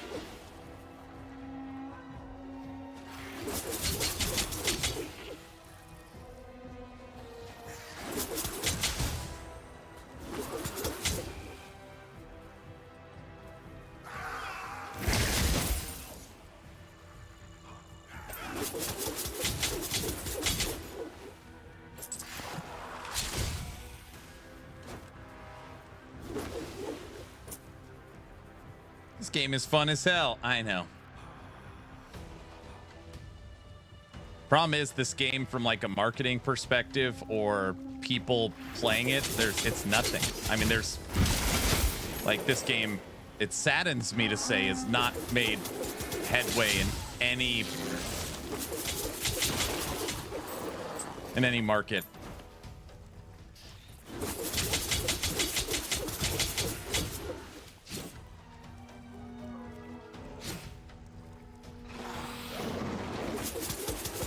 You got to talk to the guy in the city that's top left. You have to unlock that, I don't know, it's top left of the city. I can't remember what it's called.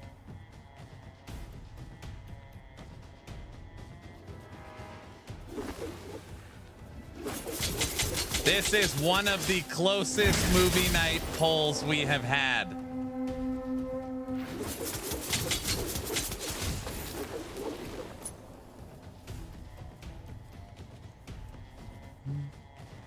Four minutes. Top of Twitch chat. Tomorrow night's movie night will be Donnie Brasco or Gangs of New York for mobster movies.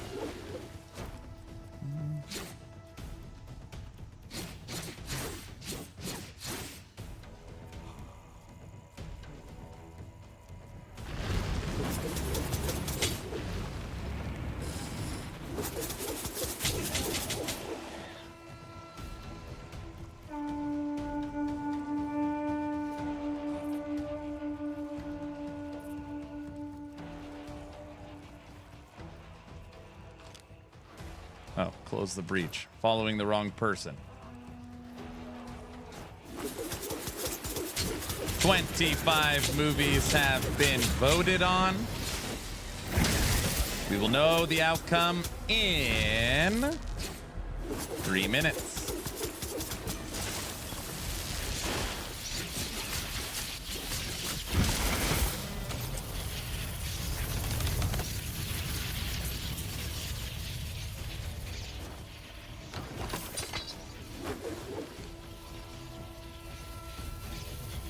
This 2 minutes. The question is the people holding on to their votes. Which way are they going to vote?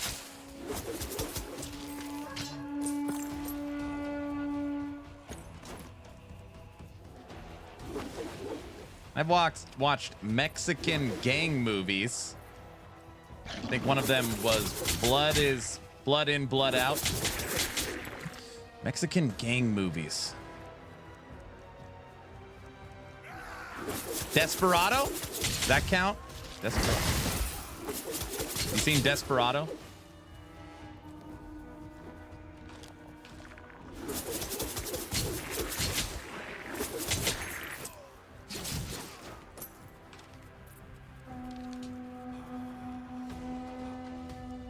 The Three Amigos.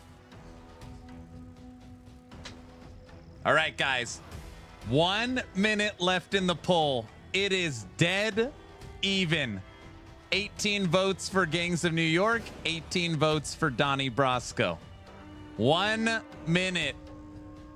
Top of Twitch chat. What movie are we watching tomorrow night for movie night?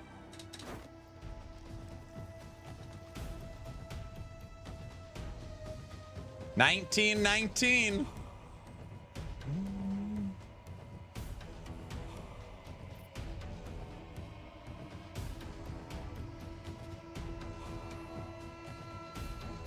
If it's a tie, do we watch both? Yeah, we watch 10 hours worth of movies. No.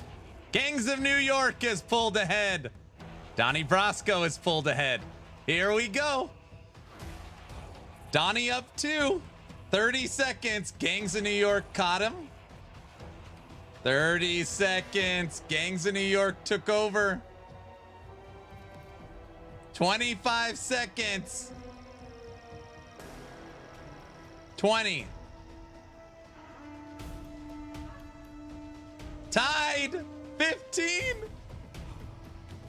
10. 9.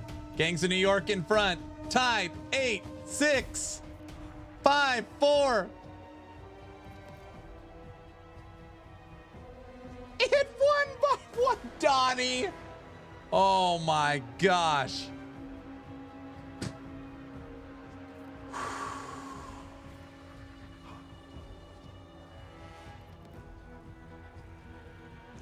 Is anybody willing to raise their hand and say that final vote was me? Is anybody willing to do that?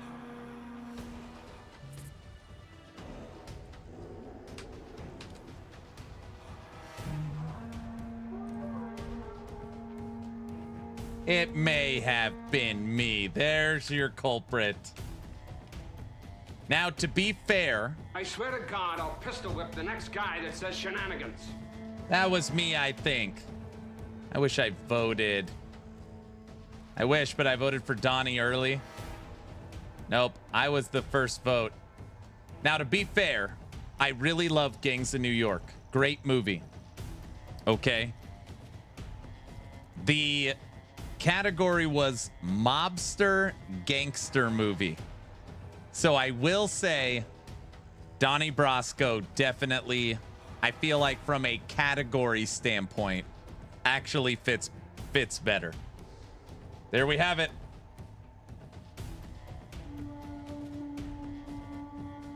Here is the overall 9/17 movie night selection, gangster / mod movies. Mob movies. Untouchables, Godfather, Part 1. Lucky Number 11, American Gangster, Legend, Casino, Gentleman, Departed, Snatch, The French Connection, Donnie Brasco, Scarface, Pulp Fiction, Last Man Standing, Black Mass, Goodfellas, Gangs of New York, Road to Perdition, The Iceman, Heat, Bronx Tale, Godfather, Part 2, The Irishman, Miller's Crossing, Public Enemies, Winners, Godfather Part 1, Casino, Donnie, Gangs, and The Irishman. Top 2 winners, Gangs of New York, Donnie. Overall winner, Donnie Brasco.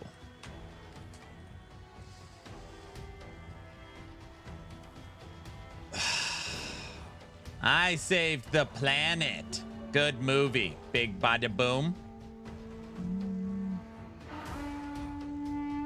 Slevin got unfairly murdered. Slevin almost won this category. It came in second against Godfather Part 1.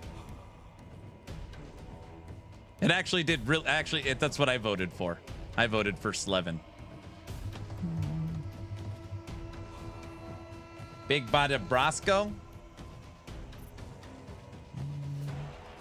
I know. Oh, brother. All right. There you have it. Tomorrow night's movie night, Donnie Brasco. Okay, have fun, everyone. See ya for movie night. Lose. Just FYI, movie night is tomorrow. Tomorrow night. Not tonight. Tomorrow night.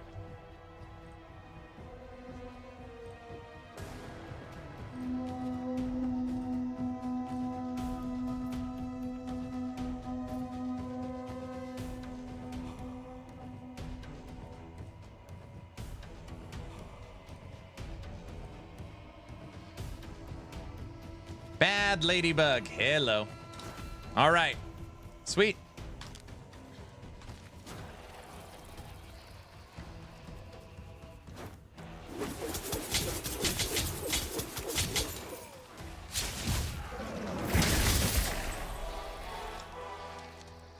Level 26. You think I'm a rat? That's that boat. Yep, same boat. Because if you're a rat, what is it? I'm the biggest mutt in the history of the mafia, something like that. Biggest idiot. I call you a rat? I'm sorry. I don't know why I would do that.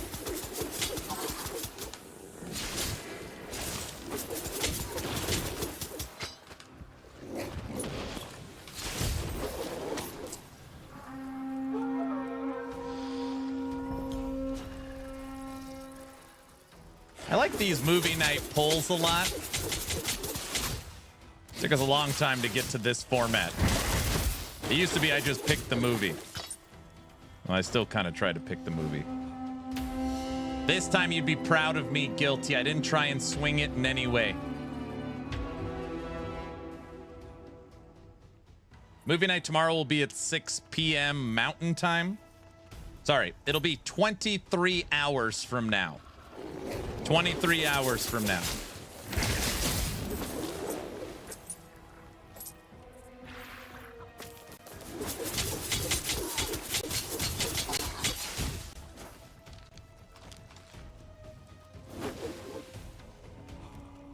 I ran over here thinking there might be something.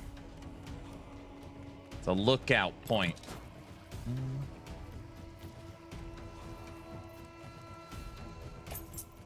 We voted the same in all but round 4.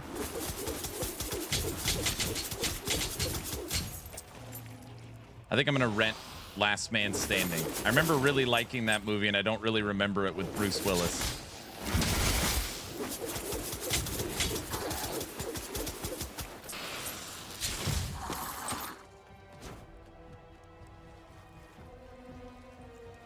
Oh, this is pretty cool. I like it when they do this, showing off the area you're going to explore. Dude, this game is looking good. I know. Is this Endgame? Right now we're doing hunts. Is this the subathon? I mean, technically, yes, but no timer. I just said I'll stream today. I'll reset up everything in the morning.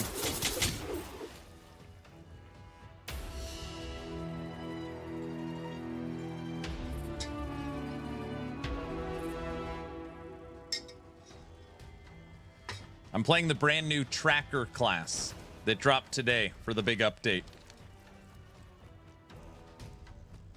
Even though it looks like we're playing Titan Quest 2. I feel like we're in Titan Quest 2 right now.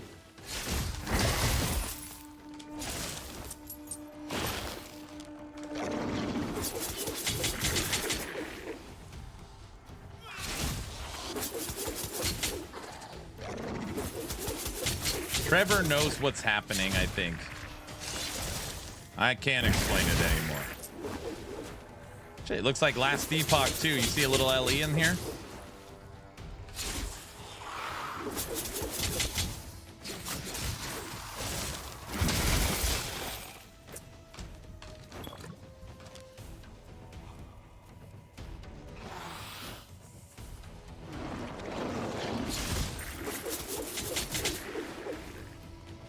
Anyone else having a riot with Borderlands 4? It's on its way to taking over. It's too much fun.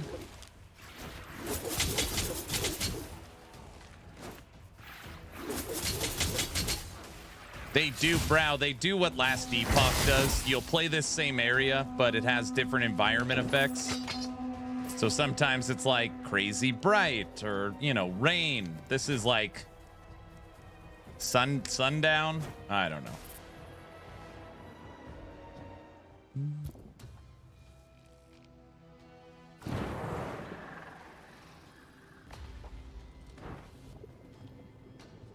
We're underwater. Hold your breath.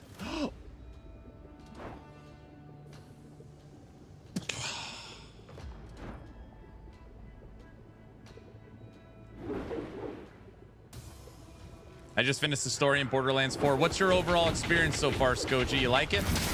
Worth the purchase?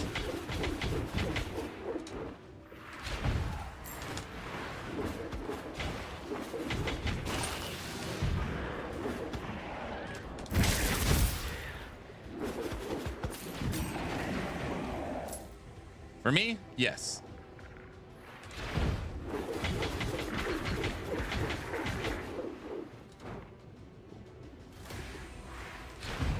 Your HP is not dropping. How can you breathe? I'm holding my breath. Everybody knows that.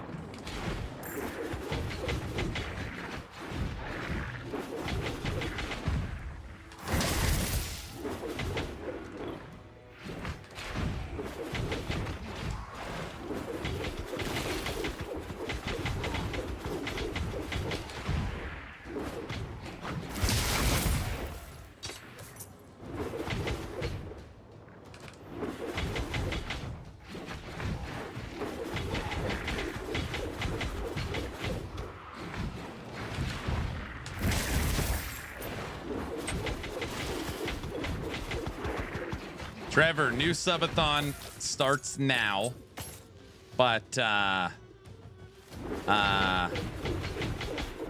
clock and all the stuff doesn't go up until tomorrow.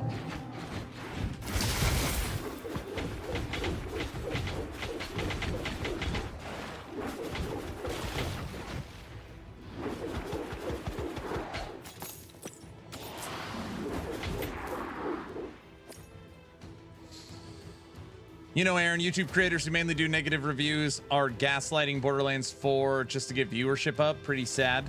So do subs now. Go to the clock tomorrow. No. Nothing is set up. You haven't played the song, so it hasn't started yet. No, I'll play the song tomorrow. I don't remember the drama on Borderlands 4.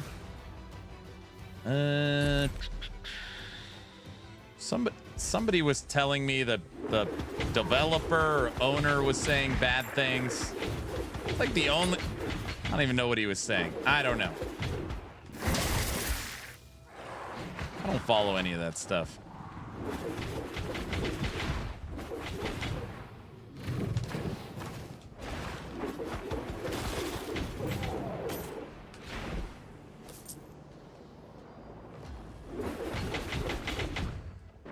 Dev said you would pay the price if you were a real gamer. Is that what he said? That's what the developer of Borderlands said?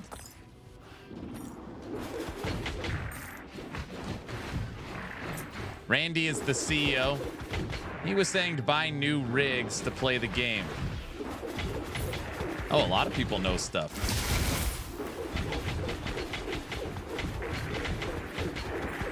That is hilarious. The CEO saying the game runs like crap, it's because you're on an old computer, go buy a new computer. That's a pretty wild take if that's what he actually said. I have a hard time believing he actually said that, if that's what you're saying.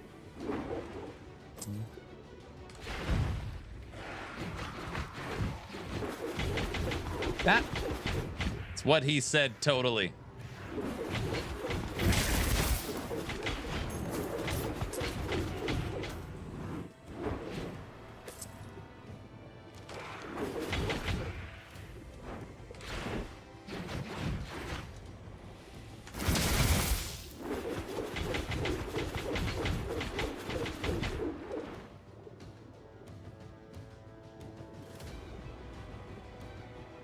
Dude's high on his own supply.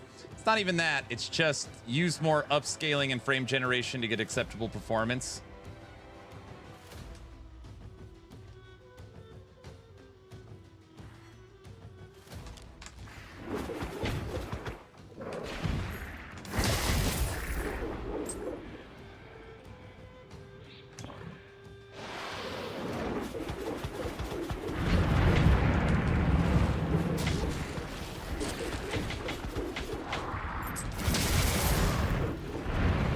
Frozen.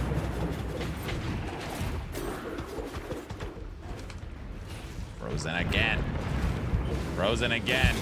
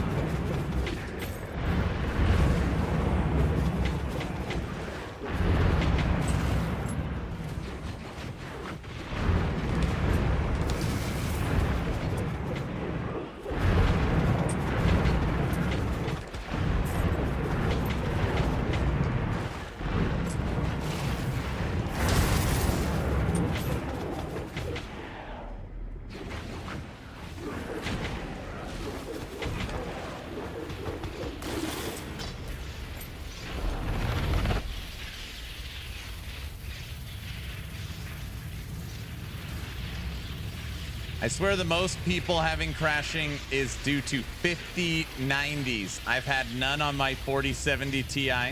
Middle, you get all of them.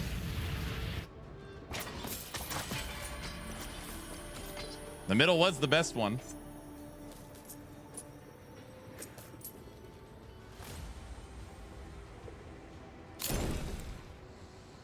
What do we got? Ugh. Holy smokies. Uncommon, double rare, triple cluster.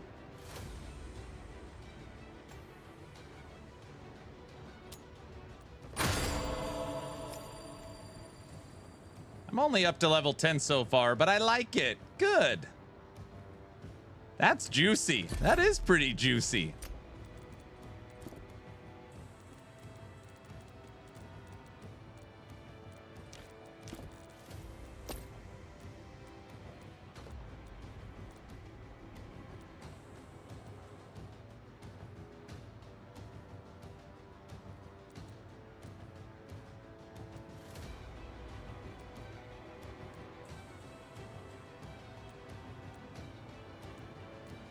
We need to get that crafter in town that could switch out shockwave. None of our skills use physical. Well, our movement skill does.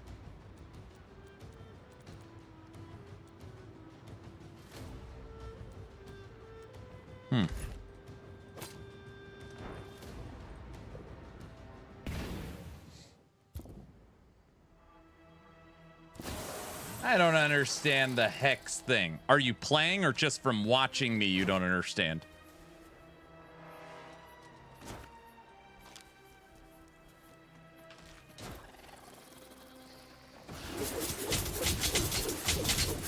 Just from watching? Yeah, you'd have to play with it to kind of get the hang of it.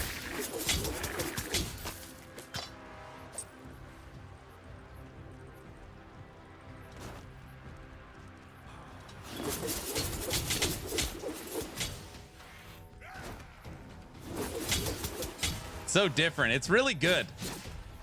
A lot of people kind of get scared of something new. I really like it. I can't believe you're starting a subathon tomorrow. Don't bring it up. Honestly, when you say it like that, I'm gonna start getting upset. Don't do that.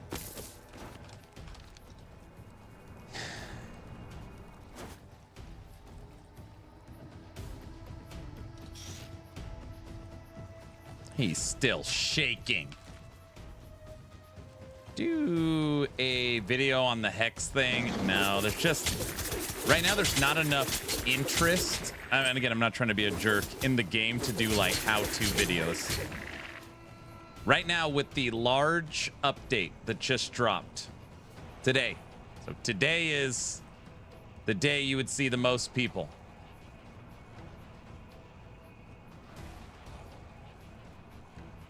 Peak 152. I can't believe Aaron had a level 26 hype train. Yeah, you're telling me.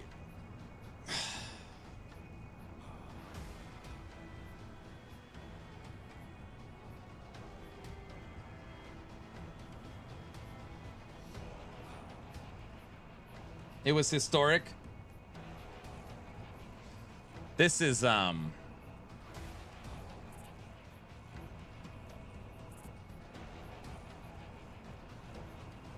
don't know.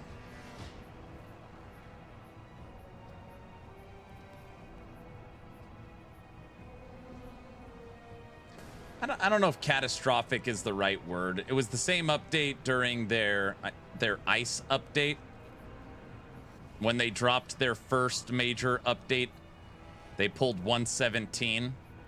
On this one, they pulled 152.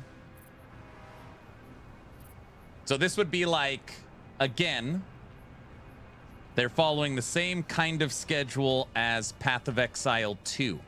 So early access, 800 players. Dawn of the Hunt, 117. Third Edict, 152. They're really struggling to get any traction whatsoever. Ziz's interview certainly didn't help. Yeah, it was brutal. Yeah, it was brutal.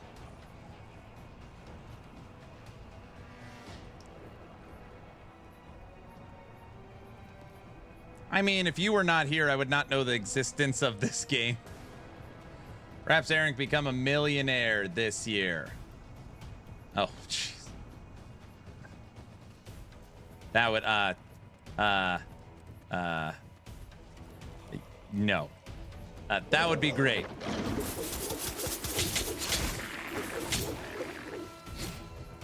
I didn't know Ziz did an interview. What happened in it? You know, guys, this is very important.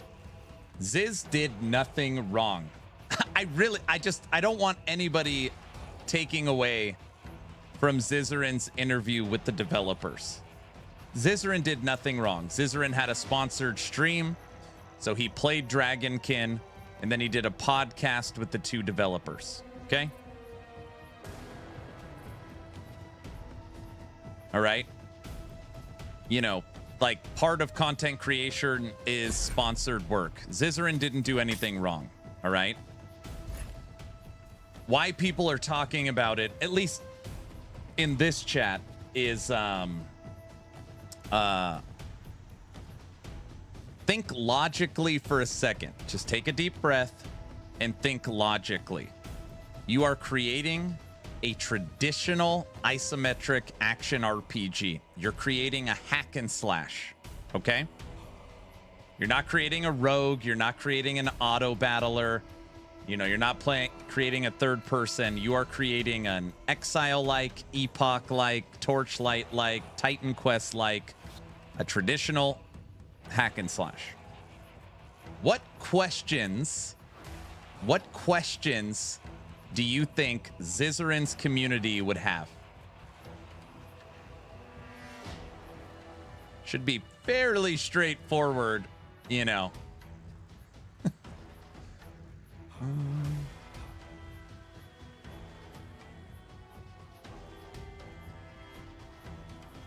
I don't know about Exile, like. Every question was around PoE. Not every question, but, you know, talk to me about the Uber bosses you're going to have, right? Tell me about live service model. Tell me about seasons. Tell me about monetization. Talk to me about cosmetics. Is the game going to be free to play? And it's like, no, we don't have any planned Uber bosses. No, we don't have, you know, uniques. No, right now it's offline. No, we don't have a live service model. And just question after question was like, oh man, like just brutal for the devs sitting there. You know, it's just brutal. It's brutal.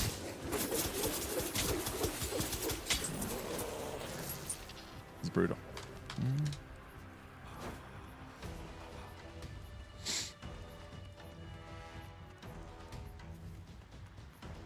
100% honesty. Every PoE main is not a great choice for that interview.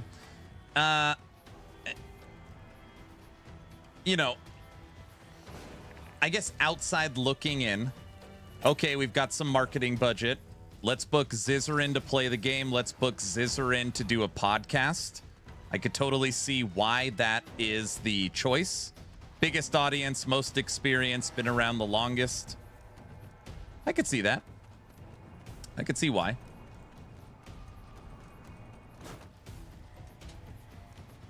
Try to stand out in PoE circles. Yeah. Yeah.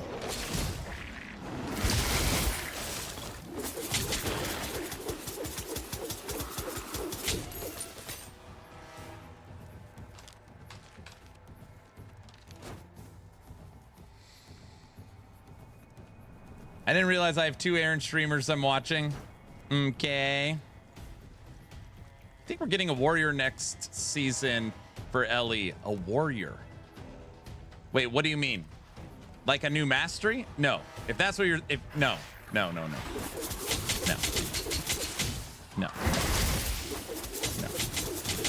Last Epoch's not like Torchlight or PoE where you're going to ever see new masteries or new ascendancies. Like that is not, no. Unfortunately, no. A puzzle? What's this? I wasn't paying attention. Uh-oh. Figure out how to free him.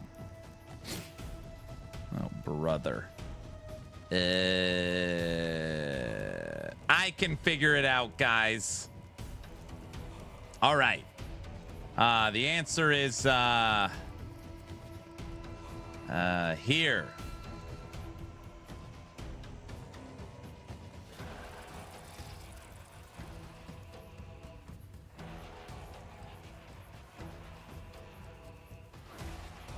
I totally got it. I totally got it. See this shape? It's the same shape here.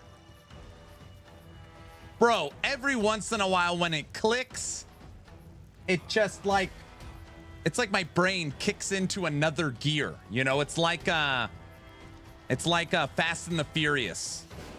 They're doing a quarter mile in 5 minutes, and the guy shifts into 12th gear again. You know? Oh, brother. What? What did I say? Here he goes again. Why do you have a level 28 and a 26? The 26 is my pet level.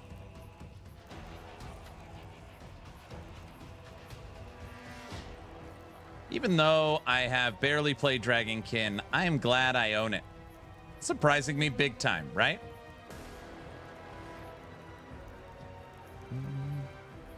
You can actually upgrade something in the city to boost your pet's experience.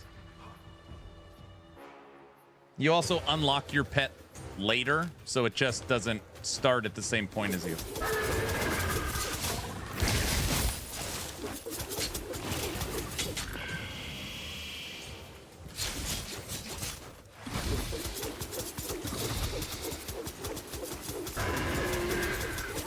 So last Epoch currently, just to kind of answer your question a little bit, has been able to deliver 1 skill a season.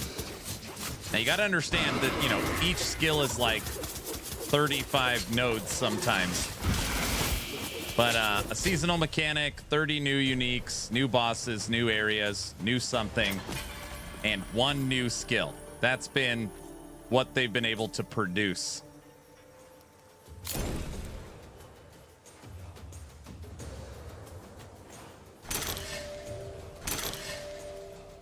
What is that? Bonus summons. Bonus summons?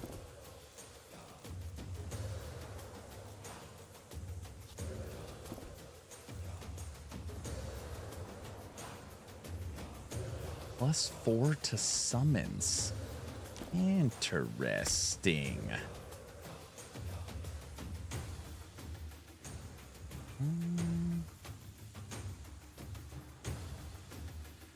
Don't forget map backgrounds. They love that shiz. Yeah. People always looking for like new areas, different enemies to fight. Yeah. But a lot of people compare it to Torchlight or, you know, PoE 2. Well, PoE 2 in early access always has a new ascendancy.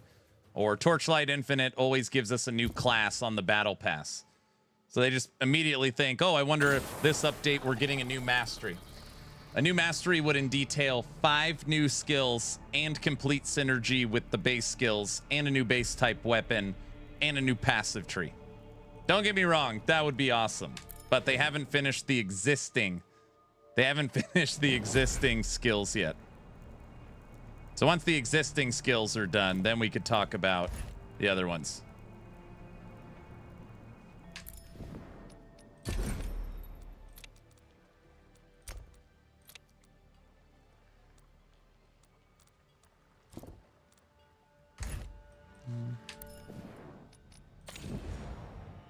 Dude, we are cruising through this. Hunt 3-4. I'm just literally working my way outside on our hunting board.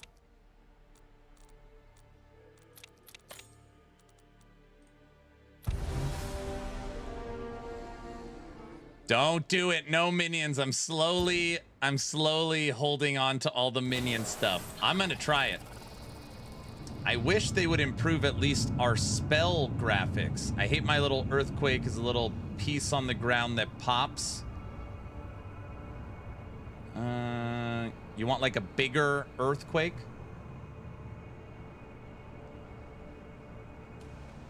So you're like, Jonathan, would you say you're a visual guy? Like D4, PoE 2, like AAA visuals?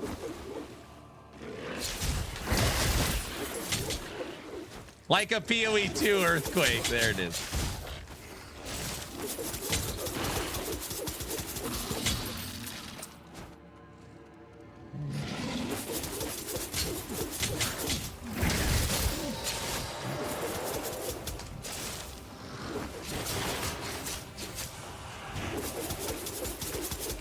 What is the green bar next to me? It's like I build up my toxins, and then when I use a toxic skill, it does more damage or something like that.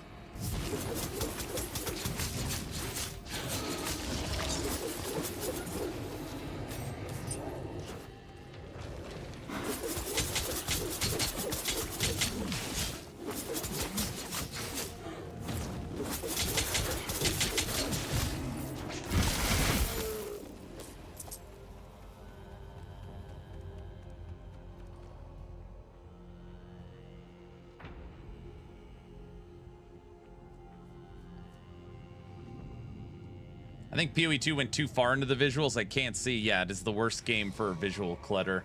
We'll trade all those fishes they put in the background for new maps for update on new maps for upgraded skill graphics.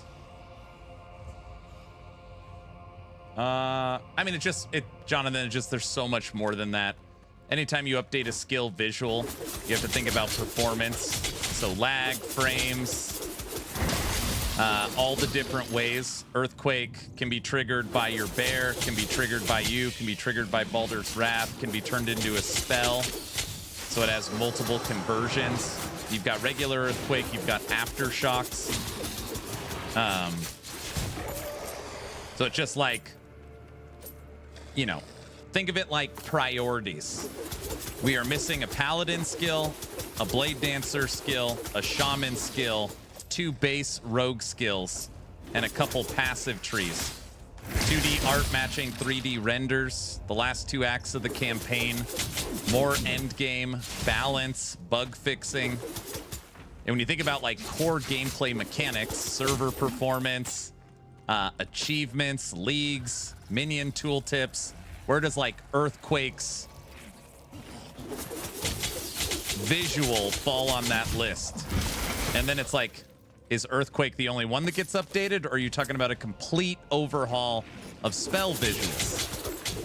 How much dev time does that eat up? What does that do to performance? Who's going to test it? That's like a lot. It's a lot. And if they said, hey, we did a whole graphical overhaul of the game, every single skill has been redone, it looks freaking perfect, and season 4 is the graphics overhaul, what would people say? Where's the new mechanic? Where's the new bosses? Wait, you're saying for the season, all we got was a graphics overhaul? Pass, garbage, downvoted. My computer can no longer run it. Being a game dev, there's like so much crap you got to deal with.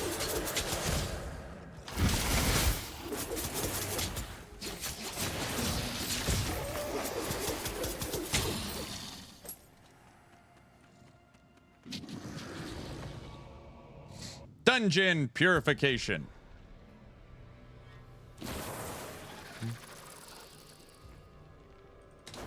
Oh, look at that. Look at that Unreal Engine 5. Looks pretty good. The like sunlight coming through. I like that.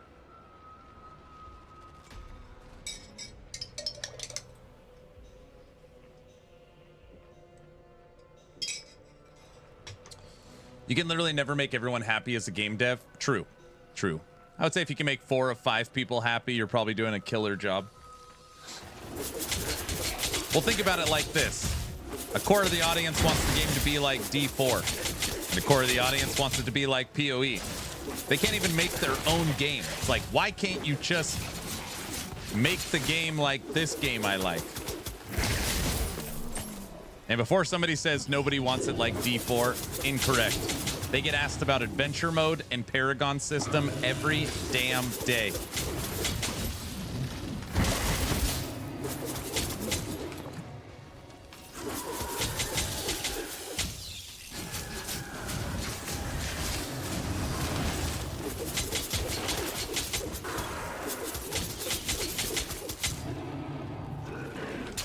Adventure mode is skip the campaign. So instead of playing the campaign, you could play it in the open world and level how you want.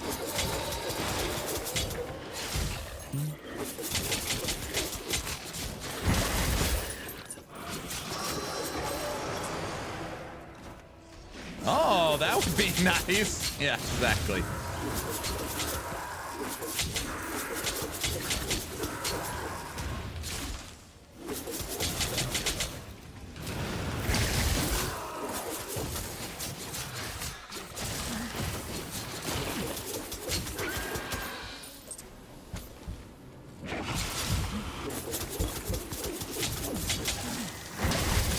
I'm afraid if I switch the controller, I'm gonna die.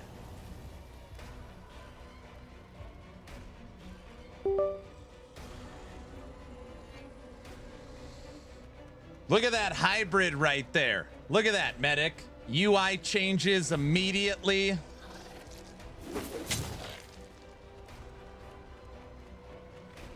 Interesting. It doesn't put anything on trigger. That is pretty interesting. Yo, you love that.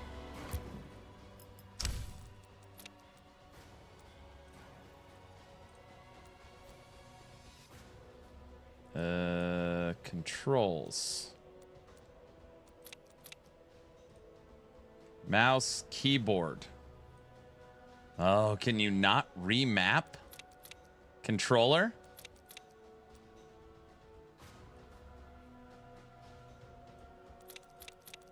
Nope.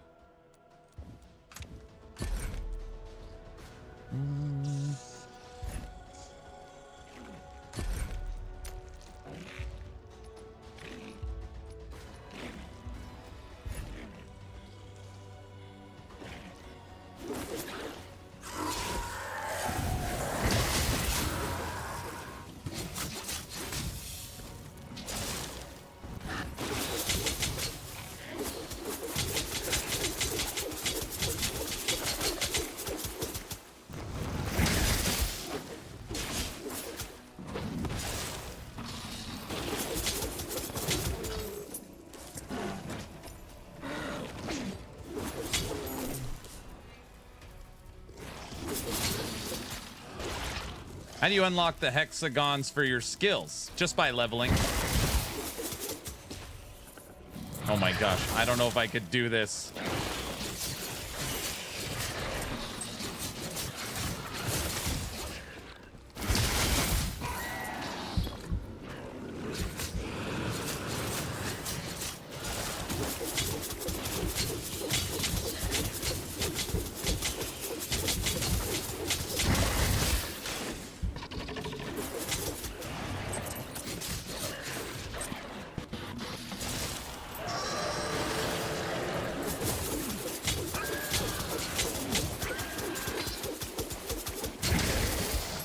We didn't die, medic!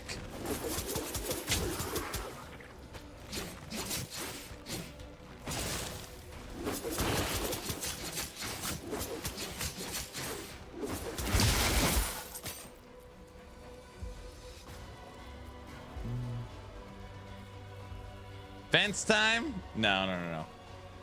No. You're just a pro gamer. I'm not a pro gamer. Everybody knows that.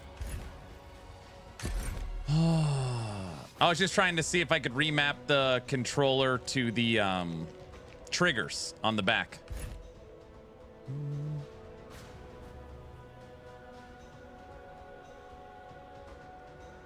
Can you tame other pets or just the little dragon? You have 4 different dragons: toxic, fire, lightning, and cold. They're your wormlings.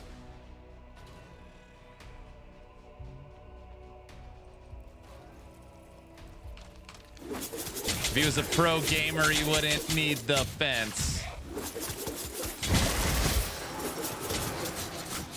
Yeah, Jonathan, this new class drop was 17 skills. So Tracker has 17 abilities.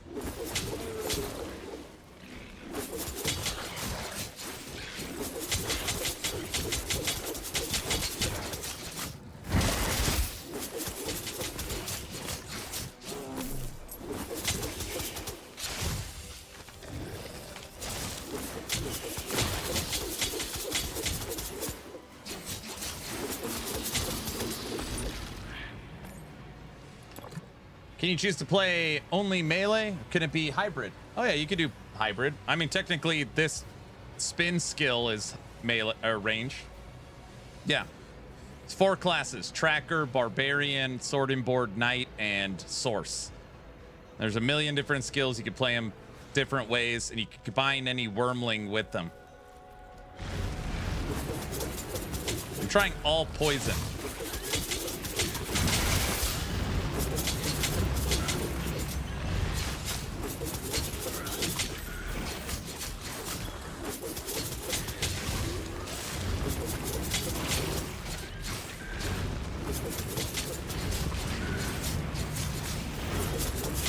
I'm actually kind of excited to play Diablo 4 next week. I will be just...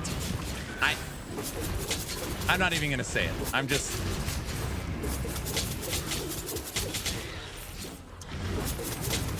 Yeah. Hopefully it's a lot of fun.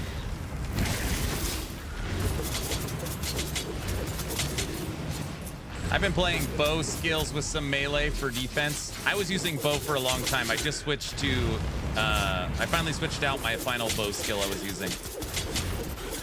Can't you see the sheer joy on his face? No. I was gonna say, I would be shocked if I was subathoning for D4. That is not, that is not gonna happen. Like, we're gonna do a couple of days as a funny hee-hee, and that's it.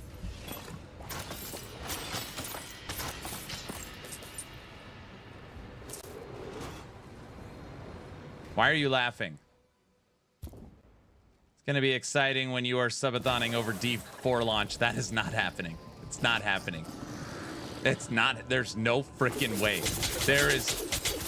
Yeah, the subathon's restarting is a joke for a day or two. Like, we are not, like, completely, you know.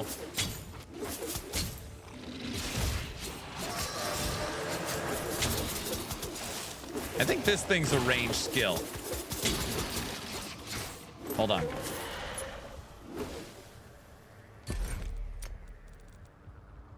This is a projectile. This is melee. This is melee. Melee. Projectile. Blinding Retreat has a projectile tag. 2. The Drayden Protocol. No. No, no, no. Ow. I hate this fight. I hate this fight. Oh, what boss is this? Oh. Guys, if you want to see something cool, this game has a death tracker. It'll literally show you the hits that you took to kill you. So it'll show you who was hitting you and what they hit you with before you died. It really is. This is really neat. That is very, very cool.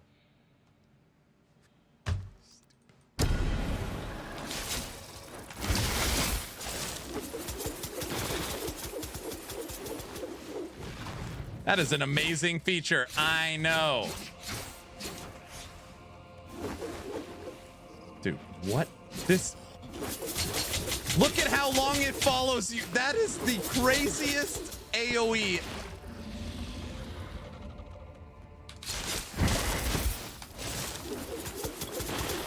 Look at this thing.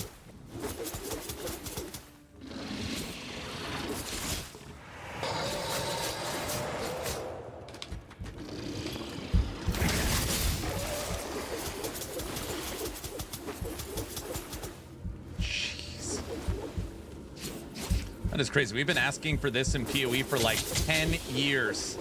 Oh yeah, this game also has a full built-in damage meter.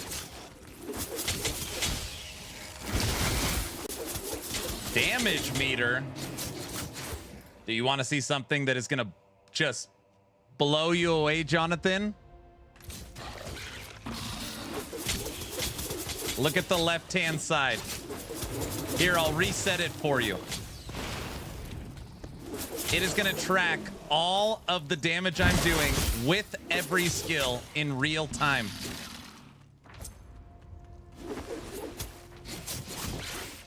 This is the reason why I bought it. Yep. What? Yep.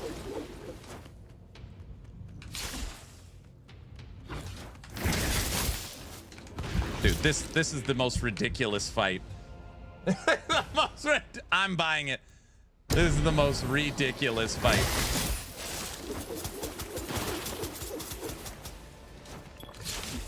Dude. You get away from me!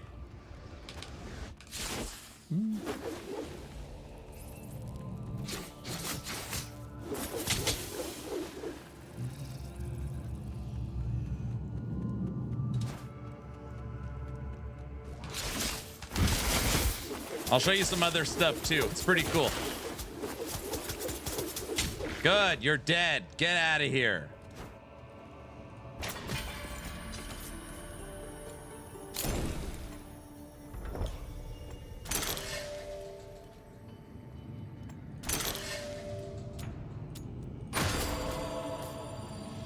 Okay.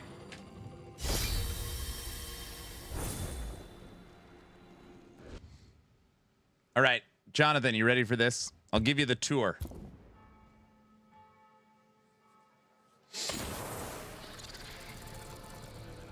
All right.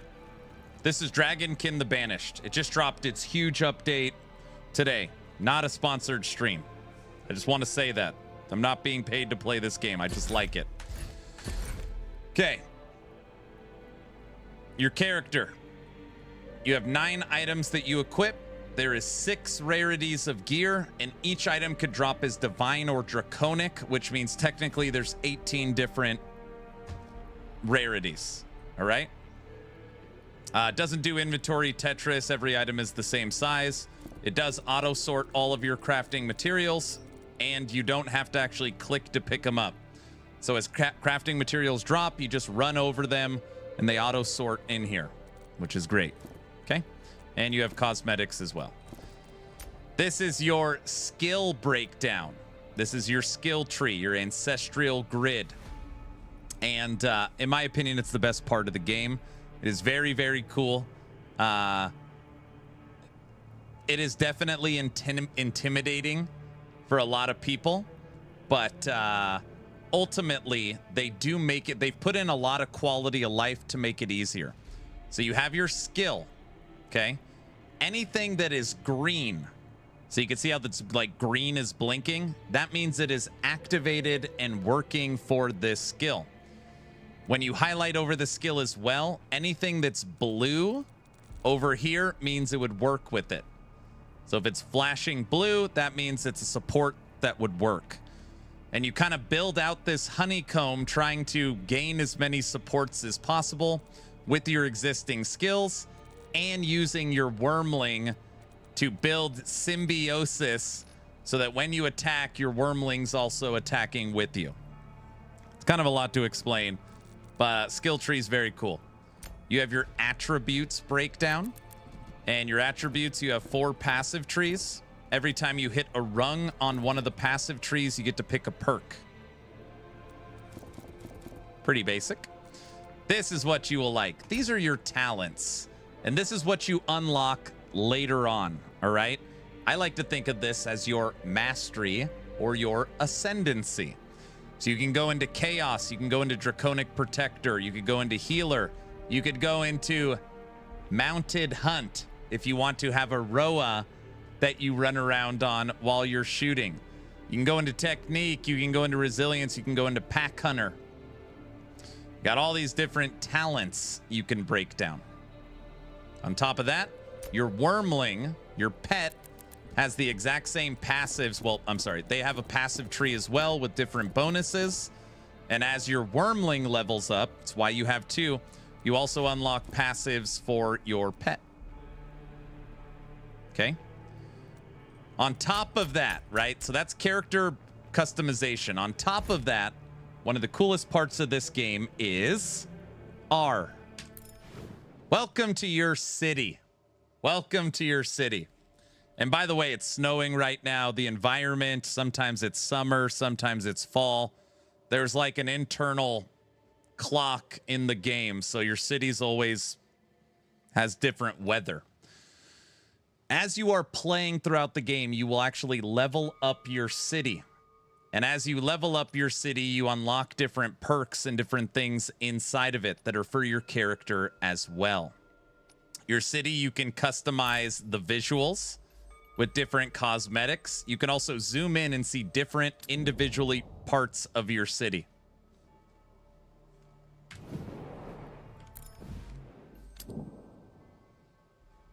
And you could switch out. Like I could switch out.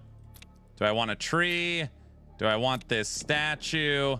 And you could bounce around and upgrade how it looks. It's not a city builder as in you're going to go out and chop trees, but there is a lot of customization for how you want it to look. And all the founder packs are free. So with Dragonkin, they give you the cosmetic packs, so you don't have to buy them, which is ridiculous.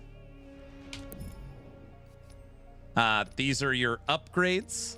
So these are the different upgrades that are available for my city.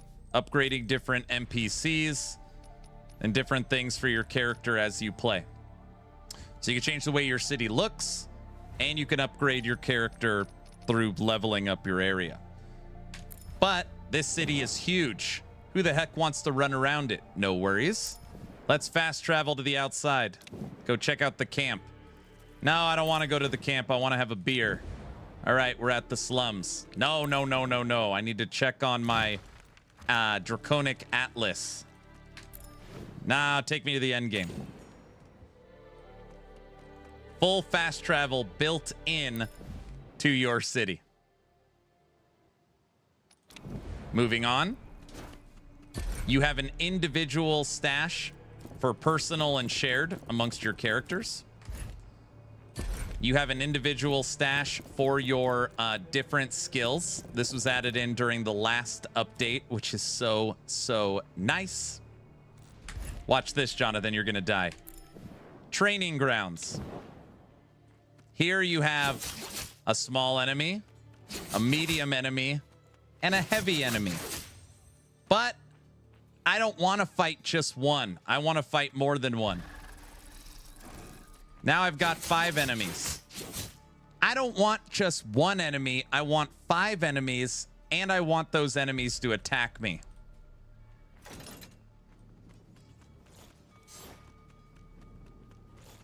And I want to track the damage numbers.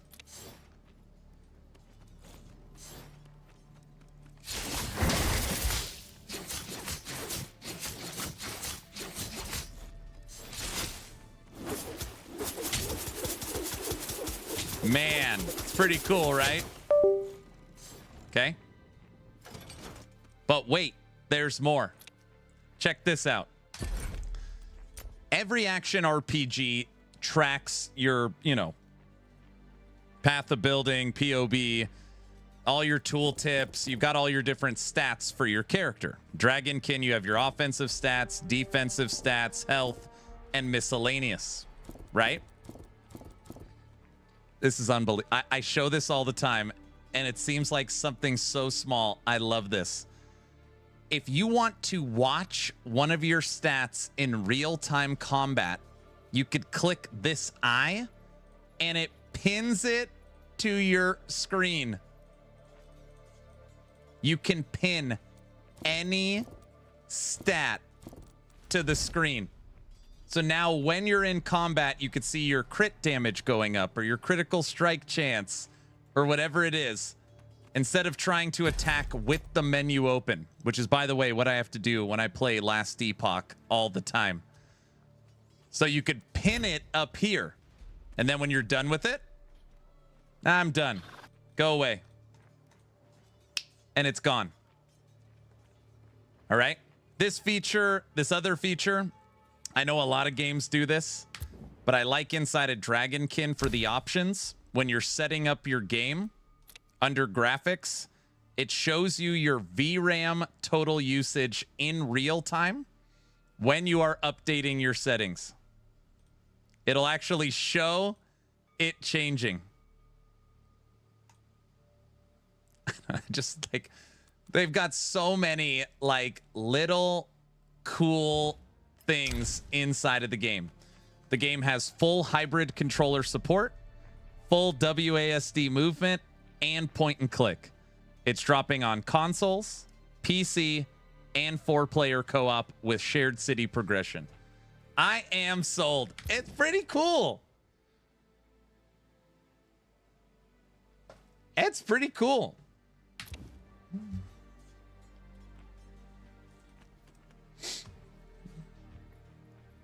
1.0 is planned Q1 2026, early next year.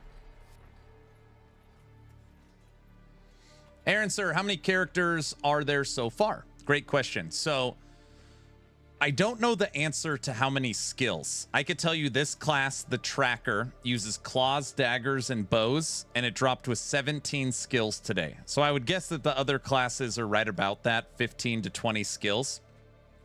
There is the Barbarian, which is the leaping, melee, damage dealer, spin to win. There's the Board and Lance, so like sword and board, but this character uses the lance. It's like your knight character. You have the Oracle, which is your source, range, damage dealer, and then the Tracker, which is the class I'm playing. So 4 right now. And what's cool is that if you buy the game, you actually start with a prologue, and the prologue gives you like a higher level. You guys, a lot of games do this. So basically, you start by getting introduced to the story, and the story allows you to play all 4 classes that is high level to give you a feel for them. So you play the prologue, you get to experience all 4 high level characters and how they play. You get to introduce to the story, and then you select your character.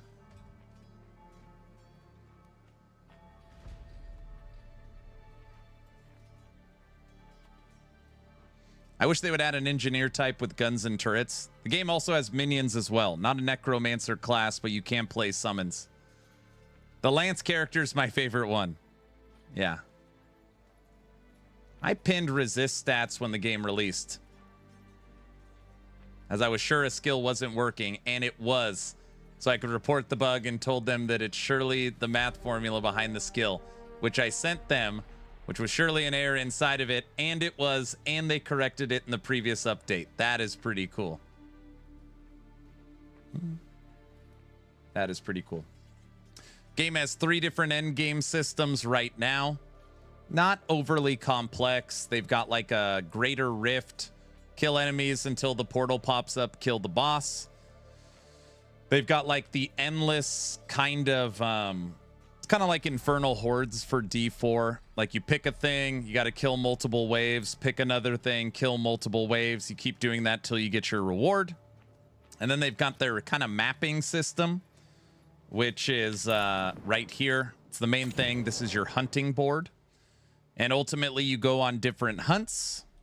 You can fully juice these hunts with different cards and different chaos affixes. You could add augmentations. You can pick certain equipment that you want to drop. Yeah, it's a lot.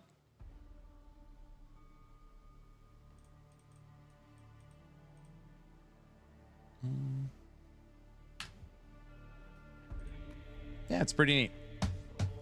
Pretty neat. Is it proper difficulty in endgame? Oh yeah, you can like, yeah, you can make the endgame super difficult. See, like we're still playing on medium. You've got your jailer. This is where you pick your different wormling pet that follows you around. Yeah, the game's super hard. And again, I haven't unlocked. These are all the different upgrades and unlocks for the city. I have like a third of them. So this, a lot of people, it reminds them of Diablo. So for example, right now I am playing on medium. Game difficulty medium. Look at this. Hard, very hard, extreme, Desolation 1, Desolation 2, Desolation 3, Desolation 4, Desolation 5, Calamity 1, Calamity 2, Calamity 3, Calamity 4, Calamity 5, Calamity Apocalypse. Then it goes to Apocalypse. That's 1, 2, 3, 4, 5, 6, 7, 8, 9, 10, 11, 12, 13, 14. There's 14 levels higher than where I'm at right now. I'm playing on medium. By the way, this is also the future group finder. This is the multiplayer menu for finding groups. That is crazy. I know.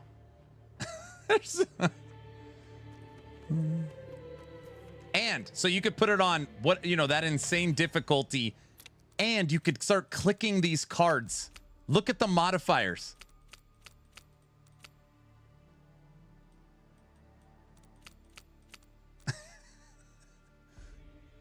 So you're just it's just, there's, for an early access $20, I consider it more of an indie title.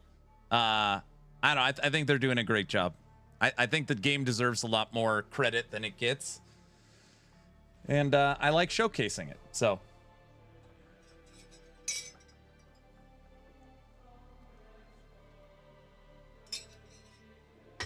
I just bought a copy. I'll give it a shot. Damn, 30 gigs. Yep. That's modifiers for your mapping. Correct. Yeah. Right now, I'm just going through and working through all the different hunts.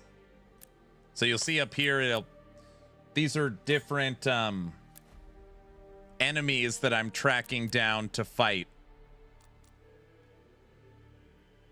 You also made me buy it a couple months ago. I don't make anybody. I'm not sponsored. I'm not trying to make anybody buy the game. It's Steam, but it will be dropping on console. They're already working on the console release. They're working on console and the multiplayer update.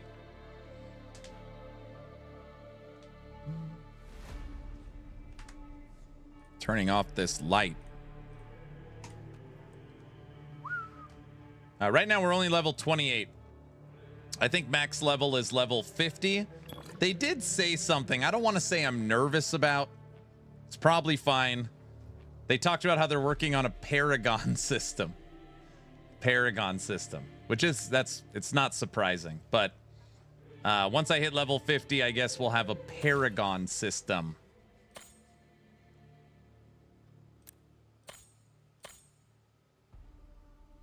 Oh no, I don't know. We'll have to see. I mean, we'll just have to see how they're gonna do it. I don't know.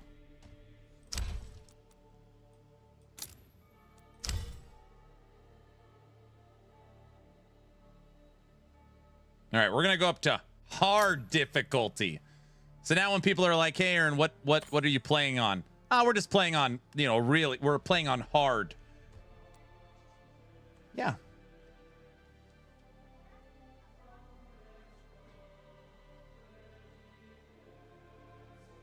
You can already start mapping because you're not at max level. It's because, Jonathan, the campaign isn't done.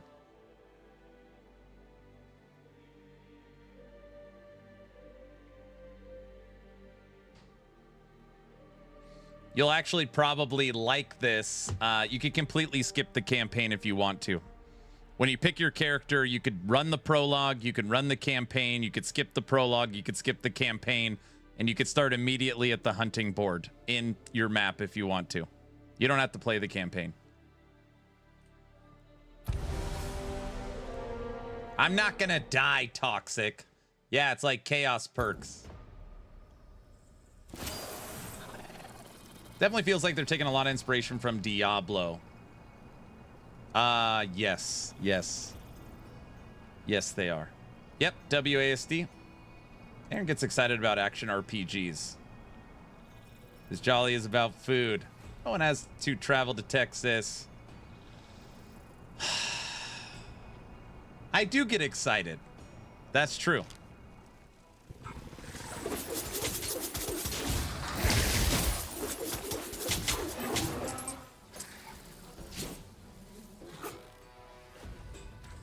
It's boring running the campaign for the 10th time. Yep, campaign is optional in this game. That being said, just know you're in for some challenge early on.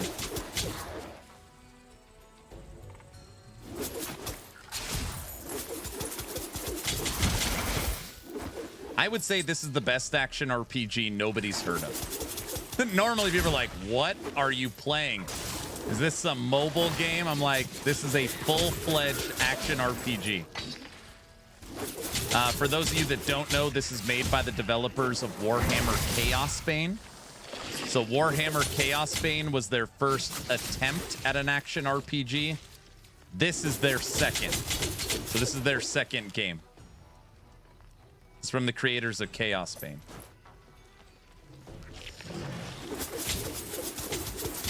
Aaron, you excited you're starting a subathon tomorrow? Why do you got to do that? Why you got to...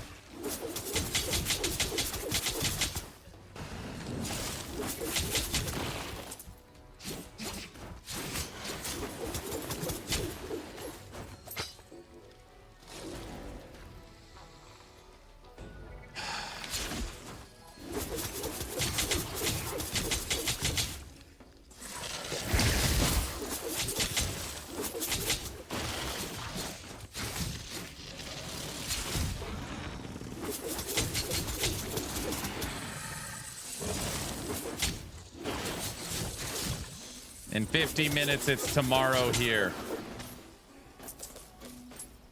If he wasn't excited, he wouldn't have it. That's true.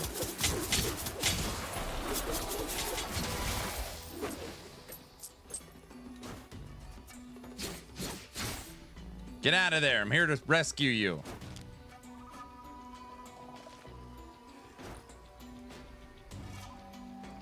Yeah, we're gonna start the clock with probably 1,000 hours, Skoji, just for all the makeup for all the time I took off. Figure that's fair. At least 100. Oh, perfect. Okay, good.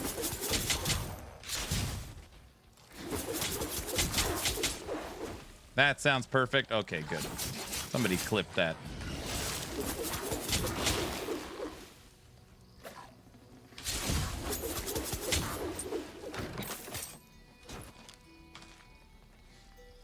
They need to add more classes, only 4. I mean, the game's just... I mean, they just added a whole nother class. Again, a lot of people compare these games to Path of Exile. Path of Exile, how many classes does it have? Not ascendancies. How many classes does it have? Not ascendancies.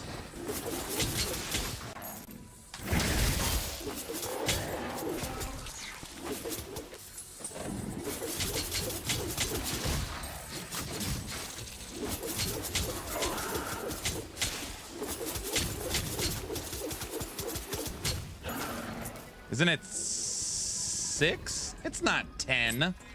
When they're sitting there and you cut the rope, there's not 10 classes. Is there?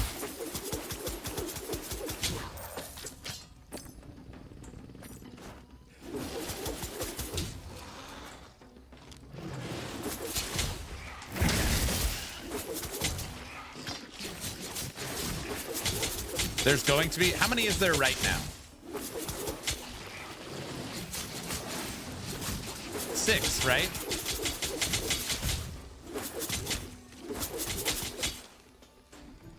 Six. Yeah. See, it's 2 behind.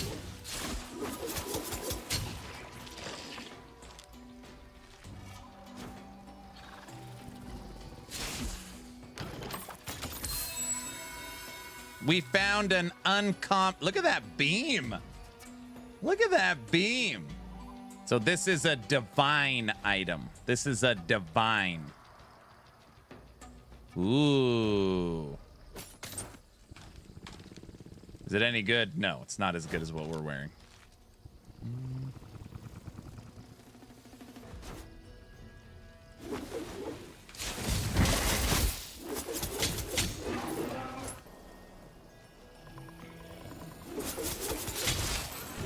The after death effect on this frog is crazy.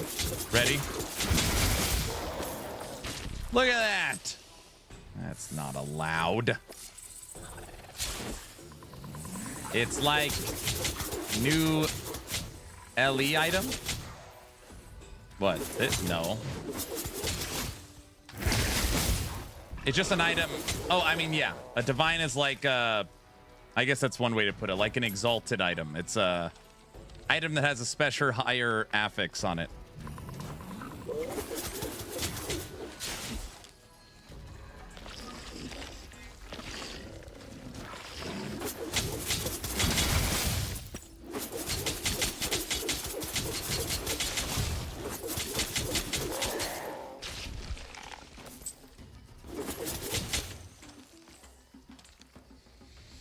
There's actually 7 classes in PoE 2 at the moment. Witch, Murado, Shadow, Ranger, Warrior, Druid, Templar, Mercenary, Source, Monk.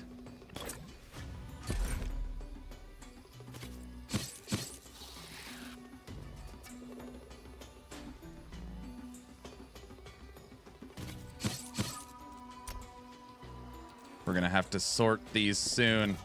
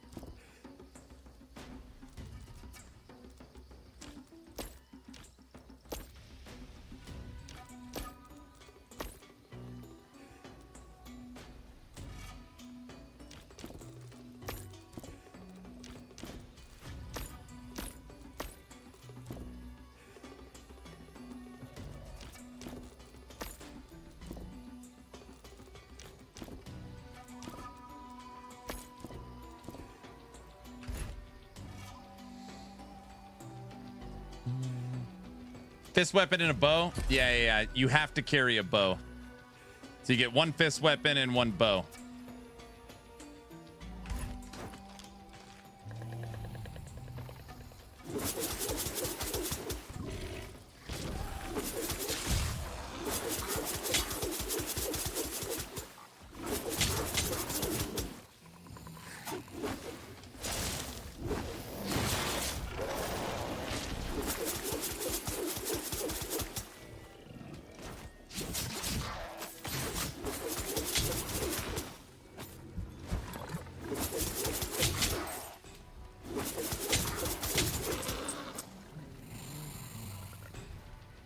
Come on, hit the final character.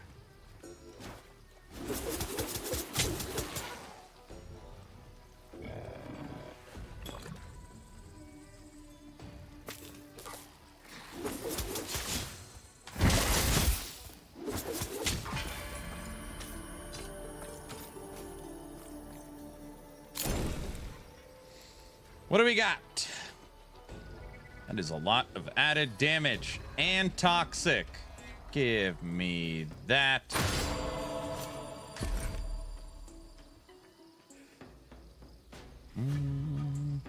Cooldown reduction.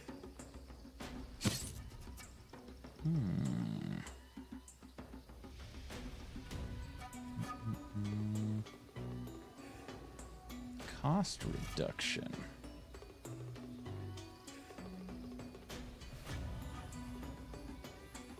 Max HP, block, reflexes. Bam.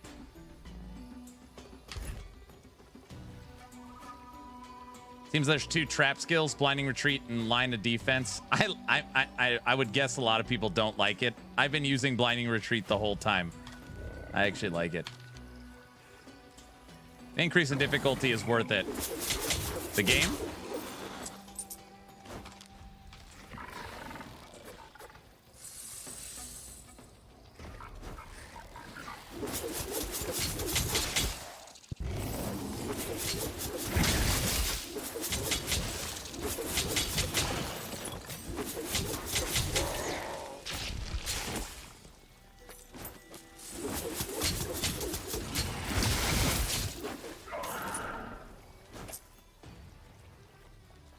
I do think blinding retreat I'm going to switch out though once I get the right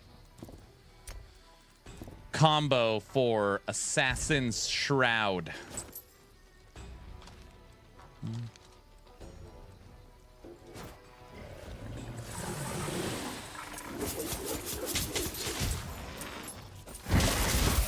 Yeah, we're probably able, we should probably push the difficulty up. See if it helps us with some experience gains.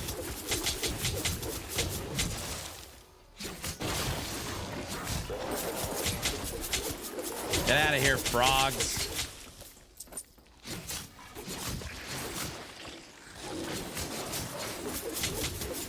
Yeah, I feel like it probably works better. It's weird. I did not get that skill as an option for a very long time.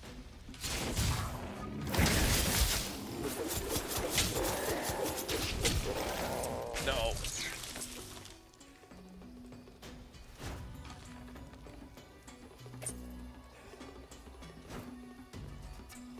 Spell looks awesome. Yeah, it's pretty cool. And again, you're only seeing me play these 5 skills. There's 17.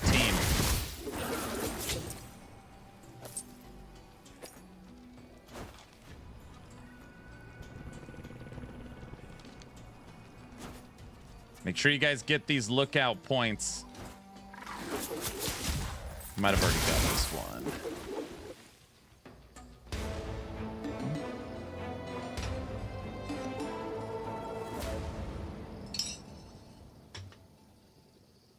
I evolved. That's the first thing I did. I fully evolved my training ground. It's the first thing. Jogs! Hello, bro. How's the game so far? I like this game. So far, it's been good. It's our second day playing it. We are approaching level 29. Should get level 29. By the time I finish this hunt. Yeah, we're making good progress. Fully respect my character. Level 26. So I went in and switched out everything in here. We were able to get symbiosis with 4 skills, even without the top unlocked. So that feels pretty good with the main damage dealer having 11 mods. Yeah, it's coming along.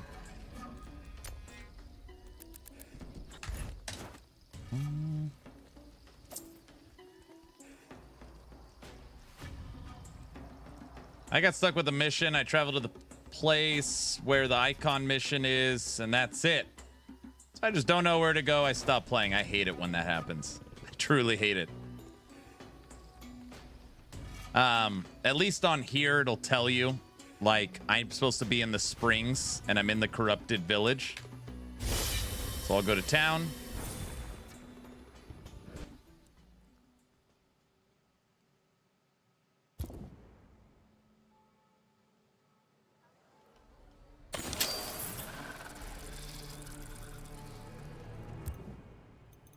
Shows right here with the exclamation point.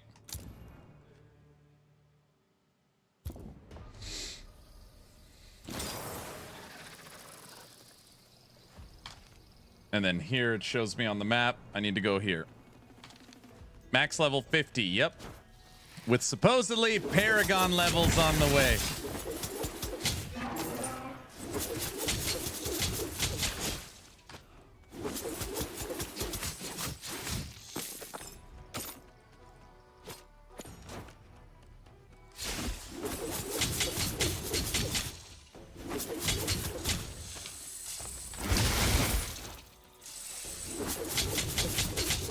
Here, let's check in. I haven't even looked in a while. Okay, my spin to win dancing daggers has done 3 million damage. My assault, malignant assault, has done 1.4. My dash has done 1 million.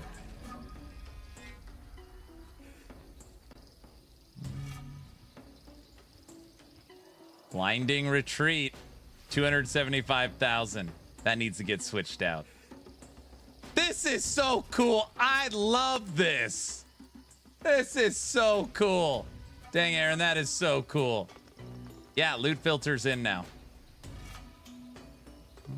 Hey, I might get a walk-on blurb now that the subathon's back on. Oh, geez. Oh, that breakdown is awesome. And again, so now we'll reset it. Watch, I'll leave it on the screen. It'll track the DPS of all skills and everything I am doing in real time. That is like so awesome.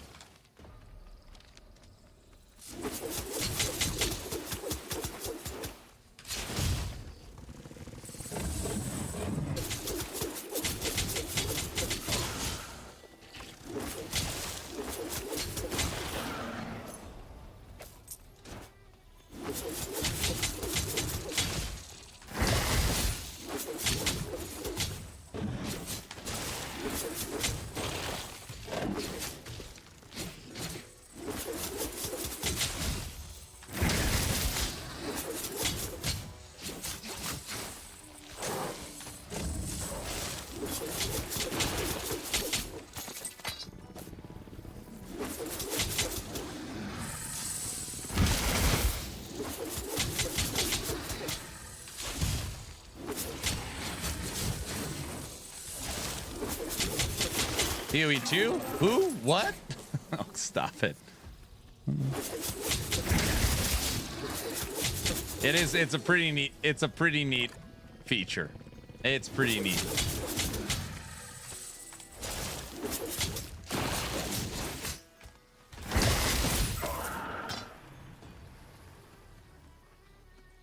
Treasure of the swamps, kill the Dragonkins.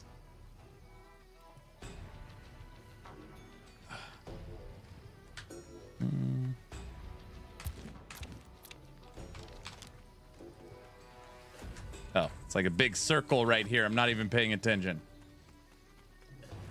Graphics are good too. Yeah, this is Unreal Engine 5. There is multiple times where I'm like, I think I'm playing Titan Quest 2. Visuals are pretty darn good. You could play as a summons build too. People are like, can I play minions? Yep, game has minions. Doesn't have a necro class. But there are summons in the game.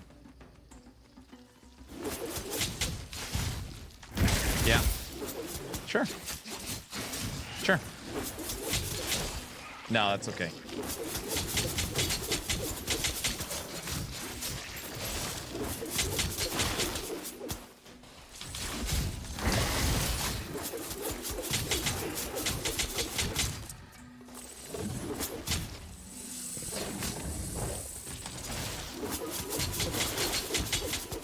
Level 29.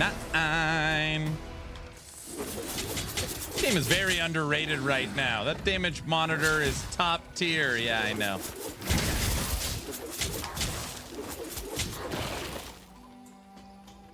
It's pretty unbelievable if you think about it. Again, not a sponsored stream. This game will have online co-op up to 4 people. It'll release on console. It has good, if not great, character customization when it comes to tinkering and building your character. It's got 3 different endgame systems. It's built on Unreal Engine 5. Probably a top 5 game for quality of life features, including the feature I just showed you. It is the second attempt at an action RPG from a AA studio. It's the studio that brought us Warhammer Chaos Bane. And a lot of people, some people think Chaos Bane sucks. My wife and I played it a lot. My wife loved that game, so I played a ton of Chaos Bane. But it's like, you know, they're going at it again. They're taking what they learned from Chaos Bane and bringing it to Dragonkin on Unreal Engine 5. No, this game has 100 players. Literally nobody knows it doesn't. No, everyone's like, what is this? Nobody even knows it exists. It had an early access launch and 2 major updates. One of the updates being today.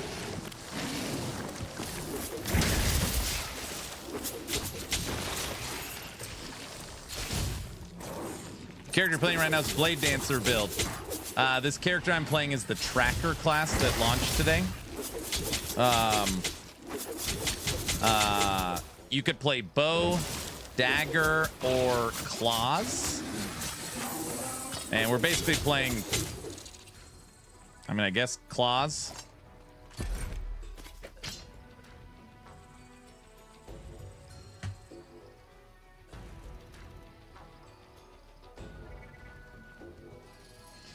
Thorns damage. Oh yeah, the game has thorns too. Any reflect builds out there? Dude, I've been saying the same thing. Hi there, I tested this yesterday. Combat feels close to LE. I could see that. But I mean, it is an action RPG, right? So.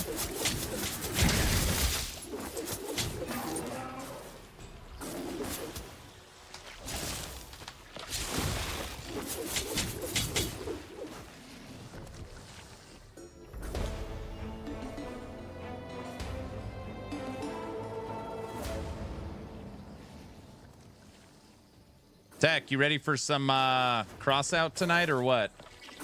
Don't tell Farva. We'll be all excited. I don't want it. He's already too excited.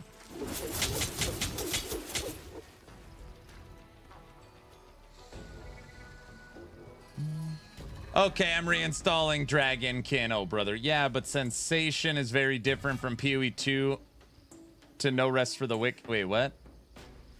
The Santa Claus? Oh, gosh. It's a sanity clause.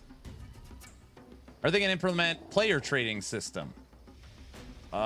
This game will have full trade, any items whatsoever, including like the good old, here, do you need this? And you throw it on the ground and then the person runs over and picks it up. Do you guys remember that? Bro, I found what you need. Check this out. And then you like run over and grab it. If you're talking about like a trade house or a bazaar, no, it won't have that. Oh, the good old days, yeah.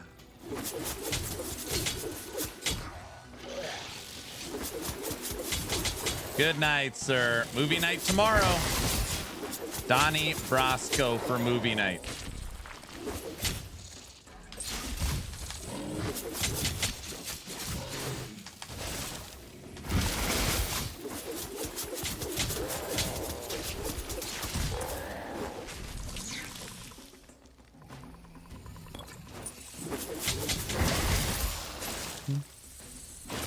Two more.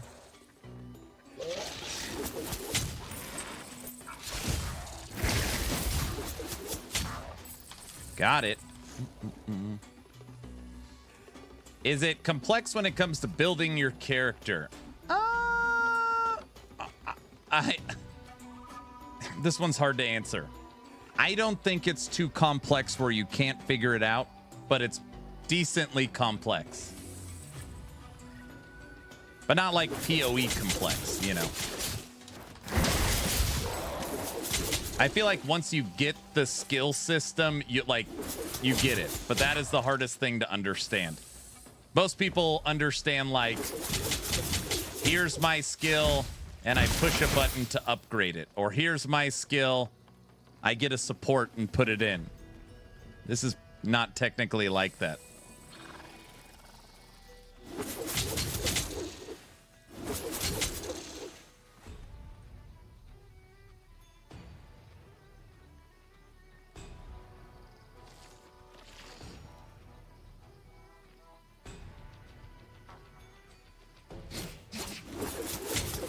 Dude, Mass Shrimp, I was using that chest on my Necromancer. My Necromancer had 6,300 life.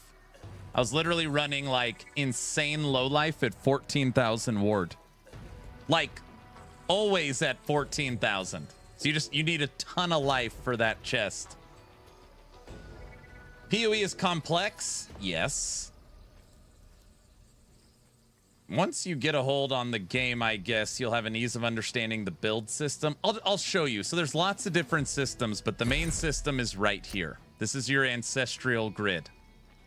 And you'll see that some of these are blocked off. These unlock as you level. So like I'm level 29. I'm about to get these 3 to unlock. Okay. And when you look at this, it's actually pretty intimidating. Like, what the hell are all these Tetris? And these are all your skills. These are all your skills. It's very cool, but it's very intimidating. So, ultimately, you have a skill. And you will see on here, everything that is blinking green is a support that is currently working and active on this skill. And you'll see on the left-hand side that it shows you the skill and all the modifiers that are working on it, which is also really cool on the tooltip. All right. But the question is, well, how do you know what supports? Well, if you look at your supports and you highlight over one, it will show you what it works with. So this works with none. This works with these 2 skills. See, because they're blue. So it'll show you which supports work with which skills. Or vice versa, if you highlight the skill, it'll show you in blue the supports, which is like quality. That's pretty incredible. So you can highlight the skill and it'll show you the supports, or you can highlight the supports and it'll show you the skill. And the skills have, the supports have multiple rarities and multiple configurations. So like this one has 3 and it has multiple rarities. So you're fitting the skill with the supports together to try and maximize as many greens with your skills as you unlock more. Now the cool thing, okay, that is a cool system, bro. I know. It's very cool. On top of that, so you see how my skills down here have this like green, I say they're oozing with machismo. But you see, I mean, you could tell this one's not like it. These 4 are. I have built my skills to have what's called symbiosis. And you'll see on the actual skill, symbiosis is active. I have 9 of 8 modifiers. If I take out certain modifiers, oh, that one still has symbiosis. I have now taken out, this one has lost symbiosis. It's no longer oozing, and it's no longer like a super skill. So there's actually a ton of strategy when you're building out your Ancestral Grid to get the right supports and, again, I'm sorry. The fact that they actually gave you a visual on the icon that shows that it's active. I don't know. I just love that. I love the little things. They didn't have to do that. They didn't have to put in a different visual icon. They didn't have to put in that sound showing that it's active. That's what she said. I know. But while we're here, just so you're aware, you have your character. 9 different items are slotted. There's 6 different rarities of gear, and each item can drop as draconic or divine, which means technically there's 18 different ways for an item to drop. This would be an example of what a divine item would look like. We just find one. It means it has a super stat on it. You also have your passive tree right here for your attributes. Every time you level, you get attributes. When you hit a rung, you get a little perk that you get to select. You have talents that come later. This is like your ascendancy. Do you want to go into chaos? Do you want to go in draconic protector? Do you want to go in mounted hunt? You can literally get a Roa and shoot your bow and arrow from a mount. Do you want to go into pack hunter? Do you want to go into technique? You've got all your different ascendancies. And then your wormling, your pet that follows you, also has its own passive tree with its own little perks. So you've got 9 item slots, 6 rarities, Ancestral Grid, attribute passives, talents, wormling attribute passives, and then you have your city builder.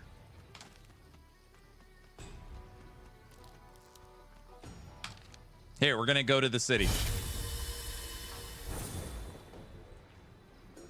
It's actually nothing like Undecember. The UI is like Undecember, but the way these skills upgrade are very different. So in Undecember, which I've played a decent amount now, I call it the honeycomb system, is a modified PoE 1. You have a skill has links, the links have colors, and your skill, based upon the number of links, based upon the colors, you put in the supports. It's literally PoE 1 with a different UI, and you could share supports. This is a totally different system. It's very, very different, but the UI is the same. And by the way, every character has like a different shape for their ancestral grid. I think the barbarian is like an axe or something. This is like a dragon or a bird or something. Thank you.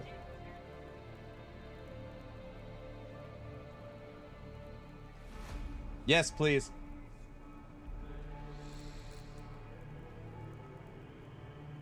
The grind is so cool and yeah, intimidating for sure. PoE is the same way with the passive tree. This one's very weird. I can't.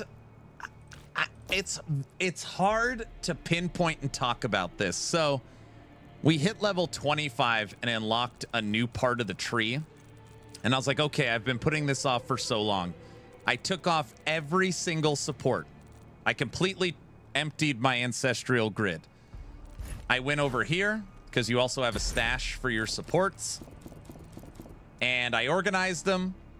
And then it's like solving a puzzle. It is literally like, okay, this is my main damage dealer. I'm going to start with this in the center. I'm going to build the supports around it. Okay, what's my next favorite skill? All right, assault. Where can assault fit in? I'm going to put it right here. Thank you. And like, when have you ever felt like in any game that you're literally piecing together your own puzzle, which is your whole character? It's just so different. I don't know how to describe it. It is pretty intimidating if you don't understand it, but it's really fun. And then at the end, you're like, holy crap, I haven't even unlocked my ancestral grid. We upgraded all of our skills and we got symbiosis on 4 of them. We couldn't get the 5th one. I was like, that's, you feel like accomplished for what you were able to do.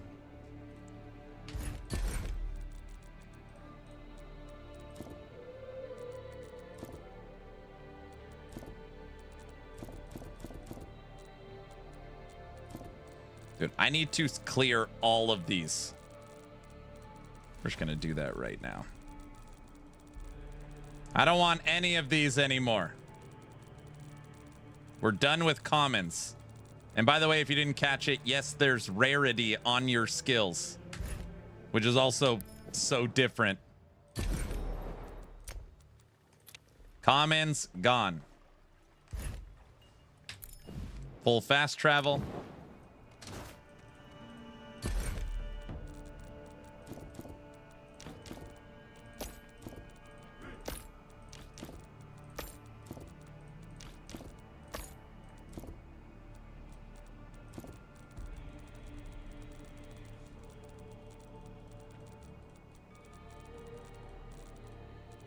So I'm upgrading the rarity of all my supports.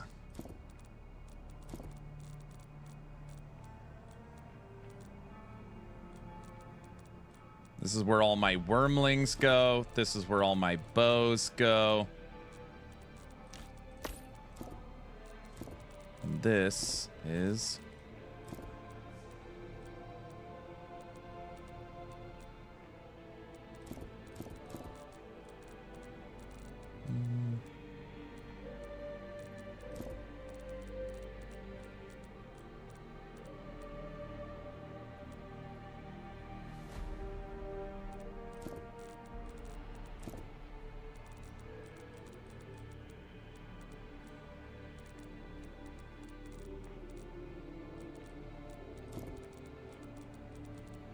Boom. Tracker supports. Tracker bow supports. Wormling. Just overall support. This being our new nice one. Double rare with an uncommon passive. It's the best one we found. 17 different skills that you have to piece together. I guess I'll discover myself. You will.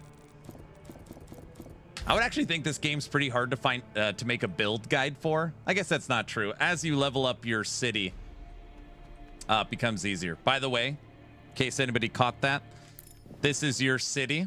It's got full fast travel. You want to go to Old Town? Hey. No, no, no. I want to go have a beer. You're at the slums. Nah, take me to the training grounds. You could bounce around your city. On top of that, your city has upgrades. As you play, you level up. You got all these different NPCs and different things. You can unlock your arsenal, which upgrades your storage, and you can save characters. Upgrade your different crafting, gold. One of these.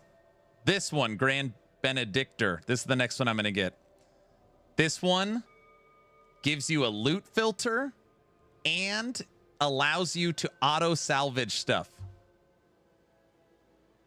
It's my next upgrade, I think. On top of that, so you've got your city upgrades, and you can go into individual sections to look at them.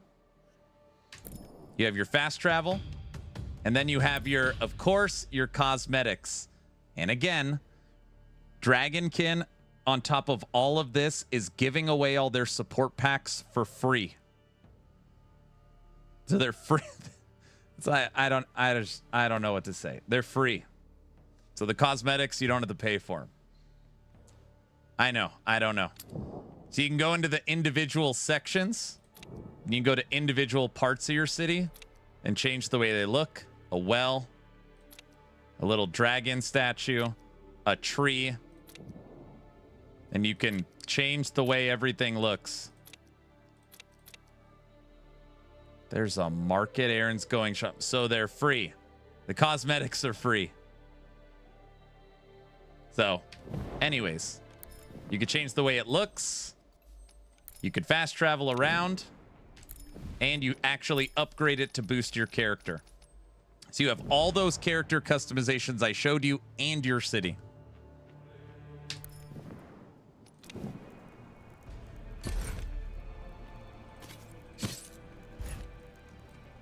You can't get Founder Pack 1 or 2 anymore, but you can get Founder Pack 3. Every time they release a new update, they they switch out the founder packs. So if you bought the game at early access release, you got founder pack 1. If you bought it during the last big update, you get founder pack 2. And if you buy it now, you get founder pack 3. Or, you know, you have all 3 of them. Hey, Aaron, I'm now 6 hours into the game and I'm still liking it. I'm looking forward to coming home from work tomorrow and playing more. Nice. I gotta have something intimidating like this in an ARPG, like the grid or PoE passive tree. Where is that in D4? Tempering? No, I don't know. I don't know. D4? I would say the D4 intimidating system would be the Paragons? Paragons?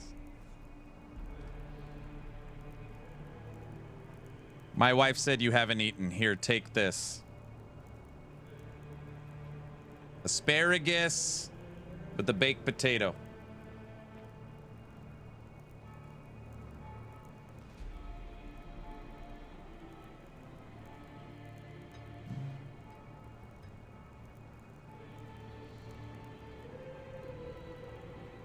Did I miss the Diablo 4 stream? Yeah, it happened 9 hours ago. It was 9 hours ago. It's been 10 hours since the subathon started. Exactly. This is all time served. All right. What do we got going on in YouTube land? I love asparagus. What are you going to say? Is my pee going to smell? Is that what you're going to say?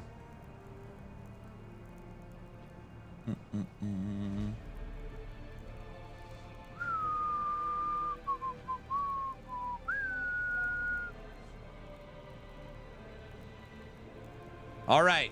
Hello, everyone. This is Riker with another news update. If you are new to the channel, instead of you guys watching me eat in silence, we watch a video together. Just so you know. So while I'm eating, we're going to watch Riker, because it's the first video that popped up. Hey folks, this is Riker, and Season 10 of Diablo 4 launches next Tuesday, and we just had the new format dev stream going over the details.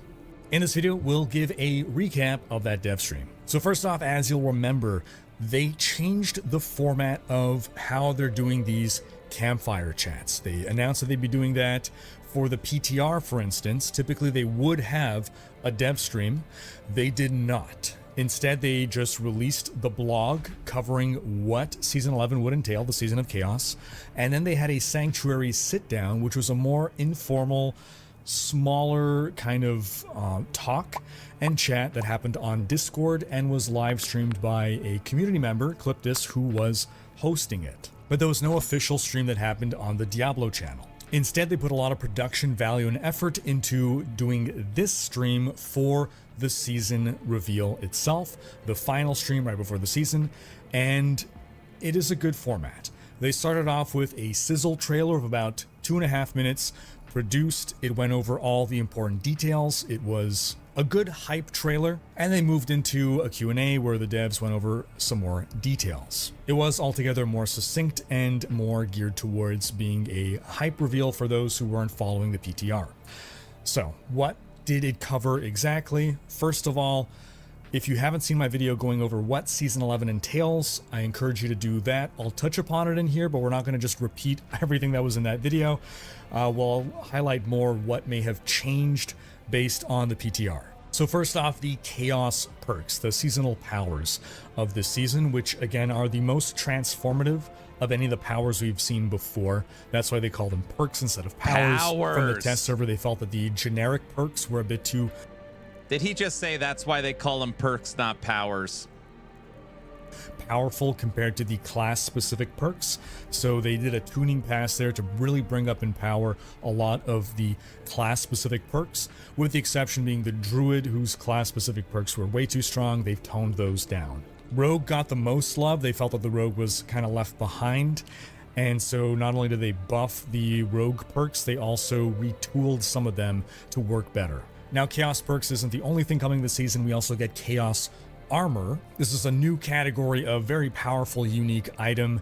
And what they ended up doing was adding even more Chaos uniques every class gets one additional Chaos Unique on top of what was already available. So the Barbarian is getting Ramalandis, which is just a widely useful Barbarian item that can be worked into a lot of different builds. The Druid is getting the Dolmen Stone, now available as a Chaos Armor if you want to move that spinning boulder amulet onto a piece of armor instead to open up more possibilities and empowering that boulder build. We'll see what can be possible. I'd love to see a top tier boulder druid. Necromancer's getting Mutilator Plate for some Bloodlance support. The Rogue is getting Scoundrel's Kiss. That's going to be for rapid fire, lobbing those grenades. The Sorcerer is getting Esu's Heirloom. That's another more generic item that can be worked into multiple builds. It'll free up your boot slot since Esu's is normally boots. And the Spiritborn is getting Sunbird's Gorget. Again, an amulet being moved off now onto an armor piece. And the interesting thing about the armors is that they, being uniques, they are going to retain the all resist bonus. So it's a great way to get that all resist from the amulet onto an armor slot. And when I was talking about Chaos Armor and the intro, we watch a lot of Riker videos. His lighting looks different. I don't know why I notice stupid things like this. His face is more lit up. Never mind. Introductory video, some people misunderstood. Chaos Armor is just here for the season.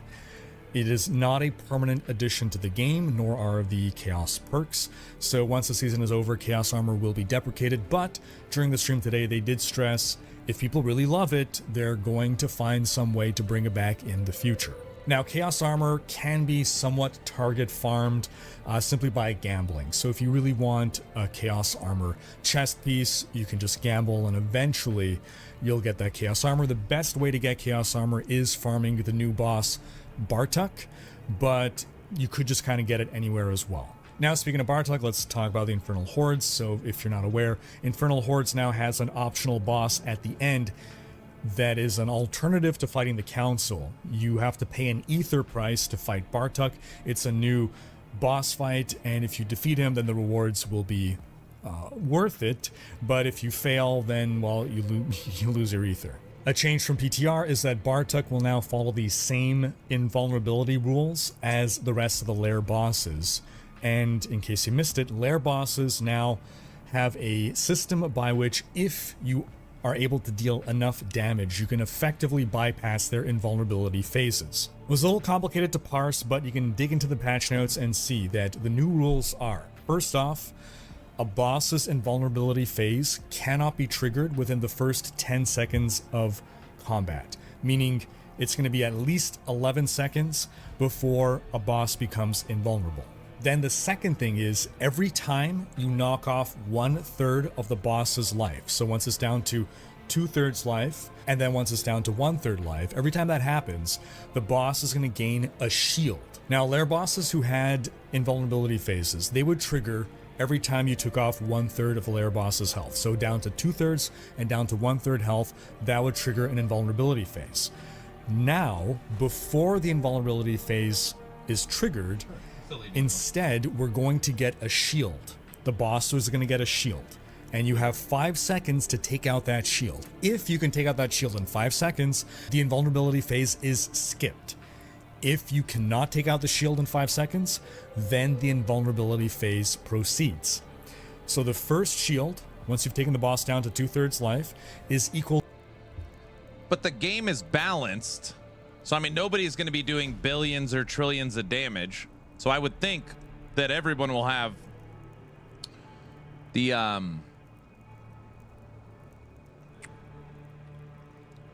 never mind. To 1/3 of the boss's life.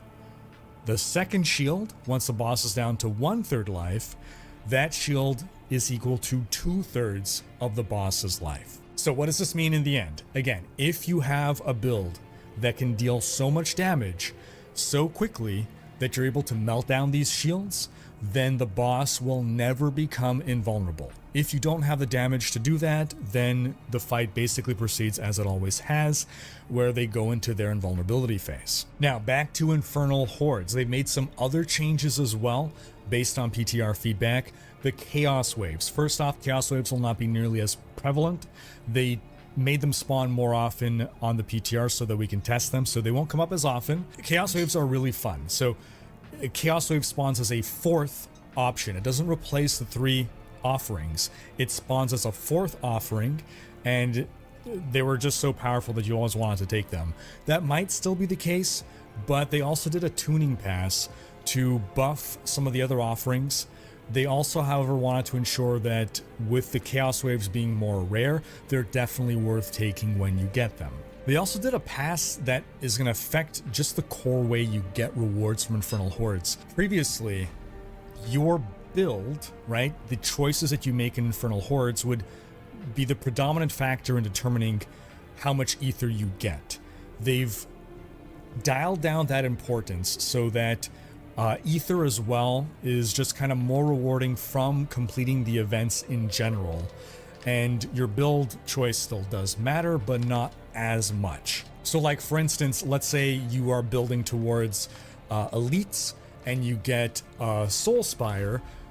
Previously the Soul Spire would not be rewarding, now it's going to be more rewarding to do the Soul Spire. And speaking of Soul Spires, if you'll remember, I said that Soul Spires still didn't feel worth doing for a number of reasons. They are juicing Soul Spires. We don't quite know how, but they think they might have overtuned how good Soul Spires are to do now.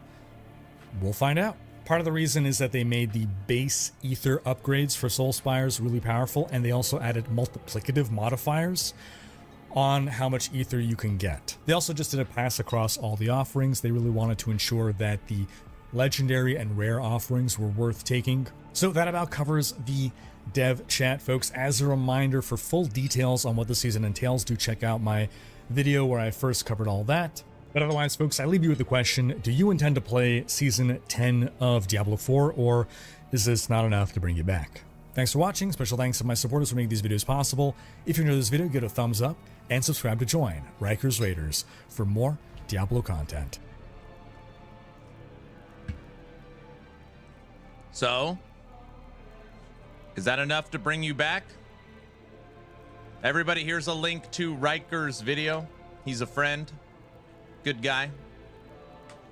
Rusty, have a good night, brother. Give him a like, share, follow, sub. Man, I regret buying D4. That's not that. So is that a yes? You're excited to play it? I haven't played since release. Nobody's played it.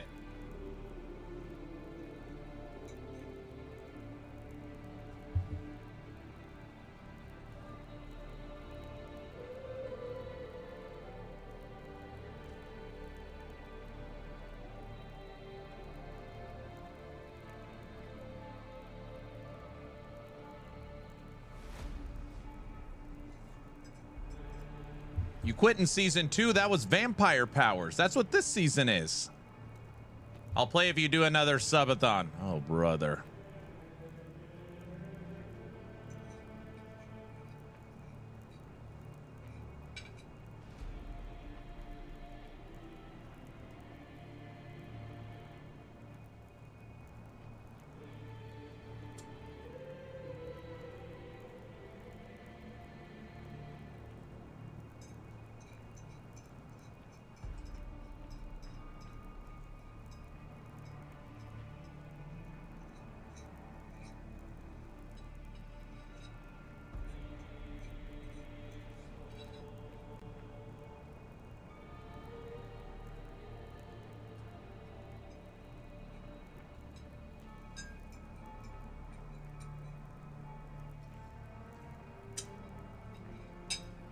Dinner done.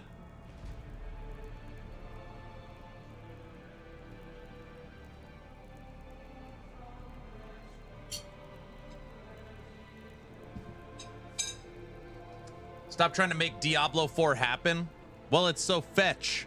I'm gonna keep making fetch happen. Okay, kids. Kids out there. My wife also tonight made this. Fresh banana bread. It is warm right out of the oven.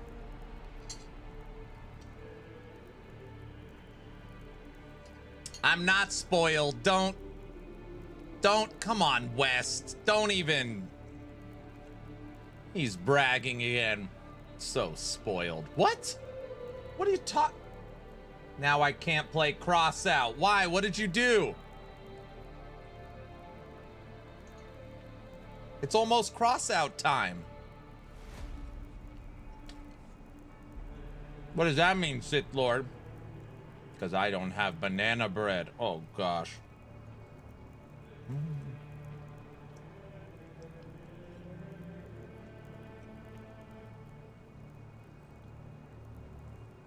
I need to find a wifey cloning project. Come on.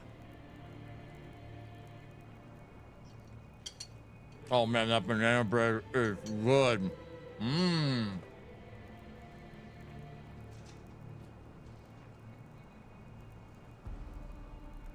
Did you bring enough to share with the class? I was gonna bring you some heavy, but the dogs ate it. The dogs got to it. You know. Didn't wifey promise a subathon if we hit a level 25 hype train?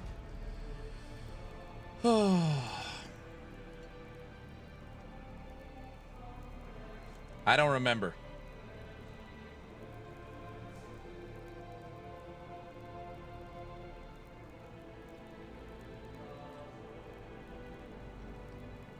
Guys, we were just joking about the restarting of the subathon thing. That was a joke. It was a bluff. We were just messing around.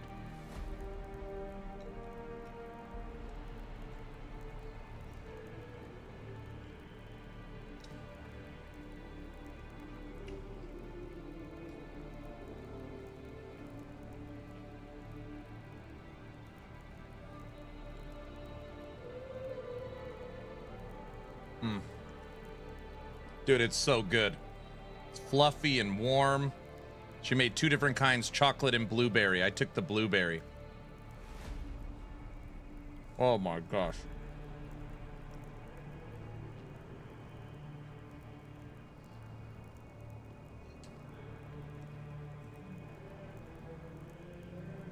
Heavy, what do you mean? Did I hear a subathon return? Where is everybody hearing this? You guys didn't post it in Discord, did you?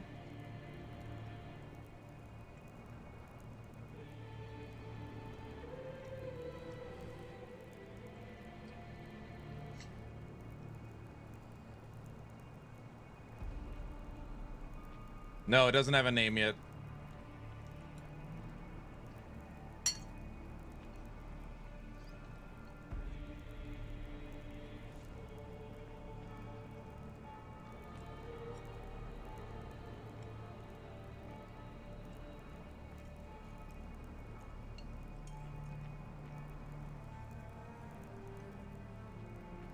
Later, guilty.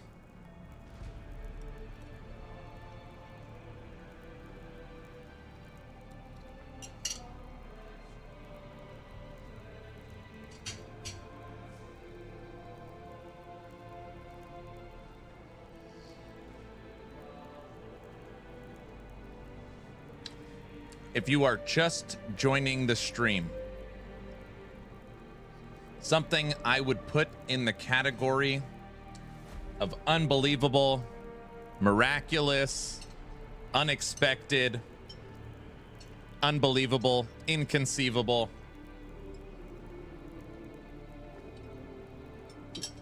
Happened.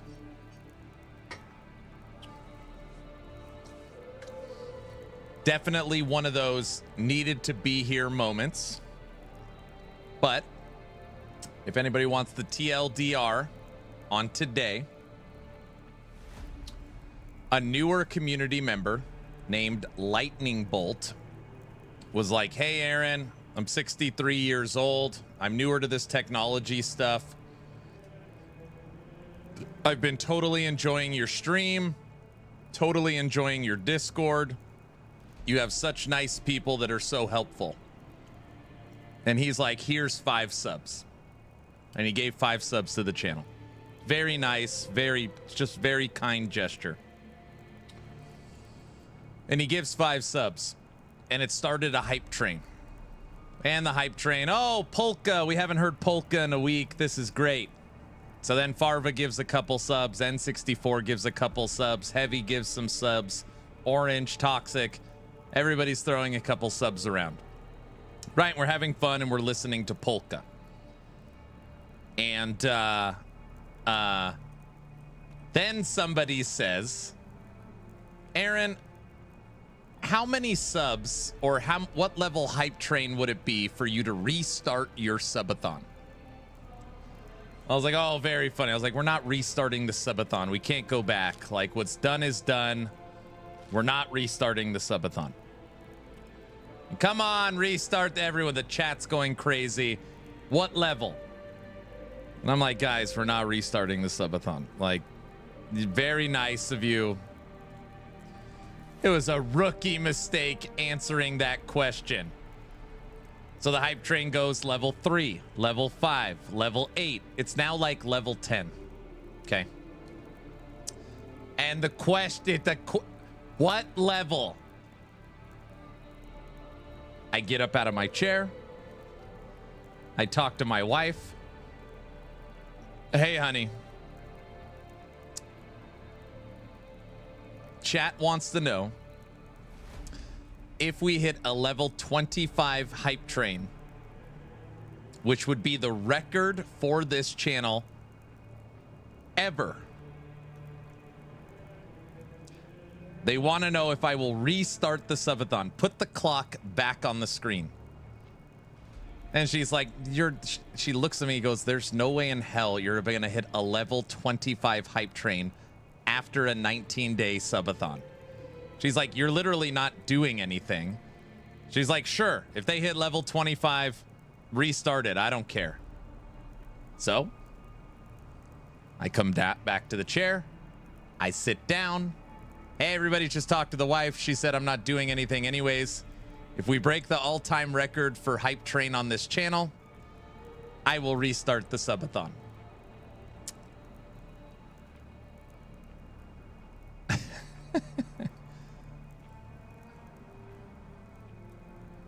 The hype train went for 2 hours and 12 minutes.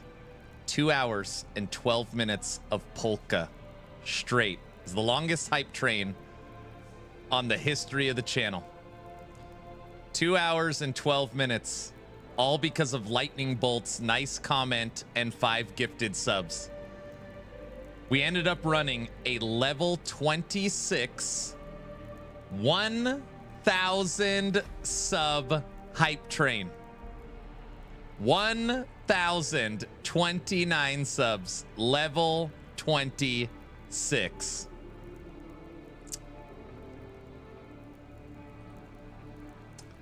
My wife's standing on the side, just in shock. I'm sitting here, I don't even know what to say. I'm in, my brain is like melted. I just can't, I can't believe it. Actually, now that I'm telling the story, I still can't believe it. I still can't believe it.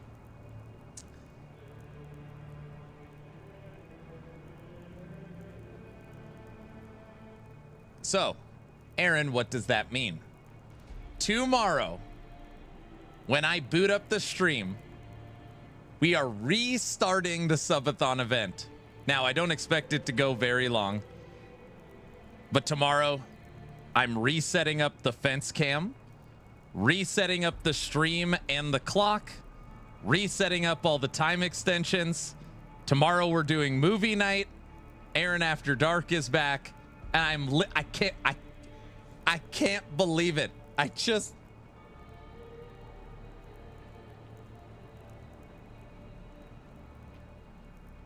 It's not funny, Jinja. That was a rookie mistake. And I'm restarting the event again. Tomorrow, again.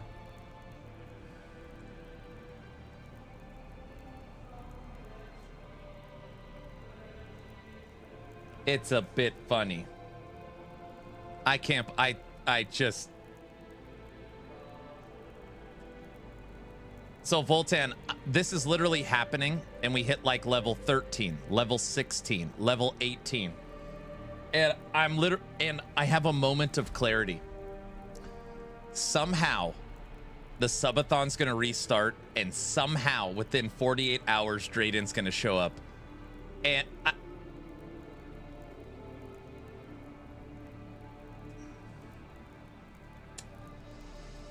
anyways,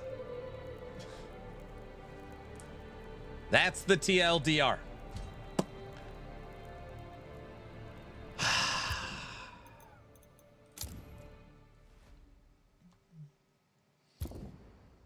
The sub notifications from the hype train were literally going for 2 hours after it ended. Correct. And before you know it, you have 100 hours in the bank. So don't say that. Don't say that. It will be, we are not subathoning into D4. There's just no way. There's no way. That's a week from now. No, there's no way. That's not acceptable. There's no way we're subathoning into D4. Shrimp, don't even say stupid stuff like that. Don't worry, Aaron, I took care of the Discord so no one will miss it. I can't believe it. So then what happens? Brow makes a subathon 4.5 song that I haven't even listened to, that I guess debuts tomorrow. My wife's trying to think of fun things. I'm just...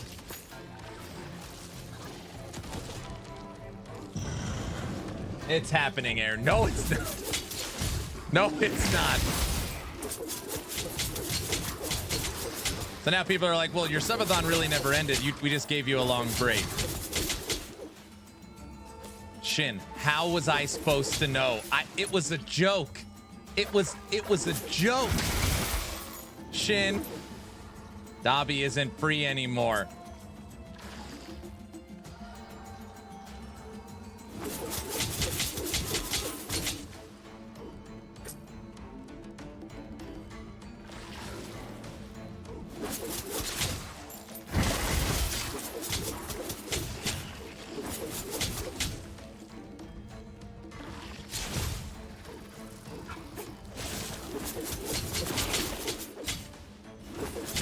You forgot how the chat acts?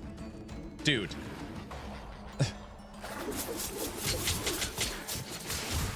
I don't know. When was the last time you painted the fence?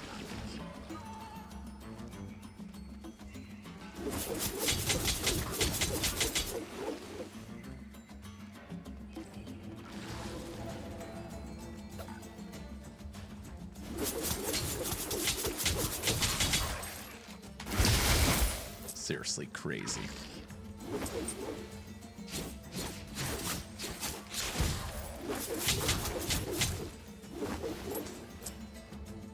I'm going to finish this hunt, which I think we're almost done. Put my daughter to bed and then play cross out with Farva. That's going to be the end of tonight. Then I'm going to try and sleep thinking about tomorrow.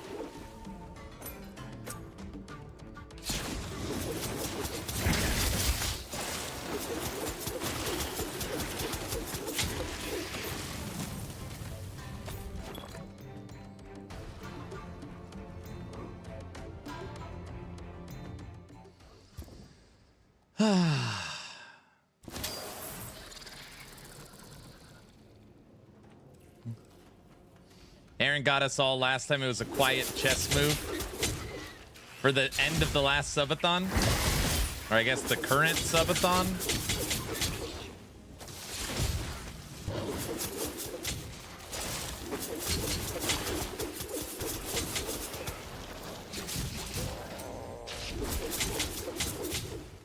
I'm not joking around. I would be shocked if the restart of this event, the clock went anywhere. We just finished. We just finished the summit. What?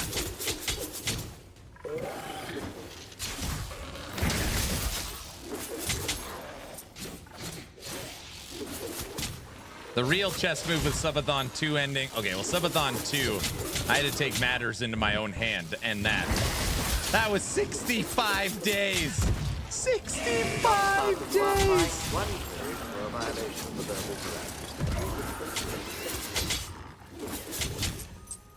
What costume are you mowing the lawn in next?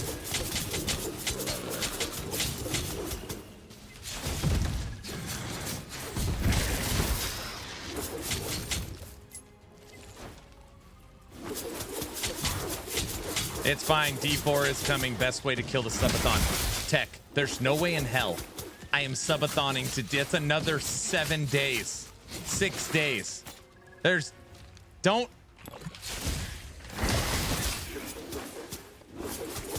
There's no way there's 6 days in the tank. No way. I just don't believe it.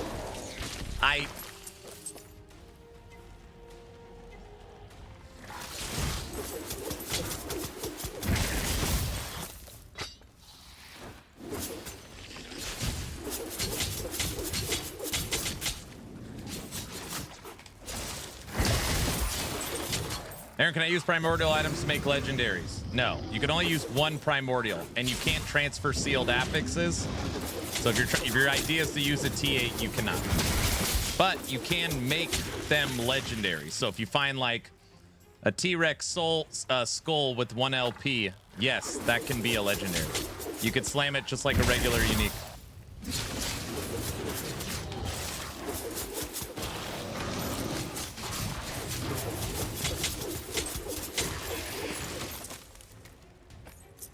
A good idea. Tomorrow we should start playing D4.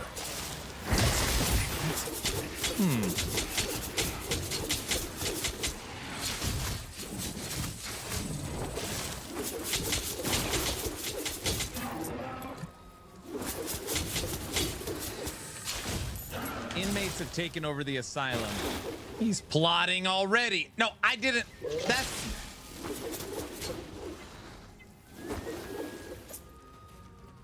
Does the cold node on Aura Decay also convert the Plague Bearer's node? It would say if it did. I would think it does.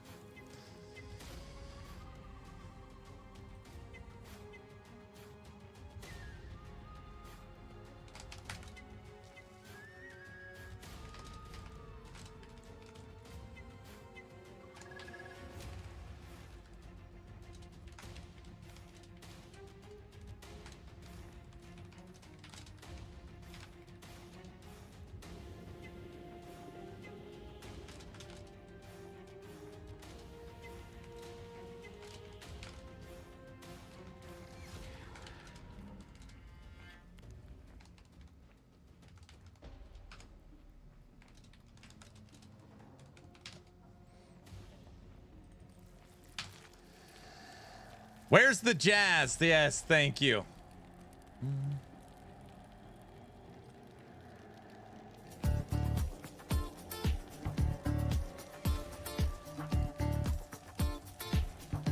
Oh, that's a good idea.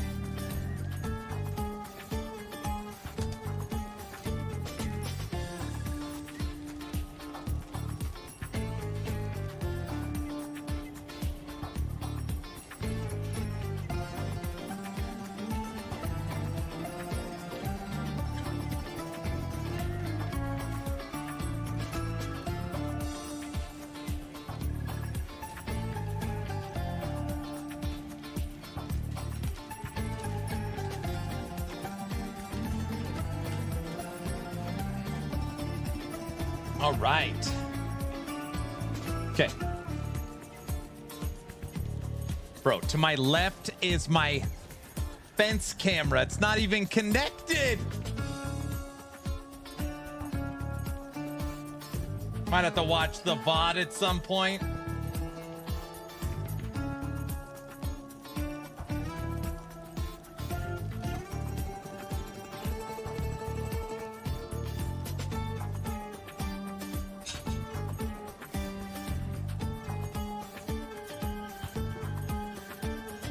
all right.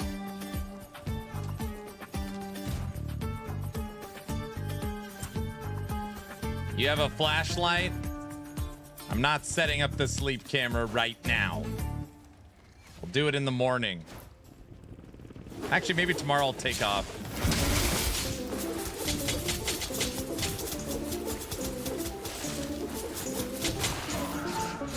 Yes, chat loves subathons. I know.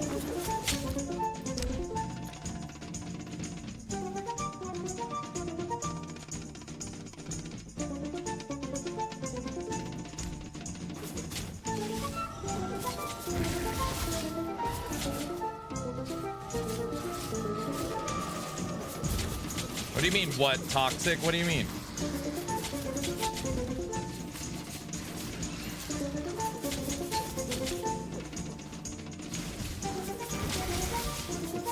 This looks and plays like LE. I don't know if it plays like Last Epoch. This class kind of does more than the other ones. This is Unreal Engine 5. Definitely a little bit of a different look compared to Unity 6.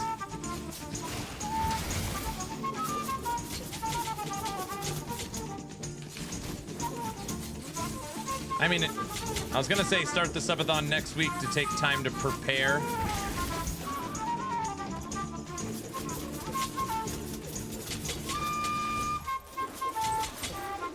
No, subathon starts tomorrow.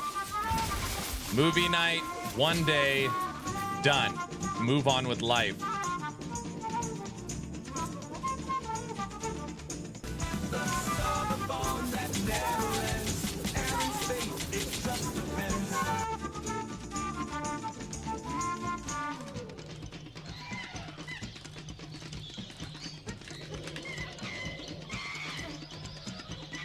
Oh, you got a theme for movie night? It was fun last time. You already missed it. Here, I'll give you the breakdown. Actually, wait, I gotta finish this. I gotta get my kids to bed.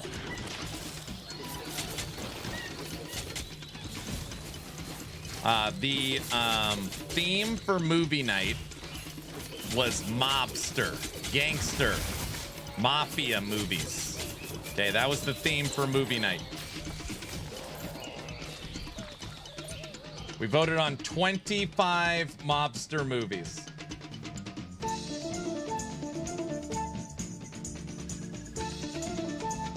The Untouchables, Godfather Part 1, Lucky Number 11, American Gangster, Legend, Casino, The Gentleman, The Departed, Snatch, The French Connection, Donnie Brasco, Scarface, Pulp Fiction, Last Man Standing, Black Mass, Goodfellas, Gangs of New York, Road to Perdition, The Iceman, Heat, Bronx Tale, Godfather Part 2, The Irishman, Miller's Crossing, and Public Enemies. The winners round. Godfather Part 1, Casino, Donnie Brasco, Gangs of New York, and The Irishman. Top 2, Gangs of New York. 2 votes. No, 1 vote. No, 1 or 2 votes. Tomorrow's movie night is Donnie. A lot of good gangster movies in there. 1 vote.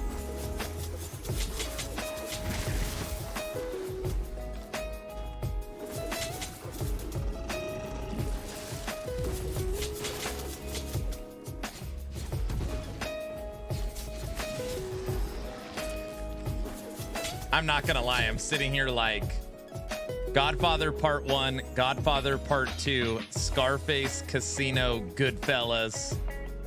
None of those made it in. I mean, they made it in, but not like, didn't have a chance of winning. I couldn't believe it. I was like, wow. I thought at least 1 would get in there. Donnie Brasco is an underrated classic. Oh, for sure. I've actually kind of learned that when it comes to these movie nights, the like logical pick hasn't been winning. So it's like, oh, I've seen that a million times, right? It's like the like, oh, I love that movie, but I've only seen it once. Those are the movies that actually have been like crushing for movie night. Like when we did Westerns, I was like, oh, for sure, Tombstone's gonna win. Or something like that. No, Tombstone got crushed. Sci-fi, I thought like Star Wars. We ended up getting rid of it, but you know what I mean.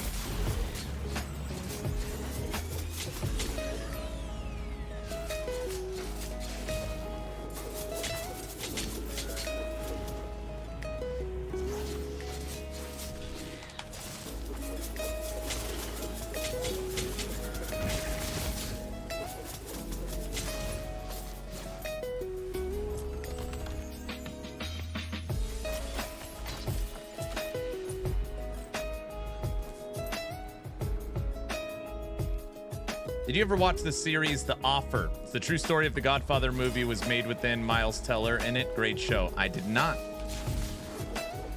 You recommend it? You think I'd like it?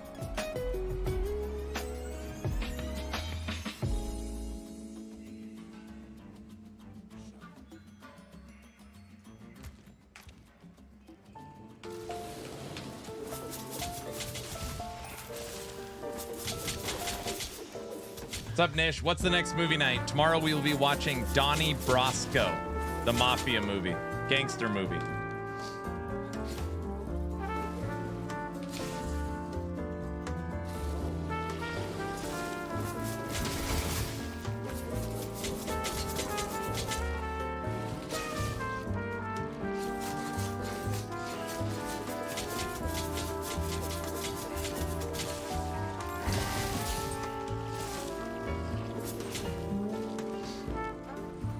Ugh, paying attention.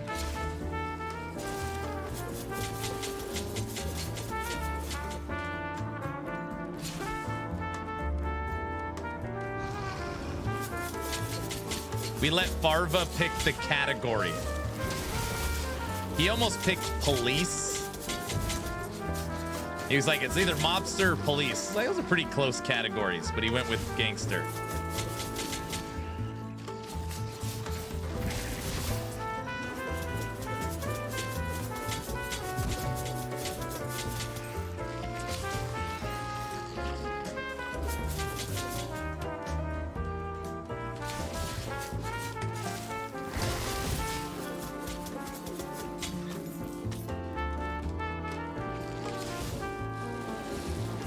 I might try to catch it. You should.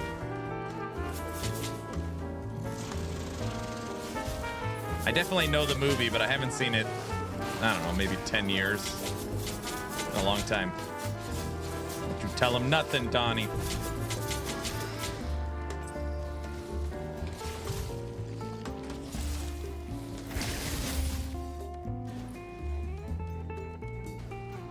Very young Depp. Dude, Johnny Depp was on that list? How many movies was Johnny Depp in?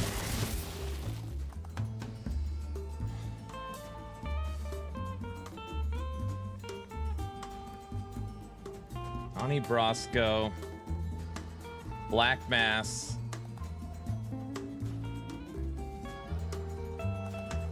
Public Enemies 3.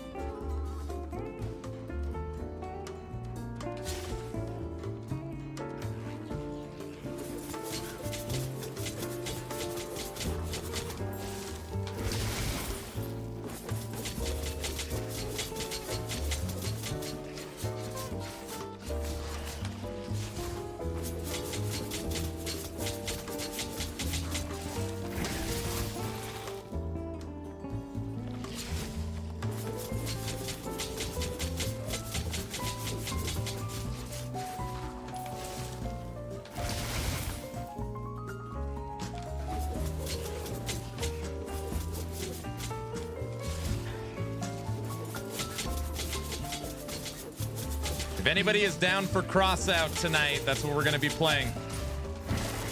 I got to check out Farva's new whip it's been working on. Very curious to see what he's got going.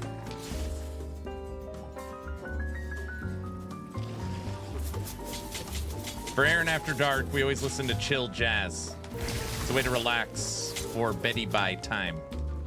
People still call it Betty Bye time, right? Guys?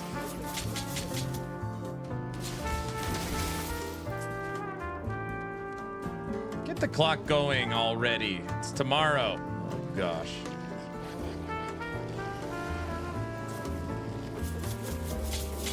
No.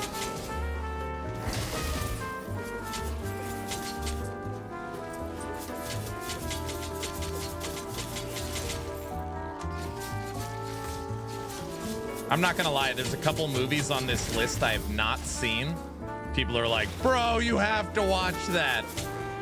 So there's actually only three movies on the out of the 25 Mafia movies. There's only 3 I have not seen.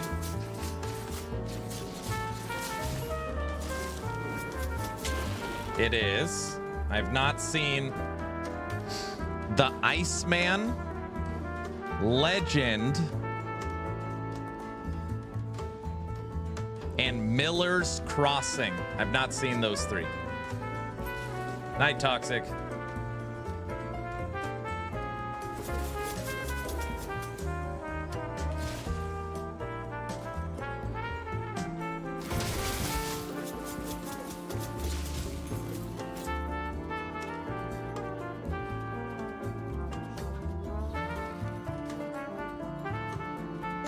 Legend, the twins, so good. That's what I think Brow or I don't know, someone was saying that.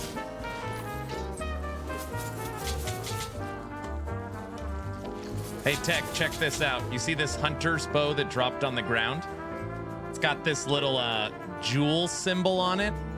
It's because they added where items can buff your skills. So on here, this actually gives 2 to acrobatic strike. So you could find, it's great. It's actually crazy. You could find an item that is one of 6 rarities. Of those 6 rarities, it could drop divine or draconic. And out of those 6 rarities dropping divine or draconic, it could also drop with a skill on it. Miller's Crossing is a Coen Brothers classic. Yeah, that's what people were saying. I haven't seen it. I was like, Miller's Crossing? Why that doesn't...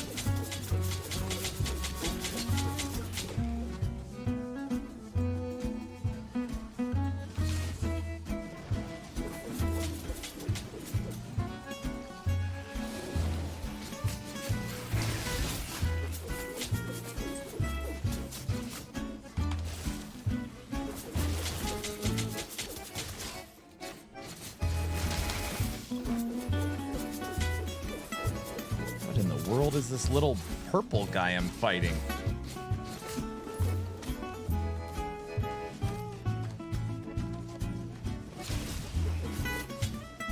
Maybe they have to widen the item hunt. That's like, there's a lot.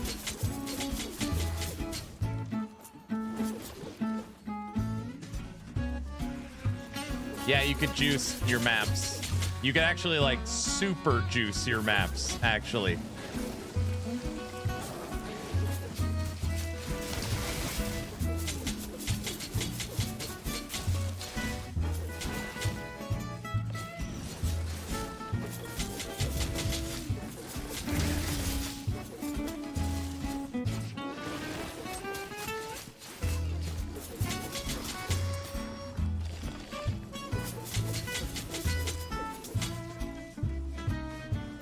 Recover the bait. This is the longest item. This thing is a lot of work.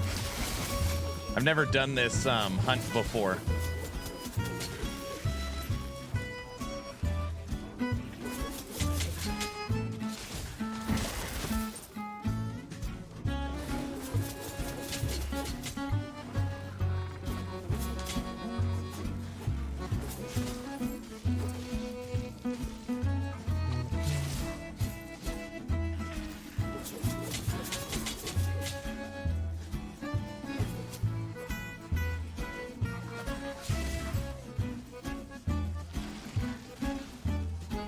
We're almost level 30. Dude, the hunts are so long. They talked about that a little bit today. They want to shorten some of the maps.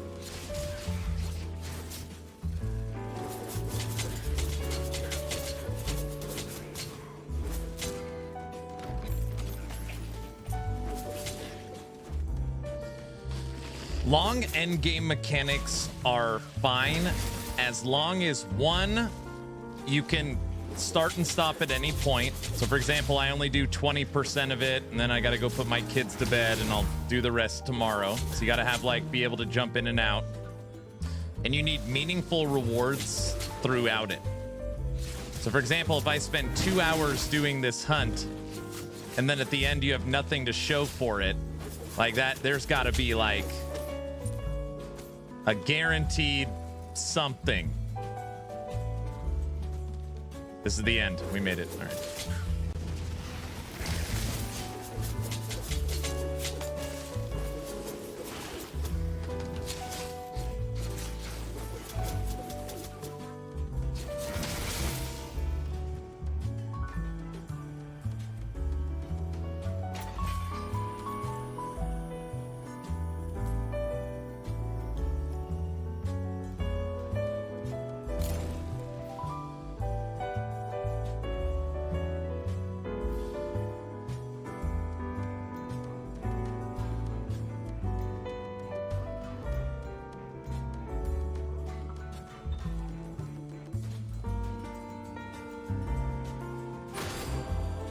Better.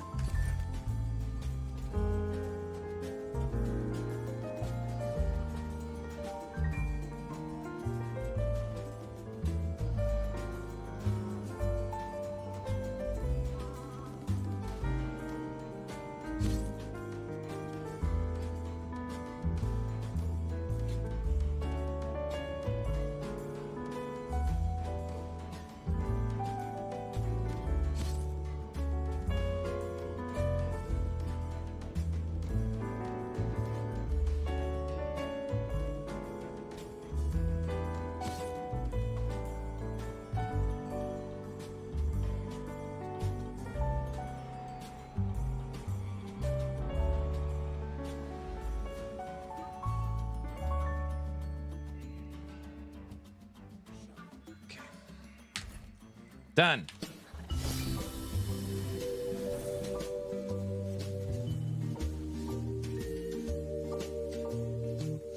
Kind of like getting Evolution's End at the end of a lineage.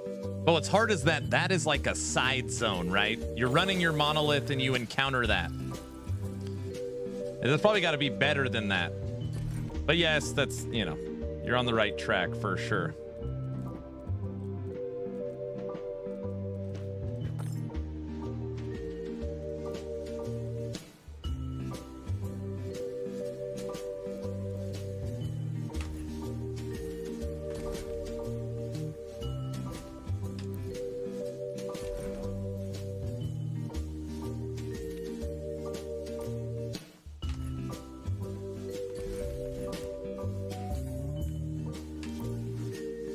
Oh, we got our city upgraded.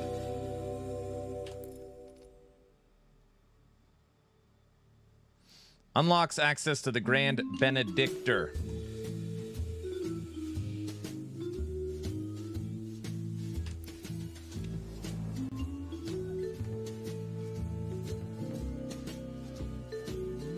You know what this is?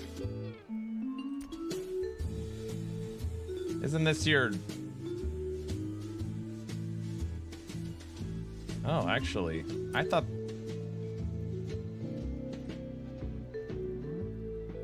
Oh, crap. I thought this was your loot filter. I have no idea what this is.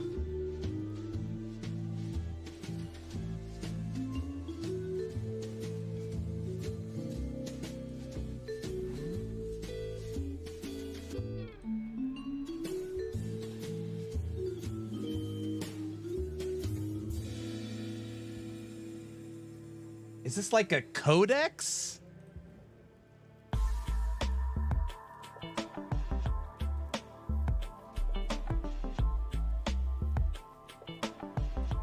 The Grand Benedictor accepts gifts in the form of legendary and mythical equipment for ancestral fragments. Each gift can be used to augment a codex for skills and modify and talents. No crap. I didn't even know this was in the game.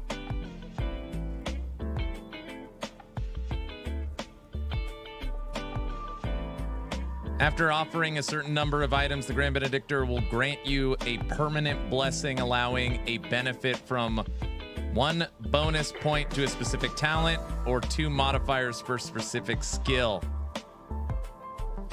How interesting. And you could just transfer junk that you mark directly in.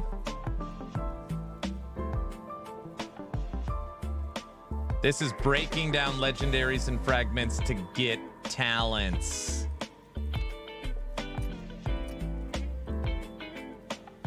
I know. What, you think I didn't know? I knew that.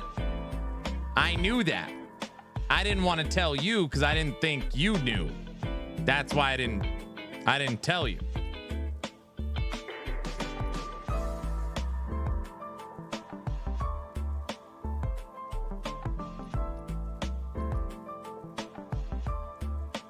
Right, yes.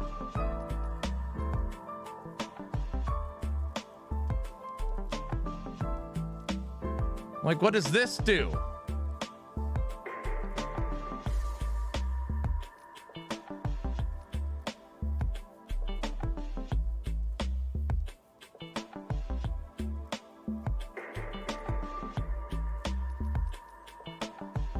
The Slums future update.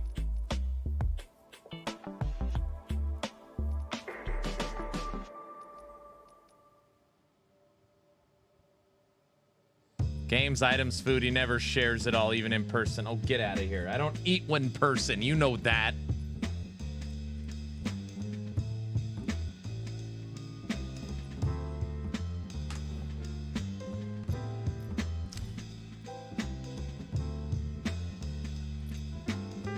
That's true. Exactly. He lives on coffee and power bars.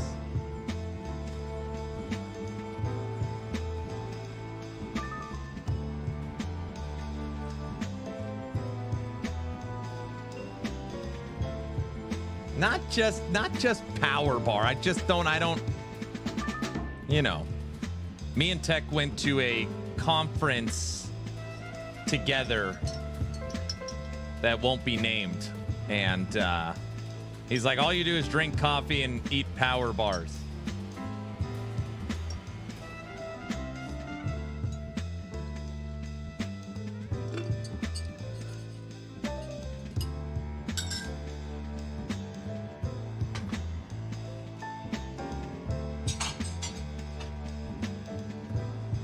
You guys legitimately have me trained. I almost just said, all right, everyone, clock is paused. I'm going to go put my kids to bed.